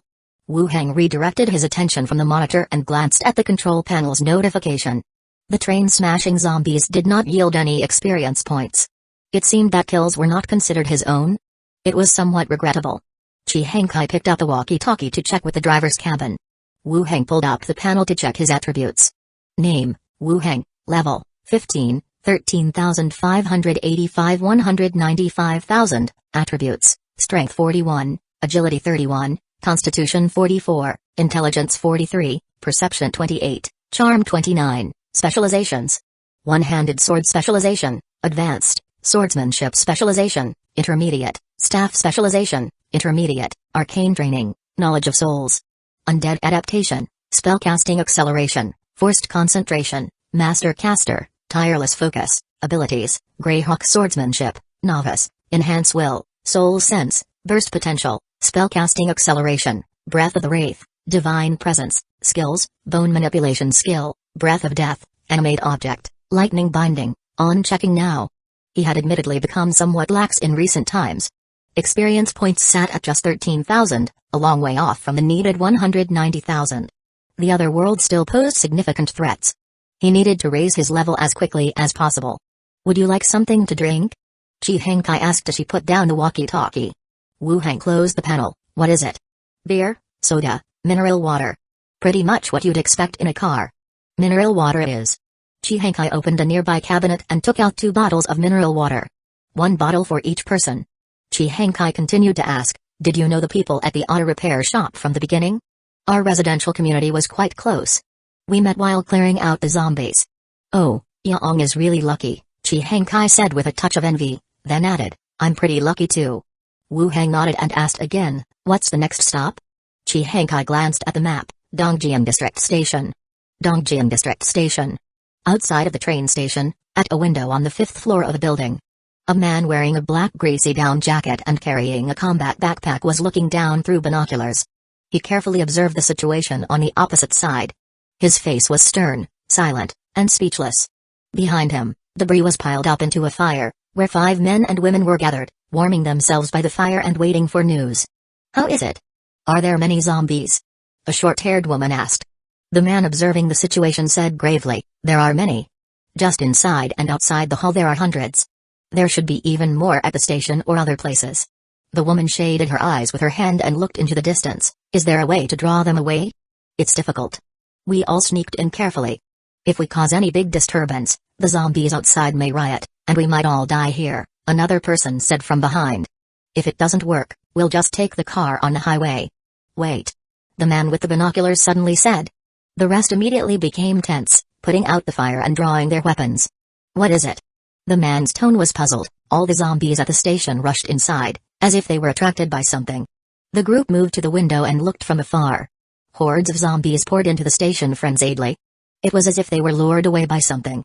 Are there other survivors? Over the walkie-talkie, a voice said, this is the cockpit. We're about to enter the station. There are a lot of zombies visible in the station. It could be dangerous to force our way through. The 2 idle talkers turned their gaze to the monitor on one side. From the camera at the front of the train, one could see the zombies wandering within the distant station. It was not enough to be called a horde, but there were still over 100. Should we rush through? The tracks should be clear, Chi Hengkai said. Wu Hang looked at the monitor. Let's be cautious. Inform the cockpit to prepare to stop. We'll clear out the zombies here before proceeding. All right. Chi Hengkai contacted the cockpit. The train began to slow down and came to a gradual stop. The train's carriages opened, and skeletons surged out, quickly forming a formation at the front of the train. Hit the train horn. Beep. The deafening sound of the train horn rang out. The zombies in the distance turned their heads towards the sound. The next second, they let out a series of roars and started running towards them. At the same time, the zombies in the waiting room were also attracted.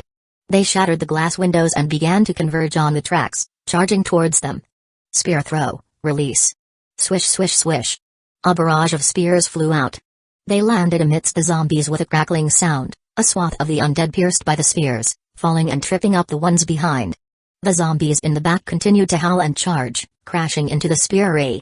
In an instant, the sounds of shrieks and sharp weapons piercing flesh echoed throughout the area. Skeleton flying dragons circled in the sky. They occasionally dove down, grabbed zombies, dragged them into the air, then dropped them, knocking over several others. The number of accompanying skeletons was not large, but they certainly had the upper hand in terms of level. Zombies fell in swaths, only to be replaced by wave after wave of new assailants. Chapter 423, Ghosts, and this good fortune the battle was simpler than expected. Zombies fell in droves, their stench of blood assaulting the senses. Compared to clearing the commercial street and the central hub, these zombies were not even as numerous as those ones found in a small alley. Not to mention posing any threat. Soon, the battle was over. All the charging zombies were thoroughly eliminated. Blood and limbs covered the entire road.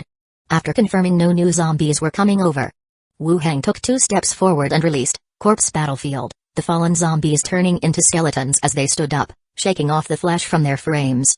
Clean up the battlefield, clear all debris from the tracks. Clatter, clatter. The skeletons began to move, cleaning up all the flesh, scraps of cloth, and other debris from the tracks. The tracks were cleared. The train continued to approach the platform ahead. This was a minor station with Dongjian District Station written on the building. It's noon, let everyone get off to breathe some fresh air before we continue on our way, Chi Hankai said. If they were routinely traveling, stopping or not wouldn't really matter. Now that they had stopped, the station could be scavenged as well. They could also rest normally. Get some fresh air. After all, for safety reasons, the entire train was sealed tight. Meanwhile, the ghosts Wu Heng had sent out returned from 2 different positions on both sides. A shared vision appeared in his mind. A survivor? In the vision, a survivor was discovered using a walkie-talkie to broadcast some message. After reviewing the vision, Wu Heng turned his gaze back to Chi Hankai. Let everyone rest and eat something. Let's go in, there's a survivor inside. Let's see what's going on. A survivor? Appearing here? Chi Hankai was taken aback. They must have noticed the changes in the zombies and came to investigate, Wu Heng said as he walked into the building ahead with his skeletons, explaining as he went. Chi Hankai followed behind, holding the walkie-talkie, instructing everyone to regroup, and followed him over. The survivors on the train got off to get some air and check the condition of the train. Inside the waiting room, a smoking area near the window. The survivor, dressed in a down jacket and carrying a backpack, was incessantly talking into the walkie-talkie. Damn, there's this train, extremely modified. Its body is covered with iron plates, and there's even a ram at the front. No, it's not human, damn, it's a train of skeletal figures. These monsters are starting to develop technology. The man crouched down by the window, peeping out now and then issuing exclamations into the walkie-talkie. The walkie-talkie crackled with puzzled voices. Calm down, what exactly did you see? A train, and what else? The man hunkered down, explaining, a modified train has entered the station, and surrounding it are skeletons wearing armor and wielding weapons. What kind of skeletons? Like, the bones from inside a human body, with all the flesh rotted away, those kinds of skeletons. The walkie-talkie fell silent again. Then, with renewed confusion, it asked, are you sure? Certain, they're very dangerous. I even saw a flying bone dragon. I need to leave first. Thump, thump, thump. He hadn't finished speaking. A knock sounded at the door. The sudden noise caused the man's heart to contract violently. He experienced dizziness and blurry vision. You better come back, we're leaving this place. The station is no longer safe, came a voice from the walkie-talkie. At the same time, a woman's voice came from outside the door. So you're the survivor, right? We just got here, come out and have a word. The man shook his head to clear it a bit. Taking a deep breath, he picked up the walkie-talkie and said, Yingwei, I love you. You don't have to wait for me to come back. Damn, have you lost your mind? The man turned off the walkie-talkie and walked out. Pushing open the door of the smoking room, he saw a man and a woman standing outside, surrounded by dozens of ghastly skeletons. Some of the skeletons wore armor and carried cold weapons. Others were armed with rifles and submachine guns. Skeleton special forces? The scene was even more surprising than before. Are you human? Chi Hankai also sized up the other party. It seemed that they didn't show signs of malnutrition. Of course we're human, Chi Hankai replied, and continued, what are you skulking around here for? The man immediately said, I saw zombies rushing in one direction and came over to check out the situation. Being able to communicate normally relieved him. It was possible that he wouldn't die. Chi Hankai continued to ask, is your refuge nearby? The man hesitated for a moment but still nodded. Chi Hankai turned to look back at Wu Heng, then said directly, alright, you can go. We've taken over here. If you have gold or any special materials or tools in the future, you can come here to exchange them for food. The man frowned, thought for a moment and said, are you the ones who said a few days ago that you would come to the old factory area refuge? Yes, Chi Hankai nodded. You really came.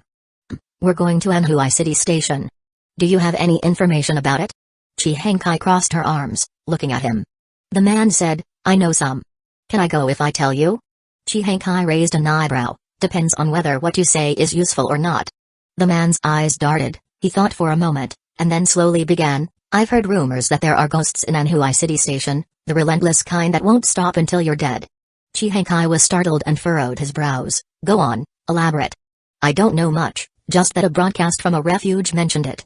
They told everyone to be careful near the station. They've lost quite a few people and were even forced to relocate their base. After that, we haven't heard from that refuge, the man explained. Ghosts? The headquarters had mentioned ghosts. There are ghosts here too? Seeing that the woman opposite him wasn't speaking, the man cautiously asked, Can I go now? Do you know anything else? No more, I would tell you if I did. There's no loss to me, the man emphasized. Okay, you can go. Go back and tell your people that they can contact us if they want to trade. The man hesitated. We want to get a vehicle inside. Chihankai glanced inside the station. We haven't seen any spare vehicle heads. Even if there were, they would now be our spoils of war. If you want them, you will need to exchange something we need. I understand. I will take the message back, the man replied. Chihankai added, we will be closing off this place for a while. If you have ideas about trading, contact us via the radio. Coming here rashly, we can't ensure your safety. Oh, okay. The man nodded and walked carefully towards the exit. He glanced back from time to time to confirm that they didn't intend to attack him. Once he was out of the door, he ran towards the distance. Wu Heng walked around the hall. Although it had been deserted for a long time, the basic infrastructure and some shops and resting areas were still relatively intact. Seeing Chihankai return, is he gone? Yes, he's from a nearby refuge. I told him they could bring gold or supplies to trade with us in a couple of days, Chihankai said. Good, as long as they pose no threat to us. Chihankai glanced at the skeletons holding firearms. Unless an artillery brigade comes in, who else could pose a threat to you? Wu Heng entered the supermarket to check out the items scattered on the floor. Let everyone come in, take away anything that can be eaten or used. Chihankai took out the walkie-talkie and gave the order. A few survivors came in excitedly and began to scavenge for supplies. Even if there wasn't much space left on the truck, they had to take away anything edible and drinkable. Chihankai continued to ask, what should we do with this station? Let the voice skeleton guard it. Later we'll see how things are and then decide if we should send people over to take control, said Wu Heng. Alright. Wu Heng began to assign tasks to the skeletons. The rest of the people continued to scavenge for supplies. Once everything had been scavenged and the train had been checked once again, everyone got back on the train and continued towards Anhui City Station. In the carriage, Wu Heng collected all the gold and silver jewelry scavenged from the bodies. Chihankai, sitting on the ground, said, that man just now also mentioned something. He said there are ghosts in Anhui City Station, the kind that relentlessly pursue you until death. I suggest setting up a market at the station before Anhui City Station to avoid this ghost. Wu Heng was taken aback. Ghosts? Is that really a thing? Chapter 424, Anhui City Station. The ghosts referred to in this world are actually ghosts. The headquarters mentioned the matter of ghosts as well. They've been ranked at the highest danger level, and once detected, the area they inhabit is designated as a forbidden zone. Being completely immune to physical damage is, under the current circumstances, virtually an unsolvable issue. Chihankai continued, there was a survivor base near a station that encountered a ghost. After being hunted, someone died, and since then there's been no news from that team. Once a ghost takes an interest in a living being, the consequences can be significant. Ghosts cause trouble or sometimes possess someone directly, controlling their bodies to jump off buildings. In Blackstone Town, mining village, the infant spirit was one form of ghostly troublemaking. Its prolonged influence drove the entire village mad, and they started to attack anyone who entered. Does it have intelligence? Wu Heng inquired. What? Chihankai looked up confusedly. That guy, did he say whether you can communicate with ghosts or not? Communicate with ghosts? Chihankai's eyes widened even more. What is there to communicate with a ghost about? Like in the movies? Burning a couple of incense sticks or inviting a ghost to possess you? Various thoughts flashed by, and then he said, he didn't say, and he was just relaying what he had heard from others. He probably doesn't know the specifics. Alright, not knowing is no issue. Chihankai hesitated, then asked, should we enter Anhui City Station, or stop one station earlier? Anhui City Station, I have a way with ghosts, don't worry about that, and don't tell the others either, to save them from unnecessary panic, said Wu Heng. Okay. The train pulled out of the station. The sound once again attracted the zombies around. Banging noises against the train's body could be heard. The train continued for over 40 minutes. It came to Zixiao Station. Same setup as the last station. After a pair of ghosts scoped out the situation, confirming no special dangers, Wu Heng disembarked, organized a skeleton troop, and began to clean up the zombies at the station ahead. Wave after wave of zombies charged forth. They crashed into the skeleton ranks, and the battle ensued. At this point, the spear skeletons were not like the low-level ones they had been at the beginning. In terms of levels, they had already surpassed the ordinary zombies. Amid the fierce clashes, zombies fell to the ground one by one, lining the tracks ahead. Wait until all the zombies had died. No new zombies came charging forth. Wu Heng jumped down from the train, holding the spine staff, and began to release corpse battlefield. One after another, skeletons arose from the heaps of corpses. Bodies staggering, their bones hissed as they rubbed against each other. This station obviously had a higher number of zombies than the previous one. Surrounding the area, there were at least close to 1,000 skeletons. Clean up the battlefield, clear all the debris from the tracks, Wu Heng ordered. All the skeletons sprang into action. They began clearing the rails, tossing all useless items to the sides of the tracks. The train and the skeleton army continued forward, entering inside the station. Wu Heng, accompanied by Chi Heng Kai and the skeletons, entered the station's main hall. He had the survivors transplant goods from the waiting room shop that could be utilized, and continued to deploy skeletons to defend this location as well. In the future, this route still needed to remain open. Controlling the station was deemed necessary. After moving all the things and sealing all doors and windows leading outside the station, they boarded the train to proceed onward. The train continued its journey. As they got closer to the target station, the frequency of zombies rushing in increased. Everyone felt as if they were sitting inside a long drum, with pounding sounds echoing continuously. A normal 5-hour trip. Only by dusk did they start to approach Anhui City Station. Once more a voice from the driver's cab came through. Anhui City Station is in sight. There are quite a lot of zombies. Should we stop a bit earlier? As winter approached, the duration of daylight was greatly reduced. The images the cameras inside the train could provide were not as clear as they were during the day. The outlines of the station buildings could be seen, along with countless wandering figures. Although just blurry silhouettes, it was evident that there were many more zombies than in the previous 2 stations. Stop the train, let's prepare in advance, Wu Heng said directly. Chi Heng Kai relayed the command, and the already slowing train gradually came to a halt. As soon as the doors opened, a few zombies lunged at them. They were knocked down by the disembarking skeleton horde, pierced by spears, and killed outright. There are few skeletons, go take charge in the driver's cabin. If anything happens, I will let you know directly, Wu Heng said to Chi Heng Kai, who was standing by his side. She couldn't be of help in the fighting and there was nothing else for her to do here.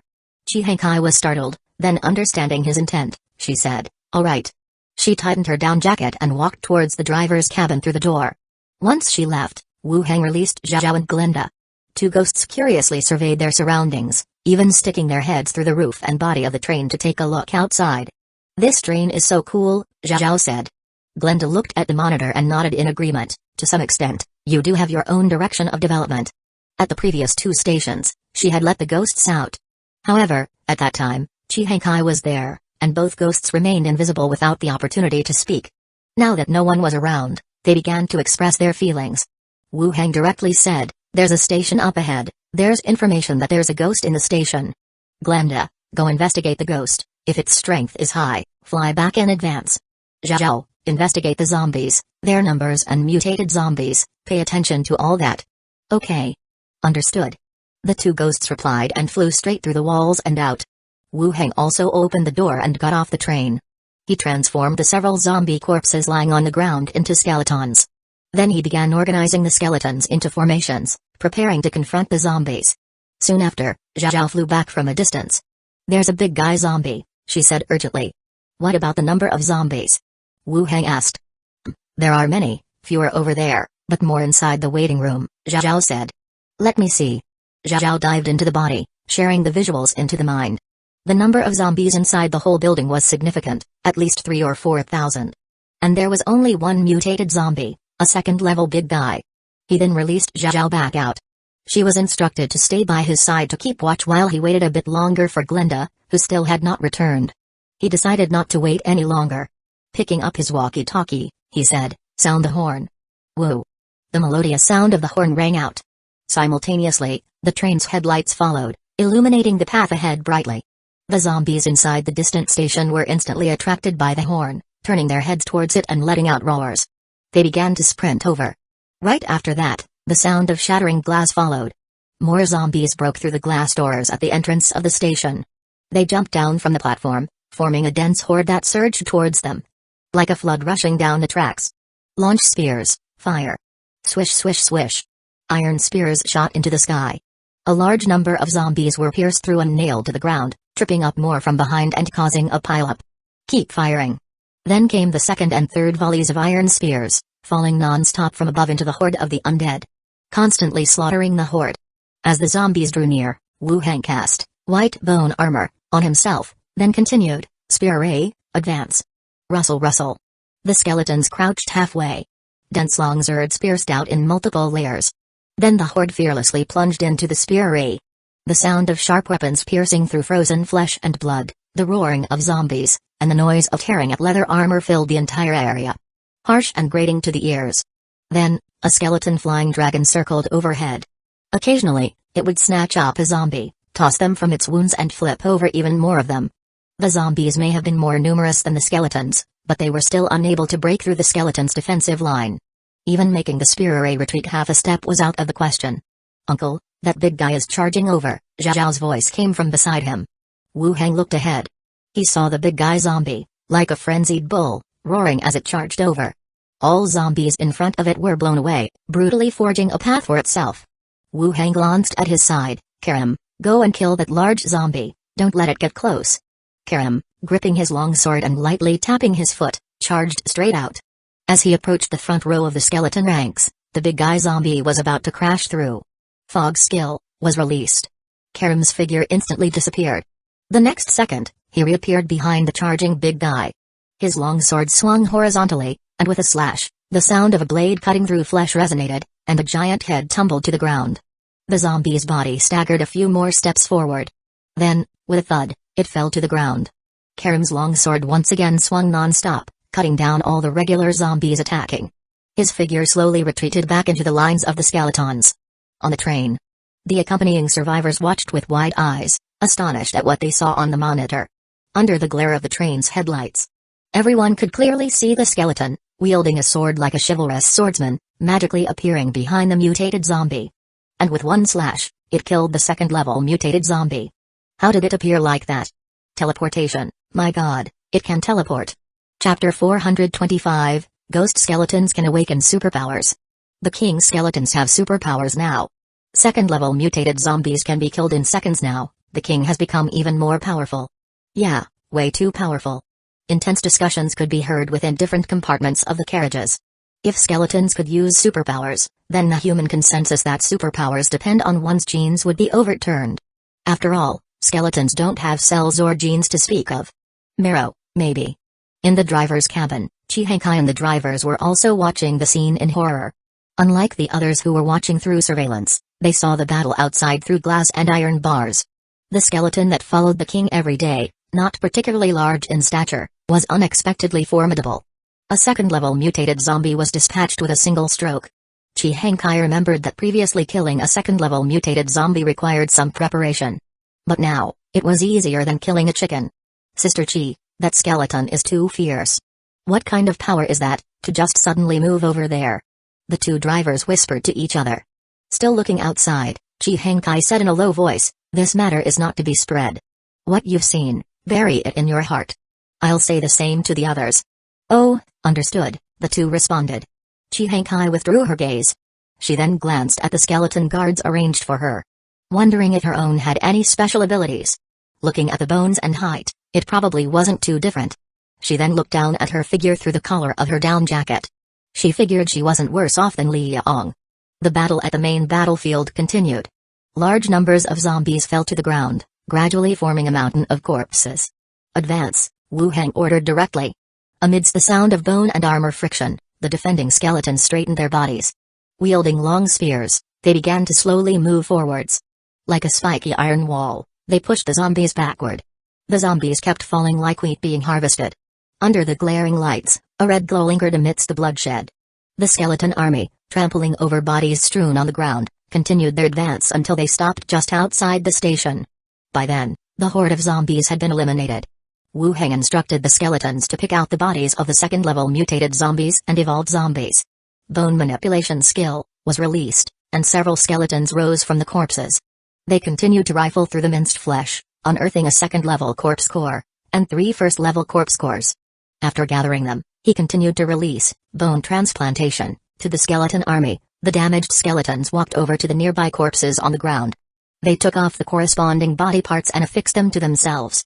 Once the original skeletons were restored, he proceeded to release Corpse Battlefield, as skeleton after skeleton rose from the ground. "Clear the tracks," Wu Hang commanded. Rattle rattle. A piercing sound of bones scraping filled the air. The waiting skeletons sprang to action, clearing away the shredded flesh, clothing, luggage, backpacks, and other debris blocking the path. Once the bulkier items had been removed, the train started up again, rolling over the scattered remains and slowly entering the station. Outside the station, "Pass me a flashlight," Wu Hang instructed over the walkie-talkie. Chi Hangkai stepped off the train, and a bright flashlight was handed over to him. She said, "There are still ghosts inside." "I remember. You go back first. After dealing with the ghosts, I'll notify you." Wu Hang took the flashlight, toggling it on and off to test it. After changing the space ring several times, he realized his own flashlight was in the drawer of his bedroom on Gold and Silver Island. So, he did not carry it on his person. "Okay, I'll have the train ready. If it's too tough to handle, just run out and we'll leave this place first," Chi Hangkai stated directly. "Alright." Chi Hangkai returned to the train, and Wu Hang followed her. "It should be inside. You return first, I'll notify you to come down after it's settled," said Wu Hang directly. Chi Hangkai hesitated, then spoke, "I'll have the train ready, just in case it's not that smooth. If so, come back quickly and we'll leave directly by train." "Alright." Wu Hang agreed, and Chi Hangkai made her way back to the train. He walked into the waiting hall, flashlight in hand. Zhao also flew over, her tone anxious. "Aunt Glenda caught a ghost, over there, hurry." So there really was a ghost. "Where?" "On the second floor, there are stairs over there," Zhao pointed to one side. Wu Hang quickly went upstairs with the flashlight illuminating his way, and soon saw Glenda in one of the shops, together with another half-transparent, wild-haired, ferocious-faced ghost. Snarling with fangs bared, ceaselessly shrieking. But its body seemed to be wrapped in an invisible force, unable to leave its spot regardless of how it threw itself against the barrier. This was one of Glenda's abilities, called Soul Binding. It could impose a restraint effect on a soul target, limiting its mobility. In London City, it was with this skill that Glenda trapped Zhao, who was scouting out the situation, in the basement. It was only when Wu Hang arrived that she was released. After assessing the situation on the scene, he cast Dancing Light skill, casually, illuminating the space under the ceiling light where they were. Then he quickly walked over, and Glenda flew towards him, an inferior ghost unable to communicate. It has only retained the instinct to attack the living. "Where did you find it?" Wu Hang asked. "Right here, I've got her under control." Glenda looked again at the frenzied ghost. "What do you want to do with it?" "Just absorb it," said Wu Hang. Glenda nodded. "Okay." Zhao, hiding behind Wu Hang's shoulder, curiously asked, "What kind of absorption?" "The advancement of a ghost, one aspect of which is the absorption of one another," explained Wu Hang. This point was recorded in both the Book of Necromancy and the Mage's manuscript. The devouring and absorption between ghosts can lead to gaining the other's energy or inheriting abilities. "But I don't know how," said Zhao. "Let your Aunt Glenda teach you, just follow and learn," he said. "Oh, okay." Wu Hang glanced at the ghost and asked, "Zhao, check its level." Zhao stared and said, "It's close to level 5. "Then just absorb it." "Glenda, take care of Zhao," Wu Hang instructed. "Okay." Glenda nodded in agreement. Releasing the binding force, the ghost broke free instantly. It disregarded Glenda and lunged straight for Wu Hang. Glenda blocked its path, flying head-on into it.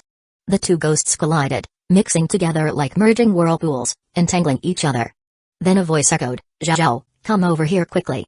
Zhao glanced at Wu Hang. "Uncle, remember to save me if it gets dangerous."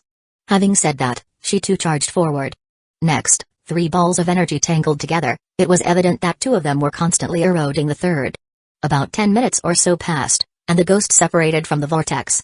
The ghost has advanced to level 7, Constitution +2, Perception +1, Charm +1. The ghost has advanced to level 11, Constitution +1, Intelligence +1. As expected, it leveled up.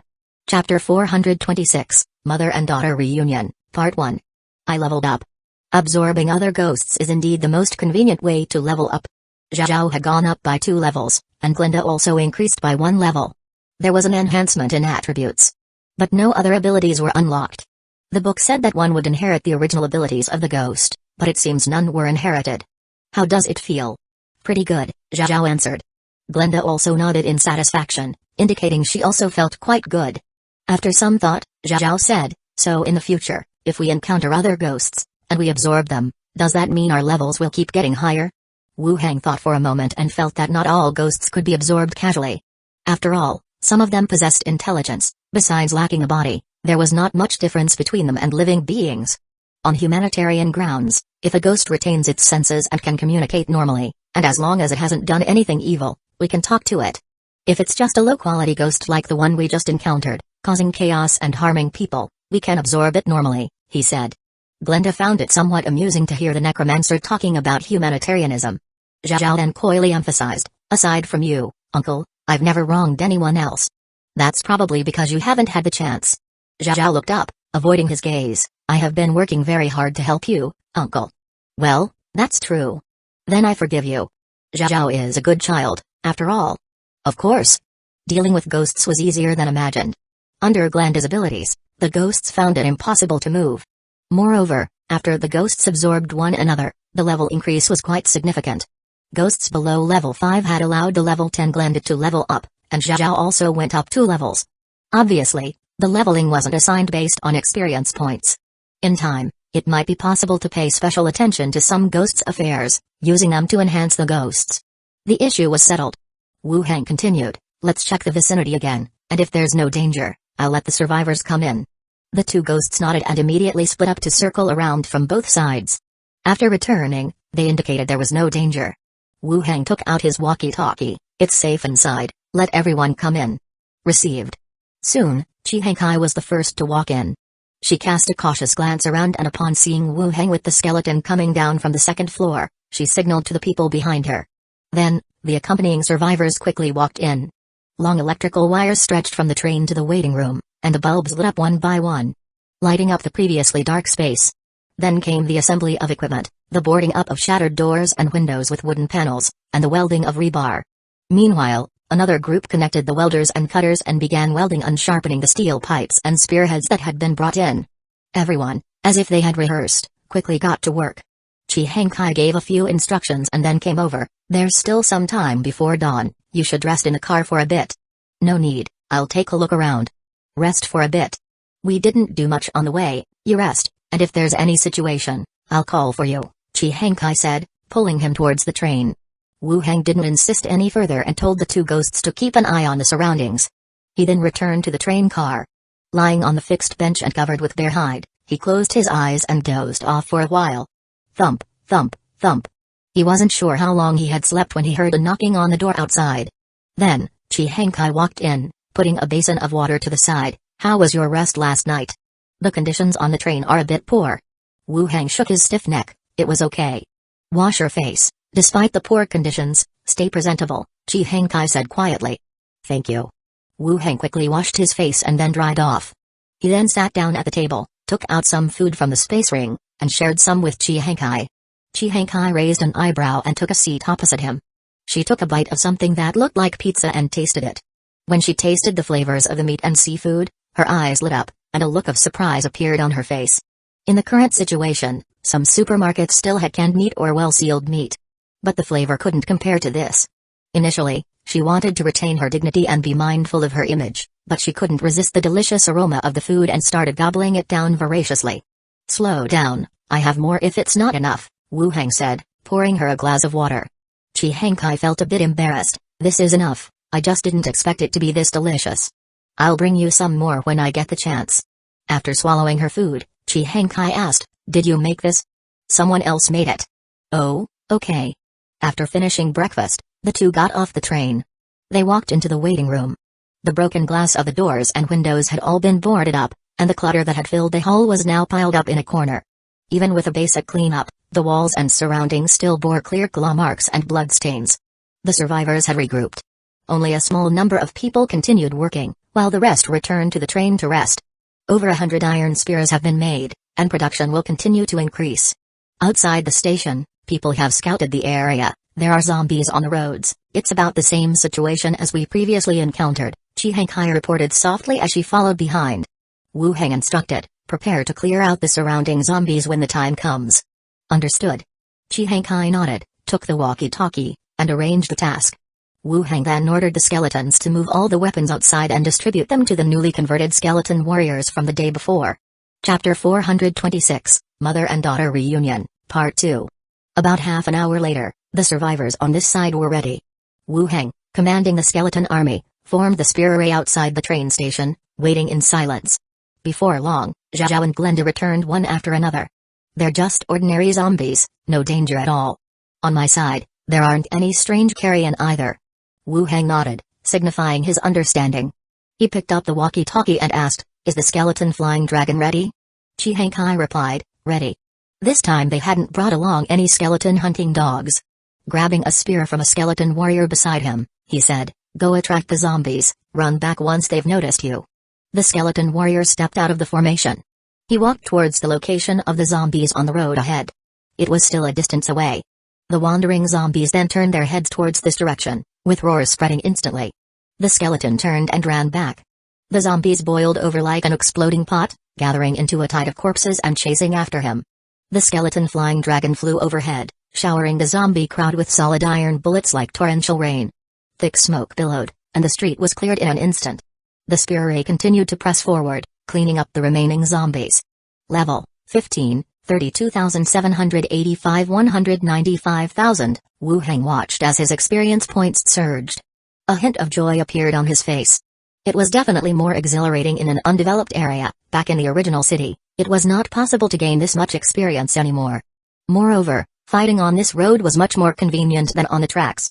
No need to worry about damaging the rails, they could just use the dragons for bombardment. It even felt a bit like grinding for monsters in a video game sometimes. But the taste of a zombie horde rushing head-on wasn't as relaxed as when sitting in front of a computer. By noon, the battle had ended. A vast number of skeletons went into standby mode. "Clean up the battlefield, drag the evolved zombie corpses over here," Wu Heng ordered. The skeletons immediately began to clean up the battlefield. At the same time, several evolved zombie bodies were dragged to Wu Heng's vicinity. Bone Command Technique was released, and skeletons stood up one after another. They also scavenged 5 first-level corpse cores from the bodies and put them away. Then he continued to release Battleground of Remains along the road. A large number of skeletons stood up, wobbling into the skeleton formation. Soon, the number of skeletons neared 30,000. They were densely packed and filled the area. After cleaning up the surrounding zombies, Wu Heng led the army back to the station. Seeing the tens of thousands of skeletons in the army behind them, the survivors responsible for weapon production all appeared bitter. To talk of working non-stop through the night was one thing, but even several machines working simultaneously would struggle to arm these many skeletons. Chi Hankai came forward and asked, "The train will go back to carry new materials today. Is there anything you need to be brought here?" After thinking for a while, Wu Heng said, "Bring some high-level skeletons, and you can arrange the rest." With the railway unobstructed, it was just a few hours' journey. It wasn't any slower than traveling from the old factory area to the county bus station. "Okay." Chi Hankai nodded and then said, "I've arranged a rest room upstairs, come and see which one you like." Wu Heng followed upstairs and glanced at the rooms. He chose the one furthest in. "I'll take this one. When I'm not out, if there's anything, you speak to Big Head Skull, he'll help you with the skeleton operations. Don't let anyone enter my room." "Understood. When you've rested, I will report the situation here to you," Chi Hankai replied. Wu Heng nodded, positioning 2 skeletons to guard by the door. He then entered the room himself. Glancing around inside the room, he opened the boundary door and stepped through. Gold and Silver Island was still bathed in clear skies. Wu Heng took off his down jacket and placed it into a cupboard nearby. The difference in the weather between the two sides was growing more pronounced by the day. He sent the obtained corpse cores to the alchemy laboratory and collected 2 bottles of second-level corpse core potion and 5 bottles of first-level corpse core potion from a ready-made product shelf. Wu Heng saw that among the second-level corpse core potions, there was a bottle of high-efficiency intelligence potion. He casually opened it and tipped his head back to drink it down. A piercing pain shot through his head, but soon disappeared. Intelligence +1, as expected. The effects of second-level potions had already diminished to this extent. These effects are getting worse. He put the rest away and walked out of the room. Moving down the stairs, Minnie was cleaning the room on the first floor. Seeing Wu Heng come down, she greeted him and then said, "Master, the pirate mistress has sent a message again, she's looking for you." "Philippa?" "Okay, Minnie, prepare some bathwater for me." "Right away, Master," Minnie replied immediately, getting ready to do so. Wu Heng then went back up to the 3rd floor. He entered the radio room and glanced at the logbook on the table. It contained records of those who had been looking for him. Picking up the microphone, he directly asked, "Philippa, you were looking for me, right?" Soon, Philippa's voice came through. "Ah, our fleet is nearing Crabclaw Island. Are you coming over?" The last time, she provided information, and Wu Heng had killed 2 fugitives. In return, he had promised to bring her some supplies. At the time, Philippa had been leading the fleet away from the region, so they hadn't met. It seemed she had returned in the last few days. "When will you arrive?" "Almost. I'll be there by dusk. Will you come to deliver the supplies?" "I'll come over then. And bring me some more of the seafood soup from the tavern at the association's entrance. I like their taste," she said. "All right, got it. See you in the evening." With the meeting time briefly confirmed, Wu Heng walked out of the room and into the bathroom to take a bath. Leaning on the edge of the bath, he pondered the plans for the upcoming period. Chapter 426, Mother and Daughter Reunion, Part 3. The zombie world had already gone toward Senhui City. The upgrade had to continue, along with the plundering of gold shops within the city. On Gold and Silver Island, they needed to increase food purchases to satisfy the exchanges with several regions. And then there was the research on the 3rd-level corpse core. 3 goals reach level 18, increase the volume of material purchases, and corpse core research, Wu Heng said as he stood up from the bath. He dressed himself and walked straight out. He greeted Minnie and left his residence. Taking Karam with him, they headed outside the city, to a deserted area where he donned a conductor's hat, and boarded a train. Afterward, the train vanished from sight. 40 minutes later, the train arrived at Crabclaw Island. Looking towards the port, one could see 3 ships flying the Iron Barrel pirate flag. They'd arrived quite fast. Wu Heng scanned the area and headed straight for the center.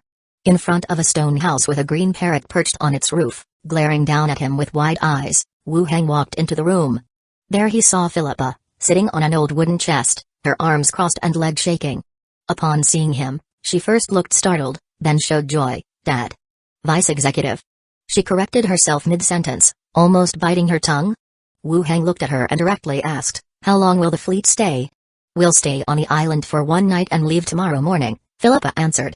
Wu Heng nodded, took a beige cloak out from the space ring, and handed it to her. "Put this on, come with me." Philippa looked puzzled but obediently put on the cloak, covering her head and body within it. "Come with me." The two left the building, and the green parrot flew down. Wu Heng glanced at the parrot. "This parrot can't follow, it's too conspicuous. Let it return to the ship first." "Silly bird, you go back. Don't talk about what's happening here to anyone. If I find out you've been chatting, I'll stew you," Philippa warned. The parrot flew back to the rooftop, screeching, "Silly bird captain, lecherous. I'll kill you." Philippa raised her hand in a threatening gesture and then said, "Come back, and I'll bring you something tasty to eat your fill." "Praise the captain." Philippa turned back around. "Don't worry, it just babbles with me, it won't talk." Wu Heng put on the conductor's hat again, and the Phantom train appeared before them. After boarding and registering 2 passengers, Karam followed suit. Philippa's eyes widened in amazement as she cautiously boarded the train. Then, with a whoosh, the train door closed. The train dived into the void. They arrived at Gold and Silver Island.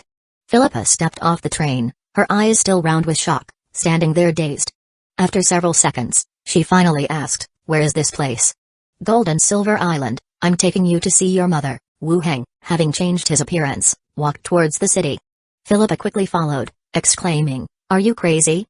I'm still a pirate, wouldn't being caught expose me?" "Then talk less, and your braids tuck them inside the hood," Wu Heng replied.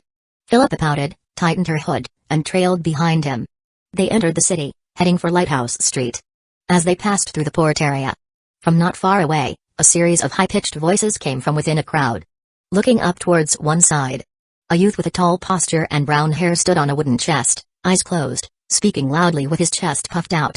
"They are greedy looters who have destroyed the peace of countless families and are threatening our maritime rights and interests. We stand here for justice, to protect our homeland and people. We cannot let these pirates continue to defy the law. We must show them that we are unbeatable. We have steadfast conviction and fearless courage. We will unite and march forward bravely. We will wipe out these scoundrels and hang their bodies at the port." The onlooking crowd burst into applause. Even many women gathered together, looking adoringly at the figure before them. It was very much like modern-day fans chasing after celebrities. "What's this all about?" Wu Heng pulled aside a man, tossed him a flirtatious look, then asked. The man shivered and took a step back, saying, "The newly formed United Guard, this is the new copper leader." "New leader?" Ever since the island master returned, there's been a feeling of impending chaos on the island. No substantial efforts have been made to capture the pirates, yet there has been no shortage of moves. Oh, thank you. Wu Heng said, turning to leave. Philippa, observing the many guards around, instinctively tightened her grip on his arm. She followed closely by his side. The orating man's gaze swept over the departing pair. He slightly furrowed his brow. Conch Tavern. At this time, the tavern was full of people. Almost every table was occupied, and there were even guests waiting in line at the door. Among the taverns that didn't deal in the flesh trade, the Conch was considered the best. Millicent stood behind the counter, chatting with customers.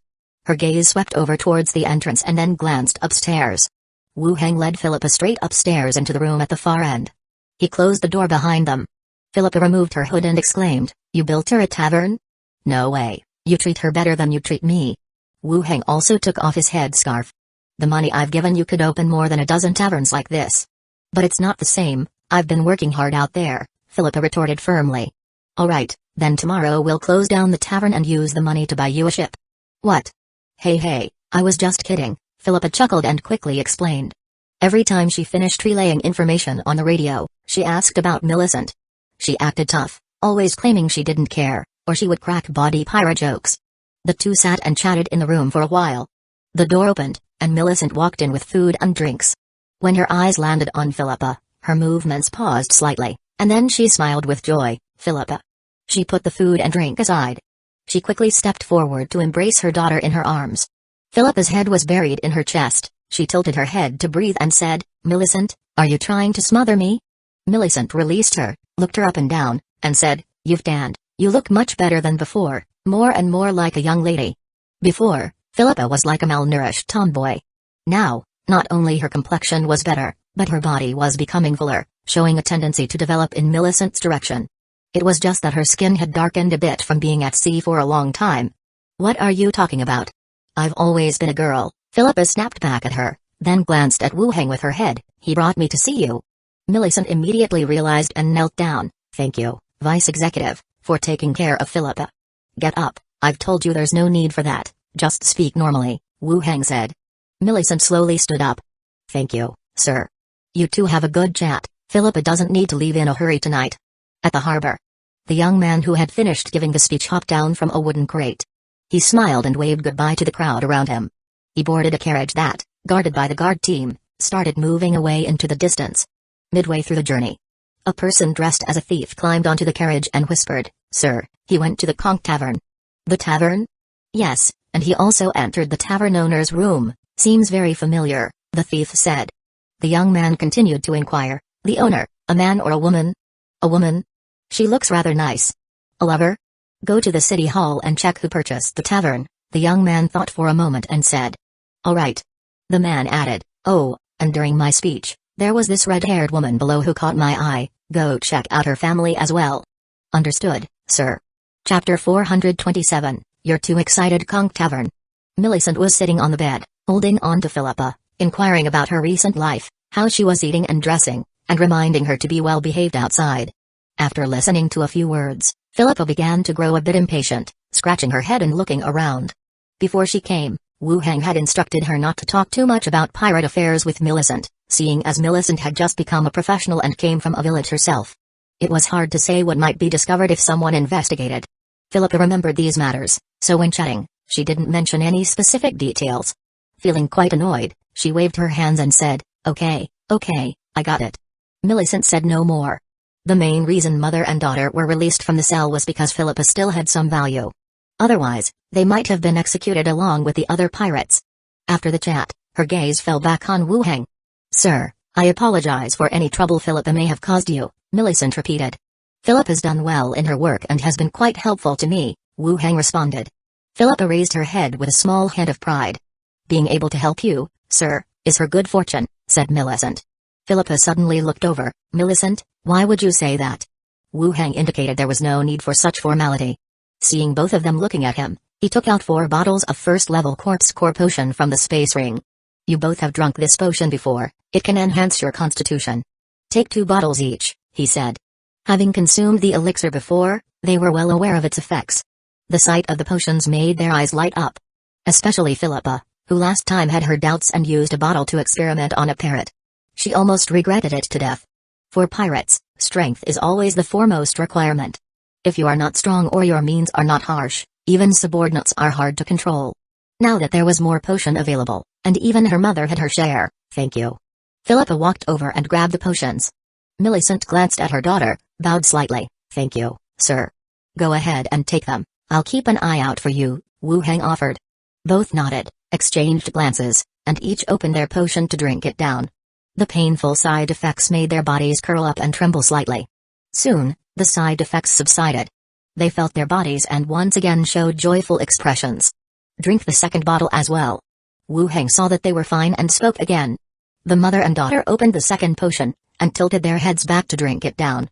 The same brief side effects followed, then they returned to normal. Thank you, sir, Millicent repeatedly expressed her gratitude, her face full of grateful expressions. Philippa stood by without speaking, her eyes showed more dependence. It's good that you've seen improvement. In the future, when I have the chance, I'll provide you with more. Don't worry about work, I won't shortchange you, Wu Heng assured them. Yes, we will definitely do our best for you, Millicent hastily agreed, pulling on her daughter beside her. Philippa pouted and repeated after her, we will do our best for you. Good, Wu Heng nodded. At that moment, light footsteps could be heard outside the door. The three of them stopped talking, the footsteps halted at the door, and the voice of a bartender came through. Boss, a guest wishes to exchange rooms, and we need your help to coordinate. It was the time when guests were most plentiful. Millicent immediately adjusted her hair and clothes, softly saying to Wu Heng and Philippa, I'll step out for a moment, I'll be back shortly. Having said that, she directly opened the door and went out. Only 2 people were left in the room. Philippa shrugged her shoulders and propped up her legs again. Are you going back today, or are you staying with us? Staying together? Where would you stay then? Philippa countered. I'll return to my own place tonight and come back to pick you up in the morning, Wu Heng said directly. What about the funding you promised me? Philippa asked again. Wu Heng reached out, pulling out a wooden barrel of silver coins and some alchemical grenades. Spend it wisely, I can barely afford to keep you up. I'm already very thrifty. Philippa joyfully put away the silver coins and grenades. Wu Heng continued to take out 4 bottles of potions. Keep these safe as well, drink 2 bottles every few days. Wow!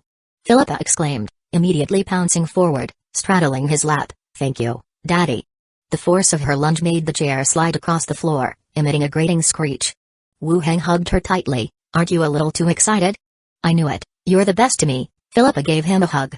Resting her head on his shoulder, she took a light sniff. Why do you smell so nice? Do all nobles smell this good? Since when do women say that men smell nice? Wu Heng pushed her slightly. But you really do smell good.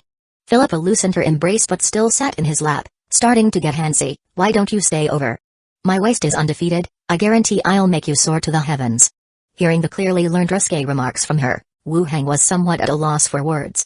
Undefeated waist. You're a woman, what does your waist have to do with anything? And to use it on me, no less. Wu Heng gently patted her waist. Stop fooling around, your mom's going to come back and see you like this, she'll beat you to death. She can't beat me anyway. Despite saying so, Philippa still stood up and moved to the side. Gathering up the elixirs from the table and hooking one arm around his shoulder, she asked, what are your plans moving forward? Still the same mission, gathering pirate intelligence, looking into the blank envelope situation, and also keeping an eye out for news related to the treasure map, Wu Heng said, then took out the book A Brief History of Pirates and the treasure map inside. Philippa leaned in to take a closer look. Tossing the history book aside, she scrutinized the map intently. After a while, I don't recognize anything. Could it have been drawn by the author just making things up? That's also a possibility. A Brief History of Pirates wasn't the only edition, it seems like a batch of them circulated to the public at some point. Emilio had the same book, with an identical map as well. Keep these things safe, and pay attention to these matters in general. Alright. Philippa put everything away and then continued, when you come over tomorrow morning, bring some tamed beast food. I promise that dumb bird, and it won't stop nagging if I don't bring some back. Okay. And, get me a seafood soup from the tavern at the entrance to the association, and fruit pies too. The ones by your association's entrance are the only ones that taste good, the other places are bad. Sure, I'll bring them to you tomorrow morning, Wu Heng said with a smile. During this time, Philippa's personality had become a bit more exaggerated, but she had indeed provided him with substantial help. He would still need her to provide information in the future, And especially since she had only just returned home, he wanted to make the young girl happy as much as possible. Hee, thanks, Daddy. Creak. Millicent stood frozen in place, holding a blanket. Her face and neck flushed red, wanting to back out but feeling it was too late. Still, she entered, not saying a word, and began to make the bed. Wu Heng stood up straight. Alright, you guys chat. Philippa, don't leave the room too much if there's nothing important. Recently the island's been really strict with pirates. Okay, goodbye Vice Executive, Philippa said somewhat awkwardly. Wu Heng put on his mask and left the room directly. He called for a carriage and hurried toward his residence. Back at his place, the sky had already dimmed. Minnie was in the living room, reading comics. Noticing Wu Heng's return, she immediately sat up. Master, have you eaten yet? I had food at the tavern. Wu Heng also sat down on the couch and took Bunny Girl into his arms. He wrapped an arm over her shoulder and slid it inside her collar, grasping her soft roundness. What did you do all day, Master? You didn't come back with wire either. Minnie leaned into his embrace, breathing softly. I had some things to take care of at the port. Seems like there are more guard team members around. Yeah, some guards came directly to investigate today and got attacked by the skeletons. Had I gone out a bit later, those guys might have been chopped to death, Minnie said, twisting gently in his arms. Here at the residence, they had set up 5 level 15 skeletons, with the rest all being level 10 skeletons. Those people barging in without dying showed they were not of low level. What were they investigating? It seemed to be about resident information. I told them this place belonged to a consortium and told them to communicate with the consortium before closing the door on them. Yeah. Minnie is so clever. This residence was rented from the consortium. Whatever their purpose, letting them communicate with the consortium was enough. Not really, I'm just following what Master taught me, Minnie twisted a bit more. While they talked, Andre Willow also came down from upstairs. Seeing the two snuggled on the couch, she approached and nestled into the other side of his embrace, her pristine legs curled on the couch. Wu Heng also wrapped an arm around the little fox's shoulder, reaching into her collar. He compared the differences between the two. Master, Zai Ligui the vice executive is back, Andre Willow mentioned. They're not in any danger, are they? I saw them today and had a little chat. I heard that the steward of Lopez City has gone missing. Before people from the headquarters arrived, Andre Willow raised her head to look at him. Gone missing? Ran away? Chapter 428, The Untouched Armory. Before the headquarters people arrived, the steward disappeared. It seemed that the matter with the Demon's Hand pirate group had some connection to this steward.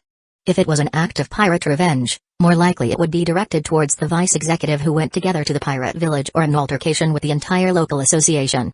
Only the steward vanished without a sound. The greater possibility was that he had run off. Even if unrelated to the Hand of the Demon, there was still an association with pirates. Zai Ligui and the others are not in any danger, are they? Wu Heng tightened his arm. Andre Willow curled into the embrace. No, I heard they just assisted a bit and then came back. As long as they are safe. Wu Heng withdrew his hand and stood up to pull up Andre Willow's nightgown. The little fox's cheeks reddened as she raised her arms to allow it to be slipped off with ease, revealing her fair and smooth body. Andre Willow hugged her arms, her voice soft and delicate. Let's go back to the room, Master. Wu Heng gave Minnie a wink and she, with a hee-hee and a smile, pounced toward the little fox, wrapping her arms around the other. Come to Master quickly. Andre Willow turned all red, held down by the other, and didn't struggle. It's so embarrassing here. What's there to be embarrassed about? We're in our own home. Minnie followed suit. Exactly, wherever Master says is the place. Andre Willow turned her head away and ceased to speak. Wu Heng simply stripped off his clothes, and gently pressed upon the two. Minnie frowned. Master, you've got the wrong person. You first. Really, Master, Minnie mumbled, her body going limp as she collapsed on top of the fox woman. The next day, Wu Heng got up on time. He first went to the tavern by the association's entrance to reserve some food, then on the way to the tavern, he stopped by the general store to buy some tamed beast fodder. The fodder came in several varieties.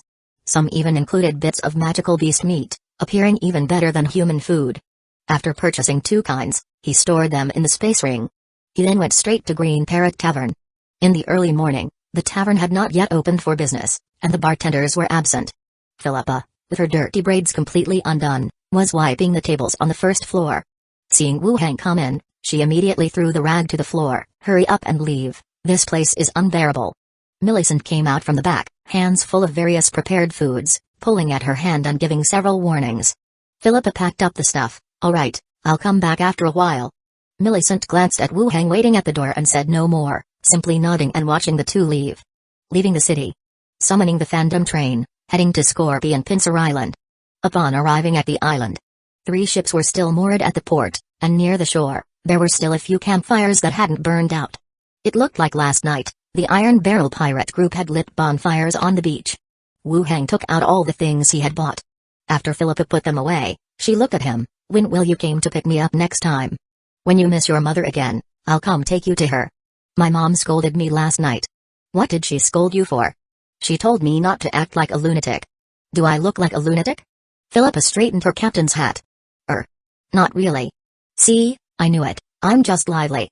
That stupid woman understands nothing, Philippa said. Wu Heng glanced at the distant pirate ships and then said, all right, go back now, remember your responsibilities, and don't just focus on having fun. Got it. Philippa waved her hand and headed off into the distance. As she approached the fleet, the green parrot flew back, perching on her shoulder. Philippa went over to the campfire, started throwing punches and kicks at the drunken men scattered on the ground, and shouted for everyone to gather and get on the ship. The pirates collected their belongings, bustling about for a while. Then they set sail on the pirate ships, heading off into the distance. Wu Heng also called for the Phantom train and returned to Gold and Silver Island. Back to Gold and Silver Island. Wu Heng went straight to the association. After sitting in the office study and yawning twice, he went out and headed to Zai Ligui's study. Gently knocking on the door, he entered upon receiving a response. Zai Ligui, sitting behind the desk, smiled as he came in. I was wondering where you were when you didn't show up upon your return. Wu Heng sat down on the sofa to the side. When did you get back? Yesterday noon. It was just to accompany headquarters to do some investigation. There was nothing much, Zai Ligui said. I heard that the steward there has gone missing? Wu Heng asked. Right, the steward was already missing when we arrived. The entire association was managed by the vice executive. The association conducted a check over there and they will arrange for a new steward to take over. The missing one will also be investigated later on, Zai Ligui summarized succinctly. Even the steward had something to do with pirates. It was not surprising to think that a village had been taken over by pirates. Wu Heng continued, the headquarters must be taking this matter very seriously, right? Zai Ligui stood up, poured 2 cups of tea, and handed one over. The branch associations in coastal cities will all be undergoing checks, especially since the Calamity incident was suspected to involve collusion with pirates. In any case, it's pretty serious. People will be replaced everywhere. That's for the best, Wu Heng nodded. Zai Ligui leaned her round hips against the edge of the desk behind her, looking at him. How did the investigation into the old barrel go? I just got back and didn't have the chance to ask. When Emilio assigned the tasks, Zai Ligui was responsible for the affairs in Lopez City, while Wu Heng was tasked with investigating the old barrel tavern. The murderer has been found. It was a thug secretly raised by the Sea Dog Gang, a warlock. Now, the old barrel people have wiped out the Sea Dog Gang, and their gang's dwelling has been razed, Wu Heng narrated. The murderer? You mean Macintosh is dead? Zai Ligui stopped in her tea-drinking motion. When she left, it was reported that Macintosh was attacked and injured. Now he was dead? Dead. He was already cold when I got there. Zai Ligui took a long time to react. A female boss who had controlled the port for so many years, just like that, died at the hands of a new gang's thug. Unbelievable, yet it felt like a pity. Even though Zai Ligui looked down on gangs and felt they were a hidden danger to a city. Still, she had to admit that the old barrel managed by Macintosh was not too bad. It wasn't simple for a woman to manage so many people by just her wits. And yet, she had died just like that. Why did she die? Normal methods shouldn't have been able to kill her, right? Wu Heng, looking at her face filled with confusion and surprise, said, the old barrel said it was snake venom, but due to the Burmila tribe's customs, no autopsy was conducted. However, the island's guard team did a life characteristics check and confirmed that the deceased was indeed Macintosh. Sigh. A prophet, to die in her own jurisdiction, Zai Ligui sighed. Yeah. Lately, there has been a rush to assemble a guard team on the island. Things seem a bit chaotic. Be careful out there, Zai Ligui cautioned. After a brief chat, Wu Heng didn't stay much longer. Zai Ligui went to deliver documents, while Wu Heng sat in his study for a while. He also left the association, called for a carriage, and returned to his residence. After getting home, he greeted Minnie. He went straight to Zombie World. Coming out from the bedroom, the entire waiting room hall had already gathered quite a number of survivors. Moreover, the assortment of tools and equipment had become more complete. It seemed that the train had brought in new supplies. No sooner had he gone downstairs than Chi Heng Kai received the news and came over. He said, We found a local map, also checked it on the radio with the shelter here. A long scroll map was unrolled, revealing the buildings and routes within Anhui City. Wu Hang helped hold one side while Chi Hang Kai pointed to two locations. This is the city's commercial street. We can be sure there are lots of gold shops and shopping centers where we can replenish our supplies. This area is the military zone. By taking it over, we can get the corresponding ammunition and equipment. The military zone? Wu Hang asked, is there no military market here? No, it's possible that they did not take too many weapons with them when they left, nor did they set up any market. Which meant there was an untouched armory here. Chapter 429. The veteran pirates all know. Wu Hang shifted his gaze to the location Chi Hang Kai had pointed out. The local military district's position was near the southern edge of the city, already considered to be at the end of the map. If they were to go from the station beneath their feet, it would be akin to traversing the entire city. The zombies along the way would likely take some time to clear. For now, we have temporarily determined these two important areas. If there's any special place later on, we'll continue to gather information, Chi Hang Kai said. Gold and weapons were the most needed items at the moment. The rest of the shops and some stuff could be collected while clearing zombies along the way. Let's first map out the route to the gold store. The military district is a bit far, Wu Hang said. Chi Hang Kai nodded and roughly traced a route with her hand along the roads outside the station. This route, once cleared, can also allow other shelters to exchange supplies through it, which would save a lot of trouble. Both the station and the commercial street were rather important places. The main road was connected, just follow the road to get there. That's fine, Wu Hang agreed with the plan and continued to ask, how many solid iron bullets have been prepared? Chi Hang Kai rolled up the map and answered, we have transported over 300 boxes so far, and the train will continue to bring more. With the addition of the magic furnace, the production efficiency of solid iron bullets had also increased. Once made, they would be packed into wooden boxes according to specifications. 1,000 per box. This made it convenient for transportation and calculating quantities. 300 boxes of solid iron bullets were completely sufficient for the upcoming battle. They hadn't even fought a battle this well equipped before. Once their position stabilized, they could order a few more magic furnaces to increase production efficiency. Next time the train comes back, bring a few skeleton hounds over, he said. Okay, Chi Hang Kai nodded. After discussing the future plans, Chi Hang Kai took Wu Hang downstairs for a walk. Apart from the waiting hall they initially occupied, the ticket hall, and temporary office rest area, all were arranged accordingly. Processing and resting areas were separated, and the survivors were also allocated different tasks in various places according to their skills. The completion of modern construction fully met their usage needs. After making a round and confirming there were no areas needing changes, he then returned to his room. He opened the boundary door and went back to Gold and Silver Island. Gold and Silver Island. After dinner, Wu Hang reigned in the courtyard with two maids. Recently, the training in swordsmanship had reduced quite a bit compared to before. It wasn't because he had become complacent. Instead, the recent missions required going out to sea, spending days and nights on deck, not conducive to training. As a mage who knew some close combat skills, it was a kind of trump card. When facing Karim, the opponent hadn't expected him to draw a sword and chase him down. Therefore, it was better to keep these abilities hidden from others as much as possible. He held the instructor long sword in his hand and carried out one swordsmanship movement after another. Compared to the beginning, he now executed these movements more smoothly. Swordsmanship specialization has been raised to intermediate. During the 5th round of practice, the system prompt appeared. Swordsmanship specialization had finally reached the intermediate level. Though it didn't seem high, for swordsmen or warriors, it often took years of practice to achieve this level.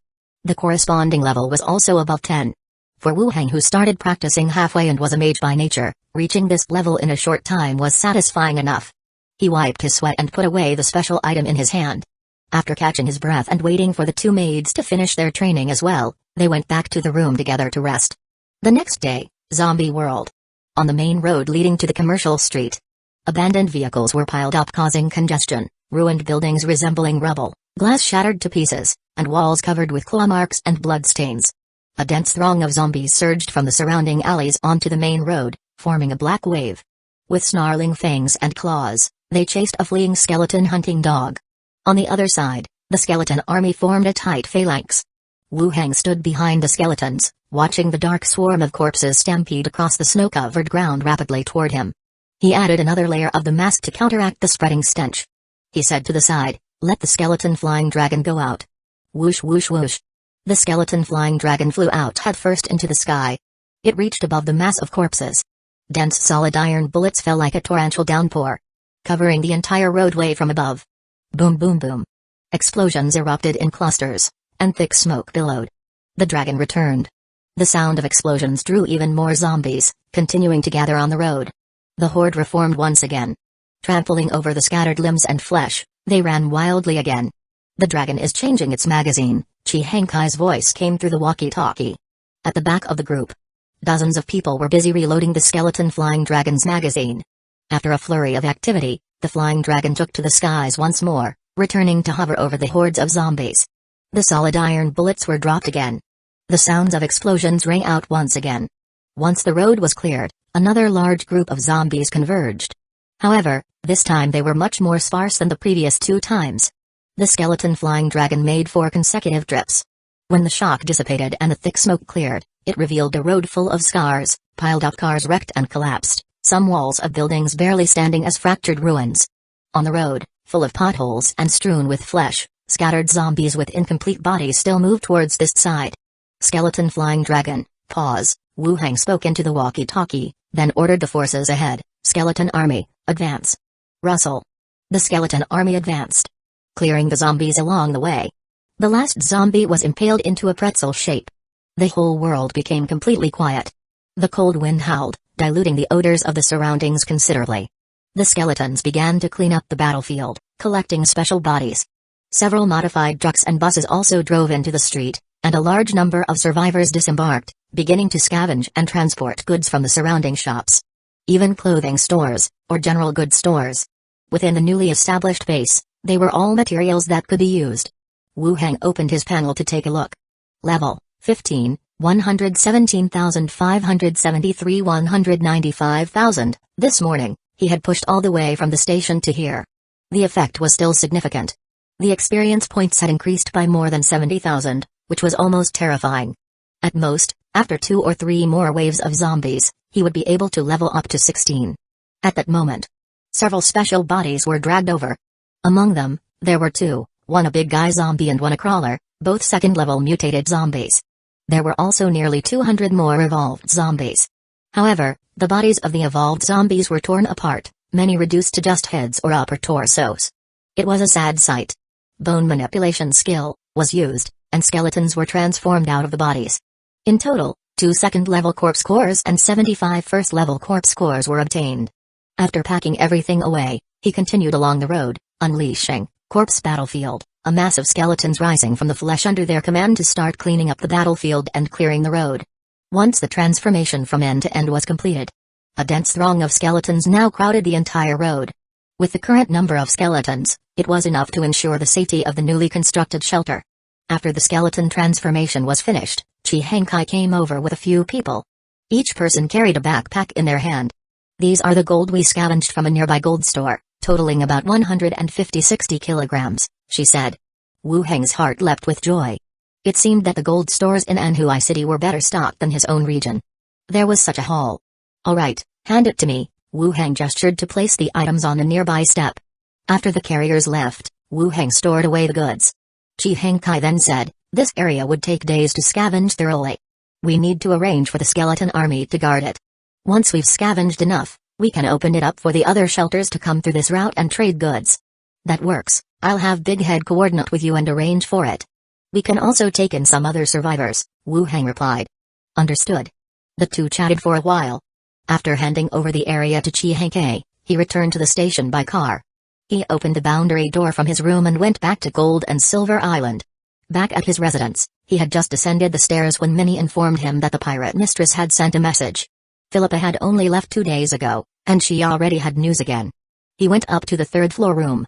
After checking the radio's logbook to confirm that the other party really had sought him out, he picked up the receiver and asked, Philippa, are you there? Yes, Philippa's voice came through. What were you up to this morning? Wu Heng said, I went to take care of some work. Is there something urgent? Philippa excitedly said, I've come across some information about pirate maps. So soon? I just asked around and got some, not sure if it's accurate or not. Philippa's tone became hesitant. Let's hear it. After a pause, Philippa spoke again. It's said that the old pirate groups, including the Hand of the Demon you killed, all believe in the existence of the Pirate King's treasure and have always been searching for it according to the maps. They all believe? That implies it might be real then. I didn't find any such map on the body of the captain of the Hand of the Devil, Wu Hang said. How would I know that? Maybe he didn't keep it on his person. Keep listening to what I have to say, Philippa went on. Until the appearance of the blank envelope, the old pirate groups stopped searching for the treasure and began to act according to the instructions in the envelope. Chapter 430, Kidnapper. Wu Hang's eyes widened a bit. Suddenly, he remembered something mentioned in A Brief History of Pirates. The Pirate King emerged, uniting the pirates and ceasing their internal strife to reclaim their own territories. And with the reappearance of the blank envelopes, even those who didn't know the legend of the Pirate King were driven to action by the letter's accurate predictions of merchant ship schedules. Upon further thought, back then, the Demon's Hand had ambushed him and the members of the association on their pirate ship. He didn't quite understand why, with the strength of the Demon's Hand pirate group, plus the other 5 level 15 leaders pirate groups. His bounty wouldn't be enough to split between them, so why were they still so determined to kill him? Now, it seems, it wasn't necessarily about the bounty. More so, it was about acting on the information in the letters. So, I suspect the old pirate gangs know some inside information, Philippa continued. Wu Hang thought for a moment. I inquired of the captain of the Hand of the Devil after interrogating his corpse, but I didn't get any intelligence regarding the envelopes and whoever is behind them. Philippa pondered for a bit. Next time you can try asking from a different angle, like how the envelopes are passed around, or who the former Pirate King was. Previously, Wu Hang hadn't collected any information about the Pirate King. So, when interrogating the corpse, he was more inclined to ask questions about the mastermind behind the envelopes. Philippa had a point. He could try asking about the identity of the previous Pirate King, or if anyone knows how the letters are circulated. Alright, next time I catch a pirate, I'll ask like that, and you keep collecting the relevant intelligence. Notify me immediately once you have news, he said. Okay, Philippa agreed, then continued, has my identity as a secret speaker come through yet? No news yet, I'll go to the association tomorrow and ask for you. Oh, when it comes through, go tell my mom, loudly tell her how brave and wise I am, and that I got recruited by the association on exceptional terms. Philippa's tone rose. Fine, I'll try to make it sound as formal as possible when the time comes.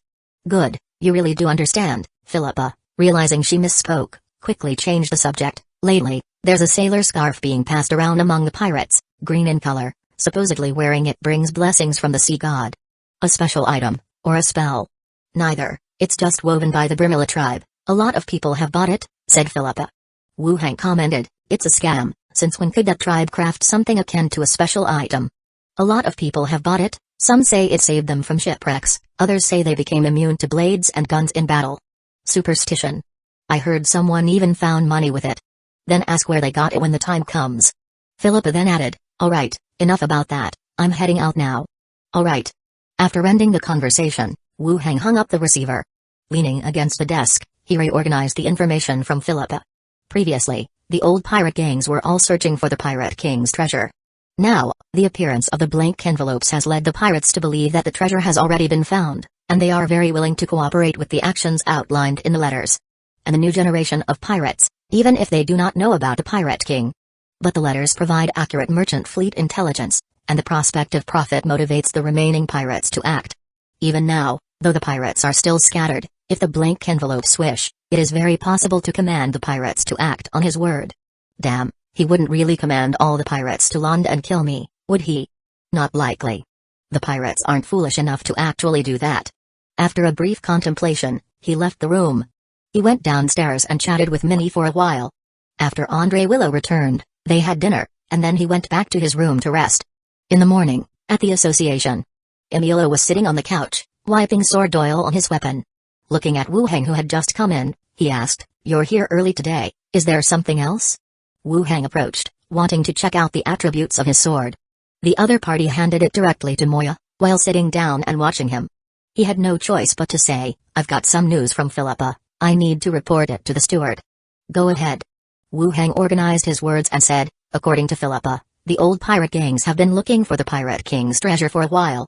After the letters appeared, they stopped searching and started to selectively act on the content of the letters. There wasn't much he could do about the pirates' situation himself. Emilio was very powerful and also an enemy of the pirates. Informing him or asking him to handle some matters was a better approach. After all, having joined the association, it was only right to rely on it a bit. Emilio raised an eyebrow. You think that book is real?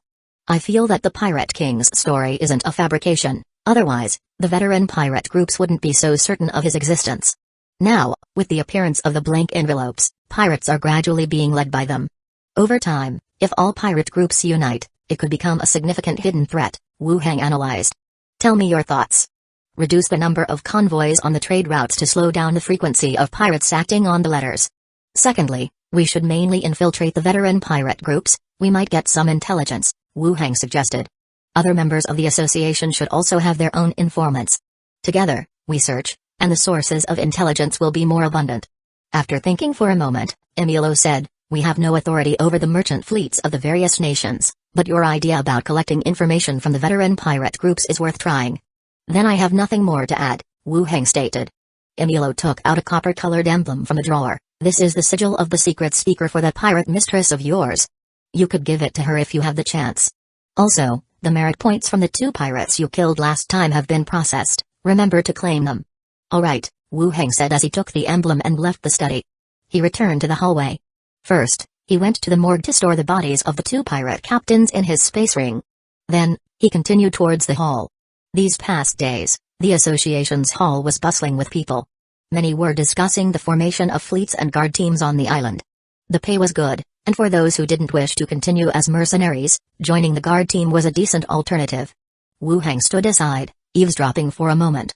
It seemed that the island's guard team was receiving quite a bit of attention. In any place, those who could be part of a law enforcement team were always popular. Approaching the front desk, the clerk smiled. Vice Executive, how may I assist you? I have 2 merits to exchange. Please wait a moment, the clerk said as he checked the records. You have 2 third-tier merits available for exchange. What type would you like? I'll prepare it for you. Mage's skill books. One moment, please. The clerk left and soon returned with several skill books. Vice Executive, you can make your selection now. Wu Heng's gaze swiftly swept over them. Many were skills he had already learned. In the end, 2 caught his interest. Mirrored skill, description, you can create at least 3 illusionary duplicates and command them to perform simple actions. Preset armor, description, by touching a target unit and with their consent, surround them with a protective force field that lasts until the spell is disrupted or the target is attacked, automatically triggering the spell. One of the skills was a type of illusion spell that could create duplicates. The mirrored skill, which offered the same effect as the illusionary magic dual blade given to Philippa. It could confuse the enemy, even a moment of distraction could be effective. The second skill, called preset armor, allowed for placing a defensive magic on a target, which would automatically activate upon attack. It served as a protective measure. Both effects were quite good. I'll take these 2, Wu Heng stated directly. The clerk nodded. Alright, you can take them now. Wu Heng nodded and went back to the office study. In the Snowborn district, within a mansion. In a slightly dim room sat 2 men. One had a connected beard and was in his 40s, dressed in blue aristocratic attire with neatly combed hair, looking sharp and efficient. The other was younger, with brown hair and blue eyes, clad in silver armor, his posture upright. Greco, any new intelligence? The bearded man inquired. That tavern was bought by someone from the association. She's either an informant or a lover of his, the silver-armored Greco said indifferently. So certain? Just a mage who switched job midway, can't escape my eyes, Greco scoffed. The middle-aged man continued, what do you plan to do? Greco touched the emblem on his armor, wait for him to visit the tavern, then burn it all down. The man shook his head, no good, Lighthouse Street is crowded and watched. If it gets too big, it will be hard to control. Greco persisted, then we'll kidnap that woman, lure him out to sea, and kill him there. The middle-aged man nodded slightly, don't underestimate him, he has killed quite a few pirates. If he doesn't die, we'll be in trouble. Don't worry, without his skeleton attendant, he's nothing. Chapter 431, Redeem the person within 3 days at 3 in the afternoon, Wu Heng returned to his residence. In the radio room on the 3rd floor, he picked up the microphone and called out Philippa twice, but there was no response, she likely wasn't in the room. He had planned to inform her about her becoming a secret speaker. It would have to wait until next time. He left the room and went upstairs back to his study. After taking off his coat and pouring himself a cup of tea, he sat down at his desk. He took out 2 newly exchanged skill books. Mirrored skill preset armor. Though he had engaged with spells for some time now, his skills still played a significant role. But his own combat relied more on skeletons and modern firearms. A burst of gunfire was more efficient than casting magic. Therefore, in selecting skills, he began to favor those with functionality and speciality. He opened the first book, Mirrored Skill, and began to read. This skill book belonged to the class of illusion skills. After casting, it could create 3 identical illusions of the caster which could perform simple actions. The effectiveness of the doppelgangers was closely linked to the caster's intelligence and spiritual power. The better the effect of the created doppelgangers, the higher the insight required for the enemy to discern the truth. Besides, the number of clones also affected the outcome. 3 clones would make it more likely to be figured out, whereas creating just 1 would decrease the likelihood of detection. In other words, it was more realistic. This was an aspect that could be tailored to the situation by choosing to create 1 or several clones. A focused state greatly accelerated the reading speed. Soon he turned to the last page, and the system prompt immediately followed. Skill unlocked, mirrored skill, the skill was unlocked. Aside from his own mansion skill which remained locked, the rest of the skill books could still be unlocked quickly. He closed the book and placed it on a shelf behind him. He stood up and walked to the center of his study. With a thought, 3 identical clones of himself instantly appeared on either side. Wu Heng observed the 3 motionless figures standing in place. Black hair, robe, space ring. There was almost no difference from himself. With another thought, the 3 doppelgangers began to move, performing simple actions. Not bad, he remarked. He dispelled the skill, and the illusionary clones disappeared. Wu Heng returned to his desk to continue looking through the next skill book, Preset Armor. This book belonged to the School of Protection Spells. The effect was to apply a spell on a willing target in advance. When attacked, the target would instantly form a honeycomb-shaped shield, reducing the damage from the attack. The effect was somewhat similar to a protection pendant. Many mass-produced magic items were based on spell effects in principle. He flipped to the last page. The prompt appeared. Skill unlocked, Preset Armor. With the skill unlocked, he was quite satisfied with the outcome. Knock knock knock. Just as he closed the book, there was a knock at the door. Then, Minnie's voice came in. Master, a staff member from the association is here, saying that Miss Wire requests your presence. Andre Willow? She usually went home after work at this time. Calling him over now meant that something must have happened. He stood up and opened the door. Minnie was standing there. Did they say what happened? He asked. No, they just asked for you to go over. It sounds like there's some urgent matter, replied Minnie. Wu Heng nodded. Go get my armor, I'll make a trip to the association. Okay. Together they went downstairs. After Minnie helped him into his leather armor, he went straight out the door toward the association. Upon reaching the association, Wu Heng went straight to the office study. Inside the room, Andre Willow was waiting at the desk, looking somewhat anxious. Wire, what's the matter? Wu Heng entered and asked immediately. Andre Willow replied bluntly, the bartender from Conch Tavern just came to the association, saying that their boss was abducted. Wu Heng's brows wrinkled. Rapid thoughts flashed through his mind. First was anger, that someone dared to kidnap in broad daylight at the tavern, then suspicion whether there had been some mistake. The numbers of the guard team on the island were said to be increasing, and finally, a sense of alertness arose. If Millicent hadn't offended anyone, then it was more likely that their relationship had attracted attention. The ultimate target was himself. Otherwise, it wouldn't have been such a hassle to capture Millicent, a woman who had just become a professional a few days ago. Where is the person? Wu Heng asked. Captain Kavina took her away for interrogation, Andre Willow replied solemnly. While they were talking, there was a knock on the door. Kavina walked in directly.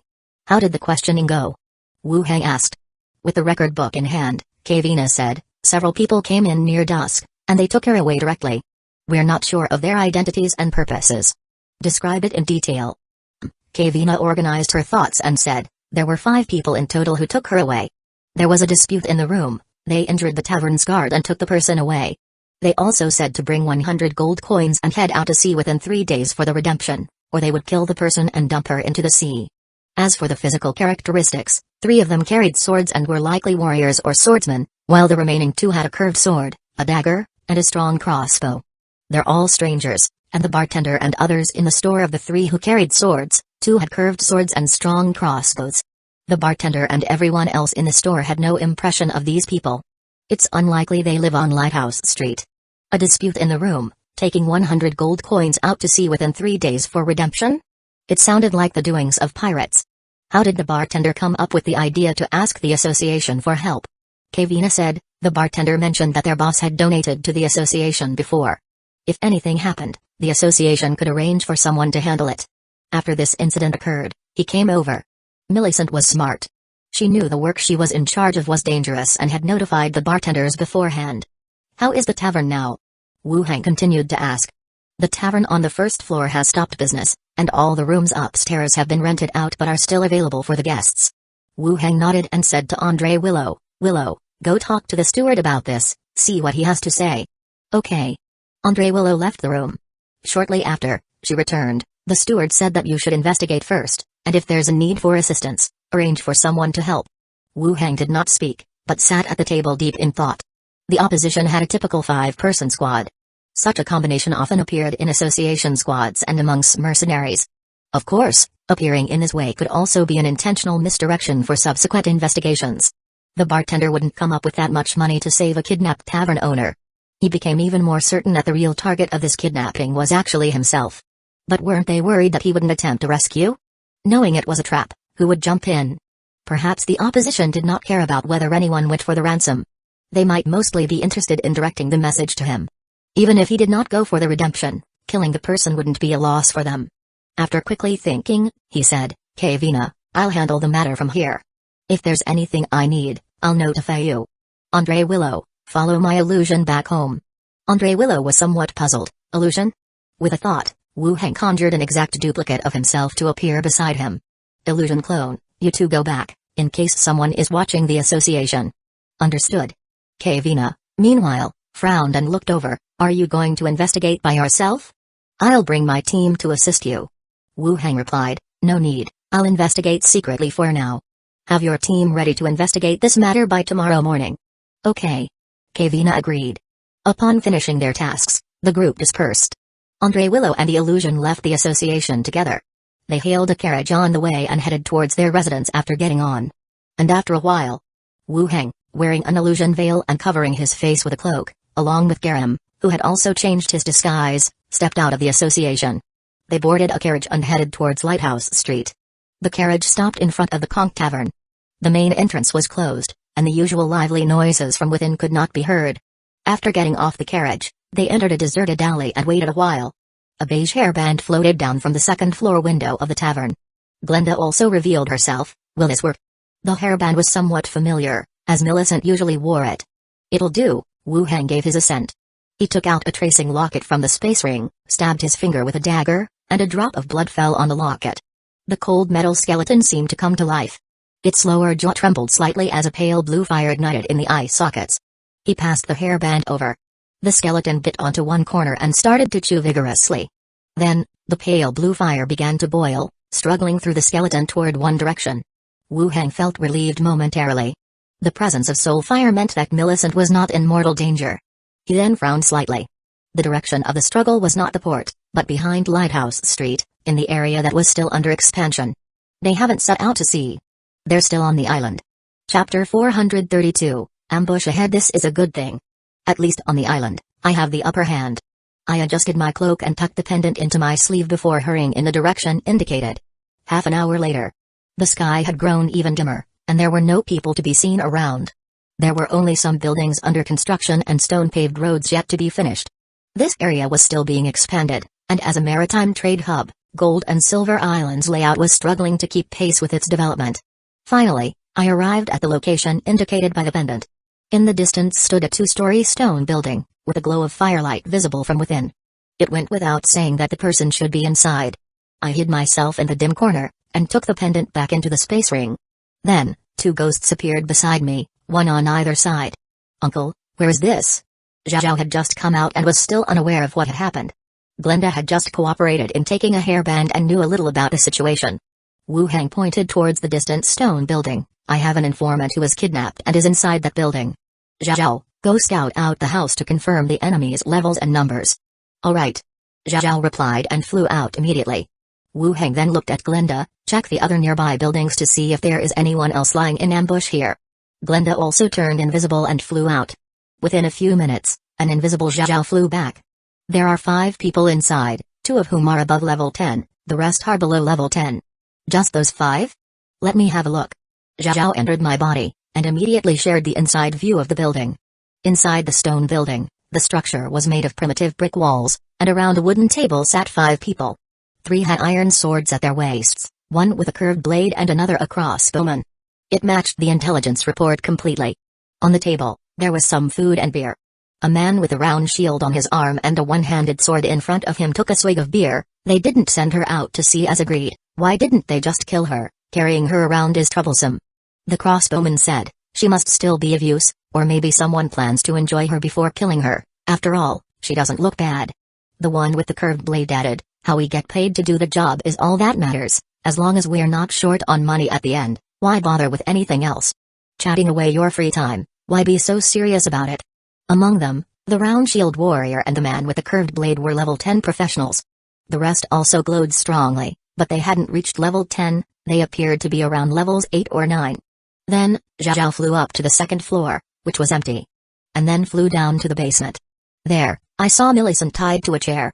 She bore no injuries on the outside, and her clothes were intact. But she leaned to one side, her head askew, her eyes dull and lifeless. The shared vision ended, and I let Zhao out. I've seen this auntie before, isn't she the one from the pirate ship we encountered before? Zhao said. You remember so well? So she's turned over a new leaf now?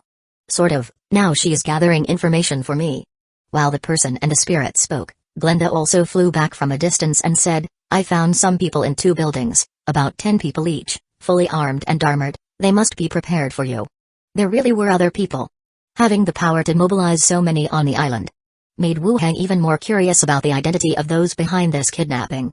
Wu Hang pondered his next plan in mind. Glenda, having heard the situation from Zhao, analyzed, for you, rescuing her wouldn't be difficult, but you need to think about the sequence of actions. If you strike at your people outside first, the 5 guarding your informant might kill her straight away, but if you rescue her first, the people around will come to attack you. I suggest using the skeletons from your other world, or getting the association to act. Wu Hang also reflected on this. If he decided to use the skeletons, he would have to kill everyone. Of course, given the number and level of the skeletons, this wouldn't be difficult. Okay, I got it, Wu Hang said as he climbed over a courtyard wall and into a house. Inside the room, he found a wooden door and took out a key to open the boundary door. The night grew deeper. Wu Hang, followed by several skeletons, quickly approached the target house. Inside the building, 5 people were still chatting away. This night is so dull, why don't we take her for a spin first? We're gonna kill her in the end anyway. The crossbowman took a sip of his drink and gestured, ass so big, must feel damn good. Hearing this, the others began to feel an itch in their hearts as well. What if she asks questions? She might use that as an excuse to dock our pay. The crossbowman cursed, fuck, scared of what? Just clean her up a bit. With her out of her mind like now, could she even get the chance to say anything? Alright, then you carry her over. Even just getting a feel would be better than doing nothing. I'm on it. The crossbowman said and was about to head towards the basement. Thud, thud, thud. Suddenly, footsteps came from the doorway. Before they could react. Bang. The door was kicked open, and a sword-wielding figure appeared before them. With one hand on the ground, a mist instantly spread, and the figure vanished just as quickly. At the same time, the furthest crossbowman's expression changed in shock, and his body shot forward. Whoosh! A cold gleam sliced past the back of his neck. The momentum of his lunge allowed him to avoid decapitation, but it still opened up a huge gash in his neck, blood spurting like a fountain. Damn it, save me. The crossbowman grabbed the back of his neck, staggering. The rest were startled too. They immediately grabbed the weapons on the table, ready to fight back. But the sword-wielding figure had already retreated into the basement, guarding the bottom of the stairs. At the entrance, a figure in black leather armor over a robe emerged slowly from the fog. They pointed the dark iron device in their hand toward the few people inside the room. Bang, bang, bang. Piercing blasts rang out in rapid succession, and a barrage of bullets whistled out like rain. The crossbowman, whose neck had been severely injured, was instantly turned into a sieve. The round shield warrior lifted his shield. The scimitar and the others flipped the wooden table over to use as cover. Bullets swept across where they hid. Tables and chairs shattered, the round shield disintegrated in an instant, and bullet holes peppered the walls. Their bodies kept trembling, exploding with one blood hole after another. The gunfire stopped. 5 bodies now lay in pools of blood. Especially the round shield warrior, whose shield was also utterly wrecked. After confirming the 5 were dead and no other danger was present, Wu Hang hurried down the stairs to the basement. The area below was even darker. He cast the dancing light skill to illuminate the surroundings and then saw Millicent tied to a chair. It was the same scene he had shared with Zhao. Her head lolled to the side, eyes open, staring blankly. Millicent. Wake up, what's wrong with you? Wu Hang slapped her face. Millicent's gaze flickered with lucidity for a moment, then became vacant again. Wu Hang untied her ropes. Glenda and Zhao also flew back. The bad guys are all dead. Glenda added, I've killed them all on my N2, no one got away. That's good. Wu Hang nodded. Glenda looked at Millicent and said, she's been given a stupefying potion, she won't recover any time soon. What about the detoxifying potion? Wu Hang asked, and still, he pulled out a bottle of elixir. He pried open Millicent's mouth and poured it down her throat. She was like a paralyzed person. It was uncertain how much she swallowed, more of it streamed down her cheeks, covering her body.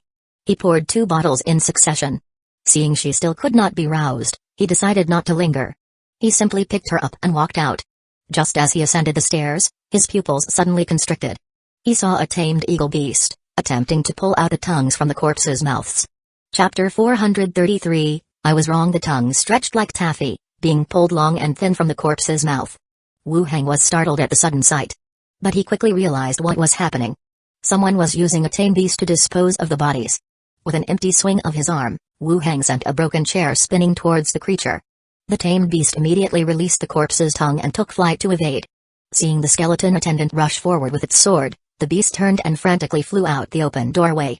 Glenda and Zhao were about to give chase when Wu Hang spoke. Zhao, go see where it flies to and who's behind this. Glenda, stay here and keep watch. Both ghosts nodded, vanished from sight, with Zhao pursuing the tamed beast. Glenda flew straight up into the sky to monitor the surroundings. Killing a tamed beast was actually not difficult. But it was of little significance.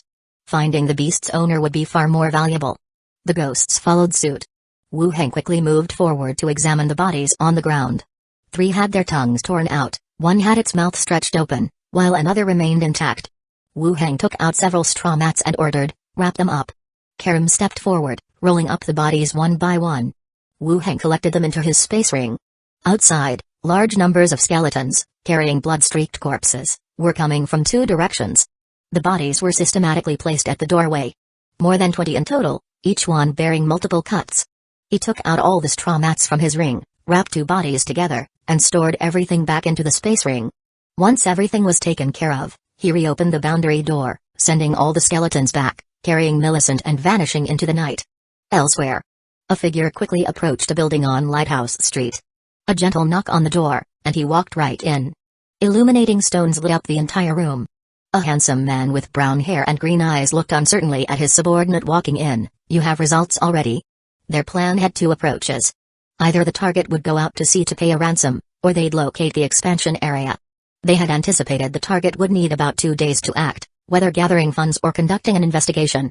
But now it seemed they had moved much earlier than estimated, capturing someone at twilight and making moves by nightfall. The figure at the door paused before stating solemnly, Lord Greco, the mission failed. They killed everyone we had prepared, and took the woman away. Upon hearing this news, a surge of panic shot through the brown-haired man. Without evidence, there was little to fear from the guild, but any actual proof could implicate them with a formidable organization. Damn it, how could a necromancer fail? Did Emilio personally take part? Asked Greco, skeptical. It was that necromancer. He summoned many skeletons and killed all our ambushing men. The subordinate trembled as he spoke. How can that be? Lighthouse Street is my turf, how could he command skeletons? You're lying, Greco retorted. Lord, I saw it myself through the eyes of the tamed beast, how could I lie to you? Protested the subordinate, his voice rising. Greco frowned, pondering with beads of sweat forming on his forehead. His gaze swept over the other man. Where's your tamed beast? I sent it flying in the opposite direction. It won't lead anyone here, said the subordinate. Greco nodded and took out a bag of coins from his space ring, tossing it onto the table in front of him. Here are 100 gold coins, enough for a lifetime. Leave this place. Seeing the bag, the subordinate's face lit up. He moved to approach but then halted. Lord, please throw it to me, and I'll be on my way. Greco sneered, when have I ever shortchanged you? After saying that, he grabbed the bag and threw it high towards the subordinate. The latter, eyes fixed on the bag, reached out to catch it. Bang! The sound of a strong crossbow firing in an instant, a crossbow arrow pierced his chest. Then, Greco's figure leapt up, appearing at the side like a shadow in the night, his long sword severing the man's neck. Greco quickly wrapped the body in the bedsheet and stored it in his space ring. He cursed under his breath, idiot, to mess up with a necromancer like that, you all deserve to die. He sat back down at the table, deep in thought. His mind raced with potential solutions. I need to leave the island first, negotiate with the guild later, Yes, before the guild catches on, I must get out of here. At the harbor. The guard in charge looked puzzledly at Wu Hang and his attendant behind him. Then his brow furrowed slightly as he glanced at what the attendant was carrying on his shoulder. Although covered with a black cloth, it was clear there was a person being carried, a woman with long hair. "Deputy Steward, what is this about?" asked the guard, confused. "If you're going to kidnap the woman, at least do it somewhere secluded." Striding in so brazenly, even for a deputy steward, seemed a bit much. Wu Hang responded directly, "Go, arrange for someone to notify the guild. Tell them I have results from my investigation and request the steward to come here." The steward? This wasn't about kidnapping a woman after all. "Yes, Deputy Steward," the lead guard instructed someone behind him, and immediately several people set out with torches towards the center of town. Wu Hang continued, "And tell the commercial harbor to record anyone trying to board a ship or leave the harbor before dawn." "Yes, Deputy Steward," the guard complied and took leave. Wu Hang then boarded his own merchant ship. He entered a cabin. He had Karam throw Millicent onto the bed. "Millicent, can you hear me?" Wu Hang pinched her face, continuing his inquiries. Millicent still showed no response. Just like a corpse, her body was unresponsive, only her eyes occasionally focused briefly, seeming slightly better than when he first saw her. "Don't tell me she is gone mad." In this world, elixirs have many functions. Aside from potions with positive effects, many others with various functions were developed as well. It's no surprise there's a potion that dulls one's wits without causing death. He took out another bottle of detoxifying potion and poured it down Millicent's throat. Seeing that it still had no effect, he pondered for a moment. He carried Millicent in his arms, knelt on the ground, with the upper body leaning on the windowsill, and her backside facing outward. Millicent was already corpulent, and now, her exaggerated waist-to-hip ratio was laid bare before his eyes. Like a ripe, plump peach. Drawing the gaze, he swiftly glanced it over. He took the clarity rod out from his space ring. This special item he had exchanged for a potion possessed the ability to clear one's mind. Last time, in Pirate Village, it was with this rod that he restored the sanity of the raving secret speaker. He wasn't certain it would work on Millicent, but it was worth a try. If it still didn't work, he would have to take her back for the alchemy skeleton to examine and try to formulate some detoxifying potions. Having resolved on a course of action, he controlled the strength in his hand. And he struck down. Slap. The crisp sound echoed. Millicent's body trembled, and her upper body moved slightly. Wu Hang looked at her and continued to strike twice more. Slap, slap. The crisp sound of smacking echoed within the cabin. At the last hit, Millicent let out a pained groan. A wave of heat evaporated from her body, dispersing in the air. Still keeping the same pose, she turned her head to look over, her eyes still a bit foggy, but no longer holding that vacant expression. Seeing the figure holding a dark wooden rod, her somewhat pale face showed a hint of joy. "My lord, you've came to save me." It indeed worked. "This thing can even cure. How do you feel?" "My backside hurts," Millicent said in a low voice. "Any disturbances in your mental state?" "My head still feels a bit groggy," Millicent responded. Wu Hang continued, "Don't move, lift your clothes a little higher." Millicent's body stiffened slightly, as she carefully lifted her clothes up to expose more of her backside. Even more pronounced was the shape of her buttocks. Wu Hang struck once more, flesh rippled, and Millicent clenched her teeth and grunted. "Does it feel better now?" "My lord, I realize my mistake," Millicent said pitifully. Seeing there were no more problems, he put the rod away. "All right, get up. The people who kidnapped you are dead, tell me everything you know." Millicent carefully got up. The burning pain on her backside made it impossible for her to sit, and her body felt somewhat weak. She could only carefully sit on the edge and recounted the whole event. It was not too different from what the bartender had told. The only difference was that these people had come the day before. They likely came beforehand to scout and gather information. After ensuring there were no issues, they made their move. And kidnapped her. "My lord, did I cause you trouble again? Can the tavern still be opened?" Millicent asked with some despair. It took quite an effort to have a stable life. Her days were gradually improving. But now, it seemed she might have to return to her old life again. Wu Hang thought for a moment. "It's still uncertain, we'll have to see how things go." "Oh." Millicent looked down. After exchanging a few words and sensing Zhao's return, he said to Millicent, "Stay here for now, I'll take you back later." "Yes, my lord." Exiting the cabin, he entered another room. Wu Hang asked, "How did it go?" Zhao appeared. "The tamed beast is dead." "Dead? I didn't touch it. It just died while flying, then fell and shattered," Zhao explained. Wu Hang frowned, contemplating this matter. A tamed beast is also a living creature. If it wasn't killed by an external force, The most likely possibility is that its owner died. Upon the owner's death, the soul of the tamed beast would dissipate. It seems that the owner of the tamed beast was not the mastermind behind the crime. Oh, I see. Zhao spun around in midair. Uncle, why don't you just talk to the dead directly? Why go through all this trouble? I've already notified the association. Let's wait for the steward and investigator to come before proceeding with the wenchai, Wu Heng explained. This matter might involve people on the island. If the steward and investigator aren't present, and he questions the dead alone, pointing to certain individuals, if the accused party doesn't admit it, it would be difficult to verify the matter later. Thus, following proper protocol and keeping records is the best approach. Oh, the association is such a hassle. It was beginning to lighten at the break of dawn. Footsteps approached from outside the cabin. Zhao instantly hid her presence. Steward Imulo, Deputy Steward Xiligui, 2 squad leaders, and 2 investigators came down the wooden ladder. After observing the skeleton standing by in the dark cabin, they refocused their attention on Wu Heng. Imulo's neutral voice rang out, "What's the situation?" Wu Heng stood up and replied, "The captive has been rescued. The kidnappers did not take her out to sea but to an area under expansion behind Lighthouse Street." "And the bodies?" "I've brought them here." Wu Heng took out 2 bodies, 5 bodies in total, of which 3 had their tongues ripped out by a controlled tamed beast while I was rescuing her. Imulo nodded. "Proceed with wenchai, and let the investigators keep records." Chapter 434, No authority to arrest. The investigator quickly flipped open his notebook. Wu Heng had the skeleton open the mat and then he cast communicate with the dead. The body, riddled with bullet holes, suddenly sat up, its cloudy pupils looking towards the group.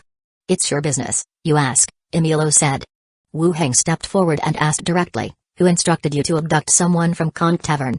The corpse answered, "The newly formed guard team leader, Greco." At these words, everyone was taken aback. It wasn't the pirates' revenge. But the island's leader? Just formed and not capturing pirates, but the first to target the association. Wu Heng glanced at the others. He didn't ask another question but instead avoided the corpse's gaze, turning to Shiraz. "Who was that?" "Lighthouse Street, the leader of the new guard team," Shiraz explained briefly, then asked in confusion, "You don't know him? Then why would he want to kill you?" "I don't know him, I don't even know who's in this new guard team." Imulo interrupted their conversation with a gesture, saying directly, "Shiraz, you know this person, now take your squad and capture him. If he resists, you are authorized to kill on sight." "Yes." Shiraz responded, touching the hilt of his sword as he walked out, calling 2 squads with him to go and capture the man. Imulo turned around, continue asking. Wu Heng nodded and turned back to the corpse. "Greco, what exactly did you say to them?" The corpse answered, "Kidnap the tavern owner and lure out the person behind the scenes, 5 gold coins afterwards." 5 gold coins, an amount that seems small, but far exceed the normal bounty. To capture a tavern owner was already a princely sum. Wu Heng continued, "Before seeing me, did you know who was behind the tavern owner?" "No." "If I hadn't shown up, what was your next step?" The corpse answered, "Kill the person, bury the body, go back and get the money." "Apart from Greco, who are the main players?" "No one else, I only know him." After 5 questions, the body lay back down. The investigator began to make notes rapidly. Next, Wu Heng cast communicate with the dead on the second corpse. He confirmed the identity of the instigator as well as a few other issues. The responses were nearly the same as the first ones. 5 people were hired by this Greco to directly abduct Millicent from the tavern. But they had no idea that this matter was related to the association, thinking it was just a simple case of abduction and murder. If they had known, they most likely wouldn't have taken the job. It seems that it was indeed this Greco who did it, Wu Heng concluded. The others looked at him with surprise. The few questions to the second corpse also clarified the situation for them. Someone was captured at dusk, and by nighttime rescue was already underway. They had killed a squad themselves and rooted out the mastermind. What kind of speed was that? You didn't tie them up that fast, did you? While the others were astonished, the investigator kept on taking notes diligently. Imulo looked at him. "Do you have any disputes with the guard team?" "Not that I know of, I've never even spoken to them." Wu Heng replied, then added with some doubts, "A few days ago, someone from the guard team came to where I was staying for an inspection and got blasted away by the skeleton, but that shouldn't be enough to want me dead." "It wouldn't be over something so trivial," Imulo said flatly. Wu Heng thought the same. Then it could possibly be because of the secret cultivation hall or the blank envelope, due to some cases before where I made enemies with them, he conjectured. "You mean to say, this leader is part of those organizations?" "That's the only explanation I can think of.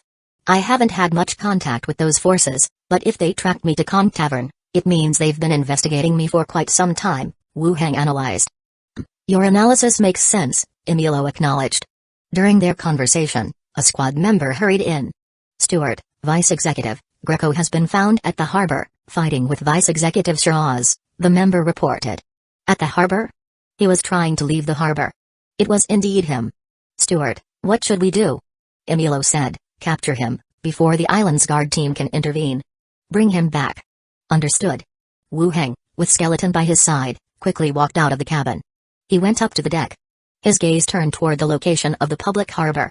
Xiligui, clasping the long sword with magic circles spinning around her feet, agilely and quickly launched assaults, attacking the young man opposite her. The other few members of the team were also coordinating the attack. The young man on the other side, wearing a grey cloak, kept retreating while fending off the society's encirclement. It's him. Wu Heng had actually seen him before, and had a fairly deep impression. Last time, when he brought Philippa to visit her mother, this man was delivering a speech at the harbor. The content was average, but there was a group of ladies and noblewomen cheering along below. He even took a special look at his face back then. Is he Greco? He didn't know him at all. At the moment, the man was coping with the attack from Xiligui and the other members. Although continuously retreating, he was still holding on. His strength was definitely above level 12. In the human world, he was considered a genius. Wu Heng, accompanied by Skeleton, disembarked and pushed through the crowd, hastily making his way over. I am the captain of the Gold and Silver Island Guard team, and you have no right to arrest the captain of a local government. Xiligui, recognize your strength. If I have to be destroyed, you won't benefit either, the man said while fighting. When he saw Wu Heng and the attendant behind him, his expression turned even uglier. He knocked away Xiligui with his longsword, took 2 steps back, and suddenly ripped a scroll from his hand. Whoosh! A blizzard rose in the midst, blowing everyone around haphazardly and obscuring their vision. He's trying to escape, a ranger shouted. Wu Heng quickly ran laterally, avoiding the blizzard. He raised his hand and fired a gun. Bang bang bang. The sound of gunfire rang out, and the running captain of the guard team staggered. Thigh, buttocks, lower back, all took a bullet. He also fell to the ground. Xiligui burst through the blizzard, emerged rapidly, and rushed to his side. The longsword was placed at the man's neck. Don't move. The steward said we can kill you right here. The scroll's effect vanished. The team members also rushed over. Take him to the steward, a team member ordered, escorting the man toward the direction of the ship. The man's gaze, however, was glaring full of spite towards Wu Heng. In the cabin, Greco said through gritted teeth, I just captured a woman, paying her some money should suffice, no need to turn it into this mess. What you're doing is completely against the rules. I am the captain of the island's guard team. Your society is arresting people without any proper justification. The interrogation continued to yield no results. Greco stubbornly clung to one point, that he was at most a lecher who took a fancy to the tavern owner. He claimed no involvement in the society's affairs, and professed complete ignorance of any connection with the society. Wu Heng looked towards Emilio. Since they were proceeding according to the society's protocol, the next step depended on Emilio's decision. Kill him, and use communicate with the dead. Chapter 435, The Head is Gone. Hearing that Emilio intended to kill someone to interrogate the corpse, Greco's arguing suddenly halted, following which he flared up like a spooked cat, bellowing, Emilio, have you lost your mind? I am the leader of Gold and Silver Island. The association has no right to dispose of me in private. Emilio, you must follow the association's procedures. Gold and Silver Island won't let you off the hook when the time comes. Greco spoke rapidly, and seeing that no one opposite him was speaking, his expression began to show fear. Emilio's presence on Gold and Silver Island was no ordinary residency as steward. If he said he would kill someone for interrogation, then he truly would kill. Wu Heng gestured, and the skeleton Karam drew its sword and stepped forward. All right, you've won. I admit I was behind this, and I'm willing to offer sufficient compensation to make amends. Just ask whatever you want to ask directly, said Greco in a pressing tone, glancing at those opposite him. Seeing the skeleton's feet did not stop, Greco exploded in a sudden burst, breaking free from the team members holding him and attempting to take one of them hostage. But Karam was faster. The longsword was swung, and a cold light sliced through the neck. Greco's face drastically changed as he clutched his throat tightly, blood spurting from between his fingers. Then he staggered to his knees, squeezing out gasping, intermittent cries, save me, I was wrong, save me, I'll tell you everything. The association members opposite simply looked on coldly, waiting as he gradually gasped his last breath. His body collapsed to the ground. Wu Heng stepped forward and cast communicate with the dead. The fallen corpse sat up again, its eyes devoid of any emotion. Wu Heng directly asked, "Besides you, who else was involved in this matter?" The corpse's voice was hoarse, vitigious. Wu Heng frowned. A new name had emerged. After contemplating, Wu Heng continued, "Why did you want to kill me?" The body answered, "There's a high bounty on you outside. I owed a debt, and Vitigus said he could help me collect the bounty from outside if you were dead." A blank envelope. Indeed, it was connected to this matter. Wu Heng and the other investigators made their notes and continued to ask, "Who was this Vitigus?" "An official in the town hall." Wu Heng asked, "How is he going to collect the money?" "I don't know." Only one last question remained. Wu Heng could only ask, "Where does he live?" "Are there any others involved?" "I'm unclear on the rest." "Where does he live?" "Snowburn District, East Number 153 Mansion." After the 5 questions, the body lay back down. "Take the body back," Emilio ordered, then continued, "The town hall is not yet open for work. You two, go directly to the residence to make the arrest. Before the guard team arrives, bring the individual to the association." "Yes." The two of them nodded. The body was collected, and the crowd left the ship. In the carriage, Zai Ligui removed her helmet and set it aside. Gold and Silver Island really isn't a good place, the leader in charge of public safety, to kill a vice executive of the association over gambling debts. This would be a joke if it got out. Yes, I also didn't expect this outcome. Wu Heng had not anticipated that the head of the guard team would be the perpetrator. However, considering how the whole affair unfolded, it made more sense that the assailant was the head of the guard team. Otherwise, the victim would not have been taken so easily. "Fortunately, there wasn't any serious trouble," said Zai Ligui, looking at him, then continued, "In the future, if such a situation arises again, remember to bring the association's team with you. Going out on your own as a mage is very dangerous. I'll be more careful next time." Wu Heng verbally agreed, yet his heart harbored different thoughts. After all, he had plenty of secrets himself. Possessing ghost detection and being able to summon the skeleton army actually made it more convenient to be unaccompanied. Seeing that Zai Ligui had nothing more to say, Wu Heng spoke up, "What happened to our first-class reward from last time? Why has there been no word?" When they killed the Demon's Hand pirate group, they had earned a total of 6 second-class merits. At that time, the quality of the rewards was mediocre and the quantity insufficient. So, they followed Emilio's suggestion and applied for 1 first-class merit with the 6. Given the quality and rarity of the rewards, a first-class merit was definitely a precious treasure. Yet, time had passed and the reward had not been issued, nor had Emilio mentioned it again. "Not sure, the process might be complicated, let's wait a bit longer. A guild can't possibly cheat us, 2 vice executives, out of our reward," Zai Ligui said in a soft voice. That made sense, and there wasn't a much better option. "Right, you make a good point," Wu Heng agreed. Then, the two of them proceeded to discuss some affairs of the island. The carriage gradually began to slow down. The following squad drew nearer and announced, "Vice executives, we've arrived at our destination." The two of them opened the carriage door and stepped out directly. To one side, there was a mansion. Members of the squad gathered around, converging at the entrance. Zai Ligui, with one hand on the hilt of longsword, said, "Knock. Knock. Knock. Knock." A squad member stepped forward and knocked forcefully on the door. Soon after, footsteps were heard, and a middle-aged man peered out. When he saw the guild members assembled outside the door, his eyes tightened slightly. "Gentlemen, what brings you here?" Zai Ligui sized him up. "Whose residence is this?" "This property belongs to Master Vitigus." "And where is he?" Zai Ligui asked as he pushed past the man, leading the team inside while continuing the inquiry. The man hurried to lead the way, blocking the path. "Gentlemen, our master is a municipal official. Barging in like this seems a bit impolite." With a wave of Zai Ligui's hand, someone immediately grabbed the man while others intercepted the guards who were gathering around. The rest of the team entered the residence and began a thorough search. The living room was empty, with several young maids standing to the side, appearing restrained. The search proceeded floor by floor, heading upstairs. "There's someone here," came the voice of a squad member from a 4th-floor bedroom. The group quickly moved to the upper floors. Before even reaching the 4th floor, a rich stench of blood assailed their nostrils. Moving swiftly into the room and looking inside, the bedroom curtains were tightly closed, the light was dim, and a corpulent figure lay naked on the bed. Only the body remained, the head was nowhere to be found.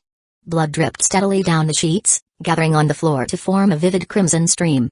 Was the person dead? Had they died en route as they were coming? After receiving the message from Wenshai, they had rushed over. "Bring someone up to identify the body," Zai Ligui instructed those below. The middle-aged man who had opened the door was brought up. Upon seeing the decapitated corpse, He staggered several steps backward, nearly tumbling down the stairs. How did the master die? Is he vitigious? Zailigui inquired. Yes, the middle-aged man replied, trembling. Chapter 436, What profession does he have? He's dead and you had no idea? Zailigui frowned at him. No, I didn't know. The man was pushed back by the team members and quickly added, I even delivered breakfast to his room this morning. Zailigui sized him up and down, noting his legs were quaking, which didn't seem feigned. She instructed the team members, keep an eye on everyone and bring them all back to the association for questioning. The team members dispersed, gathering all the servants and guards together. Inside the room, Wu Heng examined the corpse and summoned those to search the surrounding area. But there weren't many obvious clues. How is it? Zailigui walked over and asked. He hasn't been dead for very long, seems to have been around the same time as us, Wu Heng replied. Zailigui frowned and gave the body another look. The killer took his head, probably to prevent you from performing Wenshai? Most likely. That means someone knew you traced it here and came over on purpose, killed this person, and severed the trail here completely, Zailigui concluded with a frown. The situation was quite apparent. It was definitely related to the kidnapping of Millicent and the guard leader whom she had killed. Wu Heng also chimed in, the opponent must be a high-ranking professional. That was too quick though. We came straight here, and they acted before we even arrived. Shiraz pulled back the curtains and looked out of the opened window. It's possible that while we were capturing Greco, they had already started dealing with what's next. Zailigui frowned, right, since they didn't have the chance to kill Greco to stop you from questioning, they came here and killed this person instead. At this point, Zailigui's eyes widened slightly. There are others involved. That's the only explanation. Let's search the room and then head back to the association to speak with the steward. All right. The team members scattered. Some searched the room for clues while the rest continued to watch over the servants outside. After nearly finishing the search, they all returned to the association together. In the association steward's office, Zailigui recounted the events that had transpired to Emilo. The body has been sent to the morgue, and the servants from that residence are being interrogated. Regarding the decapitated target.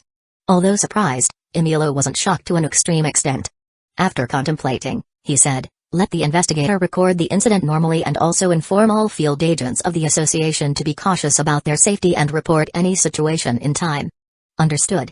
The two nodded. I'll handle the negotiations with the city hall. You two continue investigating this matter, especially Wu Heng, don't set out to sea for now, Emilo spoke again. Oh, okay. Emilo dismissed them with a wave of his hand, and Zailigui promptly left the room. Wu Heng didn't leave. Emilo asked, something else on your mind? Steward, is the tavern unable to operate now? With this getting out, others will know for sure that the tavern is associated with the association. Wu Heng voiced his concerns directly. Conch Tavern had provided some useful information. Moreover, it was already established and doing fairly well. It seemed a pity to shut it down just like that. Emilo still watched him. You also investigated the Old Barrel case. Haven't you ever thought that people might suspect Old Barrel is a spy for the association? That was another angle to consider the problem from. Old Barrel was a well-known force on Lighthouse Street, and even though the association helped with some matters, no one would suspect it was the association's informant. Old Barrel operates differently and is well established. It's normal that no one believes that, he continued. Emilo remained even-tempered, your tavern is the same. Later, find a credible reason to distance yourself from it. Even if there are suspicions, there won't be much impact. Wu Heng's rescue of Millicent wasn't known to outsiders. Unless the person behind the scenes spoke out or the blank envelope directly informed everyone, outsiders would be oblivious to the actual events. At most, they knew that there was a conflict between the association and the guard leader at the port. This had little to do with the tavern. All right, I understand, thank you, steward. Wu Heng nodded and also exited the room. Back in his own office, he settled into his chair for a moment. The door opened, and Andre Willow came in with Millicent wearing a cloak. Master, I've brought the person back. Millicent removed her hood and bowed slightly. My lord. Wu Heng instructed, Wire, go and prepare some food for her. All right, master. Andre Willow left. Wu Heng turned to Millicent, take a seat. Do you feel any discomfort? Millicent cautiously sat down, unconsciously touching her behind. No discomfort, thank you, my lord. The person who kidnapped you is dead, but there might be others behind this. I'll arrange for 2 skeletons to protect you, Wu Heng said. Millicent nodded, okay. For the next couple of days, you'll stay at the association.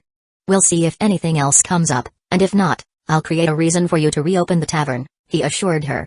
Millicent's expression brightened. She didn't want to give up the hard work she'd put into the tavern. Yes, my lord. There's nothing else, you've had a rough time.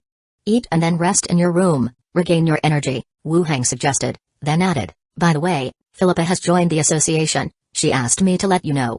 Really? That's wonderful, Millicent responded excitedly. She then inquired further about her daughter's specifics of joining the association with Wu Hang. Wu Hang explained briefly to her. After chatting for a while, Andre Willow brought back some food. Millicent ate carefully, then went to the prepared dormitory to rest. Wu Hang also left the guild and walked towards his residence. Returning to his residence, he greeted Minnie and entered the radio room on the third floor. Picking up the microphone, he asked, Philippa, are you there? As soon as he finished speaking, Philippa's voice came through, eating, miss me? Wu Hang leaned on the edge of the desk. Your identity as a secret speaker has been confirmed, and you have an emblem. You can prove your identity with the emblem when you travel. Really? My god, I'm part of the guild now, Philippa exclaimed in surprise. Whenever you have time, I will give you the emblem. Having it in hand is a form of protection, Wu Hang said. There was a slight pause on the other end before she replied, give it some time, these days I'm establishing a relationship with the Mad Lion pirate group. She couldn't always be running this way.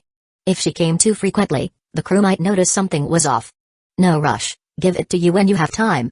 Good, I'm not in a hurry, might not even need it. Just the thought of the guild scares me, Philippa said casually. Wu Hang thought for a moment, then continued, your mother was kidnapped yesterday, but she's been rescued now and there's no danger. How could that happen? Philippa's tone suddenly turned serious.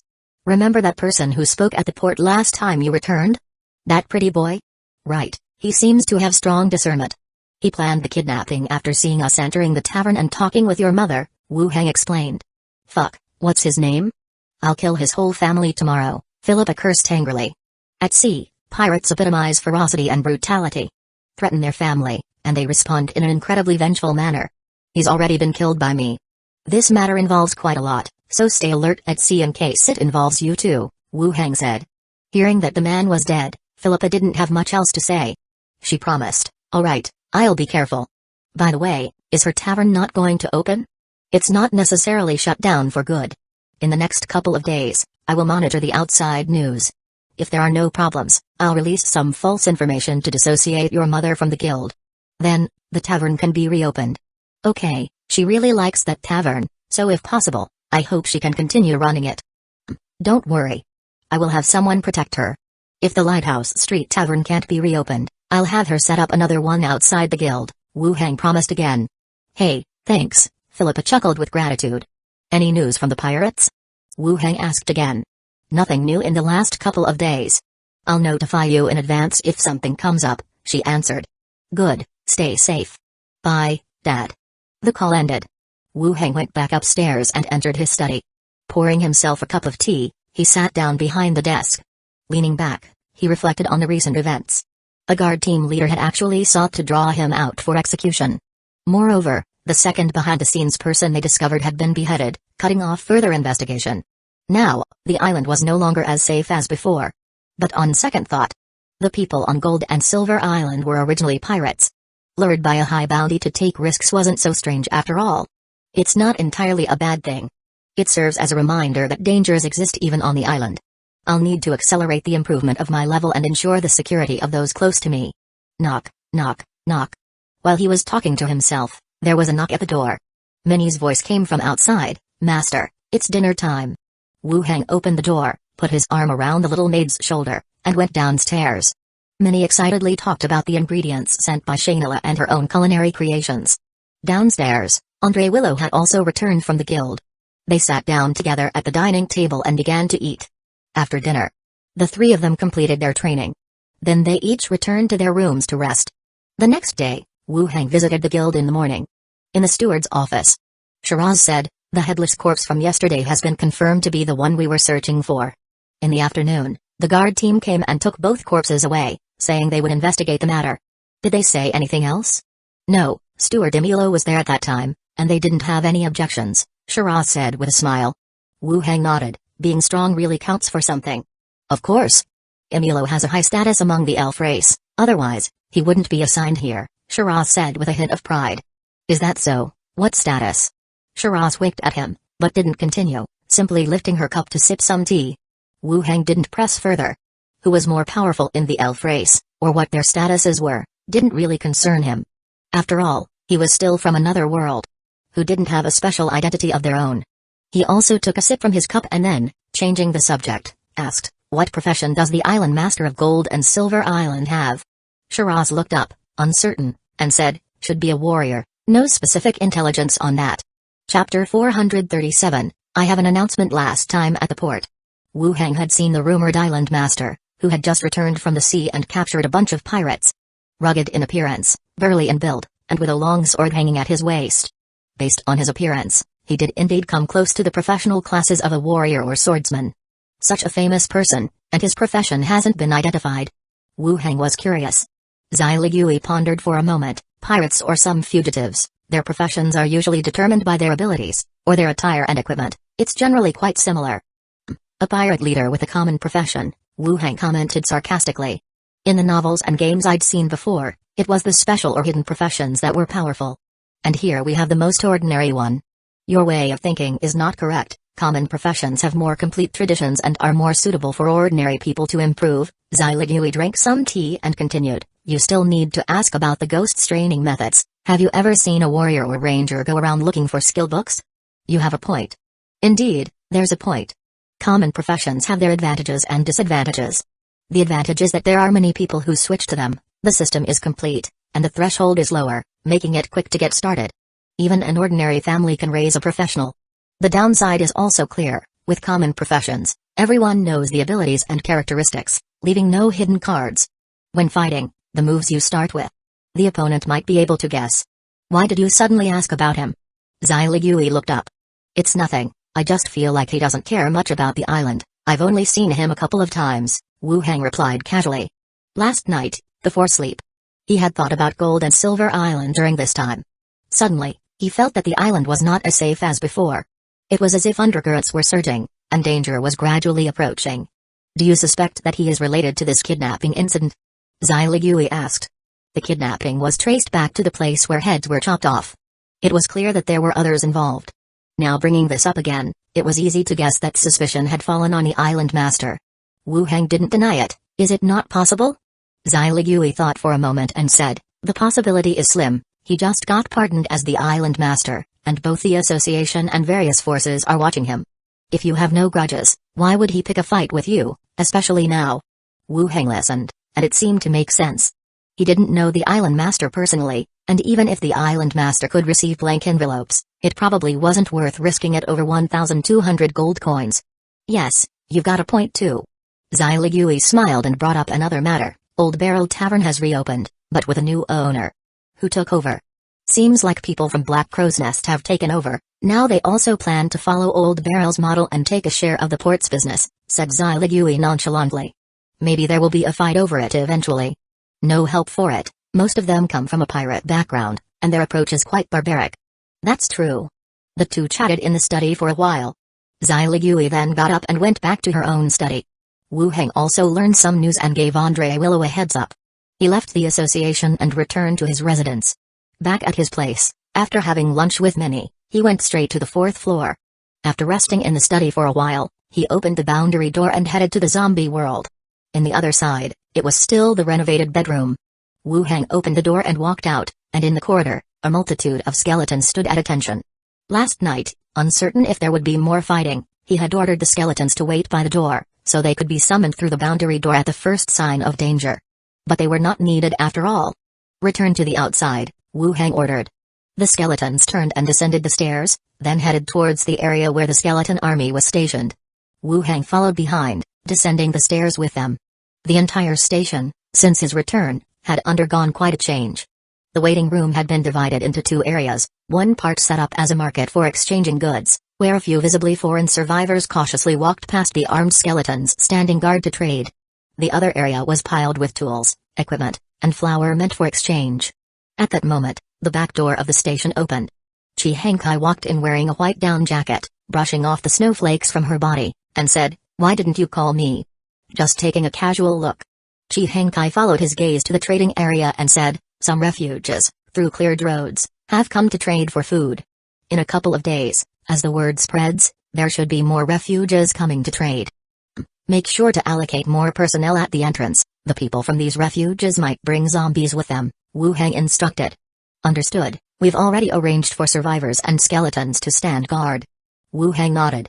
Chi Hengkai continued, Yaong's sister sent a message from the provincial office that they've come for another exchange.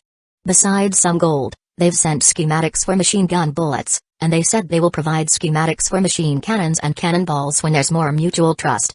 Hearing this, his brow quirked. He remembered the former deputy commander Liu promising earnestly to unite and help more refuges and survivors. The schematics were supposed to be provided to others as well. Now it was about mutual trust again. Of course, the machine gun bullet schematics provided to him still counted as quite good. Even 10th level professionals couldn't withstand machine gun firepower, and if he could find a way to produce them, his combat strength could increase significantly. Having essential resources like food, there was still room for negotiation in the future. No rush, we can talk about it later. Wu Heng wasn't worried. Chi Hengkai continued, tomorrow morning, the train will bring the blueprints over, and I'll give them to you then. Then, Chi Hengkai pointed across to the area where goods were being exchanged and explained the layout and arrangements. The survivors who came to exchange materials would occasionally glance over, curiously scrutinizing the two conversing. From their attire and complexion, one could tell there was a clear difference. They would occasionally gather together and whisper a few words. After the conversation on this side was finished, Wu Heng checked the time. It was 1:20 in the afternoon. There was still plenty of time. Let the convoy get ready, let's aim to clear another batch of zombies before dark. Chi Hengkai nodded, took out the walkie-talkie, and got the convoy ready. Soon, the convoy stopped at the back door. Chi Hengkai took the driver's seat, and Wu Heng sat in the passenger's seat. Escorted by a throng of skeletons, they left the train station. They drove towards an area that had not yet been cleared of zombies. Roar! Snowflakes were fluttering down. Dense hordes of zombies burst out from the alleys and pathways all around. With tattered clothes and decaying flesh, they were a ghastly white after the freeze. Quickly, they converged into a dense mass on the main road. Whoosh whoosh. Skeleton flying dragons whizzed overhead, dropping dense solid iron bullets like torrential rain upon the zombie crowd. Plumes of smoke and dust rose up. The ground trembled. Zombie hordes from further away, attracted by the explosions, charged over again and congregated on the road. After 3 consecutive bombings by the skeleton flying dragons, the smoke and dust dispersed. All along the road, only scattered zombies were left, in addition to the wrecked asphalt. Forward march! Wu Heng ordered directly. The waiting skeleton army immediately stood up. Holding their spears, they pushed forward along the road.